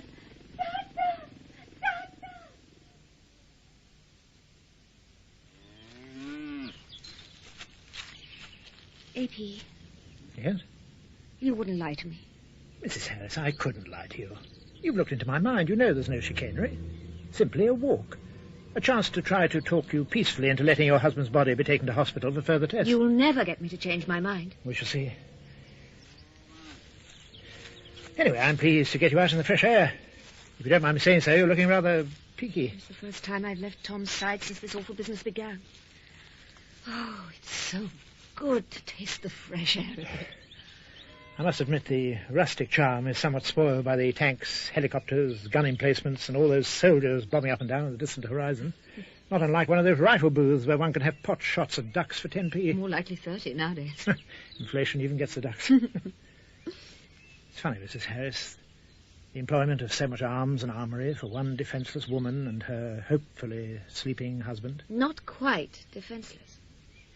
You just don't know how much self-control it's taken me in the last few days to stop myself turning their silly tanks upside down and tying knots in their rifles, if not worse things.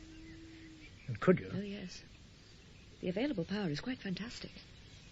Frighteningly so. See that dead tree over there? The tall one by that little hillock? Yes. Watch.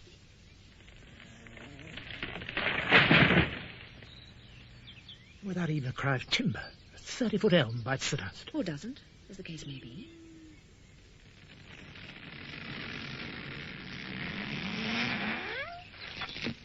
Good God, replanted and covered in foliage. Just by thinking about it? Yes. The merest thought is sufficient. I'm frightened of my own capabilities, AP. I just hope they don't push me too far. I'd hate to get really angry with someone. They could end up dead. Yes, Gloria? There's a Mr. Palmer on red priority 1. Says it's urgent. It most certainly is, Gloria. Switch it through. Hello? Sir? Speaking. Where on earth have you been, Geoffrey, and why has it taken so long? Oh, she took an awful lot of convincing, sir, but Smith finally got her to agree. He let her search through his mind, and when she found there was nothing being plotted and the troops were not to storm the cottage, she agreed to take a walk. What about your mind, Geoffrey? Oh, I hovered in the background looking innocent. She ignored me, concentrated all her attention on AP. Oh, good. My necklet obviously works, as she didn't pick up any stray thoughts. It seems she just accepted the fact that Smith was in charge and that I'm here simply as part of the package. Fine. I'll get the helicopter underway. She'll be with you in a matter of minutes. Get outside now and watch for it. Just see the body into the helicopter and away from there as quick as you can. Very good, sir. Too late? Yes, I'm afraid so. Your son was taken away from the cottage before we could get to his sleeping mind. And now your wife has also been lured away. I'm afraid at this moment it looks very black. Why can't I just go back myself now and reactivate my body? Then they'd know I wasn't dead. Surely they wouldn't cremate somebody they knew was alive. You can't return. There is no suitable conduit available. No one lying unconscious by your body that you can use as a pathway to guide you back. I'm afraid you're trapped here, Mr. Harris. No. Yes, I'm sorry, but you are. You're trapped. Until they destroy your body, that is, then. We will, of course, go on using our best endeavors to save you. But I fear it is already too late. I don't know what the aliens intend. But I do know that Tom won't pass on the gift of sixth sense to anyone else. It went too badly wrong. Too many people died. You still call it a gift? Yes. Properly controlled and in the right hands, it's the most wonderful thing that's ever been offered to mankind. No more lies or deceit. Feats of unbelievable achievement in everyone's grasp just by thinking about it. We could reshape the Earth. Perhaps we need our lies and deceit, Mrs. Harris. Perhaps we also like the Earth, shaped the way it is. The aliens' toys are tarnished. I want nothing to do with them. You miss the point. This isn't some gift from outer space. It's simply a skill we all possess, always have possessed, but have lost sight of. A whole new era could open up to mankind, a new world. Brave new world, indeed. The ant mind a reality. No. Yes, minds that can be read, can be controlled. Mrs. Harris, you are so powerful, you could kill somebody simply by nipping their mind. If you decide they will die, they surely will. Am I right? Yes. May I ask, how often have you been tempted to kill so far, Mrs. Harris? How many times the soldiers have called at your door, and you've been within an ace of being a murderess? And you're a nice person, a gentle lady. But think of this. Your gift in the hands of a psychopath, a Hitler. The doctor you threw out of the cottage didn't die, Mrs. Harris, but he did end up in hospital with 3 broken ribs, and that is the sort of power I personally would prefer not to possess. I should like to go on fuming when the world makes me angry, rather than have to force myself not to kill. Well, Silkin? The plan is underway, Ma'am. Smith has managed to get Mrs. Harris out of the cottage, and a helicopter is on its way there now to pick up the body. We've got to be very sure it is a body. Oh, Silkin, I just hope we're doing the right thing. I can see no alternative, Ma'am. And the baby? Safe underground, in the fallout shelter with the grandmother. Apparently screaming the place down, asking to be taken to its father. You find that amusing, Silkin? No. Sorry. There is a medical team underground with them, as you suggested, in case it falls ill. Good. Any difficulty convincing the grandmother? No. We simply explained to her that the baby might be in danger of being kidnapped by a foreign power. Oh, I see. Very clever. Silkin, I'll admit that your department do get their tasks performed with alacrity. Thank you. One does one's utmost to be efficient. But I'm not terribly sure I shall come to like their methods. Sorry, but it does seem to be for the best, Ma'am. Yes. Unfortunately. You're probably right. You could be right, AP. I just don't know anymore. My mind is so tired with turning it over and over that I can't think straight. What is it, Miss Harris? The helicopter. What helicopter? The one that passed us a few minutes back going towards the cottage. What about it? There's been helicopters buzzing around all morning. Different. I've just realized I couldn't read them. Read them? It's become almost a habit. I glance into the minds of anyone I suspect of wanting to harm us, but it's just struck me I couldn't read theirs. And I couldn't read the mind of the man you brought with you, AP. It's impossible. The first time it's happened. I'm going to the cottage. Now. Good Lord. Where are you? She's gone. Looks like a goner to me, Ted. Doesn't smell like a dead Vince. What the devil's taking so long? Nothing, just coming. You chappies ready? Yes, sir. All right, get it on the chopper. That's it then, Chief. Many thanks, Fife. Off as quick as you can. Jolly well done, Geoffrey, even if I do say so myself. Right, better phone in next.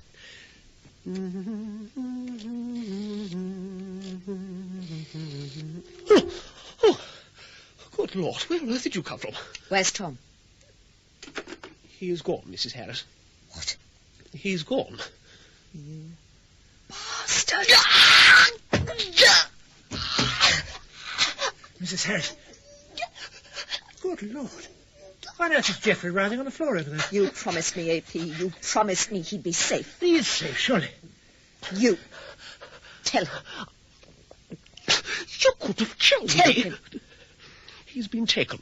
What? Without my being told? Where? I am not at liberty to say. You will say, you little tyke, if I have to shake it out of you. I gave my word. You ripped my shirt. I'll rip more than your shirt if you don't tell. What are you trying to hide at your throat? Nothing.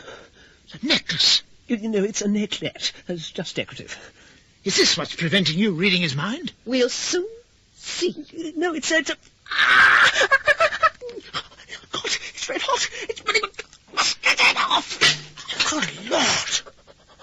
That's what it was. A protective device. I can read him now. Tom's in the helicopter.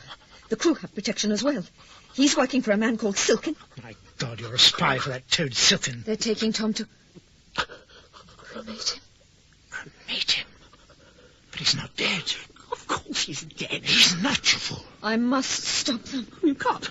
You can't touch their minds. You're too late. No. But I can stop the engine. Mrs. Harris, you're going to kill everyone on that craft. You really want to be a murderess? Thank you. Thank you. Oh, Tom. Tom.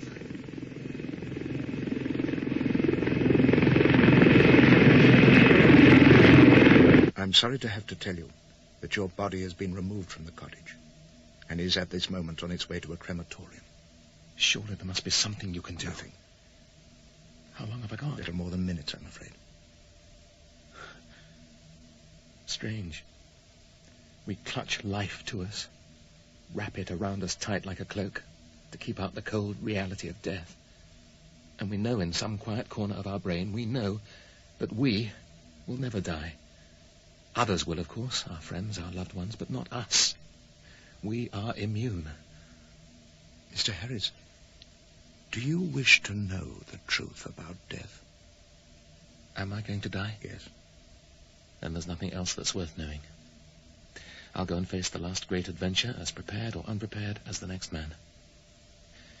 If one really knew the truth, the final truth, it'd be inclined to remove all sense of adventure from the occasion.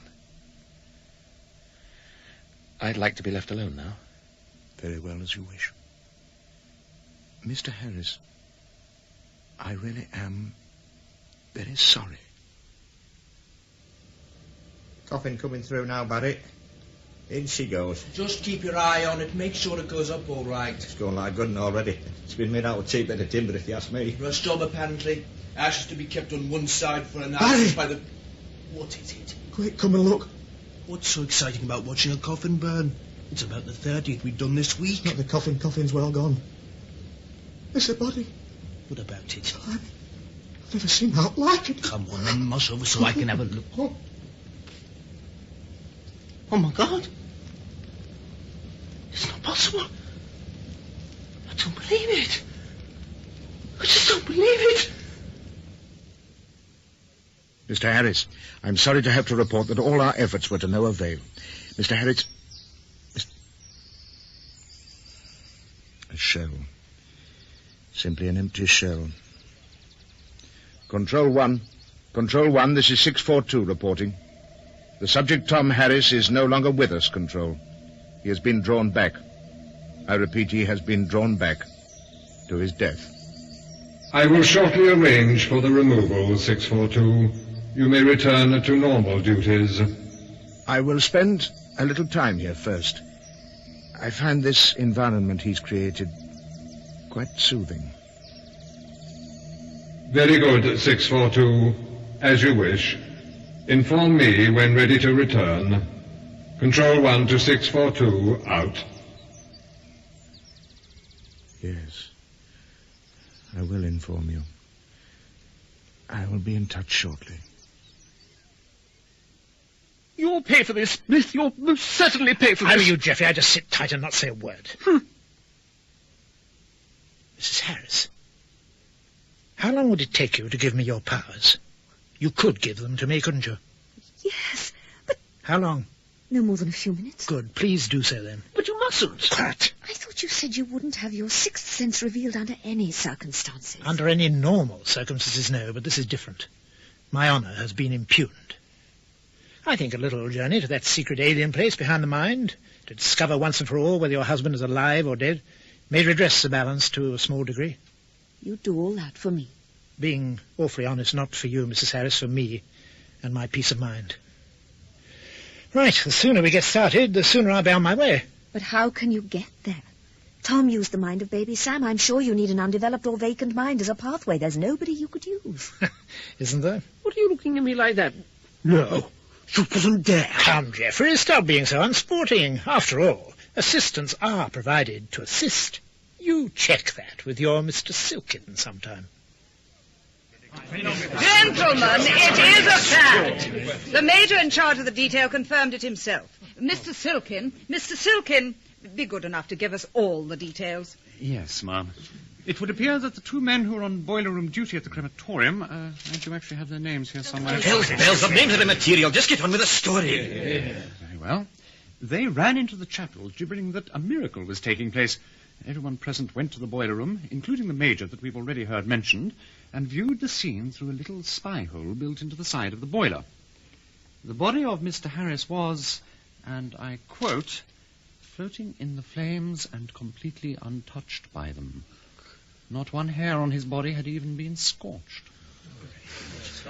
It would now appear that Mr. Harris, whether dead or alive, is totally invulnerable to immolation. But it's fantastic. Amazing. I'm picking up people's thoughts from miles round. Now you've learned to control the input. It makes it easier. You can select individual minds to look at. Yes, I can do already. Invasion of privacy. I'd keep quiet if I were you, Geoffrey. I've just checked yours, and that was a bit of an eye-opener. A naughty bit of nepotism. Uncle in influential places. Huh. That's just one side of it, telepathy. Now try lifting something. Oh, good thinking.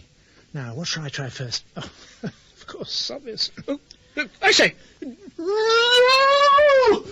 me down! Put me down! Oh, sorry, Geoffrey. I didn't mean to bang your head on the ceiling like that. I haven't quite got the knack.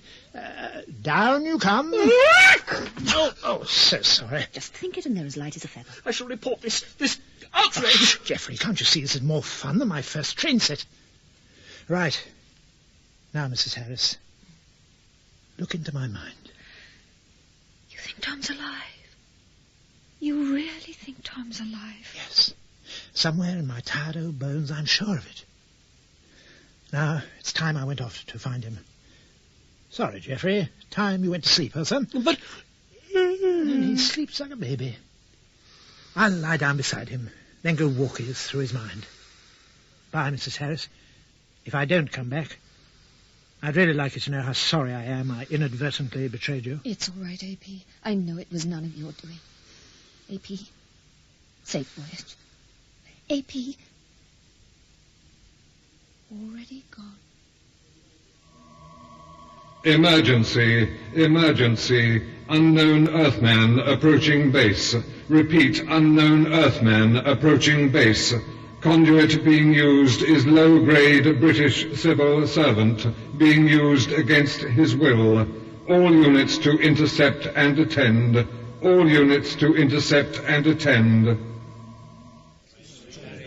I'm afraid things are getting worse, Prime Minister. Worse? Yes, I'm afraid so.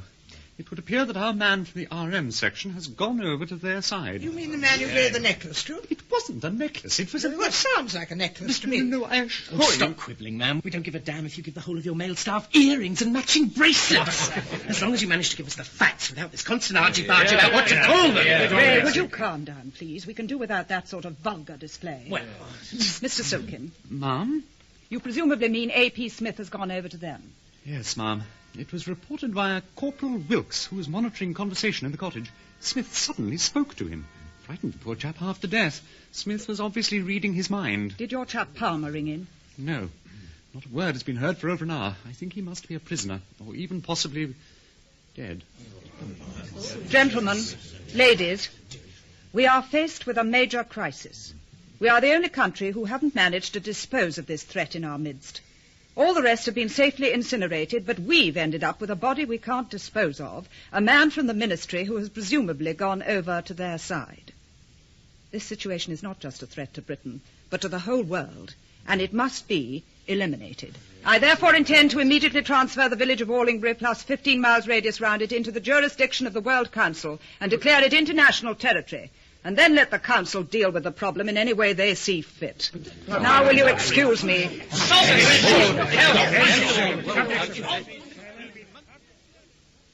Geoffrey, if you only knew what a wonderland your mind is, you'd never think an asinine thought in your life again. I've never seen anything like it. A glittering, pulsating palace, alight with neutrons and electrons, sparks of colour beyond imagining. So, which way do I float now through this endless wonderland? Where lies the gate to that other secret world, at the entrance to which I must stand, hopeful that open sesame still has some power to move? This way. Oh, your non-existent ears are hopefully deceiving you, A.P. This way. Unfortunately, they're not. It would appear I've been spotted by the mind's equivalent of a gamekeeper. Oh, who am I to disobey? Almost an archhead. Solid velvet blackness beyond. Is that where the voice is coming from, I wonder? This way. Yes, it would appear so. Somewhat scary, but it ensures the quarry finds its way to the entrance, or trap. There's only one way to find out. And here I stand on the threshold of the unknown. One step from discovery. Courage, J.P. Just one step and you're through. Yes. Well, here goes. Prevarication never solved anything. Straight through without more ado. Immediately. Yes. Here goes. Nice of you to come, George. See, you haven't managed the new curtains, then? No. And it looks as though I won't now. Eh? Very shortly I'm resigning, George. Calling an election. What? But you've only just got in.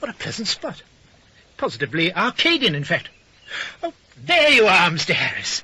Mr. Harris, Oh, good God, he's dead. You're right, I'm afraid. But that is not his body, simply a copy, as is the body you are wearing. Ah. He does seem to be rather careless with his corpses, doesn't he? Leaves them scattered about all over the place.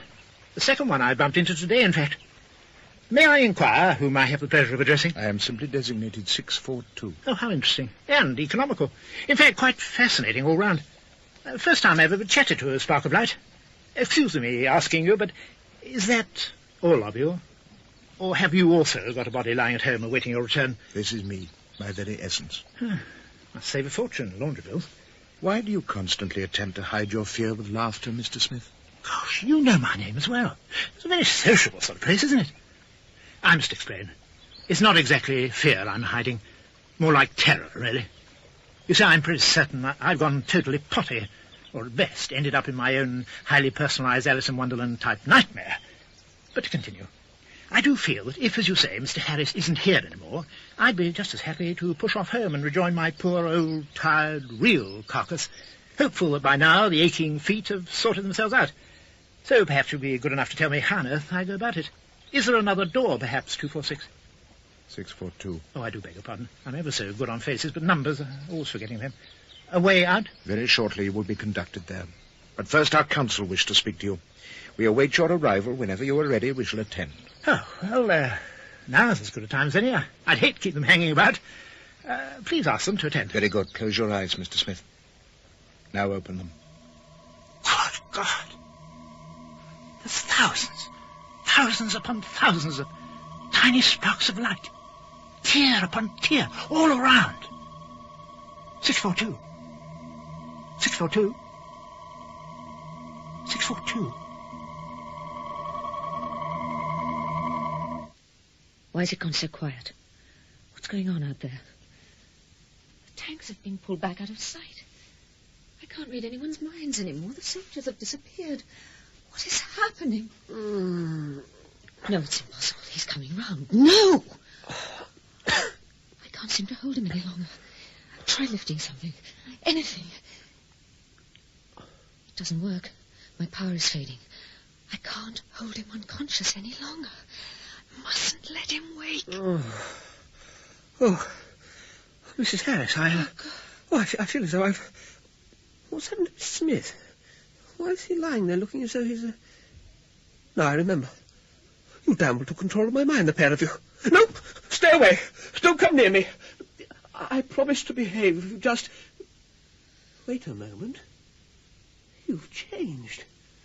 I can see it in your eyes. But of course, you wouldn't let me go unless you had to. You've lost the power. That's it, isn't it? You've lost the power. There's no minds anymore. I've searched for miles. There's no minds anywhere. And I can't read yours either. It's so silent, so terribly silent. It's as if my powers had been switched off. Well, you don't need to read my mind, Mrs. Harris, because I'll tell you precisely what I'm thinking. I'm going to ring Mr. Silkin and tell him to get me out of this madhouse forthwith. And, Mrs. Harris, there's not a thing you can do to stop me. Who? Mr. Palmer, sir. Geoffrey. Well, what are you waiting for? Put him through immediately. Would it be in order if I inquired after Mr. Smith before I put him through? He's a very old friend of mine. No, Gloria, it would not be in order. I only asked. Sorry, Gloria, I'm a bit overwrought. Now put Geoffrey through, would you? There's a good girl. Very good, sir.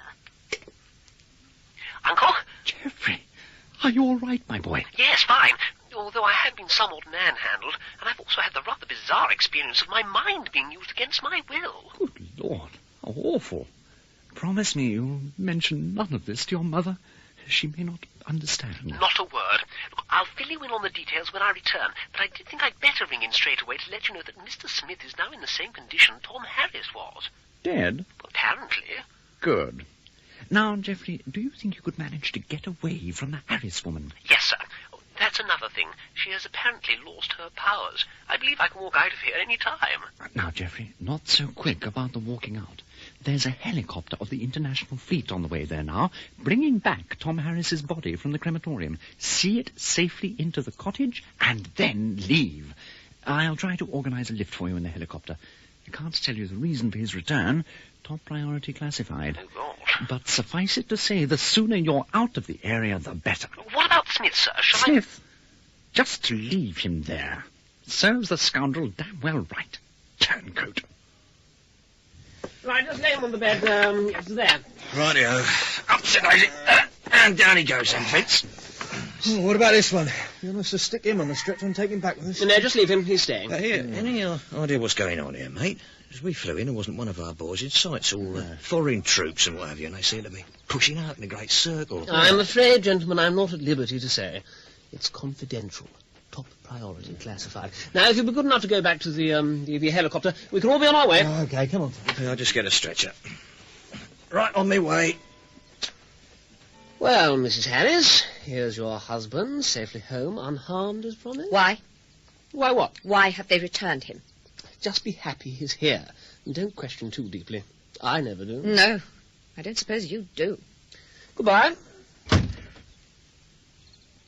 Oh, Tom, darling. What has happened to us? What's gone wrong? Why have I lost the power? Why? It's the red one, Marge. Yes, I know. You better answer it and get it over with, Yes, I suppose you're right. Speaking? Thank you for letting me know. The area is now clear, and the plane carrying the bomb, code name Happy Summer, has just set off from Bryce Norton. The drop will take place in 6 minutes and 48 seconds.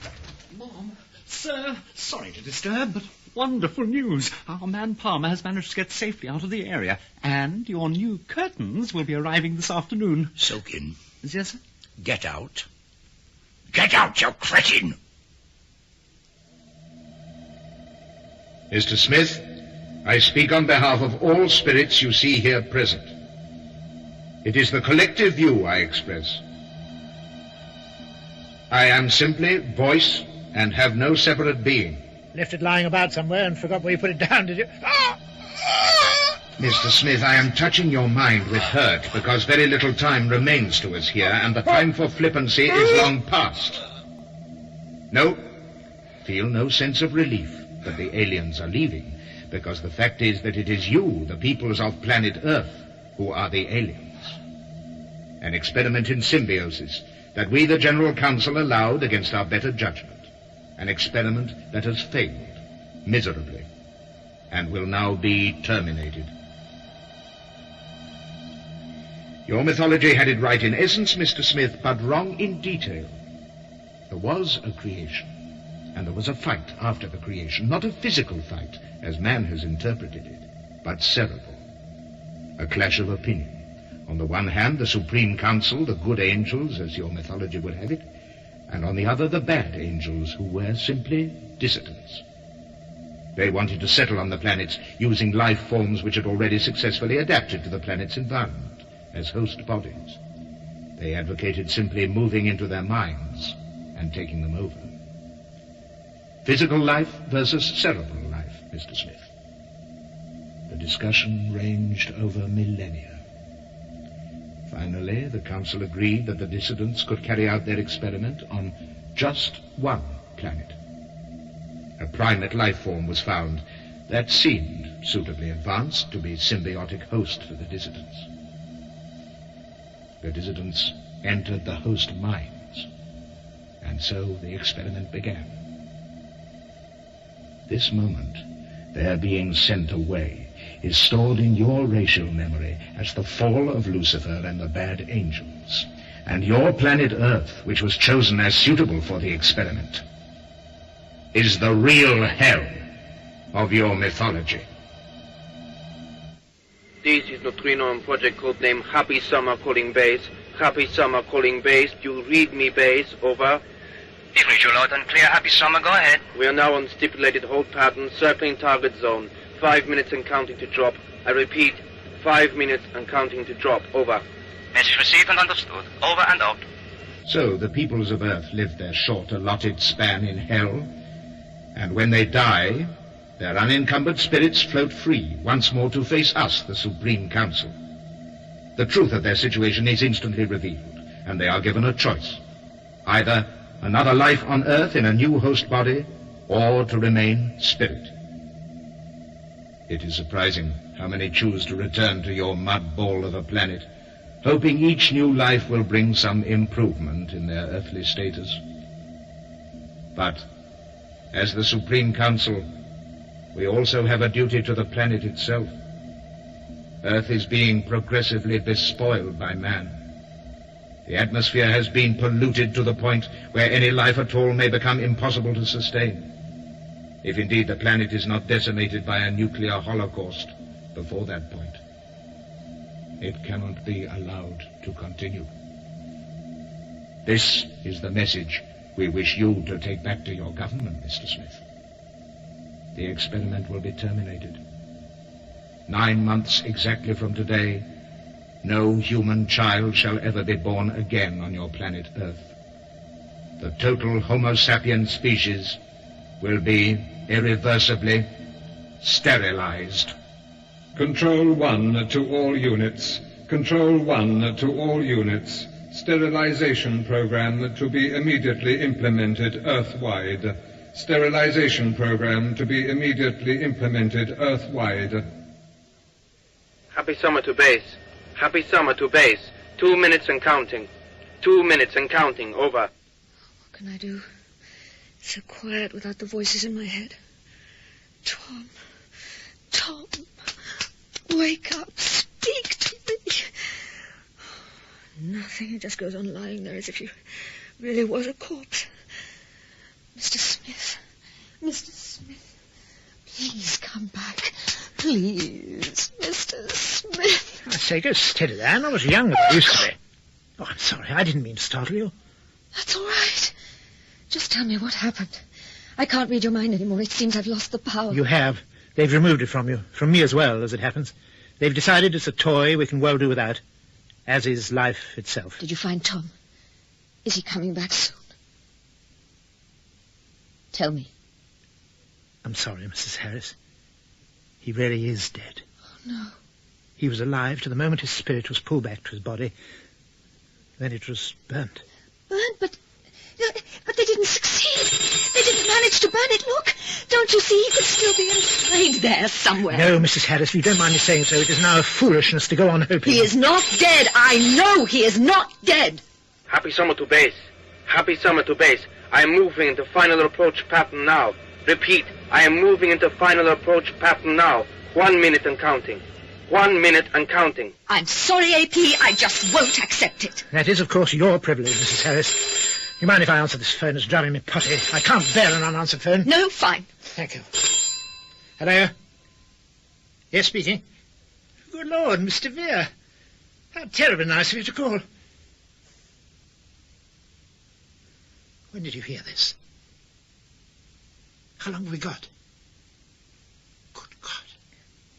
And there's no chance of us getting away. Bye, Gloria. Sorry we never made that luncheon date. That was Silken's secretary. Nice young thing. We became firm friends over the years.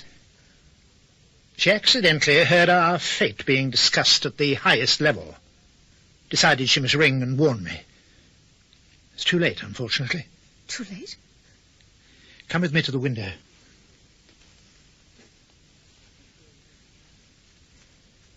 We should be able to... Oh, yes, there we are. See that little spot on the horizon? Mm. Well, that's rather a special plane, called a neutrino, carrying a little package that it's going to drop on us any time now. A very dirty little package. What is it? What is it carrying, AP? A neutron bomb. 10, 9, 8, 7. And here she comes. Any second now. Yes. Goodbye, Mrs. Harris. No. Tom! We need you!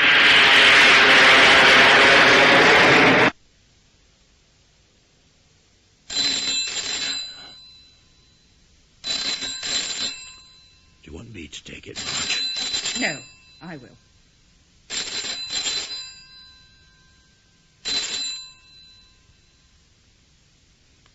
Yes, speaking. What? But that's him. Yes. Very good. Keep me informed.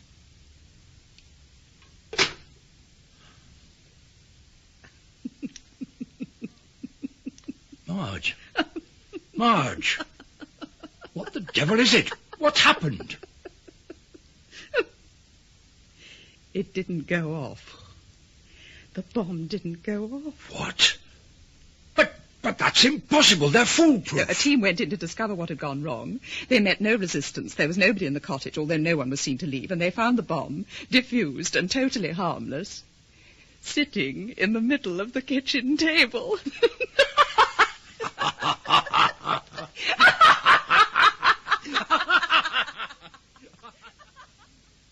That's impossible, sir. Don't tell me what's impossible, Geoffrey. I know what's impossible. But I can also tell you it's a fact. It didn't go off. And they've disappeared.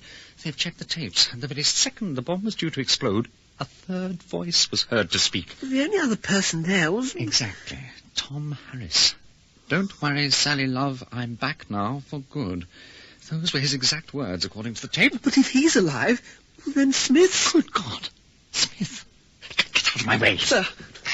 Mr. Vere, whatever you do, if A.P. Smith phones in, both Mr. Palmer and I are unobtainable. On extended leave or something, all right? Oh, what a pity. I did want to have a few words with you and Geoffrey before popping in to give the PM a rather vitally important message, and then taking Mr. Vere off to a much-delayed lunch. Tim! Just slip in now, shall I? How the devil did you get here, Smith? Tom Harris kindly gave me a lift. With you, Geoff, I do have rather a lot to say to you both. For heaven's sake, Geoffrey, stop behaving like a child and get from behind that desk. Nothing very awful is going to happen. Hang it all, man. He's a colleague. A civil service colleague.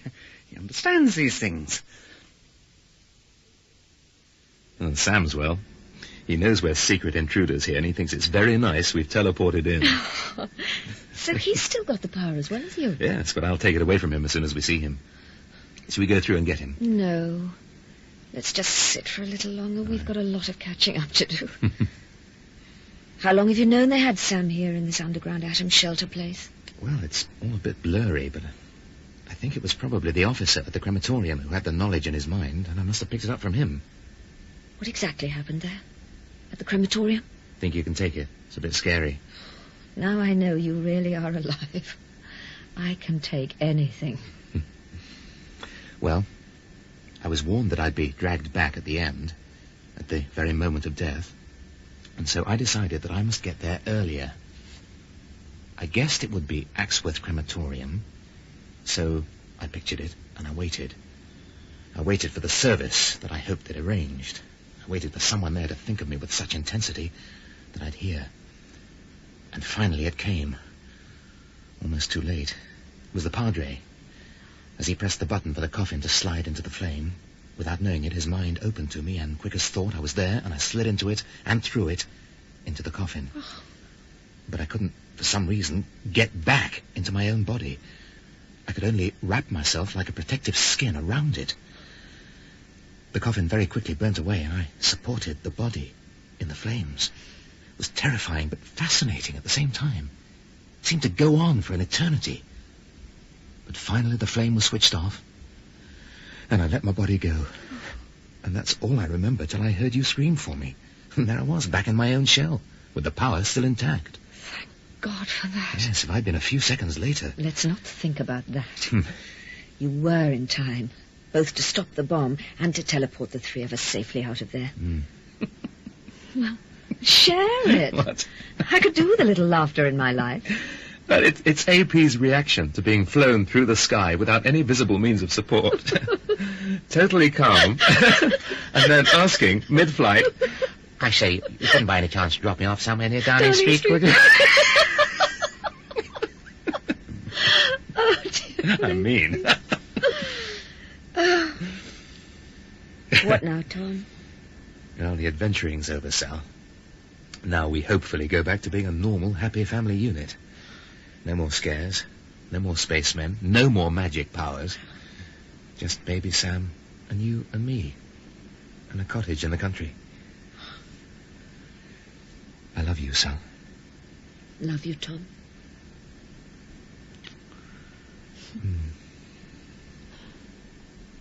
Right, well, we better go and explain our presence to the unsuspecting security forces. Collect Sam from the playroom at the end of the corridor. And my mum. And your mum. And then we'll all go home.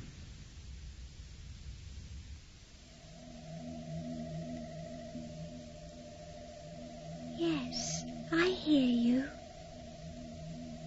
When the others leave, you are coming.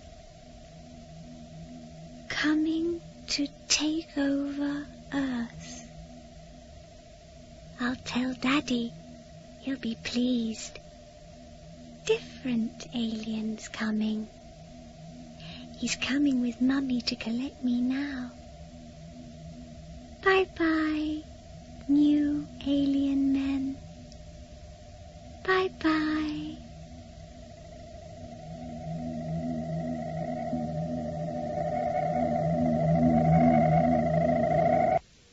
John Shrapnel and Maureen O'Brien played Tom and Sally Harris, and Timothy West, 642, in With a Whimper to the Grave by Wally K. Daly. A.P. Smith, Donald Hewlett, Prime Minister, Angela Thorne, George Patrick Troughton. Alien Controller, Manning Wilson, Baby Sam and Gloria, Moya Leslie, Doctor, Arnold Diamond, Charles, Henry Stamper, Silkin, Peter Wickham, Geoffrey Palmer, Robert Dawes. Alien, Peter Aker, Vera, Margot Boyd, Ray, Clive Panto, Sally's mother, Catherine Parr, David and Paul, Crawford Logan, Corporal and Vince, Michael Jenner, Barry and foreign pilot, Mark Ralston. The play was directed by Martin Jenkins.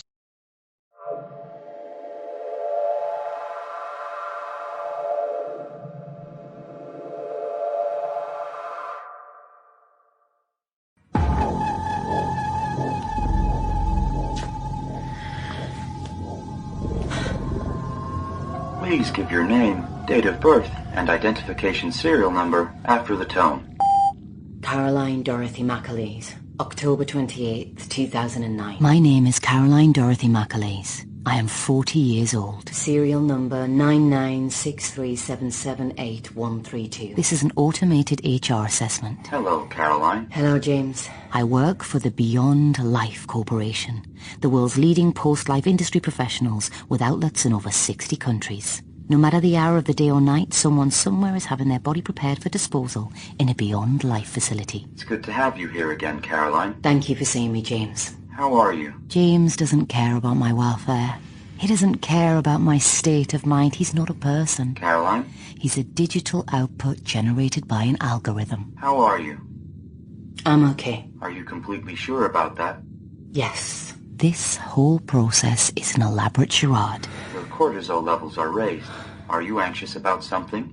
No. James already knows more about me than I know about myself. According to the data, the last vigorous exercise you took was 3 weeks ago. Why is that? Are you depressed? I sprained my ankle. The medical team has no record of that. A minor sprain. It would have shown up in your data. Well, you would say that, wouldn't you? What leads you to make that inference? You're made of data. It stands to reason you would think that data is infallible. Your heart rate is increasing. Are you anxious? Of course I'm bloody anxious. This is my 4th attempt to step up to the sales team. You don't know how much I want this. Initiating body scan. I so want this. I've wanted nothing else for years. One desire. Surely it would be fair to grant me one desire. Other people get what they want. Why not me? How did I do? Your numbers are on a downward trajectory. You are still clinically obese. Your general appearance rating is F. F? Shit. I was A last time. You recently celebrated your 40th birthday. It wasn't much of a celebration. Happy belated birthday.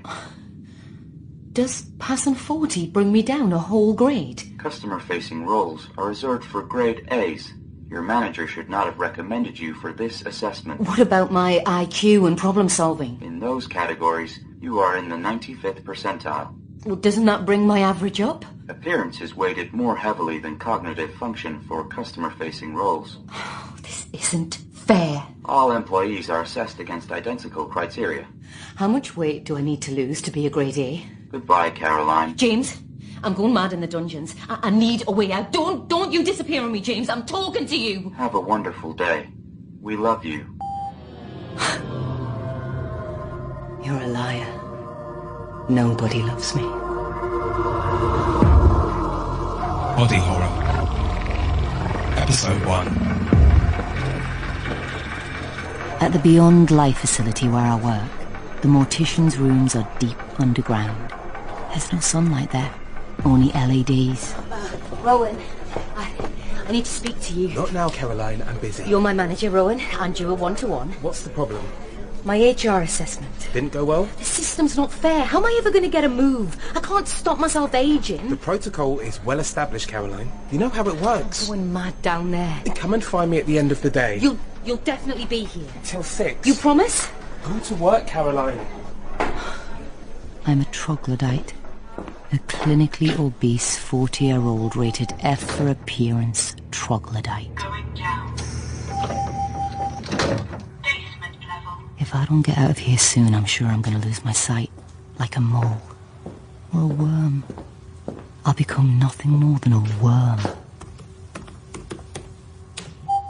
Good morning, Caroline. Do you even know what the morning is, computer?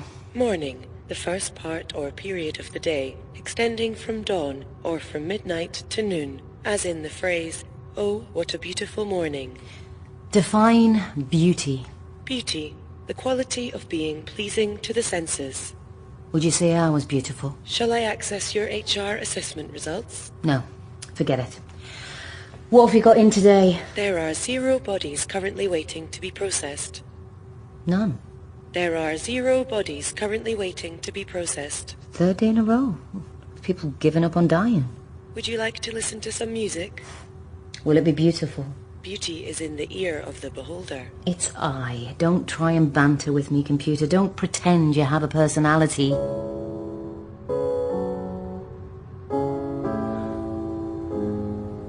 What is this? Chopin's Nocturne number 20 in C sharp. It is beautiful.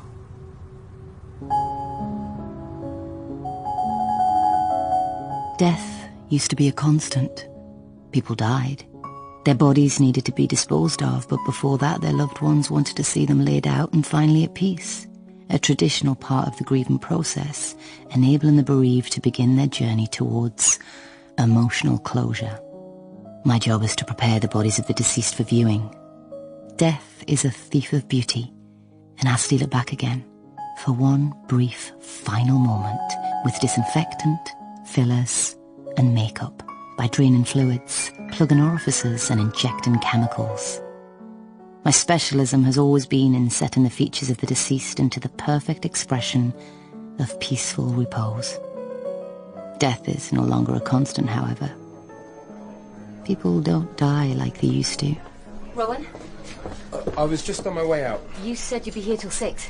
It's 5:15. Something came up. Can I have a few minutes? Look, Caroline, as you well know, I have no influence on HR procedures. There's really nothing to talk about. My rating went down. I'm an F now, just because I turned 40. I thought you'd always been an F. I've been following a low-fat, low-carb diet. I've been exercising occasionally. The scan said I was still obese. Data can't lie, Caroline. I've been doing online confidence-building courses. I've been learning how to be positive and optimistic. I've been cultivating a winning smile and a bubbly personality. I want to be on the sales team. It's not going to happen. Why doesn't Beyond Life give me some recognition? That's not a lot to ask, is it? Rowan? Is it? Life isn't a fairy tale. I need something to cling on to. I'm drowning. You need to get real with yourself. What do you mean?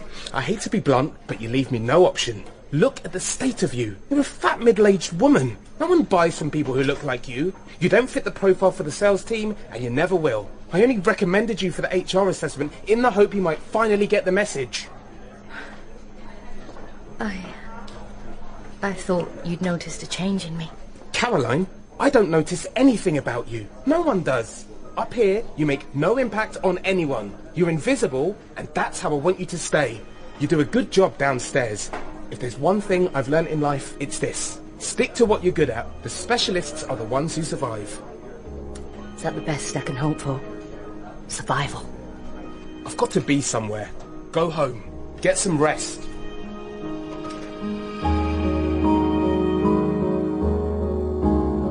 I live in a development of modular prefabricated homes that once travelled the world as shipping containers. Now they're anchored down on concrete plates and painted in bright primary colours. Sometimes, when I'm lying in my single bed and the wind is howling outside, I feel my home longing to return to the sea. I've put a few framed pictures of tranquil rural scenes on the walls and hung fairy lights around the head of the bed. But they can't disguise what is blindingly obvious. This place is nothing more than a large steel coffin. I am slowly dying here, and no one will notice when I'm gone. Is there anything for me to do today, computer? There is one body currently waiting to be processed. Oh, finally, someone's given up the ghost. Let's have a look then, shall we? Opening drawer 3. Normally, when an automatic drawer slides open, I'm confronted with the wizened husk of a geriatric. Skin like heavily crumpled paper. Today's different. How old was she? She died aged 19 years and 1 day. The day after her birthday, what happened? Voluntary euthanasia. That can't be right. Are you sure it wasn't a suicide? The voluntary euthanasia was carried out as scheduled, but there was a contractual dispute. By the time this was resolved, the body was beyond the statutory time limit for reuse. What was her name? Ellen Marie Patterson. Her corpse is radiant with beauty. So abundant must it have been for her that even death has not completely stolen it away. Computer, can you access any video of Ellen Marie Patterson when she was alive? Searching. I have found 12 files. Play the top result. It is from a restricted source. To do with her being euthanized. Can you override the security? If you give your permission. Do it. Playing Ellen Marie Patterson's video submission to the Body X clinic. Automated initial assessment. The young woman lying dead in front of me is reanimated on the screen. She has bright green eyes and a warm smile revealing perfect teeth. She slips off her hospital gown and stands naked as the camera pans around her body, tracking slow and close over her unblemished skin. She's like a goddess. Beautiful. Long, slender legs, a flat stomach, toned muscles. What price did her body fetch for reuse, computer? The price agreed prior to the court action was $7.8 million. Someone was prepared to pay $7.8 million to have this body. As I wash her beautiful soft hands, gently sponging the porcelain skin with my own clumsy, stubby fingers, I think to myself, it would be worth every cent.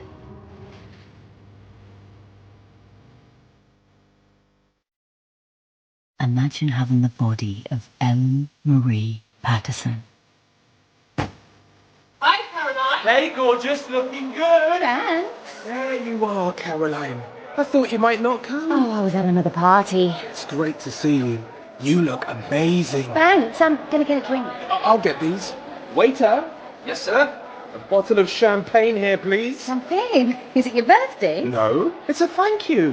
What for? You've achieved the best monthly sales figures anywhere in Europe. Again. Really? 3rd consecutive month. It's unprecedented. The team would be on its knees without you. Oh. Champagne, sir. Should I open it? Thanks. I'll take care of that. Thank you, sir. Here's to you, Caroline. Thanks, Rowan. Where would I be without you?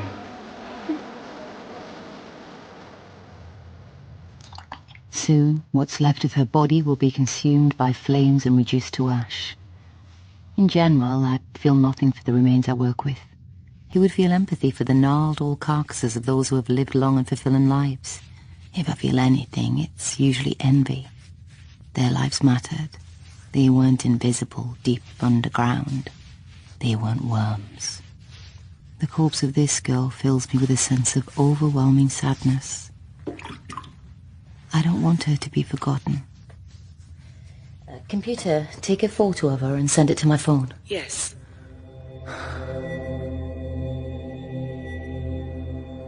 Later, under the harsh main light inside my steel coffin home, I do something I haven't done for many years. Come on, Caroline. There's nothing to be afraid of.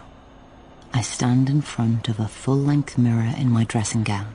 There is no such thing as the perfect body. True beauty lies below the surface.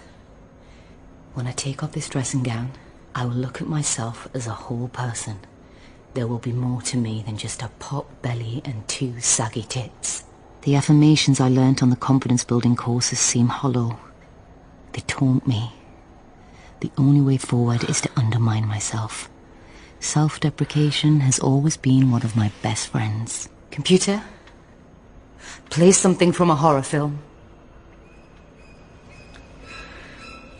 The robe falls from my shoulders. Then I snatch the briefest glimpse of the ravaged vessel I inhabit. Jesus.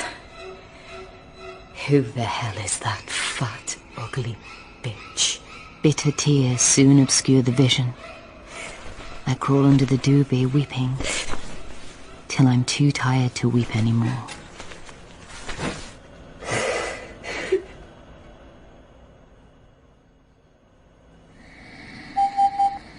You have one new message. What time is it, computer?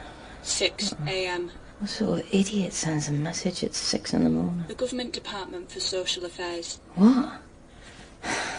Play message. This message is for Caroline Dorothy McAleese. Please look directly into the screen for a retina scan. Give your date of birth and 10-digit serial number to confirm your identity. October 28th, 2009. Serial number 99637783132. Thank you.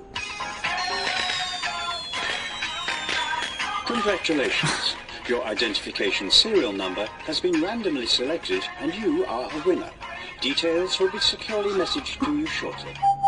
Instantly, the secure message pops up on the screen. I'm a winner. The AI in charge of the biannual Citizens Lottery has randomly spewed out my identity number. Another window opens, displaying my bank account, which contains $3,473.15. Initiating transfer. The sum increases in the blink of an eye. Congratulations once again. Goodbye. My account now contains an additional $30 million. Suddenly, I am no longer just a fat, ugly, middle-aged woman. I am still fat. I am still ugly. But now, I am rich.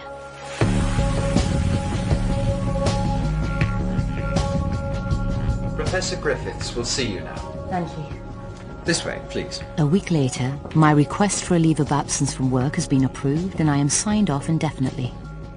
2 weeks after that, an expensively dressed personal assistant is escorting me to the lift in the Body X facility in a modern development just off Harley Street. Top floor. Going up. The lift is going up, and I am going up with it. Ms. McAleese? Yes, Caroline. I'm Professor Griffiths, CEO and Senior Surgeon here. It's a pleasure to meet you. Coffee? No, thanks. Oh. Welcome to Body X. Thanks. And congratulations on your good fortune. Oh, thank you. What made you choose us? According to my research, you're the best in the business. There are bigger players in the market, but we've always focused on providing the best in quality. The best technology, the best donors, the best aftercare. I think you've chosen wisely. I didn't expect to meet someone so senior this early in the process. Oh, your initial medical and psychological tests indicate you're a suitable candidate for body exchange. That's important, of course, but I'm old-fashioned. I won't treat anyone unless I've met them first, and my instinct tells me it's the right thing to do. This meeting will establish that. If my instincts say no, then it will save us both a huge amount of time and money. So, like an interview? In a way. Should I try and impress you? There's no need. I've seen the results of your IQ and reasoning tests. On several of those, you scored higher than me. Intelligence is overrated as a quality. You really think so? The AI in my washing machine is smarter than I am. But you have personality alongside intelligence. An AI can never replicate that. I'm fat, female, and middle-aged, and that's all people say. No one speaks to me for long enough to realise there's an intelligent human being in here. They used to say life begins at 40. Have you ever heard that phrase? No. I think it was meant to be ironic, especially when spoken about women, as if general physical decline, loss of sexual charisma, and the onset of the menopause might herald the beginning of life. As if. So how much do you know about body exchange? I've done my research. I know that cephalic exchange transplantation was a technique originally pioneered in China around the turn of the century. By Dr. Geling Honsung, the founder of BodyX. Yeah, we've come a long way since then. Did you know him? Absolutely. Yeah, we started working together in the 1980s. We developed the program for nearly 35 years before we achieved the first successful body exchange. The 1980s? We first met at the University of Beijing in 1982. That's impossible. Why? You're too young. I'm 96 years old. To be accurate, I should say that my brain and the bones in my head are 96. Most of my facial features have been reconstructed at various points over the years, and my current body is 34. You've had a full body transplant? Oh, what better recommendation could there be for the procedure than if the surgeon has already undergone it? More than once in my case. Where are the scars? These days the sutures are all done by nanobots operating in between the layers of the skin. Nothing shows on the surface. Would you mind if I took a closer look? Of course not. Yeah.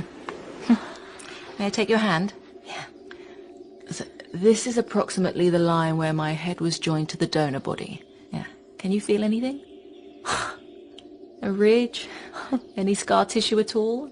Nothing. Yeah. As I said, we've come a long way. Some of our early pioneers ended up looking a little like Frankenstein's monster. There's no getting away from that. In those days, motivations were very different. Body exchange at that time was for people who knew it was the only hope of prolonging their lives. The emphasis was purely on survival. The advances we've made since then are phenomenal.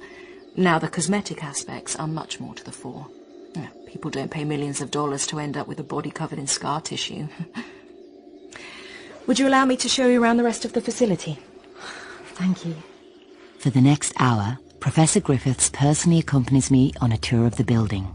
She is attentive and generous with her time. She answers all my questions with the same tone of reassuring honesty. We look through floor-to-ceiling plate glass windows into the immaculately sterile operating theatre.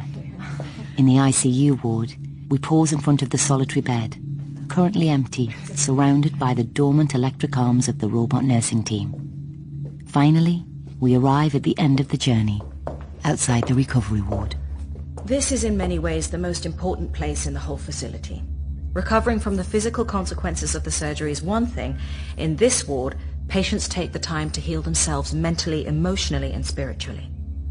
How long does that take? Well, it varies, of course. Each person's journey is unique. On average, it's a period of several months, sometimes years. This isn't something to be undertaken lightly. I guarantee that the results will be life-changing, but it can be very challenging to adapt to a completely new life. Now that you've seen what we have here, what are your thoughts? Are you interested in moving forward? Have I passed the test? I have a good feeling about you. My mother wouldn't have approved. I saw in your case file that she died when you were quite young. I was 15. She drowned. Oh, I'm sorry. I have a tattoo on my shoulder in her memory. A rose. It's just a little one. That was her name. It's the only thing I think I'll miss about this body when it's gone.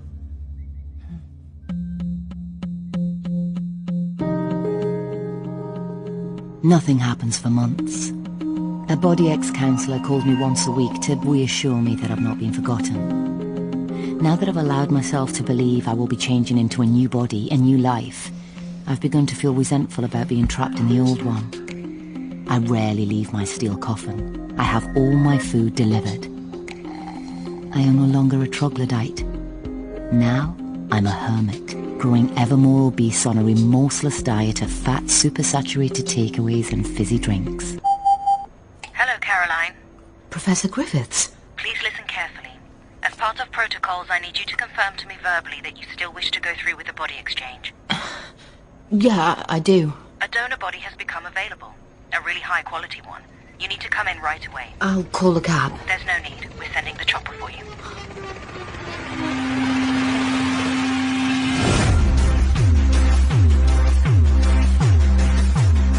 Body Horror by Lucy Catherine.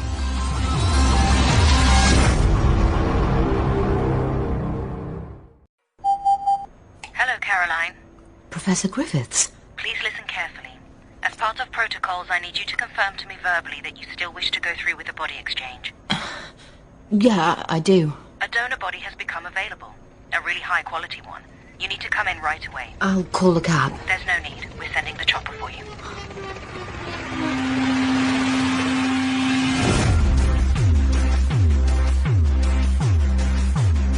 Body Horror, Episode 2. Well, this is it, Caroline. You're all prepped for theatre. Are you nervous? Terrified. And excited. Can't wait to get shot of this carcass I've been trundling around in for 40 years. The operation itself will take about 16 hours, provided there are no complications. I'll be working shifts with a colleague. Most of the physical work will be done by a robot surgeon and we'll be overseeing. Now, you understand that we'll be keeping you in a medically induced coma afterwards. Possibly for several months. I understand. Once we're confident that you're responding to the immune suppressant drugs and you're not going to reject the new body, then we'll carry out all the facial reconstruction and cosmetic surgeries. And when you finally wake up, you'll be a completely new woman. On the outside. Beneath the surface, you'll still be Caroline. Can I ask a question? Of course. Who is the donor? We don't share that information with patients. Couldn't you just tell me her name? It will inhibit your capacity to accept what's happened if you get to know too much about her. She was 20 years old. She sustained a catastrophic head injury in an accident. She chose to donate her body to help someone like you. That's all you need to focus on. The anaesthetist will be in shortly.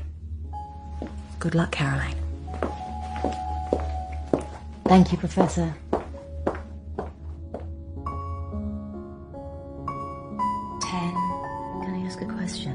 9. Who the hell is that fat, ugly 8. bitch? Other people get what they want. Why not me? 7. The scan said I was still obese. 6. Pass on 40, bring me down. You I need something to cling on to. I'm drowning. 4. Who is the donor? 3. It is beautiful. 2. Can I ask a question? 1.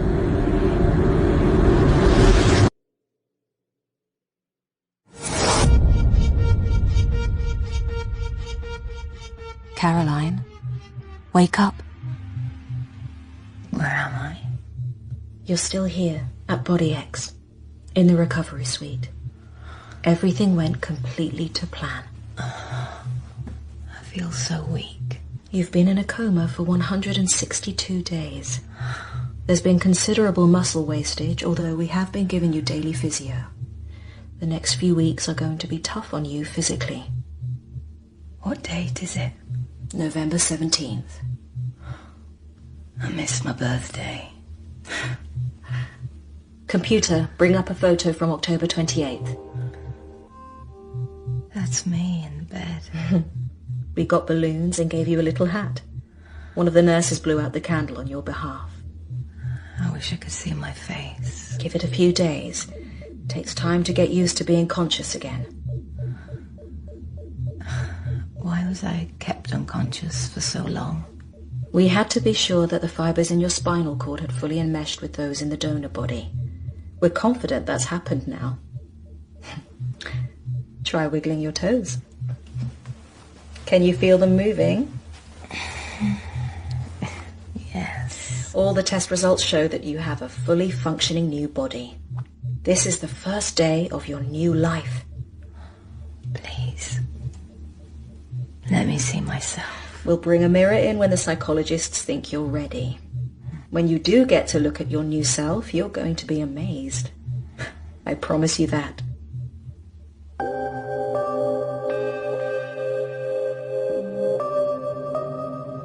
Three weeks later, I am standing naked in front of the mirror, with Professor Griffiths holding my new hand. This is the day. I'm going to take the drape off the mirror now, so you can see your reflection. Is that okay with you? Yes. Don't be afraid. This is what you wanted. Here goes.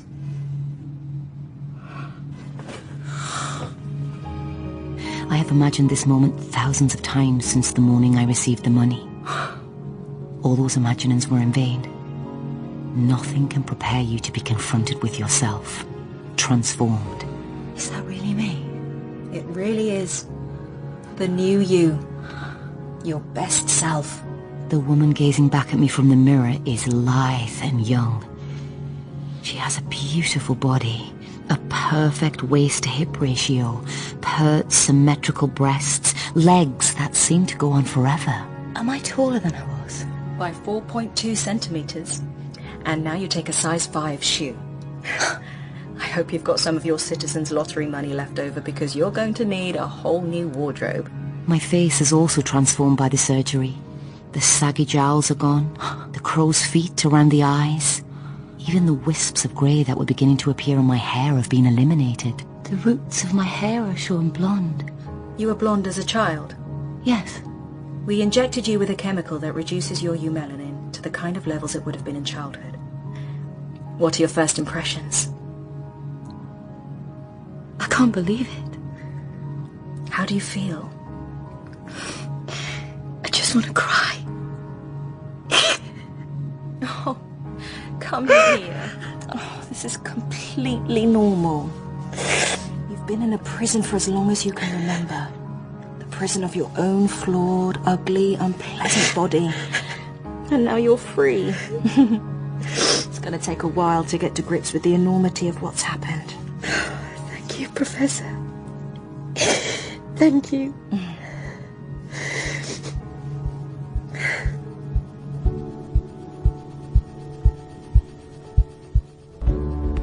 My recovery is remarkably straightforward.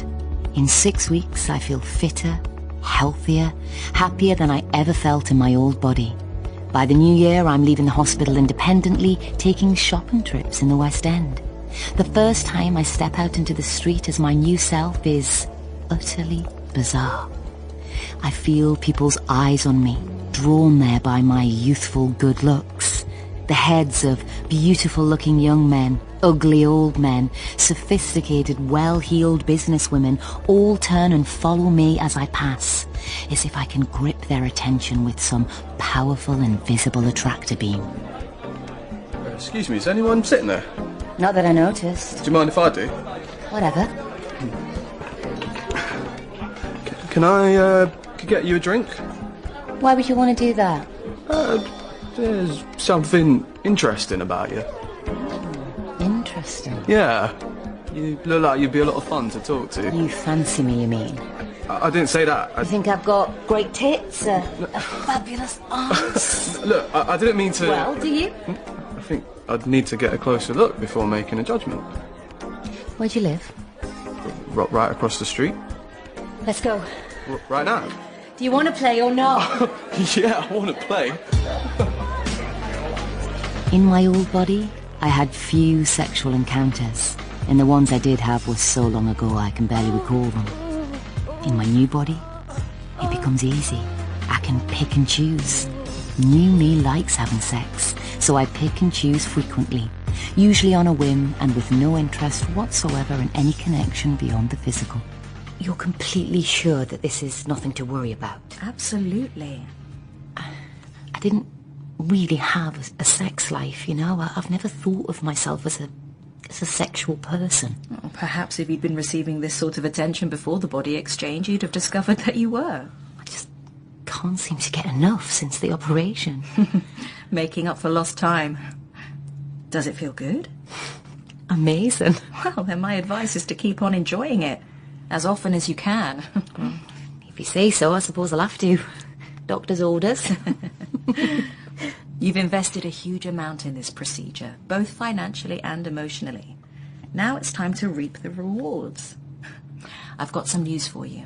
We'll be fully discharging you next week. Really? There will be regular follow-ups as an outpatient, of course, but there's no need for you to be resident here at the clinic any longer. Are you sure I'm ready? Well, physically you've been in good shape for some time now. The psychological testing indicates that you're also in a very good place mentally. Congratulations, Caroline, you did it. What's next for the new you? Well, apart from shagging my way around London, I'm going to fulfill my one true desire. Oh, and what would that be? I'm going to get myself on the sales team.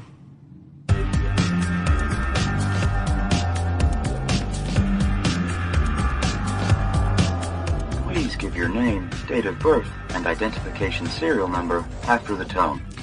Caroline Dorothy McAleese, October 28th, 2009. Serial number 99637783132. Hello, Caroline. Hello again, James. Welcome back. Thank you. Records indicate that you were awarded $30 million in the Citizens Lottery. That's correct. After winning such a large sum, it would be expected that you would not return to work. Why are you here? I'd like to be able to say it's because the money hasn't changed me, but that's not true. I want to be on the sales team. Initiating body scan.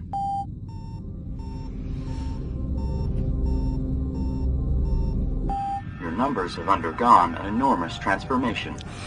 Your general appearance rating is now a grade A. You can start with the area sales team on Monday. My name is Caroline Dorothy McAleese. I am 41 years old, and I can no longer be ignored.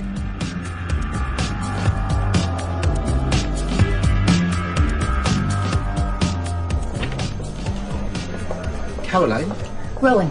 Can I have a word, please? Sure. My office? Am I in trouble? Oh, far from it. I think we need to talk. What about? Since you came upstairs and joined sales, your figure has been amazing. My figure? Your figures. Did I say figure? You did. You are smashing your targets out of the park every month. We've never seen numbers like these. I really wanted to thank you. I'm just doing what comes naturally, Rowan. I think I probably owe you an apology. What for? Before your procedure, I may have been a bit too quick to dismiss you. I really am sorry about that. Is that everything? Have you accepted the apology? Why? I'd just really like it if you did. Out loud. This is being recorded, presumably. Everything is recorded. Now, why would you need my acceptance of your apology on record? You were always very bright, even back when you were... fat and ugly. I did not say that. For the benefit of the tape, Rowan is becoming increasingly agitated and going a bit purple. All right, Caroline. I was trying to set things right between us, but you clearly don't want to play ball. So fine. Whatever. Head office has noticed the kind of figures you're returning, and they've requested a meeting. A meeting? What kind of meeting? The UK Director of Sales has asked to see you. Tom Parsons. About time. When you meet him, I don't think you should spend too much time dwelling on the past. Focus on the future. On your bright future. Don't tell him what a dick you've been as a manager, you mean. Old Caroline was angry with me. Of course she was. She was angry with the world. People who get dealt the kind of hand you were dealt have every right to feel angry. New Caroline is different. She's ambitious. She's a super achiever. But she's also content. You know nothing about New Caroline. Don't do anything rash. Perhaps if you asked nicely. Please, Caroline. Don't do anything rash. Why do you think I invested all my money in a body exchange, Rowan? New Caroline gets to do whatever the hell she wants. That's the whole point. On the way home, I walk through the park. Near the bandstand, a little dog trots up to me, fluffy and eager to play. The kind of dog I love. A terrible revulsion seizes my body. I don't think I've ever known real hatred before this moment. I hate this little dog. Get away! I kick it square in the jaw and it staggers away whimpering. I've learned something about myself. New me likes sex, but she hates dogs.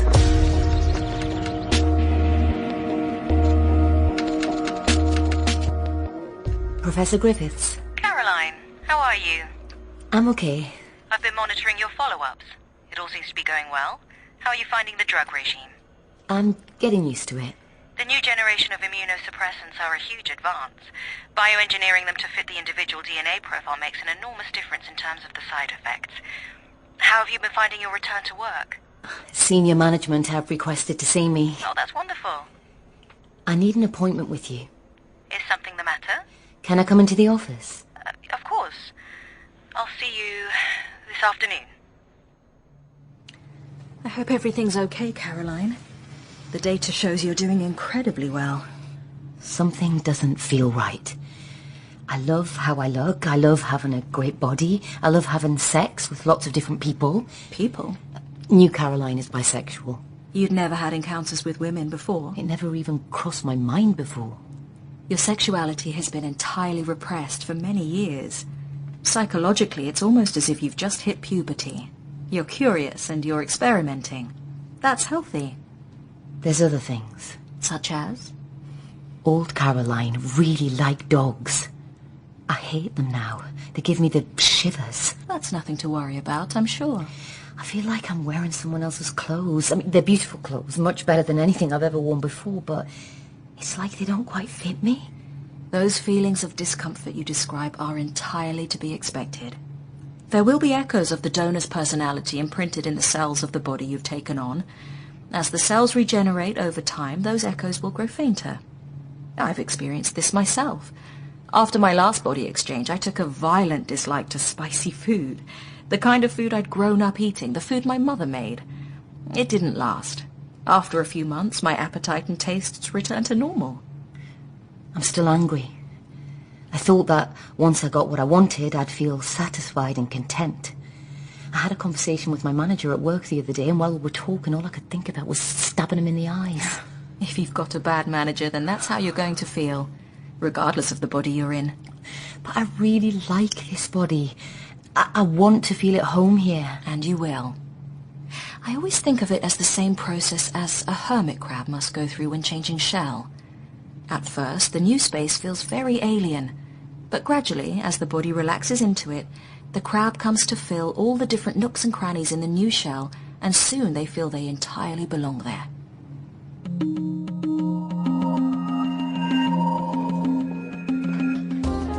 Tom Parsons wears expensive aftershave. The top button of his tailored shirt is undone, and a few straggly grey chest hairs peek out like the undergrowth at the edge of a forest. I've never been to a dining pod before. Seriously? I didn't really move in these circles when I was in the dungeons. It's an incredible story. You're like Cinderella, but with a body transplant instead of a fairy godmother. There's no such thing as a fairy story. Do you want some more champagne? One more glass would be nice. Oh, you could get another bottle. All right, then. Computer, another bottle of Bollinger.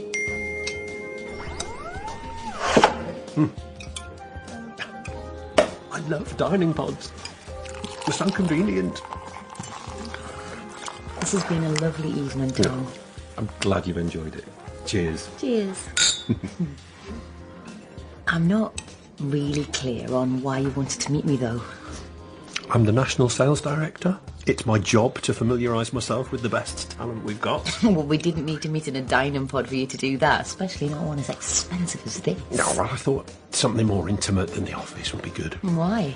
I read your file, obviously. And? There are some great pictures of you in there. What pictures? Well, before and after, you know.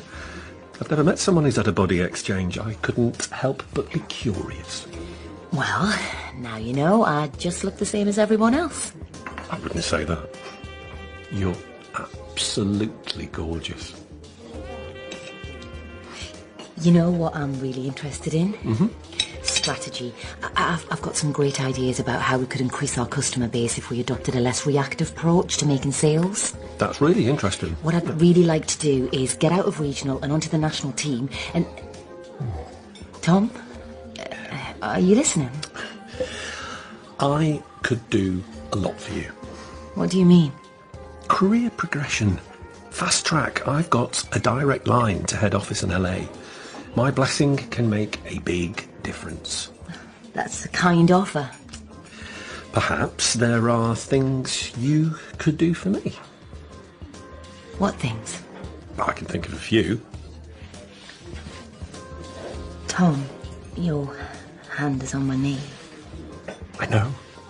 I'm just testing. Testing what? To see where the line is. Is it here? Tom's chubby right hand slides up my leg. Or here? Under my skirt. Or maybe even here. Until his fingers push down in between my thighs and brush against my knickers. I am frozen for a moment. And then I hear a voice inside my head, a voice I don't recognise but still seems completely familiar. Step the dirty bastard. Step him. And so I do. I take a fork from the dining table and stab it into the back of his other hand with such force that it stands up rigid as blood begins pouring from the wound. What have you done, you mad bitch? He squeals like a stuck pig, but I can't hear him. I'm too focused on the inside. Who was that speaking? Who am I? I don't know anymore. All I know is that I want to hear the voice again.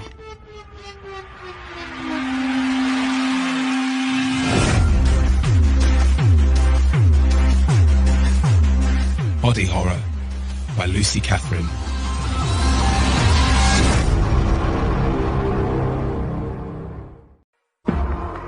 Body Horror, Episode 3. Tell me your name, please. Caroline Dorothy McAleese. I'm 41 years old. And your 10-digit identification number? 9963778132. Just over a year ago, you underwent a successful body exchange procedure here at the Body X Clinic. Yes. You've now been readmitted as an emergency patient. Yes. Can you confirm that you give your consent to this conversation being recorded? Yes. Thank you, Caroline. You need to learn from this. We will. Tell me what precipitated your readmission. I stabbed someone in the back of the hand with a dining fork. Who did you stab? A very senior member of staff at the Beyond Life Corporation, the company I work for. Used to work for. Stabbing is basically gross misconduct. I think they'll be letting me go. Do you know why this happened? My body told me to do it. My new body. Something motivated you to behave that way. You didn't just stab him for no good reason, did you? He had his hand up my skirt.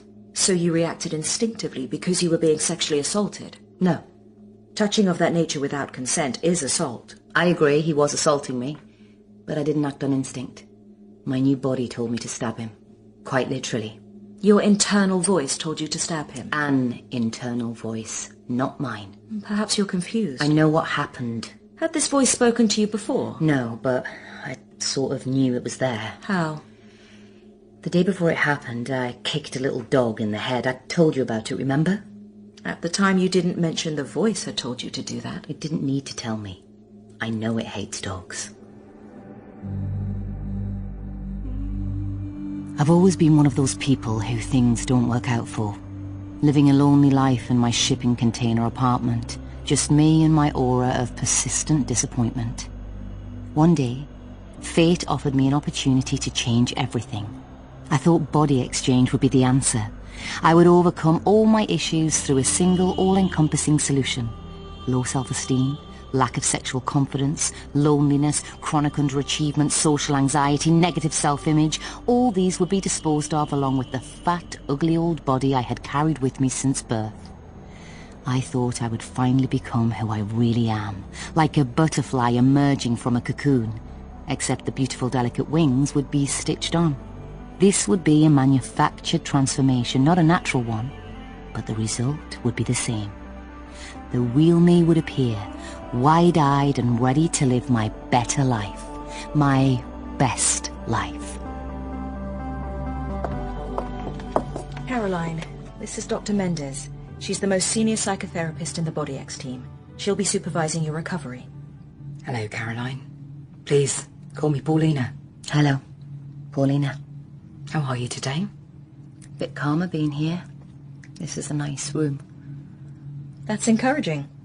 I'll leave the two of you to get to know one another. I'll pop back and see you later, Caroline. Okay. Try not to worry too much. This is just a bump in the road. Everything will be fine. Do you agree with her? About what? That what I'm experiencing is nothing more than a blip. What are your thoughts? You're the expert. It's too early for me to draw firm conclusions. We need to spend time really exploring your emotional reaction to the body exchange. I was feeling good about it. Really good. I wonder whether you've accepted what's happened to you, deep down. I thought you couldn't draw any firm conclusions at this stage. It's a theory. As we build our relationship, we'll start to see whether the evidence backs it up. I enter an intensive period of analysis. 2 hours every day with Dr. Mendez. So, we're going to try something new this morning, as we spoke about previously. Yes. How do you feel about that? Fine. If this goes well, I'd like to propose that we introduce the mirror wall to your room. That sounds complicated. All of the walls in your room are digitally enabled. We can make the whole thing a mirror with a simple verbal command. You want me to spend more time looking at myself? Well, based on our working hypothesis about your problem.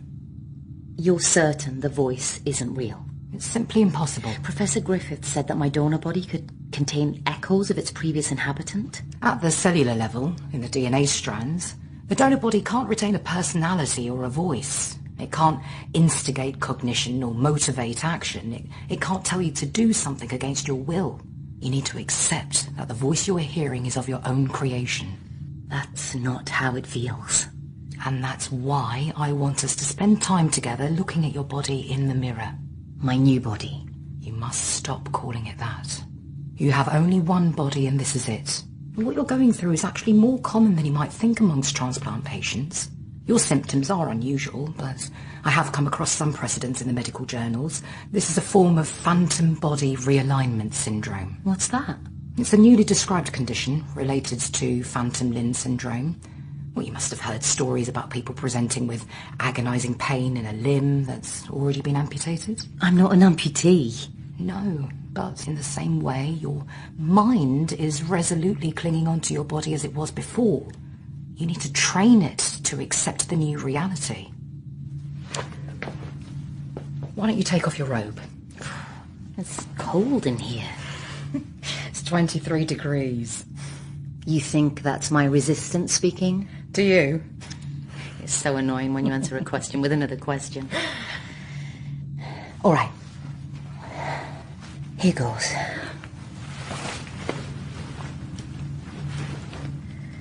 Just stand there and look at yourself. That's not easy. How much time have you spent looking at your body as it is now? I don't have a great relationship with mirrors. Stay focused on your reflection if you can. Sorry. You don't need to apologise. What do you see? Someone young, vibrant, alive. It's really weird. Over time, this process will rewire your thinking, form new neural pathways in the brain that connect this body with your inner self. You are teaching your brain to reinterpret what the physical manifestation of Caroline is. This is exactly the kind of body I used to dream of having. What do you look like in your dreams? Not like this. It's a good illustration that subconsciously you haven't accepted your new reality. You've compartmentalized this body, separated it off from yourself, and perhaps, in the process, developed a voice for it. Perhaps. That's good, Caroline. You've struggled to acknowledge that this voice is of your own making before now. It feels alien to me. To your established patterns of thinking, this whole process is alien. I'd like you to start attending a support group for people who've been through body exchange. I think it will really help you to feel less isolated and normalise your experience. Would you be interested in doing that? I'll do anything to feel normal.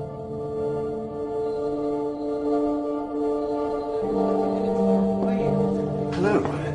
Is it Caroline? Yeah, that's me. Who are you? Trevor Ashton, convener of the group. Welcome. Trevor has a broad, confident smile to match his broad, confident shoulders. Half a dozen others mingle around the coffee station behind, chatting inconsequentially. Were you expecting me? Dr. Mendes messaged to say you'd be joining us. I'm resident at Body X at the moment, so couldn't really complain the meeting was too far away. It's such a privilege to be allowed to meet here. They do treat us very well. There are some really good pastries with the coffee this morning. What do you actually do here? We share our experiences. What we've been through is still incredibly rare. I find it really helps to spend time with other people who know what body exchange feels like. When did you have yours? Almost 9 years ago. Hey, come, join us. We're just about to start. Thank you. Welcome, everyone. Shall we start by making the pledge together? Body, I promise to love and cherish you always. I thank you for serving me. You deserve my love and respect now and forever. Amen. And everyone, this is Caroline. Hello. Hi, Caroline. Hi, Caroline. Just a point of order, Caroline, you don't have to say amen at the end of the pledge. This isn't a prayer meeting. Sorry. No, you don't need to be. You're amongst friends here. Now, who would like to kick us off by sharing something about their journey? Mel? Okay, I can start if you want. That'd be great. Hi, I'm Mel. Hi, Mel. Hi, I'm 53 years old. I've been in my new body for nearly 5 years. In many ways, I look upon my surgery as year zero, the real beginning of my life. So, in that respect, I'll soon be celebrating my 5th birthday. I've been thinking about how to mark the occasion. Perhaps you'd like to celebrate with me? Each person shares the joys of body exchange in turn. A litany of outcomes ranging from the mildly positive to the mind-blowingly transformative. Inevitably, the attention eventually comes to rest on me. Well, it's almost time. Would you like to share anything before we close, Caroline? Anything at all? Do I have to? Oh, of course not. I'm only just over a year on from my surgery. We understand. It was a revelation at first. Inhabiting a body that I didn't hate. That's a powerful release, you know. I always loathed everything about myself. Too fat, too short, too saggy, everything. Yeah, that's quite normal. I suffered a bit of a setback recently. Seemed to lose all my confidence. Stopped feeling grateful for what I've been given, what my donor gave to me. I just felt angry, you know? Angry about all sorts of things, and that's not right, is it? I mean, some poor girl died and left me all this. What have I got to be angry about? But I'm back here at the clinic now, and I'm getting the help I need. Sorry, I didn't mean to be so negative. No, you don't have to apologise. That body of yours is wonderful, and you're here because you deserve to be. Thanks for sharing. It gets easier over time, doesn't it, folks?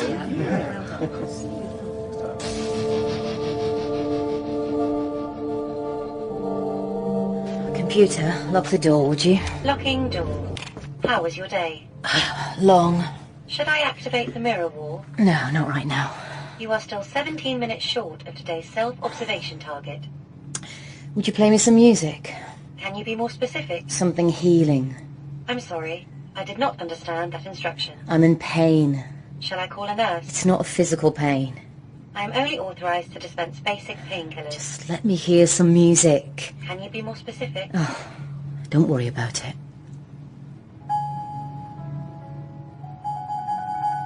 What's this? Nocturne in C sharp. Composer, Chopin. It's beautiful. And sad. Relax. This is just a bump in the road. You don't believe that, do you? It is too early for me to draw firm conclusions. What's happening to me? You're sleeping. I open my eyes. I find myself in a white room. White curtains cover the windows. A big room, cavernous. At the far end, someone is playing a grand piano with their back to me. They seem incredibly distant. Where am I? You are here. The voice, somewhere very close. I turn my head to look for her, but there's no one there. Who are you? The time seems to pass slowly here. I look behind me, all around me. Nothing. There's nothing to measure with. I tried counting. 1 elephant, 2 elephant, 3 elephant, but I lose my way. I've lost my bearings. I don't know where this place is. Best stay still, frozen, play dead. If I am patient, perhaps you will let me go. I've heard this music before. It's beautiful. Shh! Don't let him hear you. Why? There will be no mercy. Please, just come and sit with me. Where are you? I have something for you. Now I hold a kitchen knife, the blade a flash of silver. You should do it. Why would I do that? Because I can't. I stand behind the pianist. He senses me, stops playing, and turns. Do it. I plunge the knife into his eye and he screams. The white room turns red.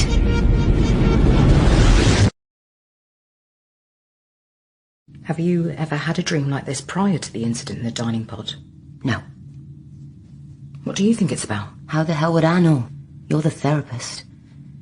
I think we should continue talking about your mother. Please, can we not? Oh, that's interesting. What is? You would rather avoid the subject. It's not interesting. It's miserable and depressing. I thought you were supposed to be helping me feel better, not dragging up all this shit that should have been put to bed years ago. I've been doing some research. I uncovered a video recorded by a computer terminal in a government office in Ashington in 2024. What are you on about? It's an interview with your mother, shortly before she died. Would you like to see it? No, I would not like to see it. I don't want to talk about her. Is that really so hard to understand? No, not at all. Delete the footage. I never want to see it. You're very defensive this morning. Perhaps we should talk about that. Perhaps we should talk about the fact that I've been in here for over a month and nothing's changed. My body is still telling me to kill people. What are you actually doing about that? We are trying a wide range of therapies. As you know, these things take time. I can't handle this much longer. What will happen if things become overwhelming? Perhaps I'll throw myself out of a window, solve everyone's problems in one fell swoop. You would contemplate suicide? That would provide a full stop at least. I see.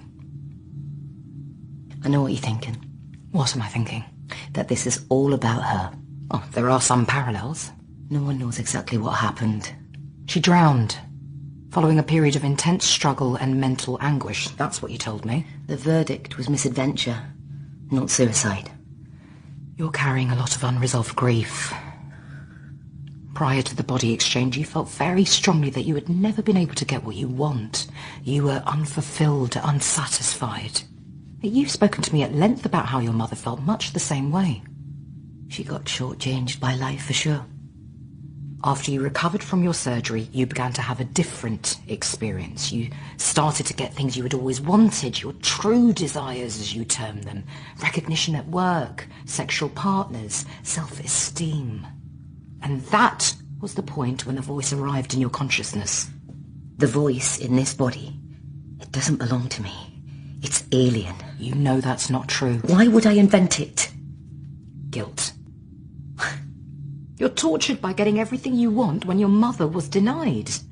Your subconscious is creating this voice to prevent you abandoning the emotional link to her. This is all bullshit. I'd like us to try hypnotism. What? It could provide you with a way to challenge that psychic connection with your mother. I can't deal with this right now. Where are you going? To the park. I need some air. The tree-lined avenue leads to the Victorian boating lake. The day is crisp and cold. No dogs, thankfully. A young mum passes me. Self-driving baby stroller obediently rolling along at her side. A little one fast asleep inside the air-conditioned bubble. Something makes me look back at her. Excuse me? You Caroline? Pardon? Caroline McAleese. Who are you? I've been asked to give you this. I'm not Caroline. I know that's not true. You've been tracked from Body X. Take the note. What's this about? I have to go now. My baby's due a feed. She hurries away, the stroller matching her pace perfectly. I open up the piece of paper. A handwritten note. How quaint. Meet me at 7. Leave your phone and other devices at home. The address of a cafe. From Mel. Can I get you any drinks at all? I'll have a decaf cappuccino, please. Of course. Hello, Caroline. You were at the support group. Yes. Why all this subterfuge? Did you leave all your devices behind, as I asked? No, I had no idea what this was. Obviously, I've got my phone. You can leave it here with Shay, the waiter. He's a friend. And why would I do that? It's probably being tracked. Why would anyone bother to track me? But if you won't leave it behind, then we can't go any further. It's up to you. I cancel my order and leave the phone as requested. The young waiter promises to take good care of it. His eyes twinkle with desire as I thank him. I am reminded for a moment of the new power this body has given me. Look, where are we going? We'll walk and talk. It's more secure being on the street. What is this? Why did you send a note? That was my daughter. She lives near Body X. Oh, she just happened to be in the park at the same time as me. I've got a program with facial recognition monitoring the CCTV there. I was waiting for you to leave the premises. Do Body X know about that? Of course not. It's a system hack. Their security isn't the greatest, so it wasn't difficult. When you left the building yesterday, it sent an alert to my daughter. There's a lot of CCTV in that area, so I was able to use the camera to guide her to you quite easily. Who are you? Am I in some sort of trouble? I'm a journalist. Writing for? Freelance. Working on a story about body exchange. You've had one, haven't you? Or was that a lie? Of course I've had one. There are very strict criteria for being admitted to a support group. Well, the surgery's so good now, how would you know if anyone was telling the truth? Take a look. I didn't spend tens of millions on mine, as you can see. Outcomes are a bit more rough and ready at the lower end of the market. What do you want with me? I just want to talk. Couldn't it have waited till the next group meeting? You can't speak openly there. What do you mean? You must have noticed that all the speakers were on message. Including you. You mentioned you had a setback recently. What about it? I'm interested. I'd like to hear about that. What symptoms are you experiencing? I don't want to talk about it. I'm trying to get my life back together. Yeah, it's tough. I understand.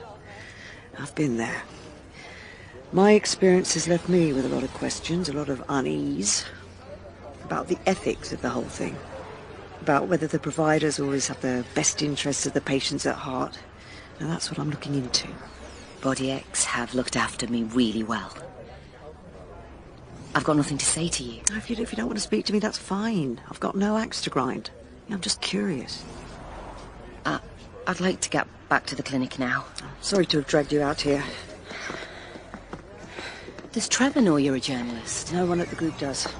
You've not had this conversation with any of them? No. So why me? Just a hunch, I suppose. There seemed to be a spark about you. The others all have complete faith and devotion. I felt like you might still be open to questioning things. Was it a real baby? What? In the stroller, the baby looked real. That's my grandson, Isaac. He's 10 months.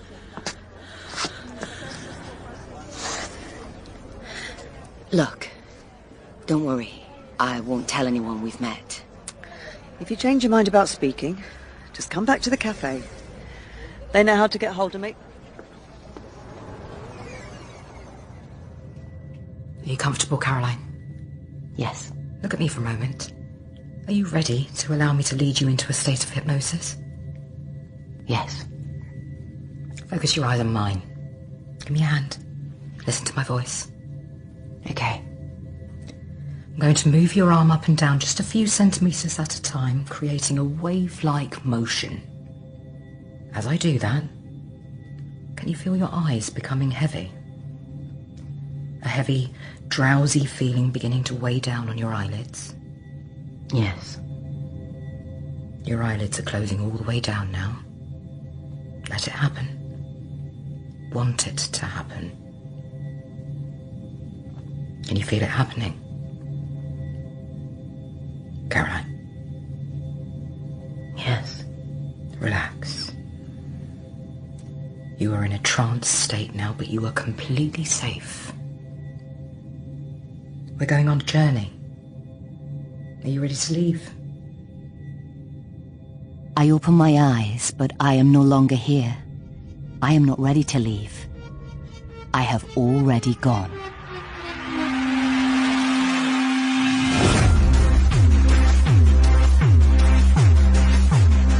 Body Horror by Lucy Catherine.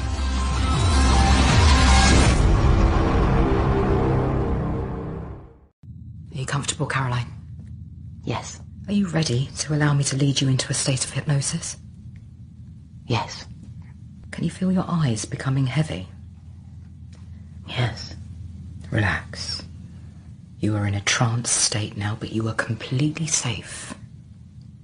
We're going on a journey. Are you ready to leave? I open my eyes, but I am no longer here.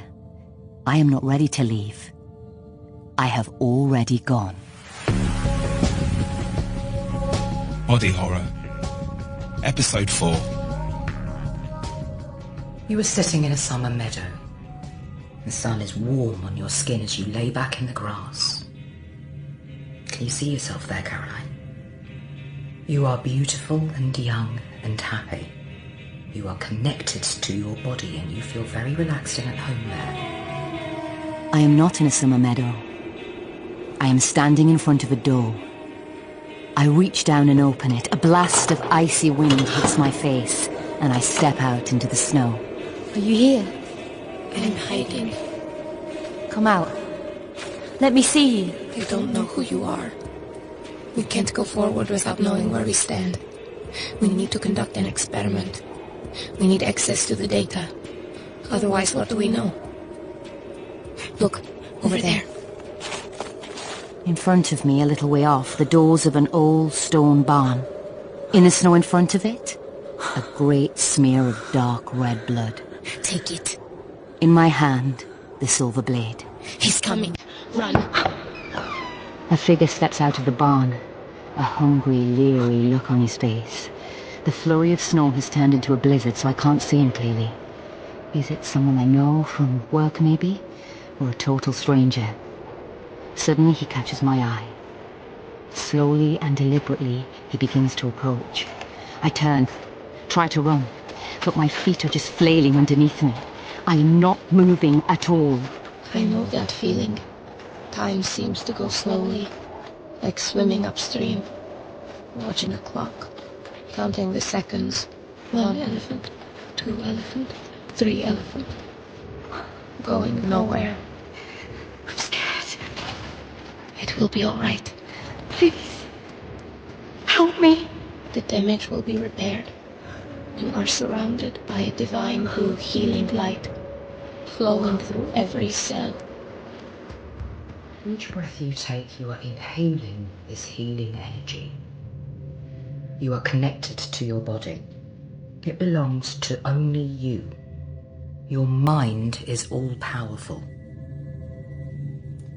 From this moment on, it will embrace your body, accept it and restore perfect harmony within you. From this moment on, you choose perfect health, mentally, spiritually and emotionally. Now, I'm going to count from 1 to 5, and after I get to 5, I will say you are fully awake and you will be completely back here with me in the room. Do you understand? Yes. 1, 2, 3, 4, 5. You are fully awake. Open your eyes. Take a deep breath. Have a stretch. Would you like some water? No, thank you. You won't remember anything I said, but the messages I gave you will be lodged in your subconscious. How do you feel? I want to run. I need to run. Caroline, is everything all right?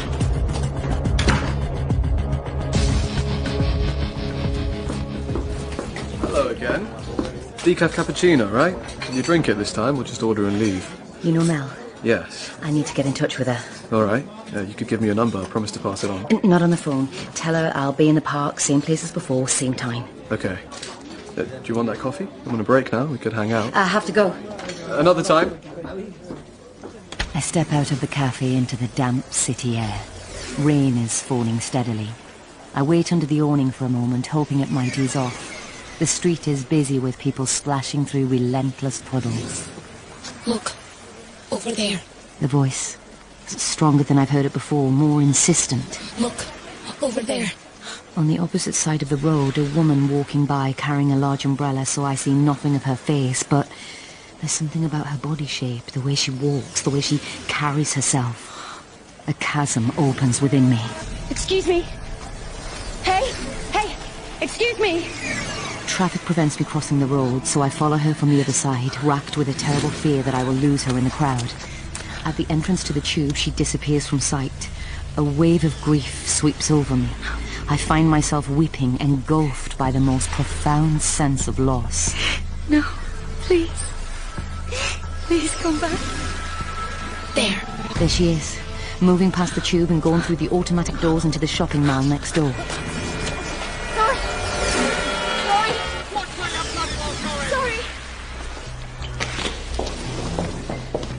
Excuse me, could I talk to you for a second? Is everything all right? This is difficult. Shall I get someone to help you? Have you had a body exchange? I'm sorry? Please, if you could just tell me that. I'm in a bit of a rush, to be honest with you. No, wait! Get off me! Look, your body. It looks like my body, my old body. I need to know. Need help! Security, will you help me? Do you have a tattoo on your right shoulder, a small rose? Get away from me! I need to see it! Boy, that's enough! Get off me! You tore my clothes, you mad bitch! Ed! Call the police! As the guard pulls me away, the woman turns her back and I think for a moment that perhaps I see the petals of a red rose marked on the skin. Do you? Do you see it? I can't be sure. 1 elephant, 2 elephant, 3 elephant, 4 elephant, 5 elephant, 6 elephant. Still? What are you giving me? It's just a sedative. Am I going mad? No, of course not. That was my body. I saw my own body walking down the street. That's impossible. I was looking for the tattoo. Caroline, your old body is still here, in the Body X mortuary. Is that true? You need to rest now. And don't worry about the woman. We've already agreed to pay her a small sum in return for an agreement not to press charges. The voice is in my head the whole time now. Whispering in the background mostly and talking loud and clear now and then. I think I am going mad. Paulina will be here tomorrow. Now rest. No, I need to go out. That is absolutely out of the question. Who am I, Gloria? You are Caroline McAleese, just like you always were. I keep thinking about the poor girl who died just so that I could have this body. No, don't think about her. Just be grateful and rest.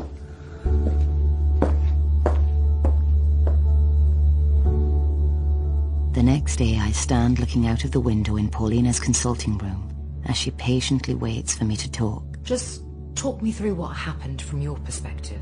Then we can take a break. I see the boating lake in the middle of the park. Perhaps Mel came to meet me yesterday, but I wasn't there. At a stately pace, an ambulance pulls up at the entrance to the Body X facility. The security barrier obediently rises, and it circles the car park before disappearing into the underground parking garage. We've got plenty of time, Caroline. I feel utterly lost. I don't know who I am anymore, what I am. When I saw that woman yesterday, it felt like there was the missing part right there in front of me.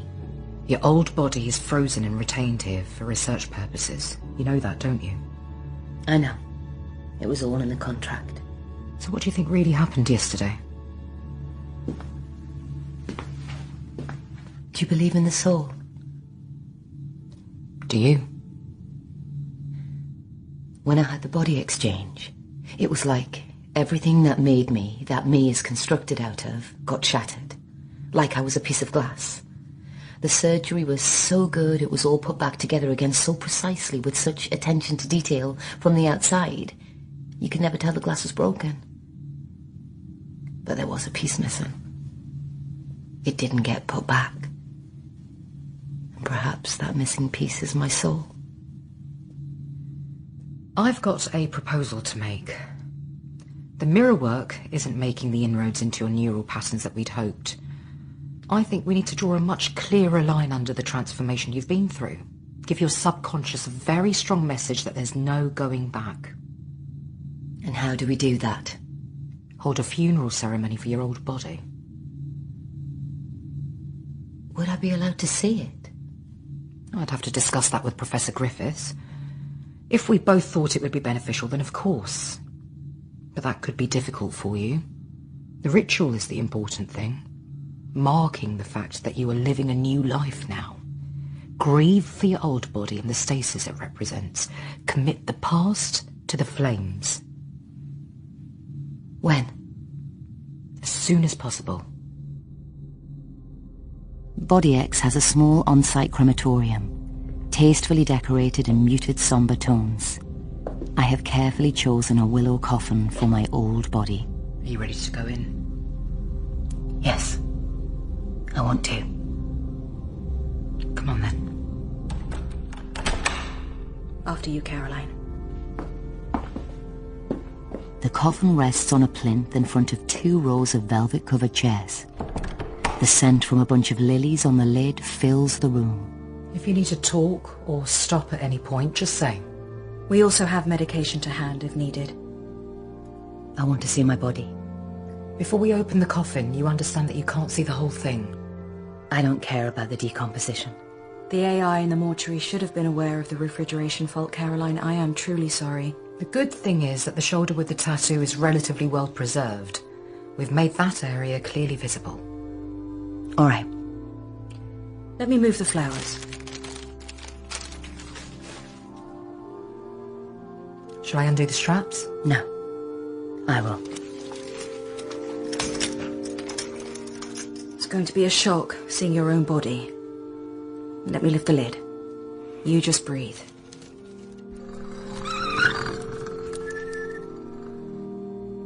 It's all right, Caroline. Take your time. There you are. My body is covered in a white shroud. The place where the head was severed is discreetly hidden with the folds of the coffin's white satin lining. So it looks as if she might just have her head in the clouds, rather than it being completely absent.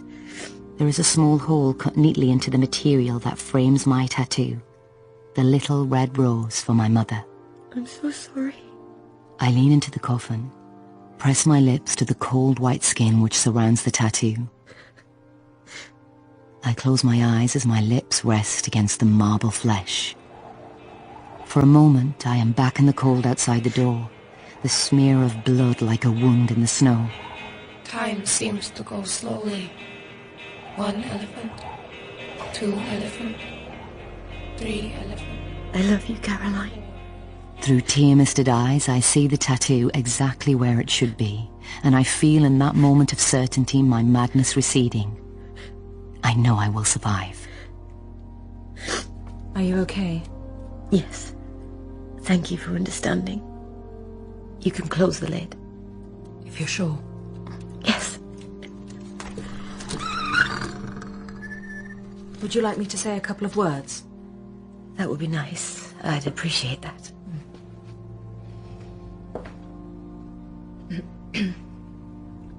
A funeral is always a sad occasion, but also a chance to celebrate the life of the deceased.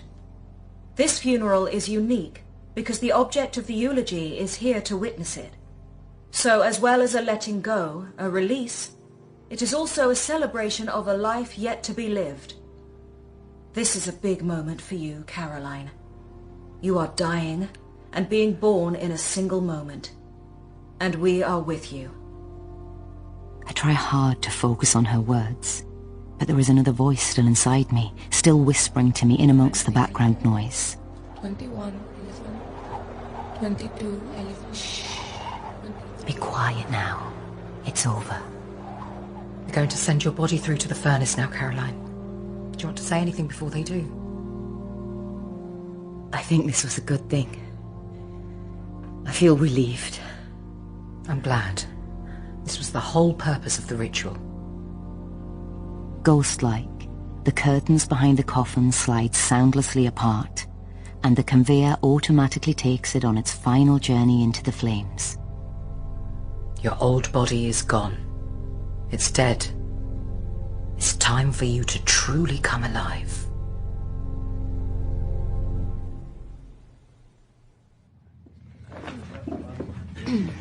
Welcome, everyone. Well, it's great to see some familiar faces, and some we haven't seen for a while. It's good to have you back, Caroline. It's good to be back, Trevor. Let's start with a pledge. If you'd all like to hold hands. Body, I promise to love and cherish you always. I thank you for serving me. You deserve my love and respect, now and forever. So, would anyone like to get the ball rolling? I would. Oh, wonderful. Hello, I'm Caroline. Hi, Caroline. I've been through a tough time over the last few months. I think I had a breakdown, really. I was hearing voices, seeing things. There was a point where I actually thought I saw my own body walking through the streets of London. But, I don't want to talk about my problems all over again. I'm in a much better place now. I still hear this voice in my head sometimes, and it's always there with me, somewhere in the background, but I know now it's just a manifestation of my anxiety. The staff at Body X have been amazing with me. I haven't been an easy patient, but they stuck with me. In the end, it was the funeral for my old body that seemed to be the breakthrough. I'd like to tell you about it, if that's okay. Please do. It was a really profound experience, and it's genuinely changed my life. I had a deep need for closure, to be able to grieve for the old life I was leaving behind. Thanks, everyone. Well, see you next time. Thanks, Trevor. Bye, Trevor. Bye, Mel. Do you fancy a coffee, Caroline? A coffee? Yeah, I haven't seen you for such a long time. We could go to a coffee shop. Decaf cappuccino, isn't it? You're still very security conscious. Thanks for leaving your phone with Shay. Made his day seeing you again. I'm feeling much better. I think I'm almost ready to sleep with someone again.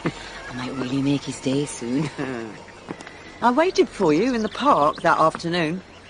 It was the day I got arrested. I was sedated up to the eyeballs. I wouldn't have been great company. It was powerful hearing you talk about the funeral. How's your story coming along? We're moving forward.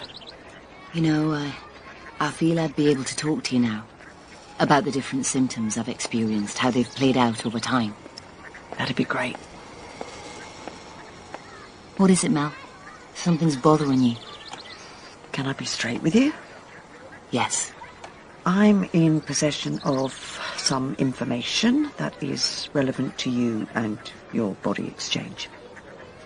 What is it exactly? A video. Show me then. I'm nervous about doing that. Why? Your recovery is going so well, I don't want to put it in jeopardy, but at the same time, they've been lying to you. About what? You know, I've had access to the Body X CCTV, not just the camera on the outside, but also internally. And? That includes a feed from the morgue, which runs 24/7. There's little of interest from there in general, but when you were talking about your funeral in the meeting, I remembered this footage that I'd seen some time ago. Let me see it. Mel takes out a small digi-screen, Bluetooths it to my headphones and switches it on. A clip begins to play. She holds her coat around it to keep the light off the screen, and I see film of a corpse lying on its side on a metal trolley. The lower part of the body covered by sheets, the top part out of shot. Only the shoulder is exposed. A man wearing a mask and rubber gloves sits down on a stool next to it. He switches on a mini projector clamped to a stand and pointing down at the body. An image appears on the shoulder of the corpse. A small red rose. An exact copy of the one I had done for Mother. Holding a tattooist's needle, he leans over the body and sets to work. What do you think? That's my tattoo. but it's not your body. She fast-forwards through the footage. The tattoo is finished. The man pulls the covers off the body and pushes it down so it's lying on its back. A woman. Overweight, about my height. Her body shape resembles mine as it was. The top part of her body is now more in shot. The neck is clearly visible. The man takes a scalpel and cuts the skin all the way around the throat. Then he picks up a surgical saw and proceeds to remove the head so matter-of-factly as if he were butchering an animal.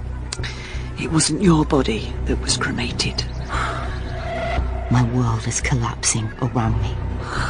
I am flailing through the air, out of control. There is nothing left for me to cling to. I am still waiting.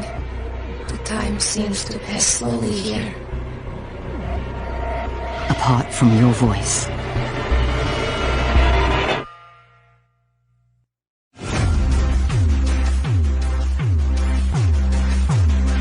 Body Horror by Lucy Catherine.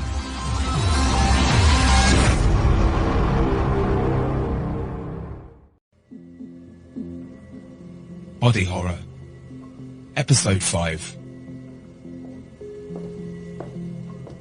My name is Caroline Dorothy Macaleese.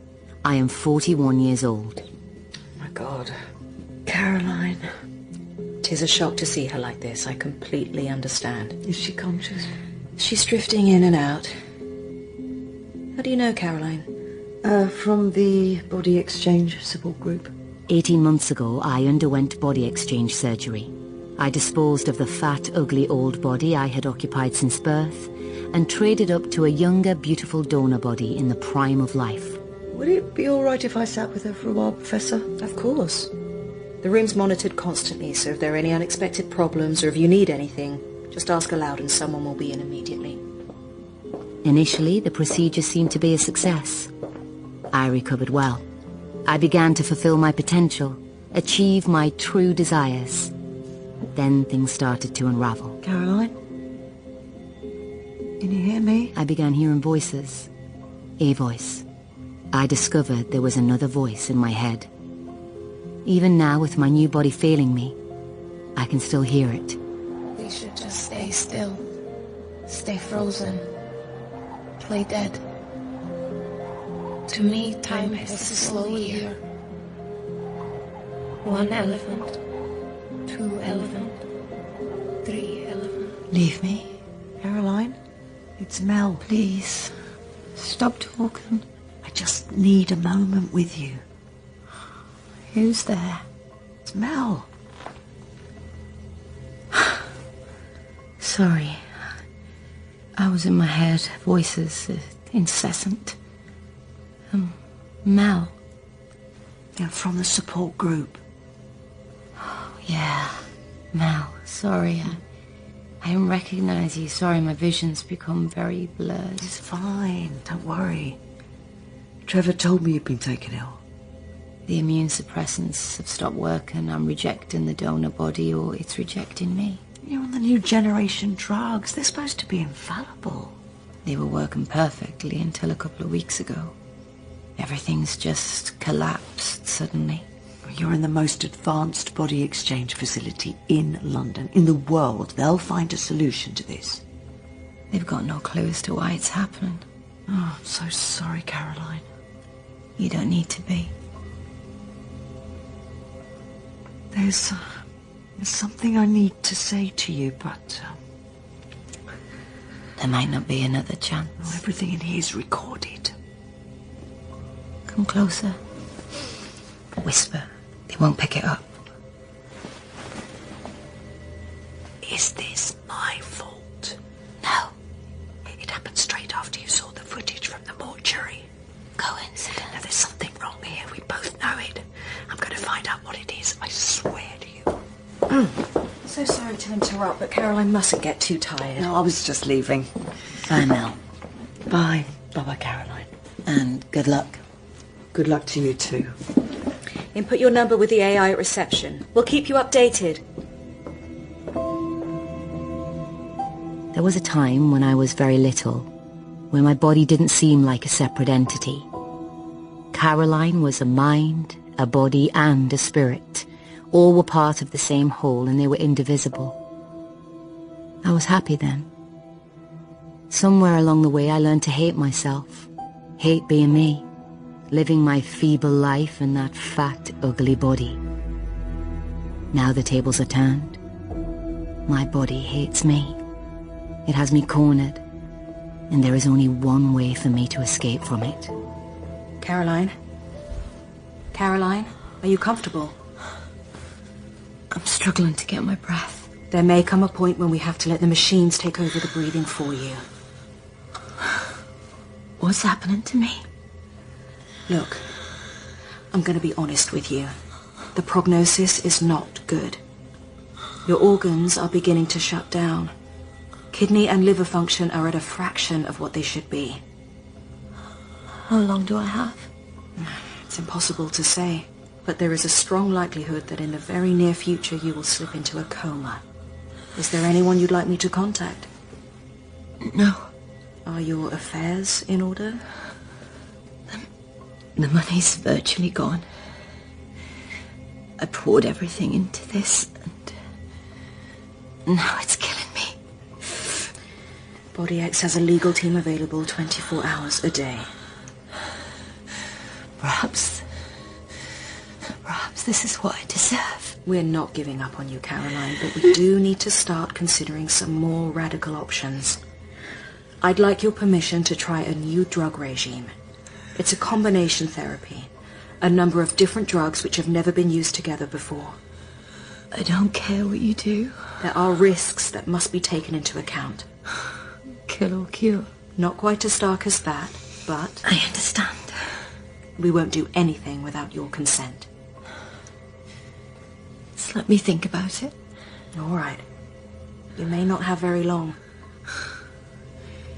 To me, the time passes slowly here.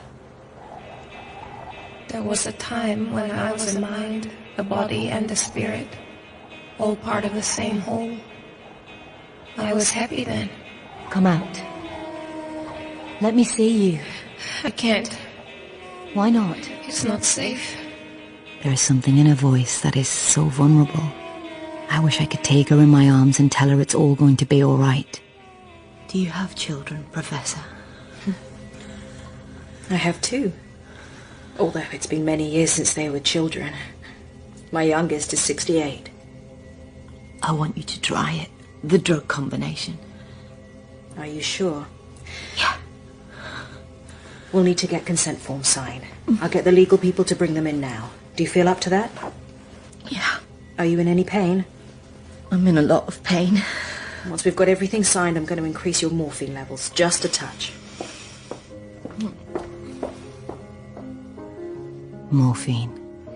The painkiller. On an exhalation, I lift up out of my body, her body, and I am looking down at the hermit crab shell, the one I have tried so hard to feel at home in and failed. She's very still beneath the bed covers, eyes closed, the shallow inflation of the lungs the only sign of life. All the rest is mechanical. The trace on the digital readouts will be all that remains when the last ember is finally extinguished. I am lighter than air, beyond liquid, evaporating, becoming ether, ethereal, turning somersaults and cartwheels effortlessly. And then I find myself here. It is very dark, cold flagstone floor beneath my feet, the damp smell of old masonry. 1 elephant, 2 elephant. A candle burns, 3 elephant. casting a small flickering halo around the flame, a figure standing before it, hands clasped in front, head bowed. Hello? What are you doing here? I don't know. Why did you come? I thought I was ready to leave, to give up. And then I heard you, all alone and confused. Perhaps I can help you to escape. To me, the time seems to pass slowly. There's something wrong. We both know it. And I'm gonna find out what it is, I swear to you. Are you here to destroy me? Or are you my savior? Will you pray with me? We hold hands. Close our eyes. Her touch is as gentle and insubstantial as a ghost's. Body, I promise to love and cherish you always. I thank you for serving me. You deserve my love and respect, now and forever. Amen. It is silent for a moment, and an atmosphere of serenity abounds. We have one another. We are no longer alone. Caroline? What time is it? 6:15. I'm thirsty. You can get a sip of water through this tube.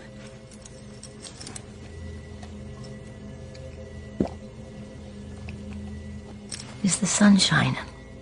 It's going to be a beautiful day. I'm not dead. You're not. In fact, you seem to be making a remarkable recovery. I'm not dead. You should rest. You're still very weak. What's happened to me? Your immune system has done a complete 180 from where it was 3 days ago. We've never known anything like this. All your functions are returning to normal. I've stopped rejecting the donor body. It's too early to be completely confident. How can that be? I'd hesitate to use the word miracle because I don't believe in such things, but this is as close to being one as I've experienced. It happened all by itself. What I mean is that we took a gamble with a new drugs combination, but it paid off. That's your miracle. Now rest. It's still going to be a long road back. I want it to be all better. It will be. Given time. I'm going to No find more talking. The nurses will be checking on you every 15 minutes. Get some sleep. Harmony is something I have not known since I was a little girl, playing by herself in the garden, rolling on the artificial grass in hazy morning sunshine. Mind, body, spirit, all as one. Caroline complete. Now that feeling returns. Every fibre, every cell, every synapse seems to be working in perfect synchronicity. I am getting better. Feeling more certain. How are you this morning, Caroline? I'm good. You look well. The doctors seem pleased with me. As I understand it, you are making incredible strides with your physical recovery. Yeah, it's going better than expected. And what about the mental side of things? Where are you at emotionally? I think I'm in a good place. I feel positive. My energy seems to be returning. That's wonderful. I really want to get back to leading a normal life. Just get out into the world again and be an average human being. Well, this assessment is part of that process. What do I need to do to get your permission to be allowed off the premises? It's not up to me. All I do is make a recommendation to Professor Griffiths and her team. I think this has been a real turning point. In what way? Before I had the body exchange procedure, I don't think I ever really confronted myself with the gravity of it all, how close to the edge I was going, I mean. I know all statistics about how it's relatively routine now and not massively high risk like in the early days, but even so, it's such a big thing to happen. Go on. This time, I really felt like I might be dying. Like that was a real potential outcome. I've stared right down the barrel of the gun and I think that's changed me. In a good way? In a very good way. I want to get out there and just be alive. Well, that's very encouraging. I think so. What about the voice? What about it? Is it still present? Yeah. As strong as before? It's still there all the time, if that's what you mean. But something's changed. Yeah. What do you think that is? I think we've stopped fighting each other. You were at war before all this. We were strangers. There was a lot of mistrust, and now I think we've begun to understand each other. And you feel more peaceful? I think we feel more purposeful. Will you be recommending that I'm allowed out? I can't imagine that spending some time away from the facility each day will do any great harm. Caroline. Hey. It's so good to see you. Thanks, Trevor. I hope you don't mind. I've been getting regular updates from Professor Griffiths. Everyone's been so worried about you. We were all praying for a miracle. Well, this is the result. Living and breathing. You must have a direct line. You look amazing. Thanks. I mean it. I mean, you looked amazing before. Obviously, your donor was quite special and the surgery was immaculate. But there's something else about you now. A spark. I'm feeling good. Do you know if Mel will be coming today? Mel hasn't been here for some time. Probably not since your medical situation. Oh. She might turn up today, you never know. When exactly was she last here? Oh, hang on. Let me check. As I thought, it was nearly 4 months ago, February 12th. When I was in the ICU. We need to get the meeting started. Are you coming in? I can't. Sorry, there's things I have to do. Hi. A long time. Hi. Mel's friend. Yeah, I'm looking for her. Looking for her? Have you seen her? You don't know? No, what? Mel died. What? She's dead. I had no idea. Can you meet me after I finish my shift? What time? I've only got half an hour left till I get off. Meet me in the park over the road, by the bowling green.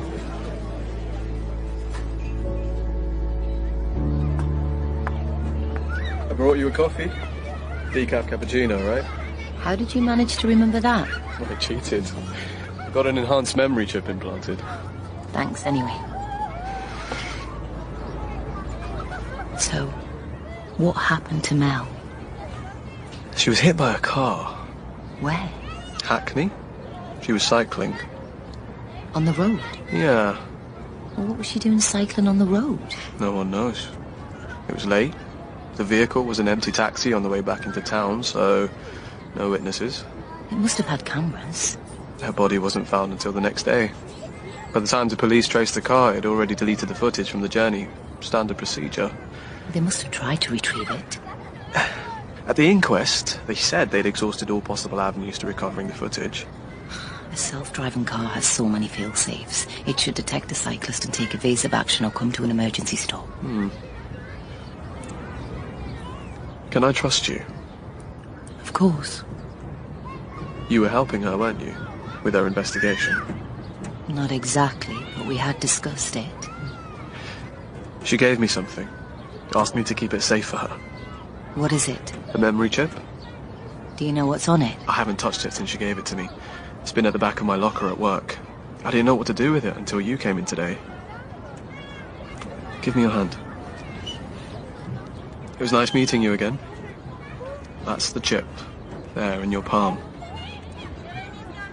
Come and see me whenever. I'm allowed to give away 1 free coffee a day. It's yours if you come in. I promise. I can't risk opening the chip with my phone. It might be monitored. This needs to be discreet and anonymous. I wait for a public computer to come free at the library. Computer 7 is now free. It is booked and available for your use for 30 minutes. I sit down and insert the memory chip. A list of files pops up, dozens of names. One stands out because I recognize it. Ellen Marie Patterson. I click on the file to open it, and there is a picture of a beautiful blonde teenage girl. The same girl I have a photograph of on my phone. Except in my photo, she is dead.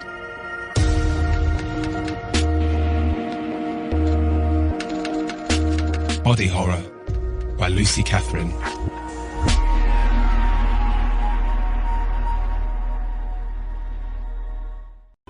Can I trust you? Of course. You were helping her, weren't you? With her investigation.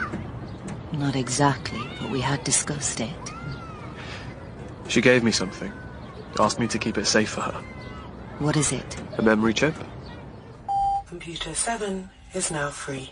It is booked and available for your use for 30 minutes. I sit down and insert the memory chip. A list of files pops up, dozens of names. One stands out because I recognize it. Ellen Marie Patterson. I click on the file to open it, and there is a picture of a beautiful blonde teenage girl. The same girl I have a photograph of on my phone. Except in my photo, she is dead. Body Horror, Episode 6. The next day I take an electric train from Liverpool Street to the outer London suburb of Harlow Newtown on the northern edge of the city. A self-driving taxi ferries me from the station to a modest house overlooking the River Stort. I have not called ahead. There is no trace anywhere apart from inside my own head that I am making this trip today. Can I help you? Hello, I'm looking for the family of Ellen Patterson. Who are you? Was she your daughter? Yes. May I come in?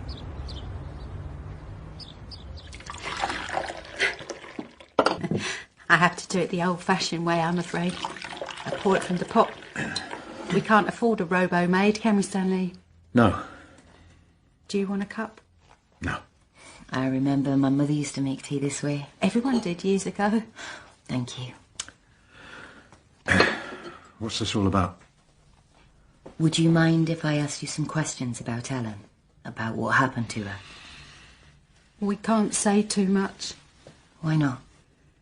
The case went to the courts, and the fees for all the lawyers started to rack up. It was astronomical what we owed.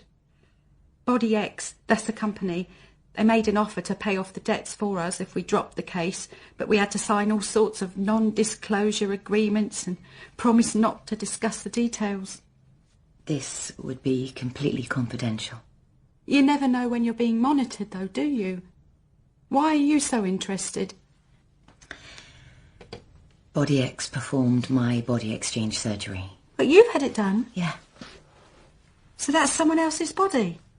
I would never have guessed. Would you, Stan? No. Since it was done, something hasn't felt right. Recently, I was very ill. I almost died. There was a problem with the immune suppressants. Well, that's what they said, anyway. And how do you know about Ellen? I used to work for Beyond Life. I prepared her body when it was finally released for the funeral. She was a very beautiful girl. Yeah. Yes, she was. Not just on the outside, she was a beautiful soul. She was an angel. No, come here.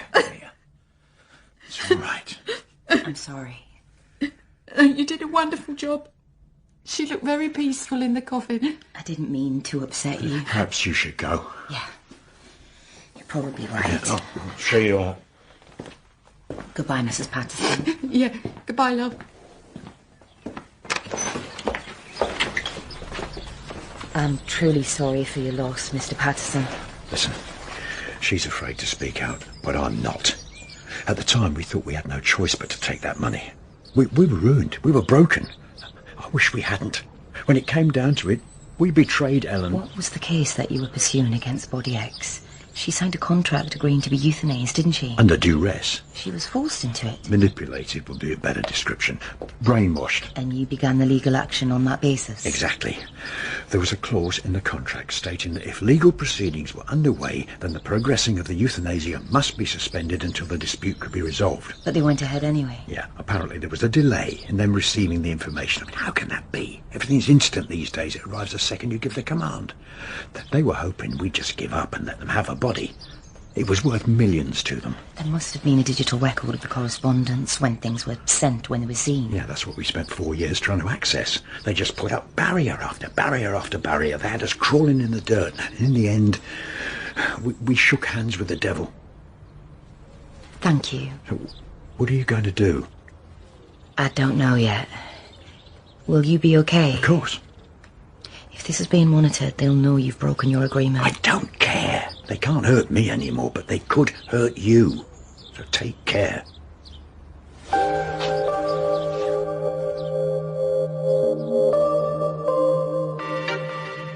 I know you're feeling much better, Caroline, but you mustn't overdo things. Where were you today? Out. You forgot your phone. How do you know that? I called when you weren't back by 6, as expected. From right here, standing by your bed. The phone was in the pocket of the coat hanging on the back of your door. It slipped my mind. Easily done. It's quite liberating not to have it. I've told you before. It's important that you take your drugs at the correct times. Sit on the bed. Roll up your sleeve.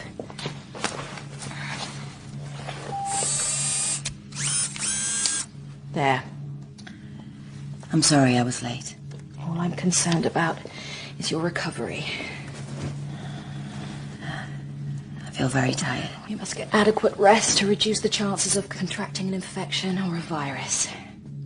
Yeah, I understand. Sleep now. It'll do you good.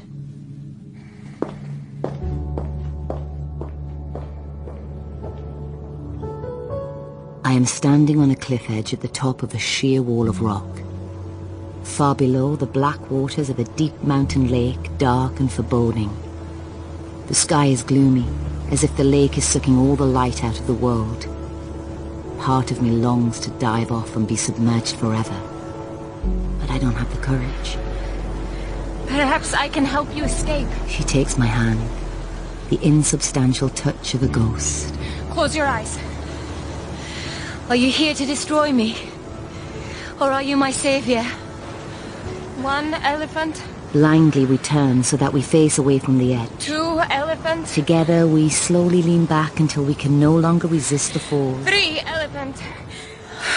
And we plummet towards the water.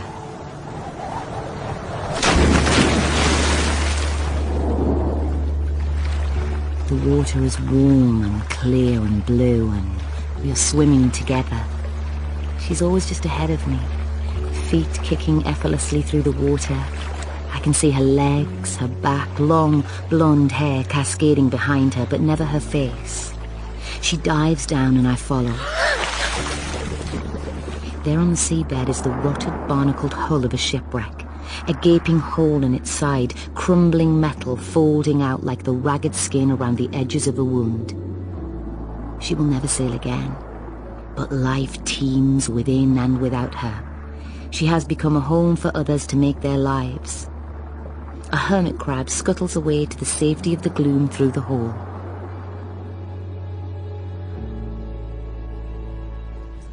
Computer, access data on memory chip. Accessing data. The list of files compiled by Mel contains dozens of names, all female. Some have brief biographical details, some have a photo attached. They are all aged between 16 and 30, most at the lower end of that spectrum. They are all beautiful. They are mostly blonde. I choose a name at random from the list. Computer, search for Susanna Alicia Adamic. I found this information via a search. Susanna was 21 years old when she was fatally injured in London. She is believed to have fallen downstairs and suffered a traumatic brain injury. She had only been in the UK for a short period of time. She was originally from Latvia. I choose another name. Computer, search for Jaya Violet Ligari. I found this information via a search. Jaya was discovered unconscious in the street on her way home from a night out. It is believed she fell and hit the back of her head, causing a traumatic brain injury. She was 19 years old. It is not known when she entered the country. Computer, search for Anne-Marie O'Hanlon. Computer, search for Raisa Lilia Kuznetsova. Computer, search for Helena Toivonen. Computer, search for Darcy Tremlett. All of the names belong to young women either dead or missing. Computer, search for Anastasia Korolenko.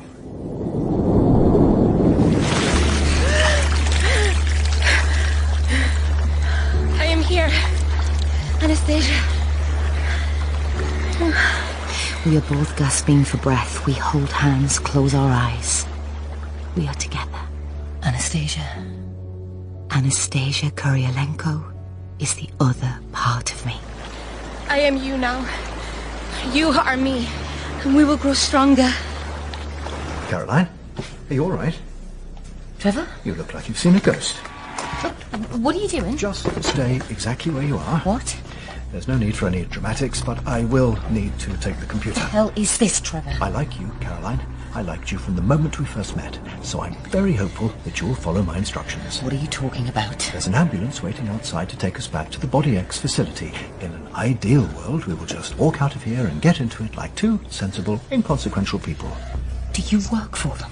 I'm more of an associate. You can't take that. It belongs to the library. Body X intends to pay for all the hardware here to be upgraded. You don't need to be concerned. Give it to me, or I swear I will scream this place down. I would strongly advise you against doing that. Why? There is an implant in your left eye. If I give the command, it'll send a burst of signals that'll jam your brainwaves, rendering you unconscious instantly. I've been told it's not a pleasant experience.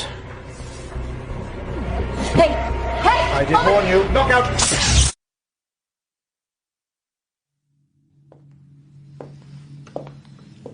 How are you feeling?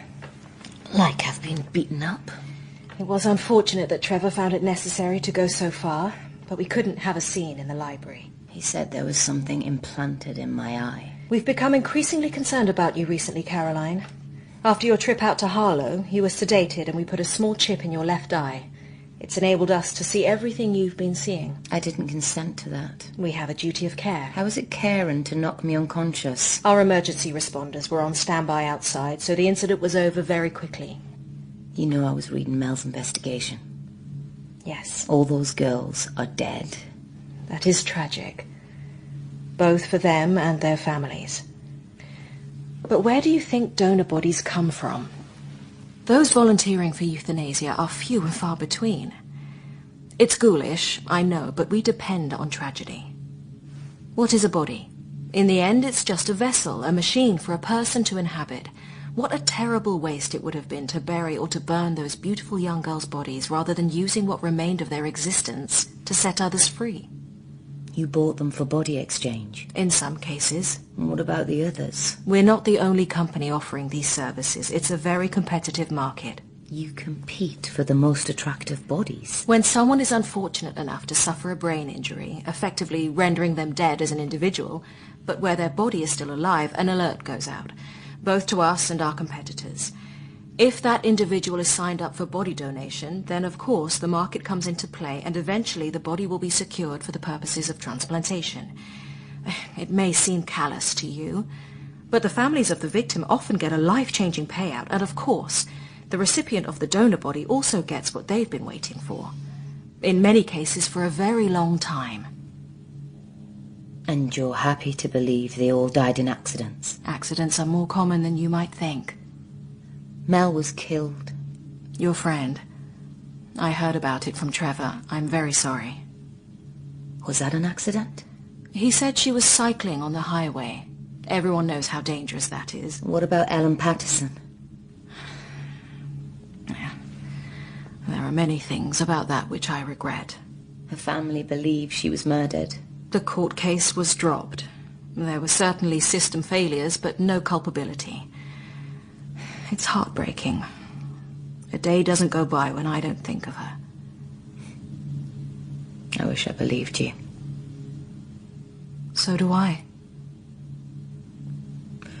Mel had a video from the mortuary here. It showed someone tattooing a body to make it look like mine. It wasn't my body that we cremated. Where is my body? That must have been very shocking for you. Where is it? The service we offer here is generally aimed at the very wealthy. Statistically speaking, people from lower socioeconomic backgrounds are more likely to be signed up to donate rather than receive. If you're poor, it just makes sense. It's almost like a kind of insurance. Well, this has never seemed fair to me. There are so many who could benefit from body exchange, but simply can't afford it. For that reason, we also have a charitable aspect to our work. Your body went to a woman who would otherwise have died. I didn't agree to that. In fact, you did. The wording of the contract you signed allows us to dispose of a body we're removing in any way we see fit, including donation. It's been tested in the courts, believe me. Why didn't you just tell me this? The psychological damage that can do is well documented. We were protecting you. You were disposing of something you regarded as a burden, something awful, something repulsive. In fact, your body was strong and healthy. Donating it has transformed someone's life. You should be incredibly proud. Computer, screen post-recovery interview with Karina Fisher. Screening interview with Karina Fisher. Her face appears on the screen. The woman I confronted in the shopping centre. She is wearing a toweling dressing gown. She looks relaxed, as if she's on a pamper day at a spa. Karina, we're recording this interview to show to others who are considering body exchange. You're 9 months on from the surgery now. Can you tell us how things are going with the new body? It's amazing. I've been bedridden for so long. Just being able to walk to the shops is a miracle. This body is so beautiful, so precious. I'm so grateful for the opportunity to use it. I'll never be able to thank the donor enough for what she did. She demonstrates how well the body is working. She cares for it with incredible dedication, paying it much more attention than I did when it was mine. She talks about the simple joy of being able to pick up her grandchildren and hold them, something she has never been able to do before. By the time it's finished, I feel drained and deflated. There is nothing more to say. Goodbye, Professor. You still have the chip implanted in your eye. I'll get it removed elsewhere. As you wish. Goodbye. I am discharged from Body X with a clean bill of health. The whole procedure, from first consultation to this moment, has cost me $27.9 million. I opt to have several stiff drinks. So what do you do? Spend the remains of my dwindling fortune in seedy bars. Oh, no wonder my phone picked you out. You scanned the whole room for a match. That saves a lot of time, doesn't it? What percentage? 86. What were the common data points? Well, you must have over $1 million in the bank, because my phone doesn't even acknowledge anyone who hasn't. Was that it? You rated grade A for attractiveness. Are you an A? I was back in the day. So we don't match up then? Well, I didn't say it was 100%, did I? What'd you do? I'm in sales. What rating are you? Well, I've dropped to a C now I've turned 40. Most companies only allow grade A's to occupy customer-facing roles. Who do you work for? Deutsche Auto. You're a car salesman. Yeah. And you're a grade C? Well, it's a bit different for men, isn't it? How? We get a longer shelf life. Look, you're gonna shag me or what? You know something? What? You should think about donating your body. Someone could make use of that. Your head, on the other hand, is just a complete waste of space. What's your problem? I don't have a problem. The bloody world has the problem. You know, this app on my phone's supposed to eliminate women who've got issues. What kind have you got? Is it mummy issues or daddy issues? 'Cause I can probably help with the latter. Get your hands off me. The last man who did something like that got stabbed. Look, I don't have to waste my time chatting you up, you know. There's a sex supermarket in the next street. I can walk in there and order a couple of Ukrainian teenagers for less than the price of a round of drinks in here. Step him. Step the dirty bastard. You're really going to upset me in a minute. Don't worry. I'm on my way. I'll tell you the trouble with women these days. They think if they've got a beautiful body and the right look, then they can do whatever the hell they want. Newsflash. Doesn't work that way. A beautiful body isn't everything. You need a personality to go with it. And you... nothing but an angry bitch. Leave now, before I glass you. I carry on drinking till I am too drunk to work out how to get myself home. I stagger into a hotel and book a room. I sit on the end of the bed, staring into the full-length mirror. All the lights are on, but the room is still full of shadows. Perhaps it is the mirror sucking the light out of the world. Computer, are you able to access my personal data files? Provided your retina scan delivers the correct permission levels. Scan my retina, please. Move your eye closer to the camera. Scanning retina. Scan complete. Hello, Caroline Dorothy McAleese. Computer, access my medical history files, please. There are 2,267 files to view. Select files related to my mental health treatment at the Body X facility in London. There are 406 files to view. Select files related to my mother. There are 17 files to view. Select files containing video of my mother in March 2024. There is 1 file to view. Play video. The film was recorded by a computer terminal at the benefits office in Ashington the day before she went missing. She sits in front of it looking drawn and tired. Her skin is pale and her eyes rheumy. She's not wearing makeup. She answers the computer's questions in a monotone. Then something changes. Can you explain, in under 500 words, why you are no longer in employment? You tell me. That does not qualify as a valid reason. I've worked my whole life. I'm good at my job. My employer's brought in the new rating system from America. I've been assessed by a machine that's telling me I'm no longer good enough. Why? Is it because I'm too thick? Too weak? Too lazy? No. It's because they want to have a uniform look across the sales force.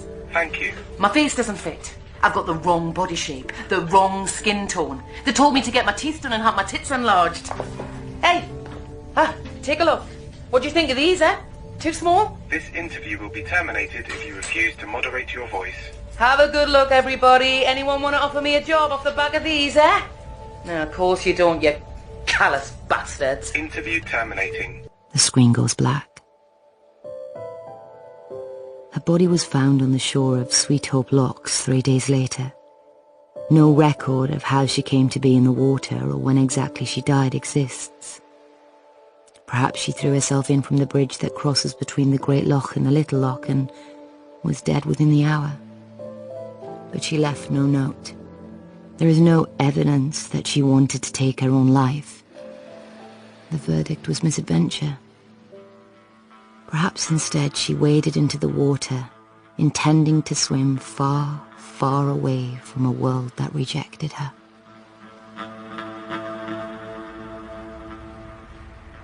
I am standing on the flat roof of the Body X building, 10 stories above the ground.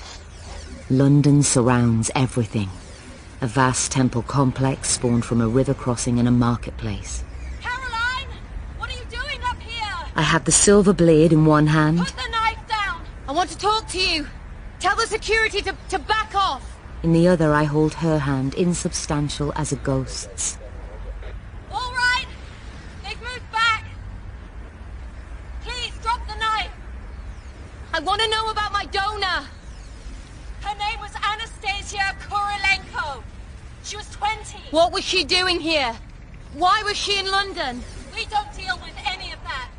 You're an intelligent woman. You've lived for nearly a century. What do you think her story might be? I can't speculate about those things. I turn to face the cliff edge. The sky is gloomy. Part of me is longing to dive off. Instead, I lay the knife down at my feet. Good. That's good. I'm going to approach you now.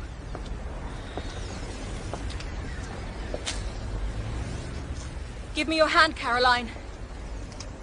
It's all going to be okay. Tell me what you think happened to her, or I swear we are both going over the edge. There are unscrupulous people working as suppliers in the market. There's no doubt about that. We do our best to be sure the bodies we use are responsibly sourced. How did it work? The unscrupulous ones. They identify girls with the potential to fetch good money on the body exchange market as young teenagers. Right skin tone, right body shape, right hair colour. If they're from abroad, they might get a UK sponsor so they can get into this country. Sometimes, they just kidnap girls and traffic them in. Then there might have been a calculation.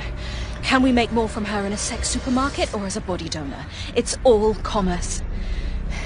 It's people like you who are prepared to plough millions into changing bodies that drive it.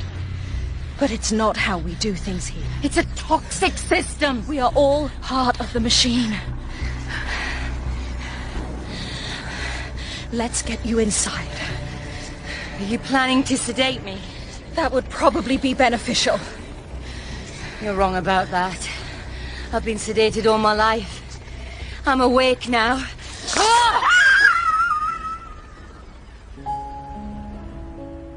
We fall together, the three of us. We are lighter than air, beyond liquid, turning somersaults and cartwheels.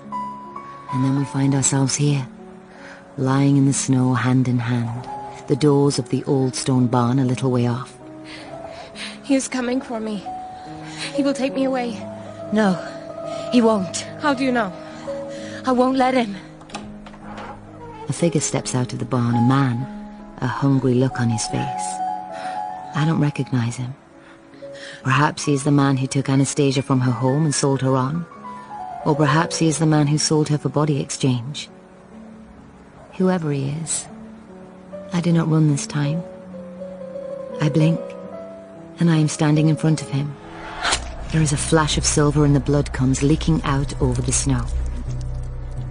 Anastasia, you're safe now. I turn to look for her, but she's gone. Everything is gone. I am standing on the cliff edge, the black waters of the lake far below.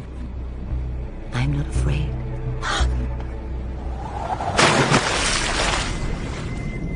I sink to the bottom many fathoms below. But I am not afraid. I believe she is coming. I know she will. I feel her arms around me. She has been waiting for me all this time at the bottom of the lake. I can feel her arms around me, a loving embrace I have not known for many years. My mother, made of water, surrounds me. She holds me gently, then stands and lifts me up. She is transformed into a giant hundreds of feet tall. She holds me and I know harmony and safety once more. My body is gone. My troubles dissolved. Love remains. Love remains forever.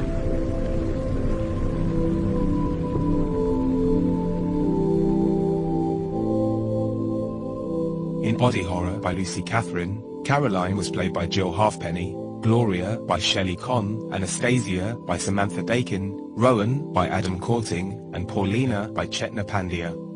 Virtual James was Will Kirk, the receptionist Greg Jones, Trevor Clive Hayward, Che Icky Alias, Karina Heather Craney, Stan Neil McCall, and the man in the bar was Ian Conningham. The computers were played by Sinead McInnes, Skylar Courtney, and Laura Christie. The director was Toby Swift.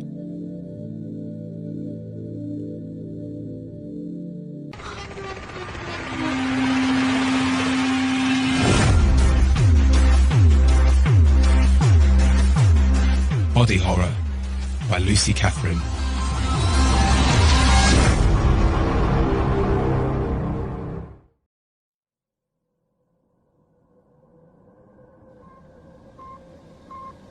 For the eyes of the world now look into space, to the moon, and to the planets beyond.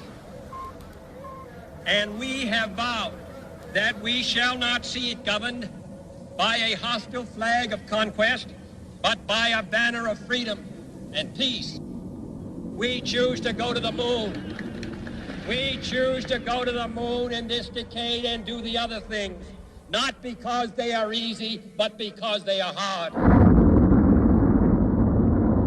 It's my opinion that the Soviets have neither the funding nor the capability to continue matching America's interplanetary ambition. We picked something up on the mid-range scanner. Masterpiece of propaganda timing, the Soviet Union has announced the successful launch of its N-1 rocket to take cosmonauts Yuri Gagarin and Alexei Leonov into space. Who is Russia's mysterious chief designer? We investigate as tensions. And we can now confirm that on the 20th of December, 1968, Russian cosmonaut Yuri Gagarin is the first man on the moon. These are the images released by the Soviets of man's first steps on the lunar surface.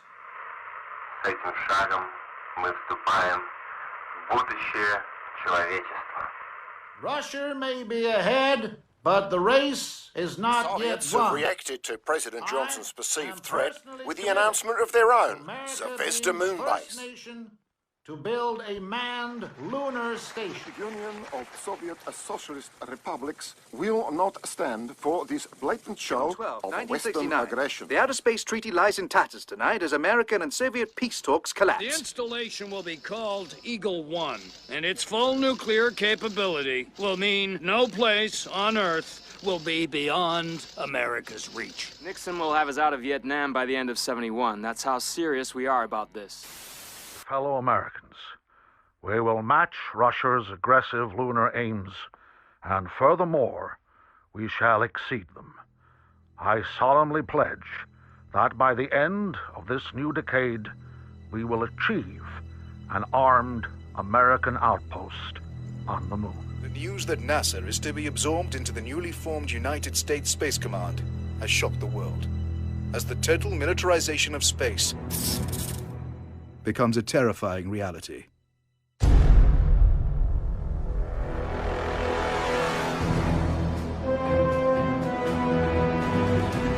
Wireless Theatre presents Red Moon.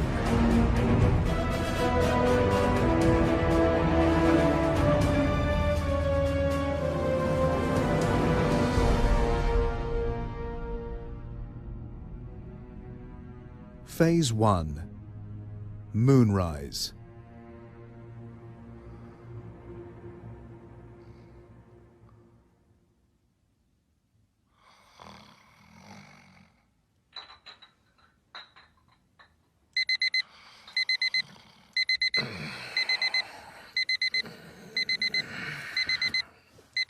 Oh, piss off. Good morning. It's 7 a.m. on Monday, the 3rd of December, 1979. Today's top stories. Following the shock announcement that the Soviet Union is preparing to transport its first payload of nuclear weapons to its Zvezda moon base, the doomsday clock has been moved forward to 2.5 minutes to midnight. Tensions between the superpowers have been at an all-time high since the United States' primary lunar base, Eagle 1, revealed to the world its own fully loaded nuclear missile silos back in January. In Parliament last night, Labour leader Dennis Healey accused the Prime Minister of aiding and abetting the United States in creating a new age of brickmanship in the so-called Lunar Shield programme, and warned that the UK economy cannot survive the pressures being placed upon it since the signing of the Anglo-American Space Accord. In other news, the new US president is coming under increasing pressure to release the results of his last psychological evaluation. But White House officials insist... Would it really make a difference if I didn't shave this morning? And in the ongoing trial of British punk rock star John Ritchie, Wilkins might say something. Vicious for the murder of his American girlfriend, Nancy Spungen, the New York Supreme Court was thrown into uproar yesterday, when Mr. Ritchie, bassist of the Sex Pistols, leapt from the dock in an apparent bid to escape.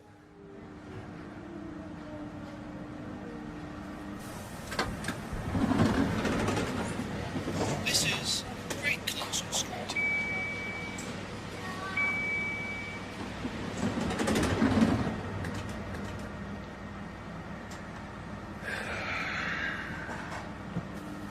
Grey skies, grey faces, and always hers in the corner of my eye, until I turn to look. It's funny how the biggest things turn on the smallest details.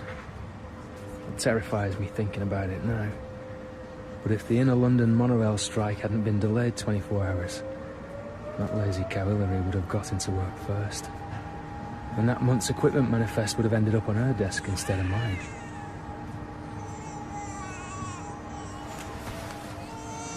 Christ. It doesn't bear thinking about. Next stop, Langham Place.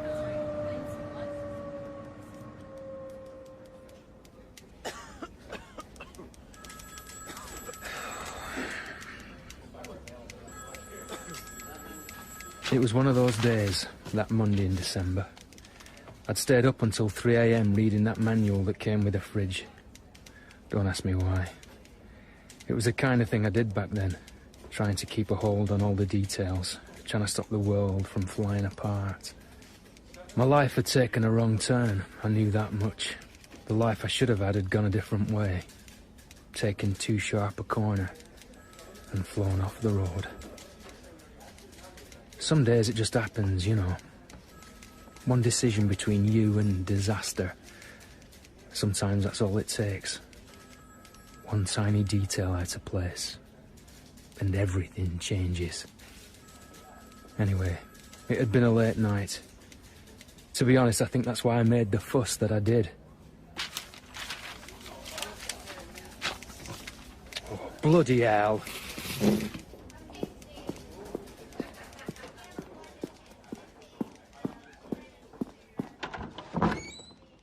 God's sake, Sloper, why can't you ever knock? If the Space Liaison Department's going to be this sloppy, I want to transfer. Believe me, if I could get rid of you, I would. What is it now? There's a discrepancy in the Lunar Returns inventory. Only the one? You do surprise me. Quite a big one, as a matter of fact. A batch of 6 data cartridges were sent up to Eagle 1 last month, but 7 used returns are listed as wiped, without the requisite forms attached. So, none of them are listed. So effectively, all 7 have gone missing. I'd like to request you submit a G26 and have someone check the physical stock. Sloper, you've got to expect the old bit of misfiring to creep in on a project of this scale. It's not as if the tapes themselves have disappeared. Add them to our ever-increasing list of misplaced equipment. Sir, this process exists as a safeguard against the over-wiping of data cartridges. I'm sure I'm going to pay for this, but does this really matter? Over-wiping reduces the tape's reliability and increases the risk of data corruption. If you say so. There's also the prestige factor to consider, sir. The SLD supplies data cartridges to US Space Command directly, and I doubt the Americans would react kindly if someone on our side dropped the ball. Not to mention the fact with the budget review coming up and... Oh, all right! If it'll make you happy, I'll look into it. Thank you. Look, I know you're dying of boredom here, Sloper, but do try to remember you are where you are. Let's face it, from what I've heard, you're lucky to be anywhere. Is that a dig at my work record? No, your work's exemplary. So you seem to take a fiendish delight in being a perpetual thorn in my side. It wounds me that you'd think that, sir. Oh, come off it. You don't care about a box of missing data tapes any more than I do. You just want to turn what's left of my hair grey. I'm simply asking you to submit a G26. I'll even draft it for you, if you like. I said I'll handle it, and I'll handle it! Silly fuss over nothing, though. I mean, it's hardly going to be the result of anything sinister, is it? Meanwhile, somewhere in deep space, the evil Emperor Zurk is planning his attack. Stupid humans! While you're all sitting down to dinner, my Zurkords will take over the Earth! Not so fast, Zurk. Risk! That's right, Zurk.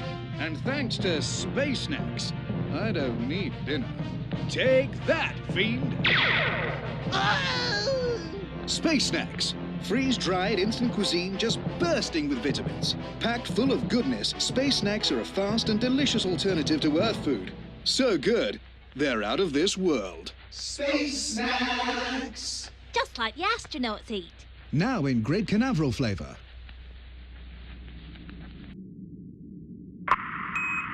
Houston, we have a number of problems, over.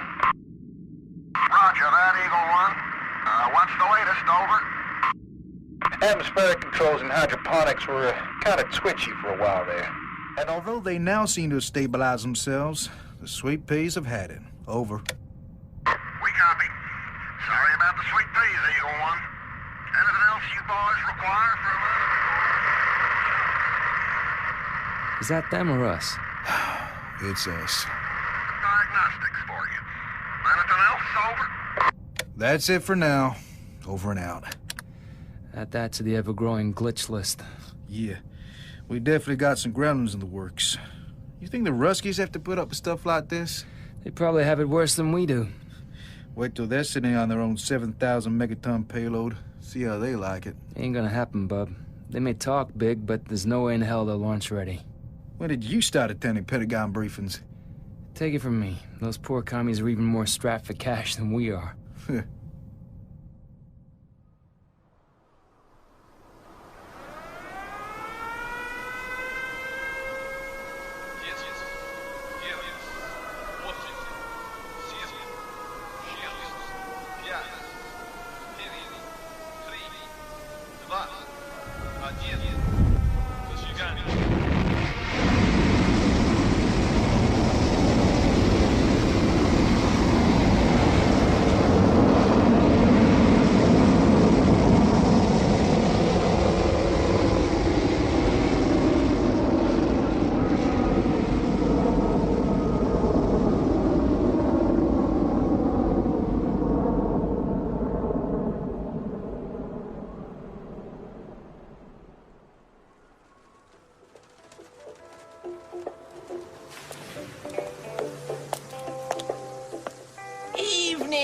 What brings you to my humble bistro?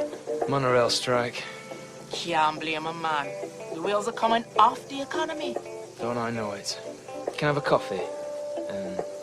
Yeah, why not? I'll have a nice special. Coming right up. Cheers, Dan. So, how are things in Spaceland? Call them 50-50. Thank God I'm a glass half full person. Shame about the end of the world though, huh? Yeah. You okay, man? Yeah, fine. You don't look fine. The end of the world.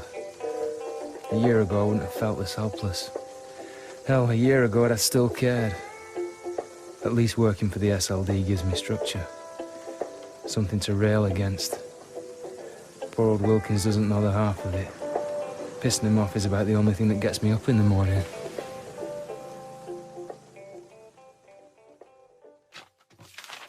Look, Sloper, I'm begging you. It's been an incredibly long day, and I just want to go home. I don't know what else you expect me to do. I contacted Spacecom, and they said they'd look into it. What the hell does that mean? It means it's not our problem anymore. So you're just going to leave it at that? But what would you have me do? You could call them back and insist the cartridges get sent back here for processing. Oh, could I? Her Majesty's Space Liaison Department isn't in a position to insist US Spacecom do anything. Trust me, they've got it covered. When I rang up, I was put straight through to a senior officer who thanked me for my concern and promptly gave me the brush-off. And that's the end of it. Since when do routine supply inquiries get put through to senior Air Force staff? Oh, I'm no fool, Sloper. Of course they're hiding something, but that's the Yanks for you. You've inadvertently stumbled across somebody's creative accounting, that's all. And you're okay with that?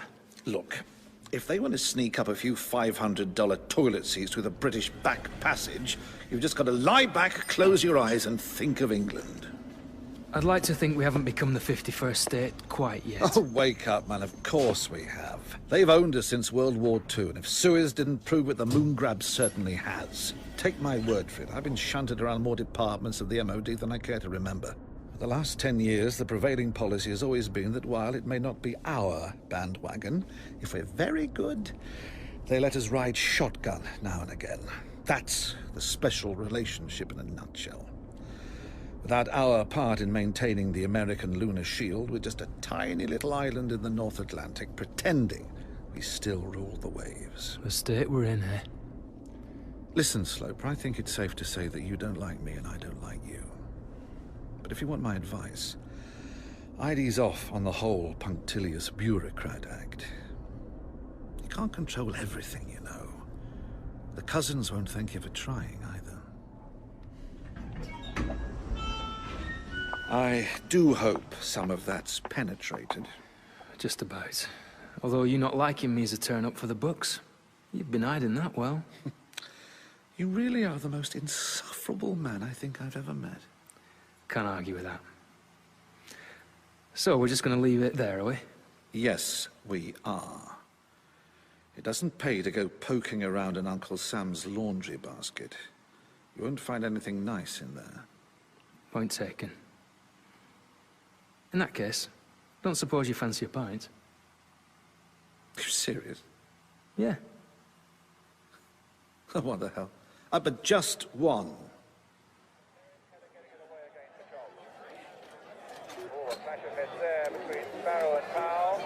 Same again? Go on, then. Same again, please, landlord. I have to confess, Sloper, that when they first foisted you on me, I didn't know what the hell to make of you. The whole office considers you a bit of an enigma. Do they? Hillary fancies you, by the way. I hadn't noticed. Well, maybe you should start noticing things like that. She's probably just drawn to my inherent air of mystery. You're not that inscrutable, you know. Besides, they gave me your back cover blurb when you came to work for me. They had to. You know it all, then? It's not that. Look, believe it or not, I know what it's like. Grief and all that. I had a son. It's tempting to bury yourself in work, but that only works for so long. You do have to come up for air eventually. I didn't know that. I'm sorry. All I'm saying is people like you and me never find it easy to ask other people for help.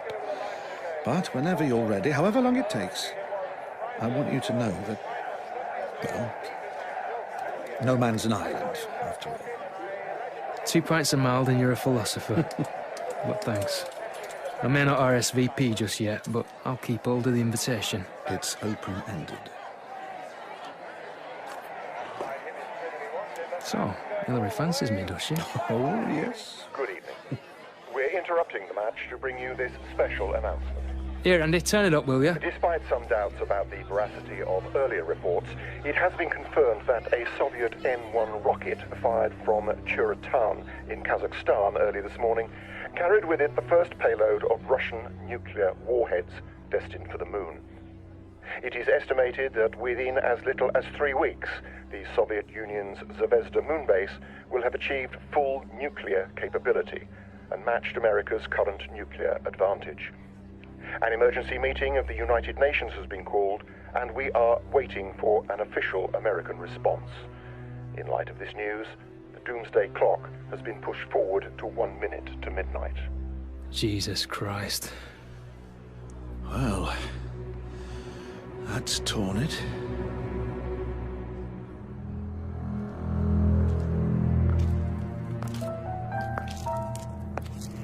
Wilkins is the one on the left. I see him.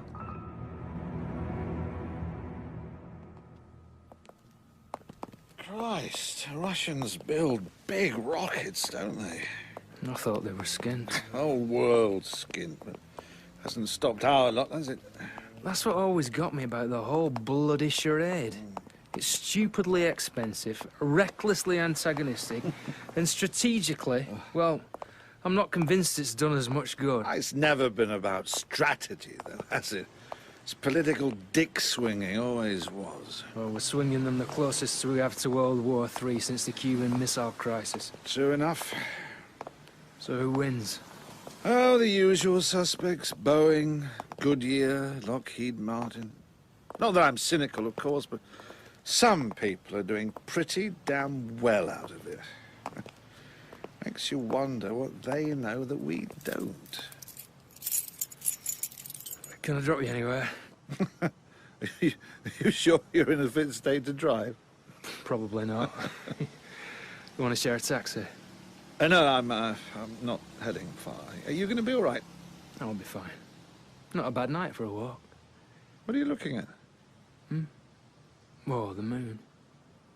How could we turn something so beautiful into a thing of such dread? There was a time when lovers used to dance under it. I knew it! Underneath it all, Sloper, you're just an old romantic. And proud. You sure you don't want to share a taxi? No, I'm literally just around the corner. Staying in a hotel, actually. A hotel? Yes, sir. To be honest, well, Doris and I haven't been getting on lately. Oh, God, I'm going to regret telling you that in the morning. Your secret's safe with me, Chief. Which way are you walking? Actually, tell you what, you go on. They're 7 hours behind us in Colorado. I think I might head back up to the office.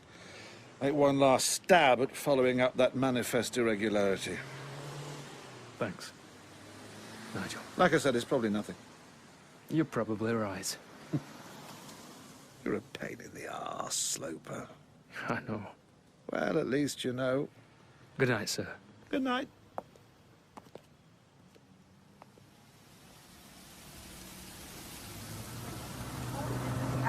Watching the deserted streets pass by, it was hard to think that all this could suddenly vanish in a blinding light.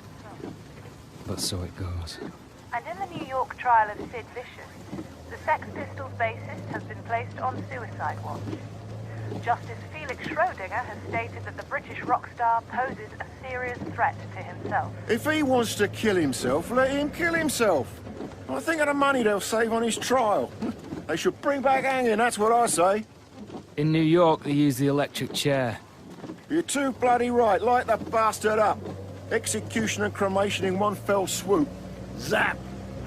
Yeah. Zap.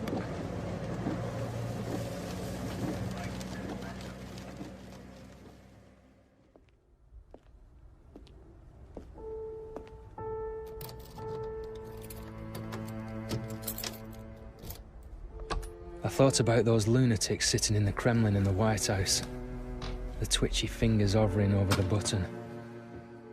How many moves were left on the board? How many decisions between us and Armageddon? Execution and cremation in one. At least Liz wasn't around for this. I often found myself imagining how things might have gone differently. No moon bases, no space comm, and Liz still around. Sometimes she feels so near I could almost touch her. I should never have let her drive that night. But I did. End of. Another couple of drinks and I turned in. I checked the time before turning off the lights. It was 1 minute to midnight.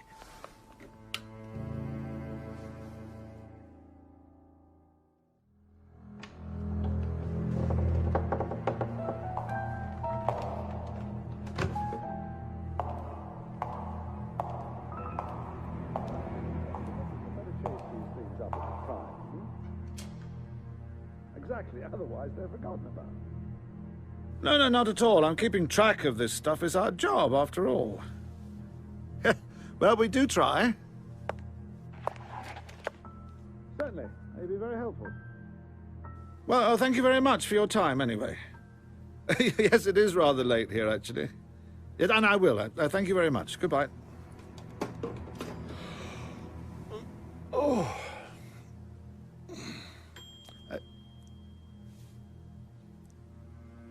Hello?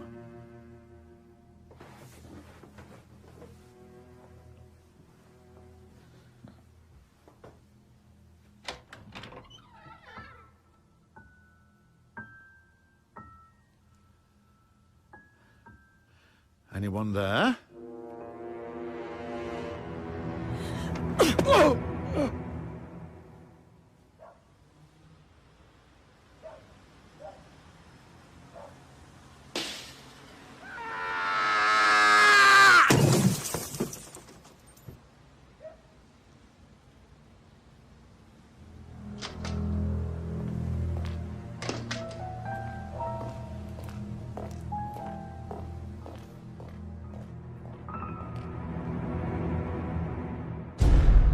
You have been listening to Phase 1 of Wireless Theatre's Red Moon. The episode starred Philip Bulcock as Eddie Sloper, Stephen Critchlow as Wilkins, Richard Reed as Emperor Zerk and Rick Risk, Greg Page as Mission Control and the cab driver, Sarah Whitehouse as the Space Snacks Kid, Yasmin Holness Dove as Den, Georgina Perriam as Mrs. Jones, and William Hope as Lieutenant General Atherton. Also heard were David Taylor as the Russian Countdown and Andrei Zayats as Yuri Gagarin. Other parts were played by members of the cast. Recording took place at the R&IB Talking Book Studios. The production assistant was Lise Mick. Studio engineering, editing and sound design were by Jim Siggy. Music was composed and performed by Francesco Quadropolo. Story by Jack Bowman and Robert Valentine. It was written, directed and produced by Robert Valentine.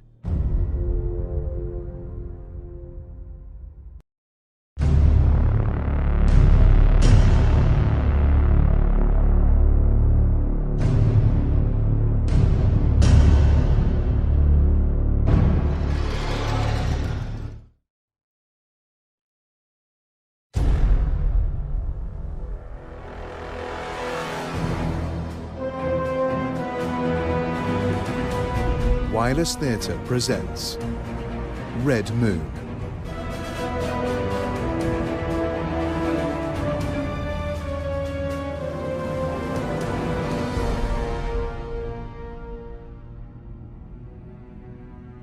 Phase 2, Umbra.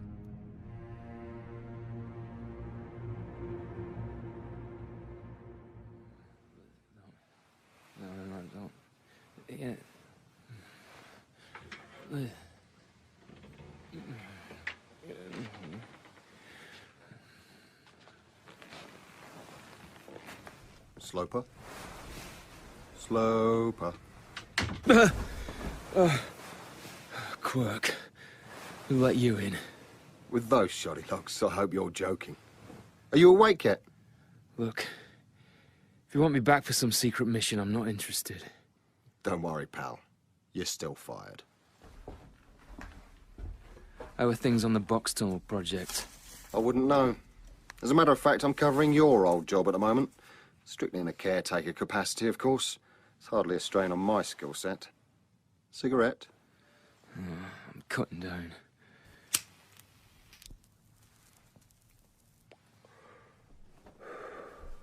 You look terrible. Rough night? Hangovers ain't what they used to be. That's age creeping up. Thanks. To what do I owe the pleasure? I'm here about your boss, Wilkins. You should really do something about this place, you know? It's a mess. Needs a woman's touch. That's very sensitive of your, Quirk. Much appreciated. What about Wilkins? Say again? What about him? Wilkins? He's dead. The United Kingdom remains committed in its support of the American moon-based program. This new age of nuclear deterrence has brought to the world the safety and stability it so sorely needed, and Britain will continue to play its part despite this new... Weird having a Prime Minister you'd happily shag, isn't it? How have you been? Just dandy, thanks. Not feeling chatty, then. Suit yourself. Brian Quirk, MI5's Director of Strategic Planning. He started out in Special Branch, and his methods had been so ruthless, yet so successful, his superiors hadn't known whether to arrest him or promote him. And when they just about decided to do the former, a new position opened in Section 5, and Quirk was the perfect candidate. You see, a couple of years back, some genius in the Home Office decided we should train up psychopaths to make the tough decisions in the event of a nuclear strike. Psychopaths like Quirk. Come on, old pal. Penny for them. I was just wondering exactly when it was the lunatic started running the asylum. Anything you want to tell me before we get there? Not really. Any questions, then? No, but I've got a thought experiment for you. Go on, then. If you could stop a runaway train from mowing down 5 people by throwing your own child on the tracks, would you do it? Who are the 5 people, and does my kid grow up to be important? Just ordinary people and no. I can't tell you how much I've missed our little chats. Answer the question, would you do it? Did Wilkins have any enemies as far as you knew? We've been through this already. No. What about you, then? Did you ever quarrel with him? Me? All the time. Interesting. Hey, don't try pulling that. I'm in the clear on this. We'll see. What the hell does that mean? It means we'll see. No, Quirk. Tell me this now while I'm still a friendly witness. I am in the clear on this, right? Right? The answer is yes, Sloper. I'd throw the kid on the tracks. Are you coming?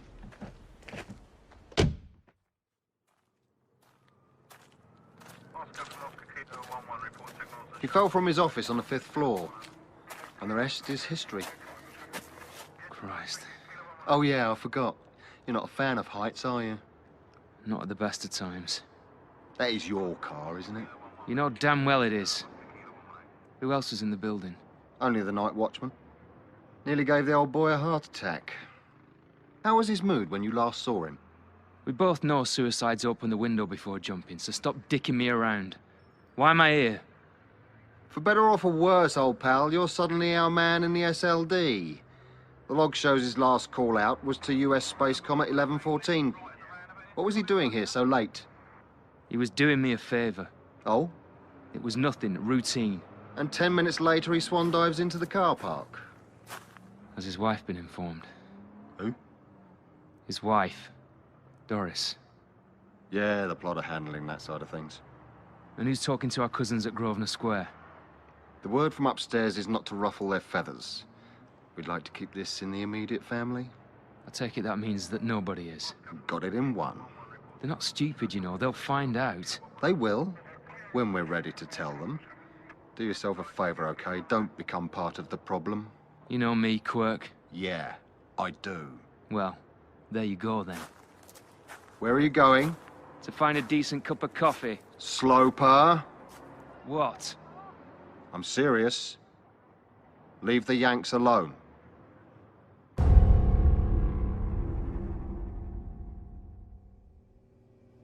Whatever this is, it's not coffee. It's all part of our conspiracy to turn you into a tea drinker. Another year of this mud and I might give in. Right, here we go. Feast your eyes on this. Benji, we're looking at a brand new pulsar. Congratulations. Just you wait until we finish building the Mark V.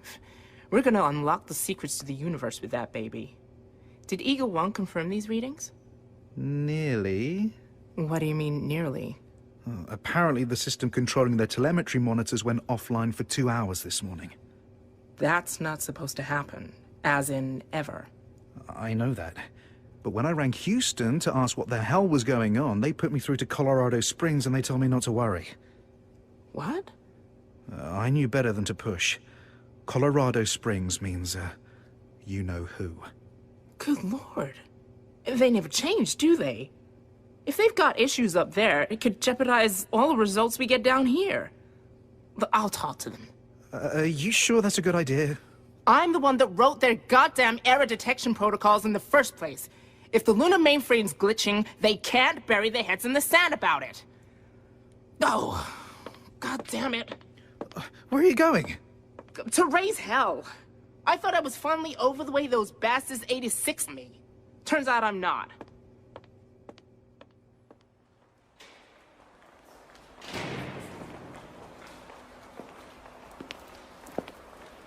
Good morning, sir. Yeah, good morning. My name's Eddie Sloper. I'm with Her Majesty's Space Liaison Department. I'd like to make an appointment to speak to someone at Spacecom. Would you excuse me for one moment, please? I'll see what I can do. Thank you.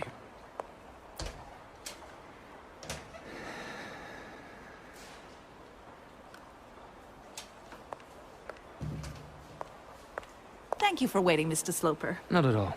Unfortunately, no one is available at this time. But if you'd like to leave your contact details, someone will get in touch. You know what? It's fine. I might just come back another day. Hey! Who the hell let you on American soil? Bloody hell. Murray Kovac. Eddie Sloper, as I live and breathe. What are the chances? You're looking very dapper, may I say? Ah, well, they still expect me to wear the uniform when I'm overseas. A good thing I like the smell of mothballs. Yeah, how's tricks? Tricky. Yeah, weren't they always? What brings you to London? Death. Come again? Long story. Hence the black armband. Why don't I tell you over a drink? No, wait. Are you hungry? Sufficiently. Great. Let's eat high.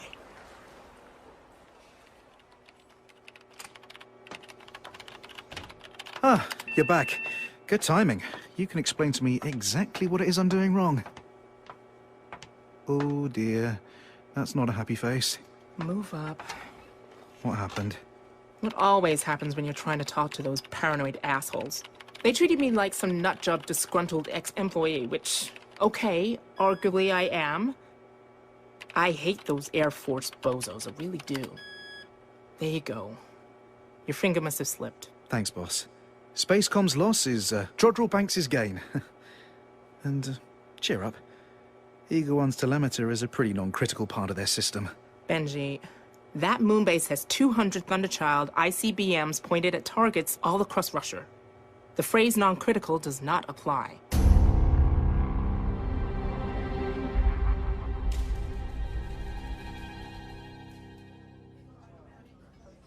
Heck of a view, ain't it? Mm-hmm. No thanks to my old boss Werner, though. I aim for the stars, but sometimes I hit London. We came through okay. It's the next war I'm worried about. Yeah, I hear you. It's feeling like the end of days, my friend. Good afternoon, gentlemen. Would you care for some aperitifs? We certainly would, my man. Eddie, what'll it be? I couldn't. I'm still nursing one from last night. Yeah, trust me on this. Waiter, 2 perfect Manhattans, and once they're depleted, immediately fire over 2 more. Very good, sir. I'd forgotten what a bad influence you are. Hell, the company are probably gonna shut down my expense account any day now, so let's live it up while I can still claim it's in the line of duty. Thanks. Besides, this is a ritual with me. Whenever I'm over here, I like to eat at the top of the post office tower. I don't know, it reminds me of flight training. It's a bit like dining in a centrifuge. My grandma could handle a 23-minute revolution. This is lower G than her rocking chair. As long as our Werty can find us again, I'm not complaining. Good. So other than a fondness for eating at altitude, what brings you to town exactly? You said death. Yeah, I'm here to escort a fallen comrade on his last flight home. Chad Henderson. He was an astronaut. What happened? Oh, he'd come back safe from a 3-month tour on Eagle 1, and then got himself killed in a hit-and-run on the King's Road. Jesus. Yeah. Stupid waste, huh? Anyway, what about you? You were the last person I expected to bump into at the embassy. Are you looking to emigrate, or shouldn't I ask? I was hoping for a word with someone at Spacecom. Fat chance. They're way too important to talk to the likes of you. That's the impression I got, too. So, what are you doing with yourself these days, anyway? Still defending the realm? No. I'm working for the SLD now. Her Majesty's Stationery Cupboard, huh? That's pretty good cover. I wish it was. Oh, come on, you're kidding. MI5 would never let you go. You're too damn good. I have my moments. Okay, fine. I'm not sure I believe you, but I'll give you the benefit. So, how come you're out? Liz died. Yeah. I heard. My condolences. Ah! 2 perfect Manhattans. Perfect timing. Are you ready to order? Yeah, 5 more minutes? Very good, sir. Hail Eris. Cheers. Murray. Eddie? How much of a coincidence was our meeting today? I guess Jung would have called it synchronicity. Or don't you believe in that? My bookmaker certainly doesn't. Well, it pays to keep an open mind. Remember that time you saved my ass? That Kensington honey trap? Yeah, I remember. My life would be very different today if it wasn't for you.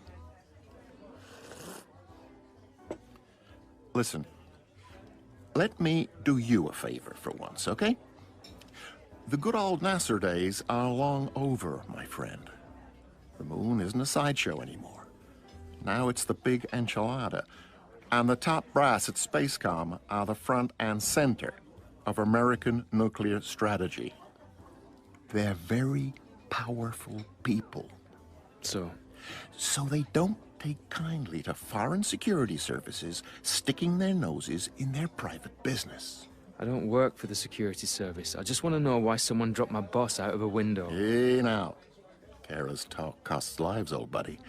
You know that. Should I be worried? You mean you're not already? The world's a worrying place right now. Makes people crazy. Just leave the crazy people to it. It's safer that way. If I didn't know any better, old buddy, I'd say that sounded like a threat. I'd never threaten a friend, Eddie. All I'm saying is, sometimes the best thing you can do is nothing at all. Okay, well, that's certainly a relief. Thanks for calling me back. Yes, see you then. Thank you. Bye. Well, wonders never cease. I did it. Did what? Got a meeting with the rep from Spacecom. You did? Oh, you did? Uh-huh. They want to see all the readouts, and they want me to go down there. They want to talk. Well, that's great. When? Well, as soon as I get there. Wait, you're going now? Uh-huh. Where? London. Now? I think we've established that already. For how long? Just a couple of days. You're in charge while I'm gone. Me? You can do it, Benji. I have every faith. Okay. Bye then.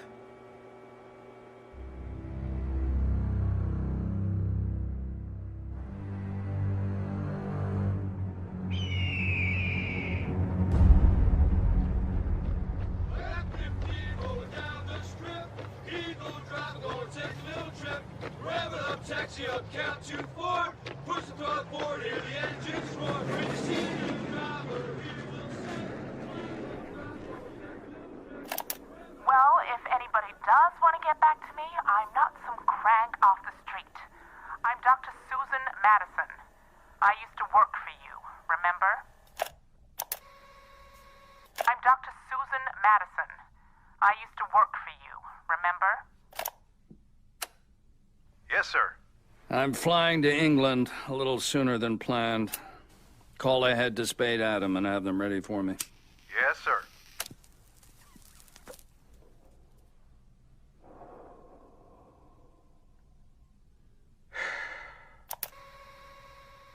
I'm Dr. Susan Madison. I used to work for you, remember? All for the want of a nail. I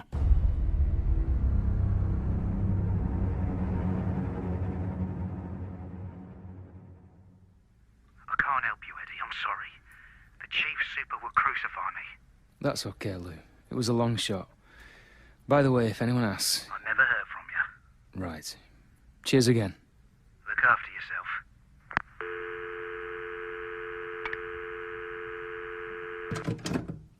Typical.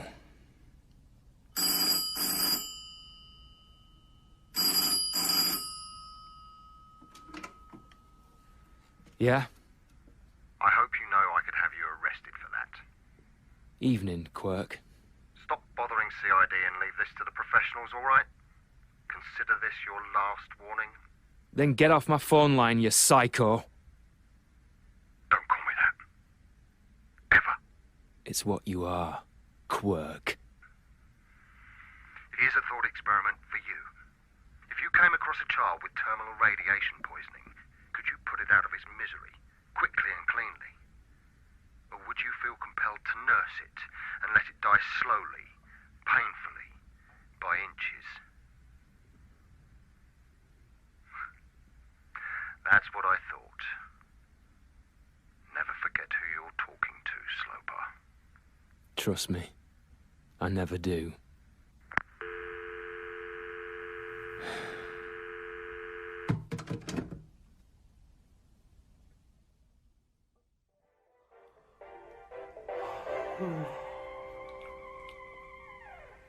And now on BBC One, Graham Crowden returns as Doctor Who in Last of the Jaggeroth.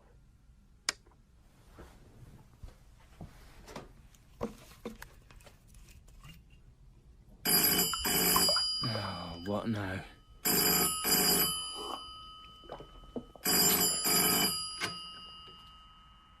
Eddie Sloper?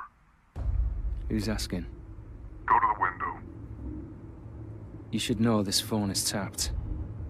Not anymore. Go to the window. I'd rather not if it's all the same to you. You're inextricably involved, Mr. Sloper. This is bigger than you know. We have information you need. Who's we? Go to the window.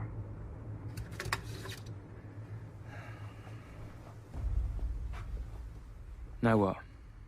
Look down into the street.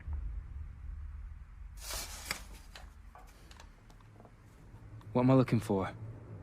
See the man in the phone booth? Yeah. He'll be gone by the time you get there.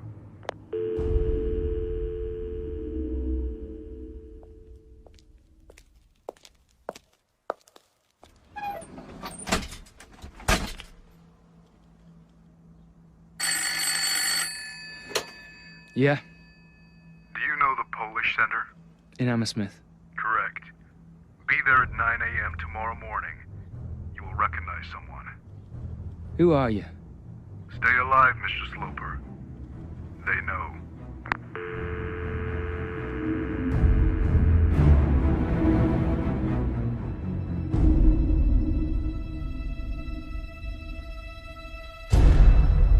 You have been listening to Phase 2 of Wireless Theatre's Red Moon. The episode starred Philip Bulcock as Eddie Sloper, Yasmin Holness-Dove as Dr. Susan Madison, Joe Riley as Quirk, Greg Page as Murray, Richard Reed as Benji, Lou and the Mystery Caller, Georgina Perrion as Margaret Thatcher, Sarah Whitehouse as the embassy receptionist, and William Hope as Lieutenant General Atherton. Other parts were played by members of the cast. Recording took place at the R&IB Talking Book Studios. The production assistant was Lise Mick. Studio engineering, editing and sound design were by Jim Siggy. Music was composed and performed by Francesco Quadropolo. Story by Jack Bowman and Robert Valentine. It was written, directed and produced by Robert Valentine.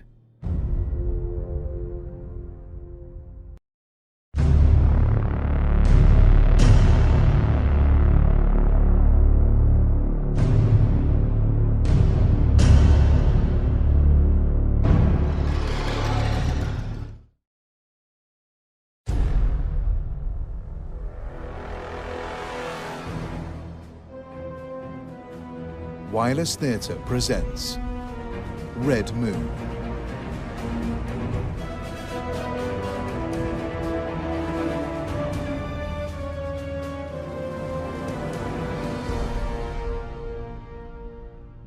Phase 3, Syzygy. And in this special report, Penny Carrington investigates as further arrests take place at the Women's Peace Camp outside RAF Spade Adam in Cumbria.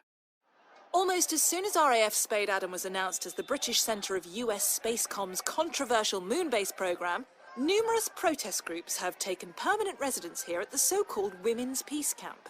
As one of Eagle One's key terrestrial control centres, RAF Spade Adam has come to represent, to these protesters at least, the very epitome of American nuclear imperialism.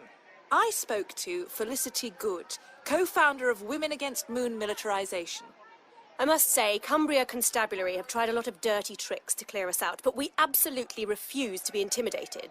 But what do you say to the allegations that you are, in fact, hurting British interests through what you're doing? I think that's a load of old rubbish, to be quite honest. Our aim could not be purer, and the stakes could not be higher. We are fighting to save the world from total annihilation.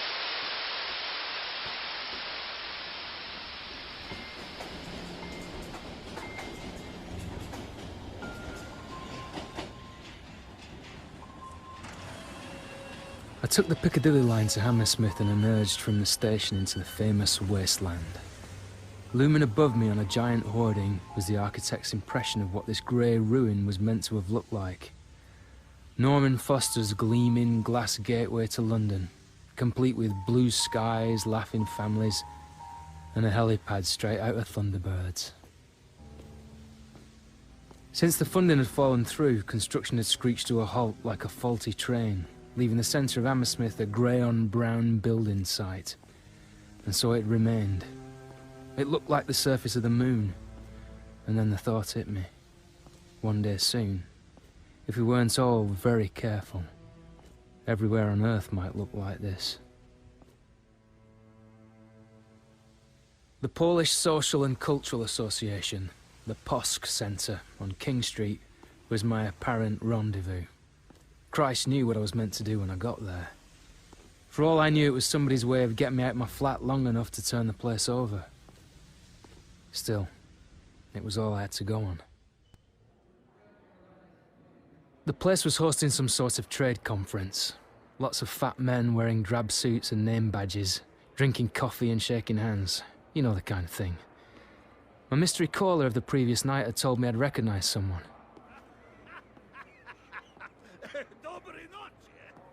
And then I did. Good morning, sir. Good morning. Excuse me, you don't happen to know who that man is over there? He's not wearing a badge and I don't want him to think I've forgotten his name. That is Mr. Kozlowski. He is running the delegation. Kozlowski, of course. Thank you very much.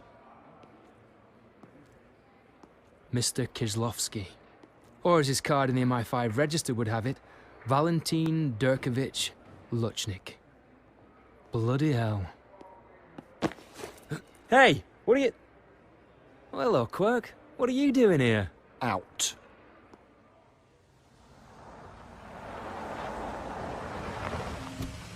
In.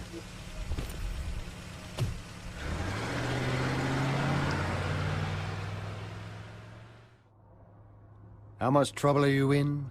Let me count the ways. Give it a rest, will ya? Those were precisely my instructions to you, weren't they? Who let you know your old pal Luchnik was in town? Oh, you know, a tall, dark stranger lurking in the shadows. The usual. I'm under surveillance. Of course. Well, call them off, will you? It's a waste of the department's budget. It's already getting tedious reminding you of this, but you don't work here anymore. I'm not the one who needs reminding. Don't make this difficult. Luchnik's not your concern. Agreed. Although I have to say he's looking well. He's living well. Yeah, he always did in London. Not staying at the Ritz, is he? The Savoy. Cheeky bastard isn't even being subtle, it's insulting. Well, do send him my love. Pull over here. This is the last time I'm going to ask you this nicely. Go home, put your feet up, and watch telly. If I even get a whiff of you around our KGB friend, you'll find yourself in chokey so fast you won't know what hit you. Get it? Got it. Good. Taxi! Yeah, where to? The Savoy.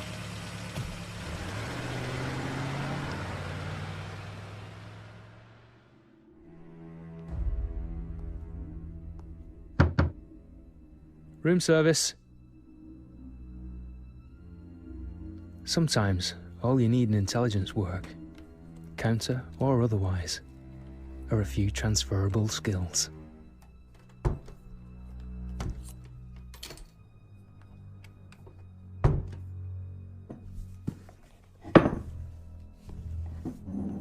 And a lot of patience.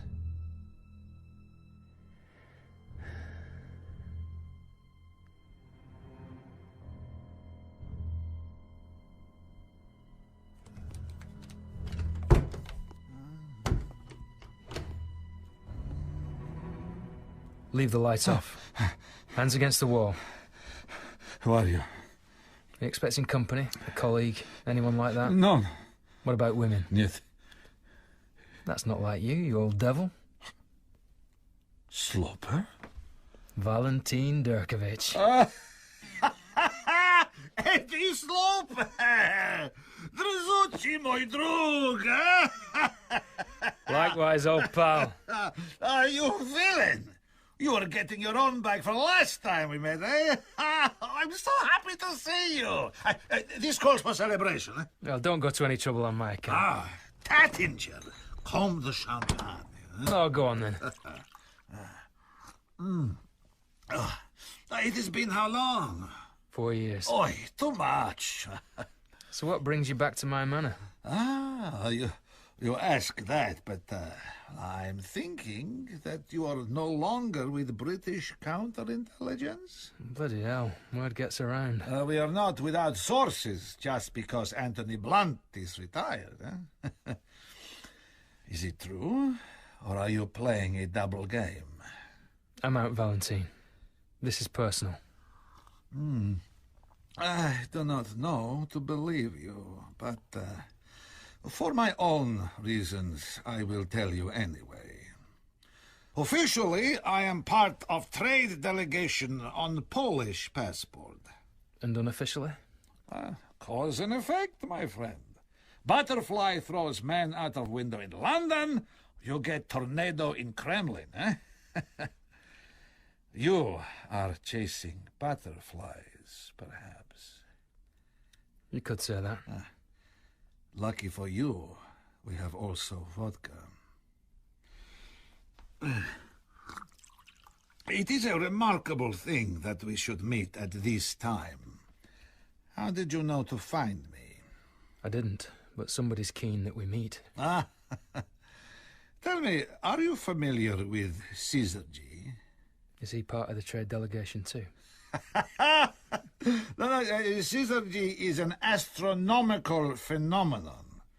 With you here now, it seems things are coming into alignment. I'm not sure I like the sound of that. Our meeting cannot be coincidence. I wish I had known you were involved in all this. It is so hard to get anything done on the information they give me. 'Twas ever thus. Too true.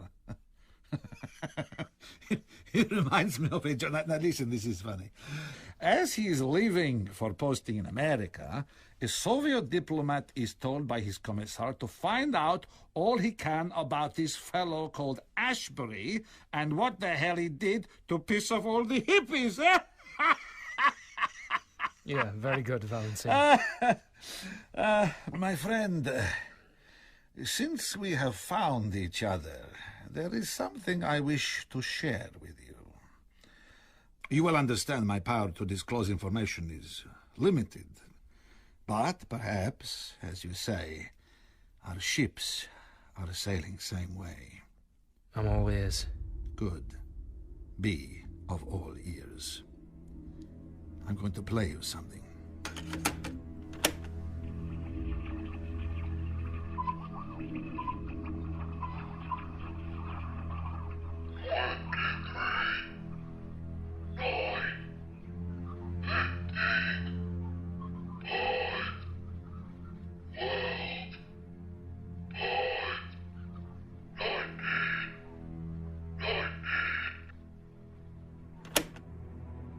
What do you make of it? It's a numbers station. Evidently. But belonging to whom? All right, go on. Impress me. My people are usually excellent at identifying which service is broadcasting to which agent. But this transmission had us stumped, yes? Well, we are no longer stumped. After meticulous analysis of the times of broadcast, cross-checked against the movements of senior staff of U.S. Air Force, we eliminated all but a small number of key personnel, all of them linked to space combat. Only one of them had the links also to CIA. Who? Lieutenant General Cassius Atherton. We believe the chief of U.S. Spacecom is making a conspiracy. Any idea what it might be? No. But perhaps you are the man to find out what we cannot. Don't try recruiting me, Valentine. I'd rather we stayed friends. You will do what you do. There are no sides on a cinder. I'll drink to that. It's a crazy time you're living in, no? You know, sometimes I wish Korolev had failed to get the N1 working back in '68. He was a sick man even then, had a string of heart attacks, but he fought on, and lived, and he won. For us, for Russia. But if the Americans got to the moon first, the world now would be very different, I think. The Americans, they are mad. Deep down, they're all mad. So are you lot. Present company excluded, of course. Americans are insane, it is true. Deep down, they know the land beneath their feet does not belong to them. They stole it all from the Indians. All their actions are designed to negate this fundamental knowledge. You British, you are also insane. Yeah, but we know we are. Very good, yes, you do know. That is your one saving grace. We Russians, we are pragmatists. If we had lost the moon race, we'd have had the good sense to give up. We never wanted to put a man on the moon. Ridiculous notion. The Americans forced us into it, and when we succeeded, they would not let us leave it at that. Now, both superpowers have nuclear missile bases orbiting the Earth that neither side wanted there in the first place. One of you could always back down. More likely, the other thing happened first. No? Okay, Sloper, I tell you. We fear the Americans are contemplating something that may have crossed our minds also. But we are not mad enough to do it. That is all I can say. When you leave, you better leave by the fire escape. Sure. It's about time I did anyway. Before you do, one more thing you should know. The new head of security at U.S. Space Command London is a top CIA killer. We have an extensive file. We think she is your butterfly. Thanks, Valentine. Valenti, please! I meant to be Polish. Please know, it is important to me that you stay alive, my drug. It is not fashionable in my country to believe one man can make a difference. But it is an undeniable truth that one little stone can start avalanche. You, my mad Englishman, you might be that stone. Nostrovia. Syzygy.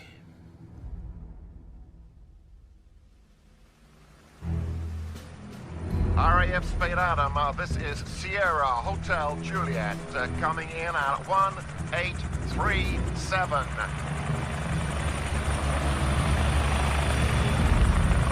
Good morning! Welcome to Spade Adam, sir!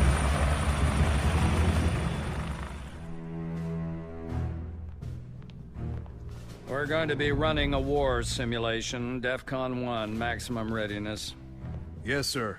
I saw the protest camp as we flew over.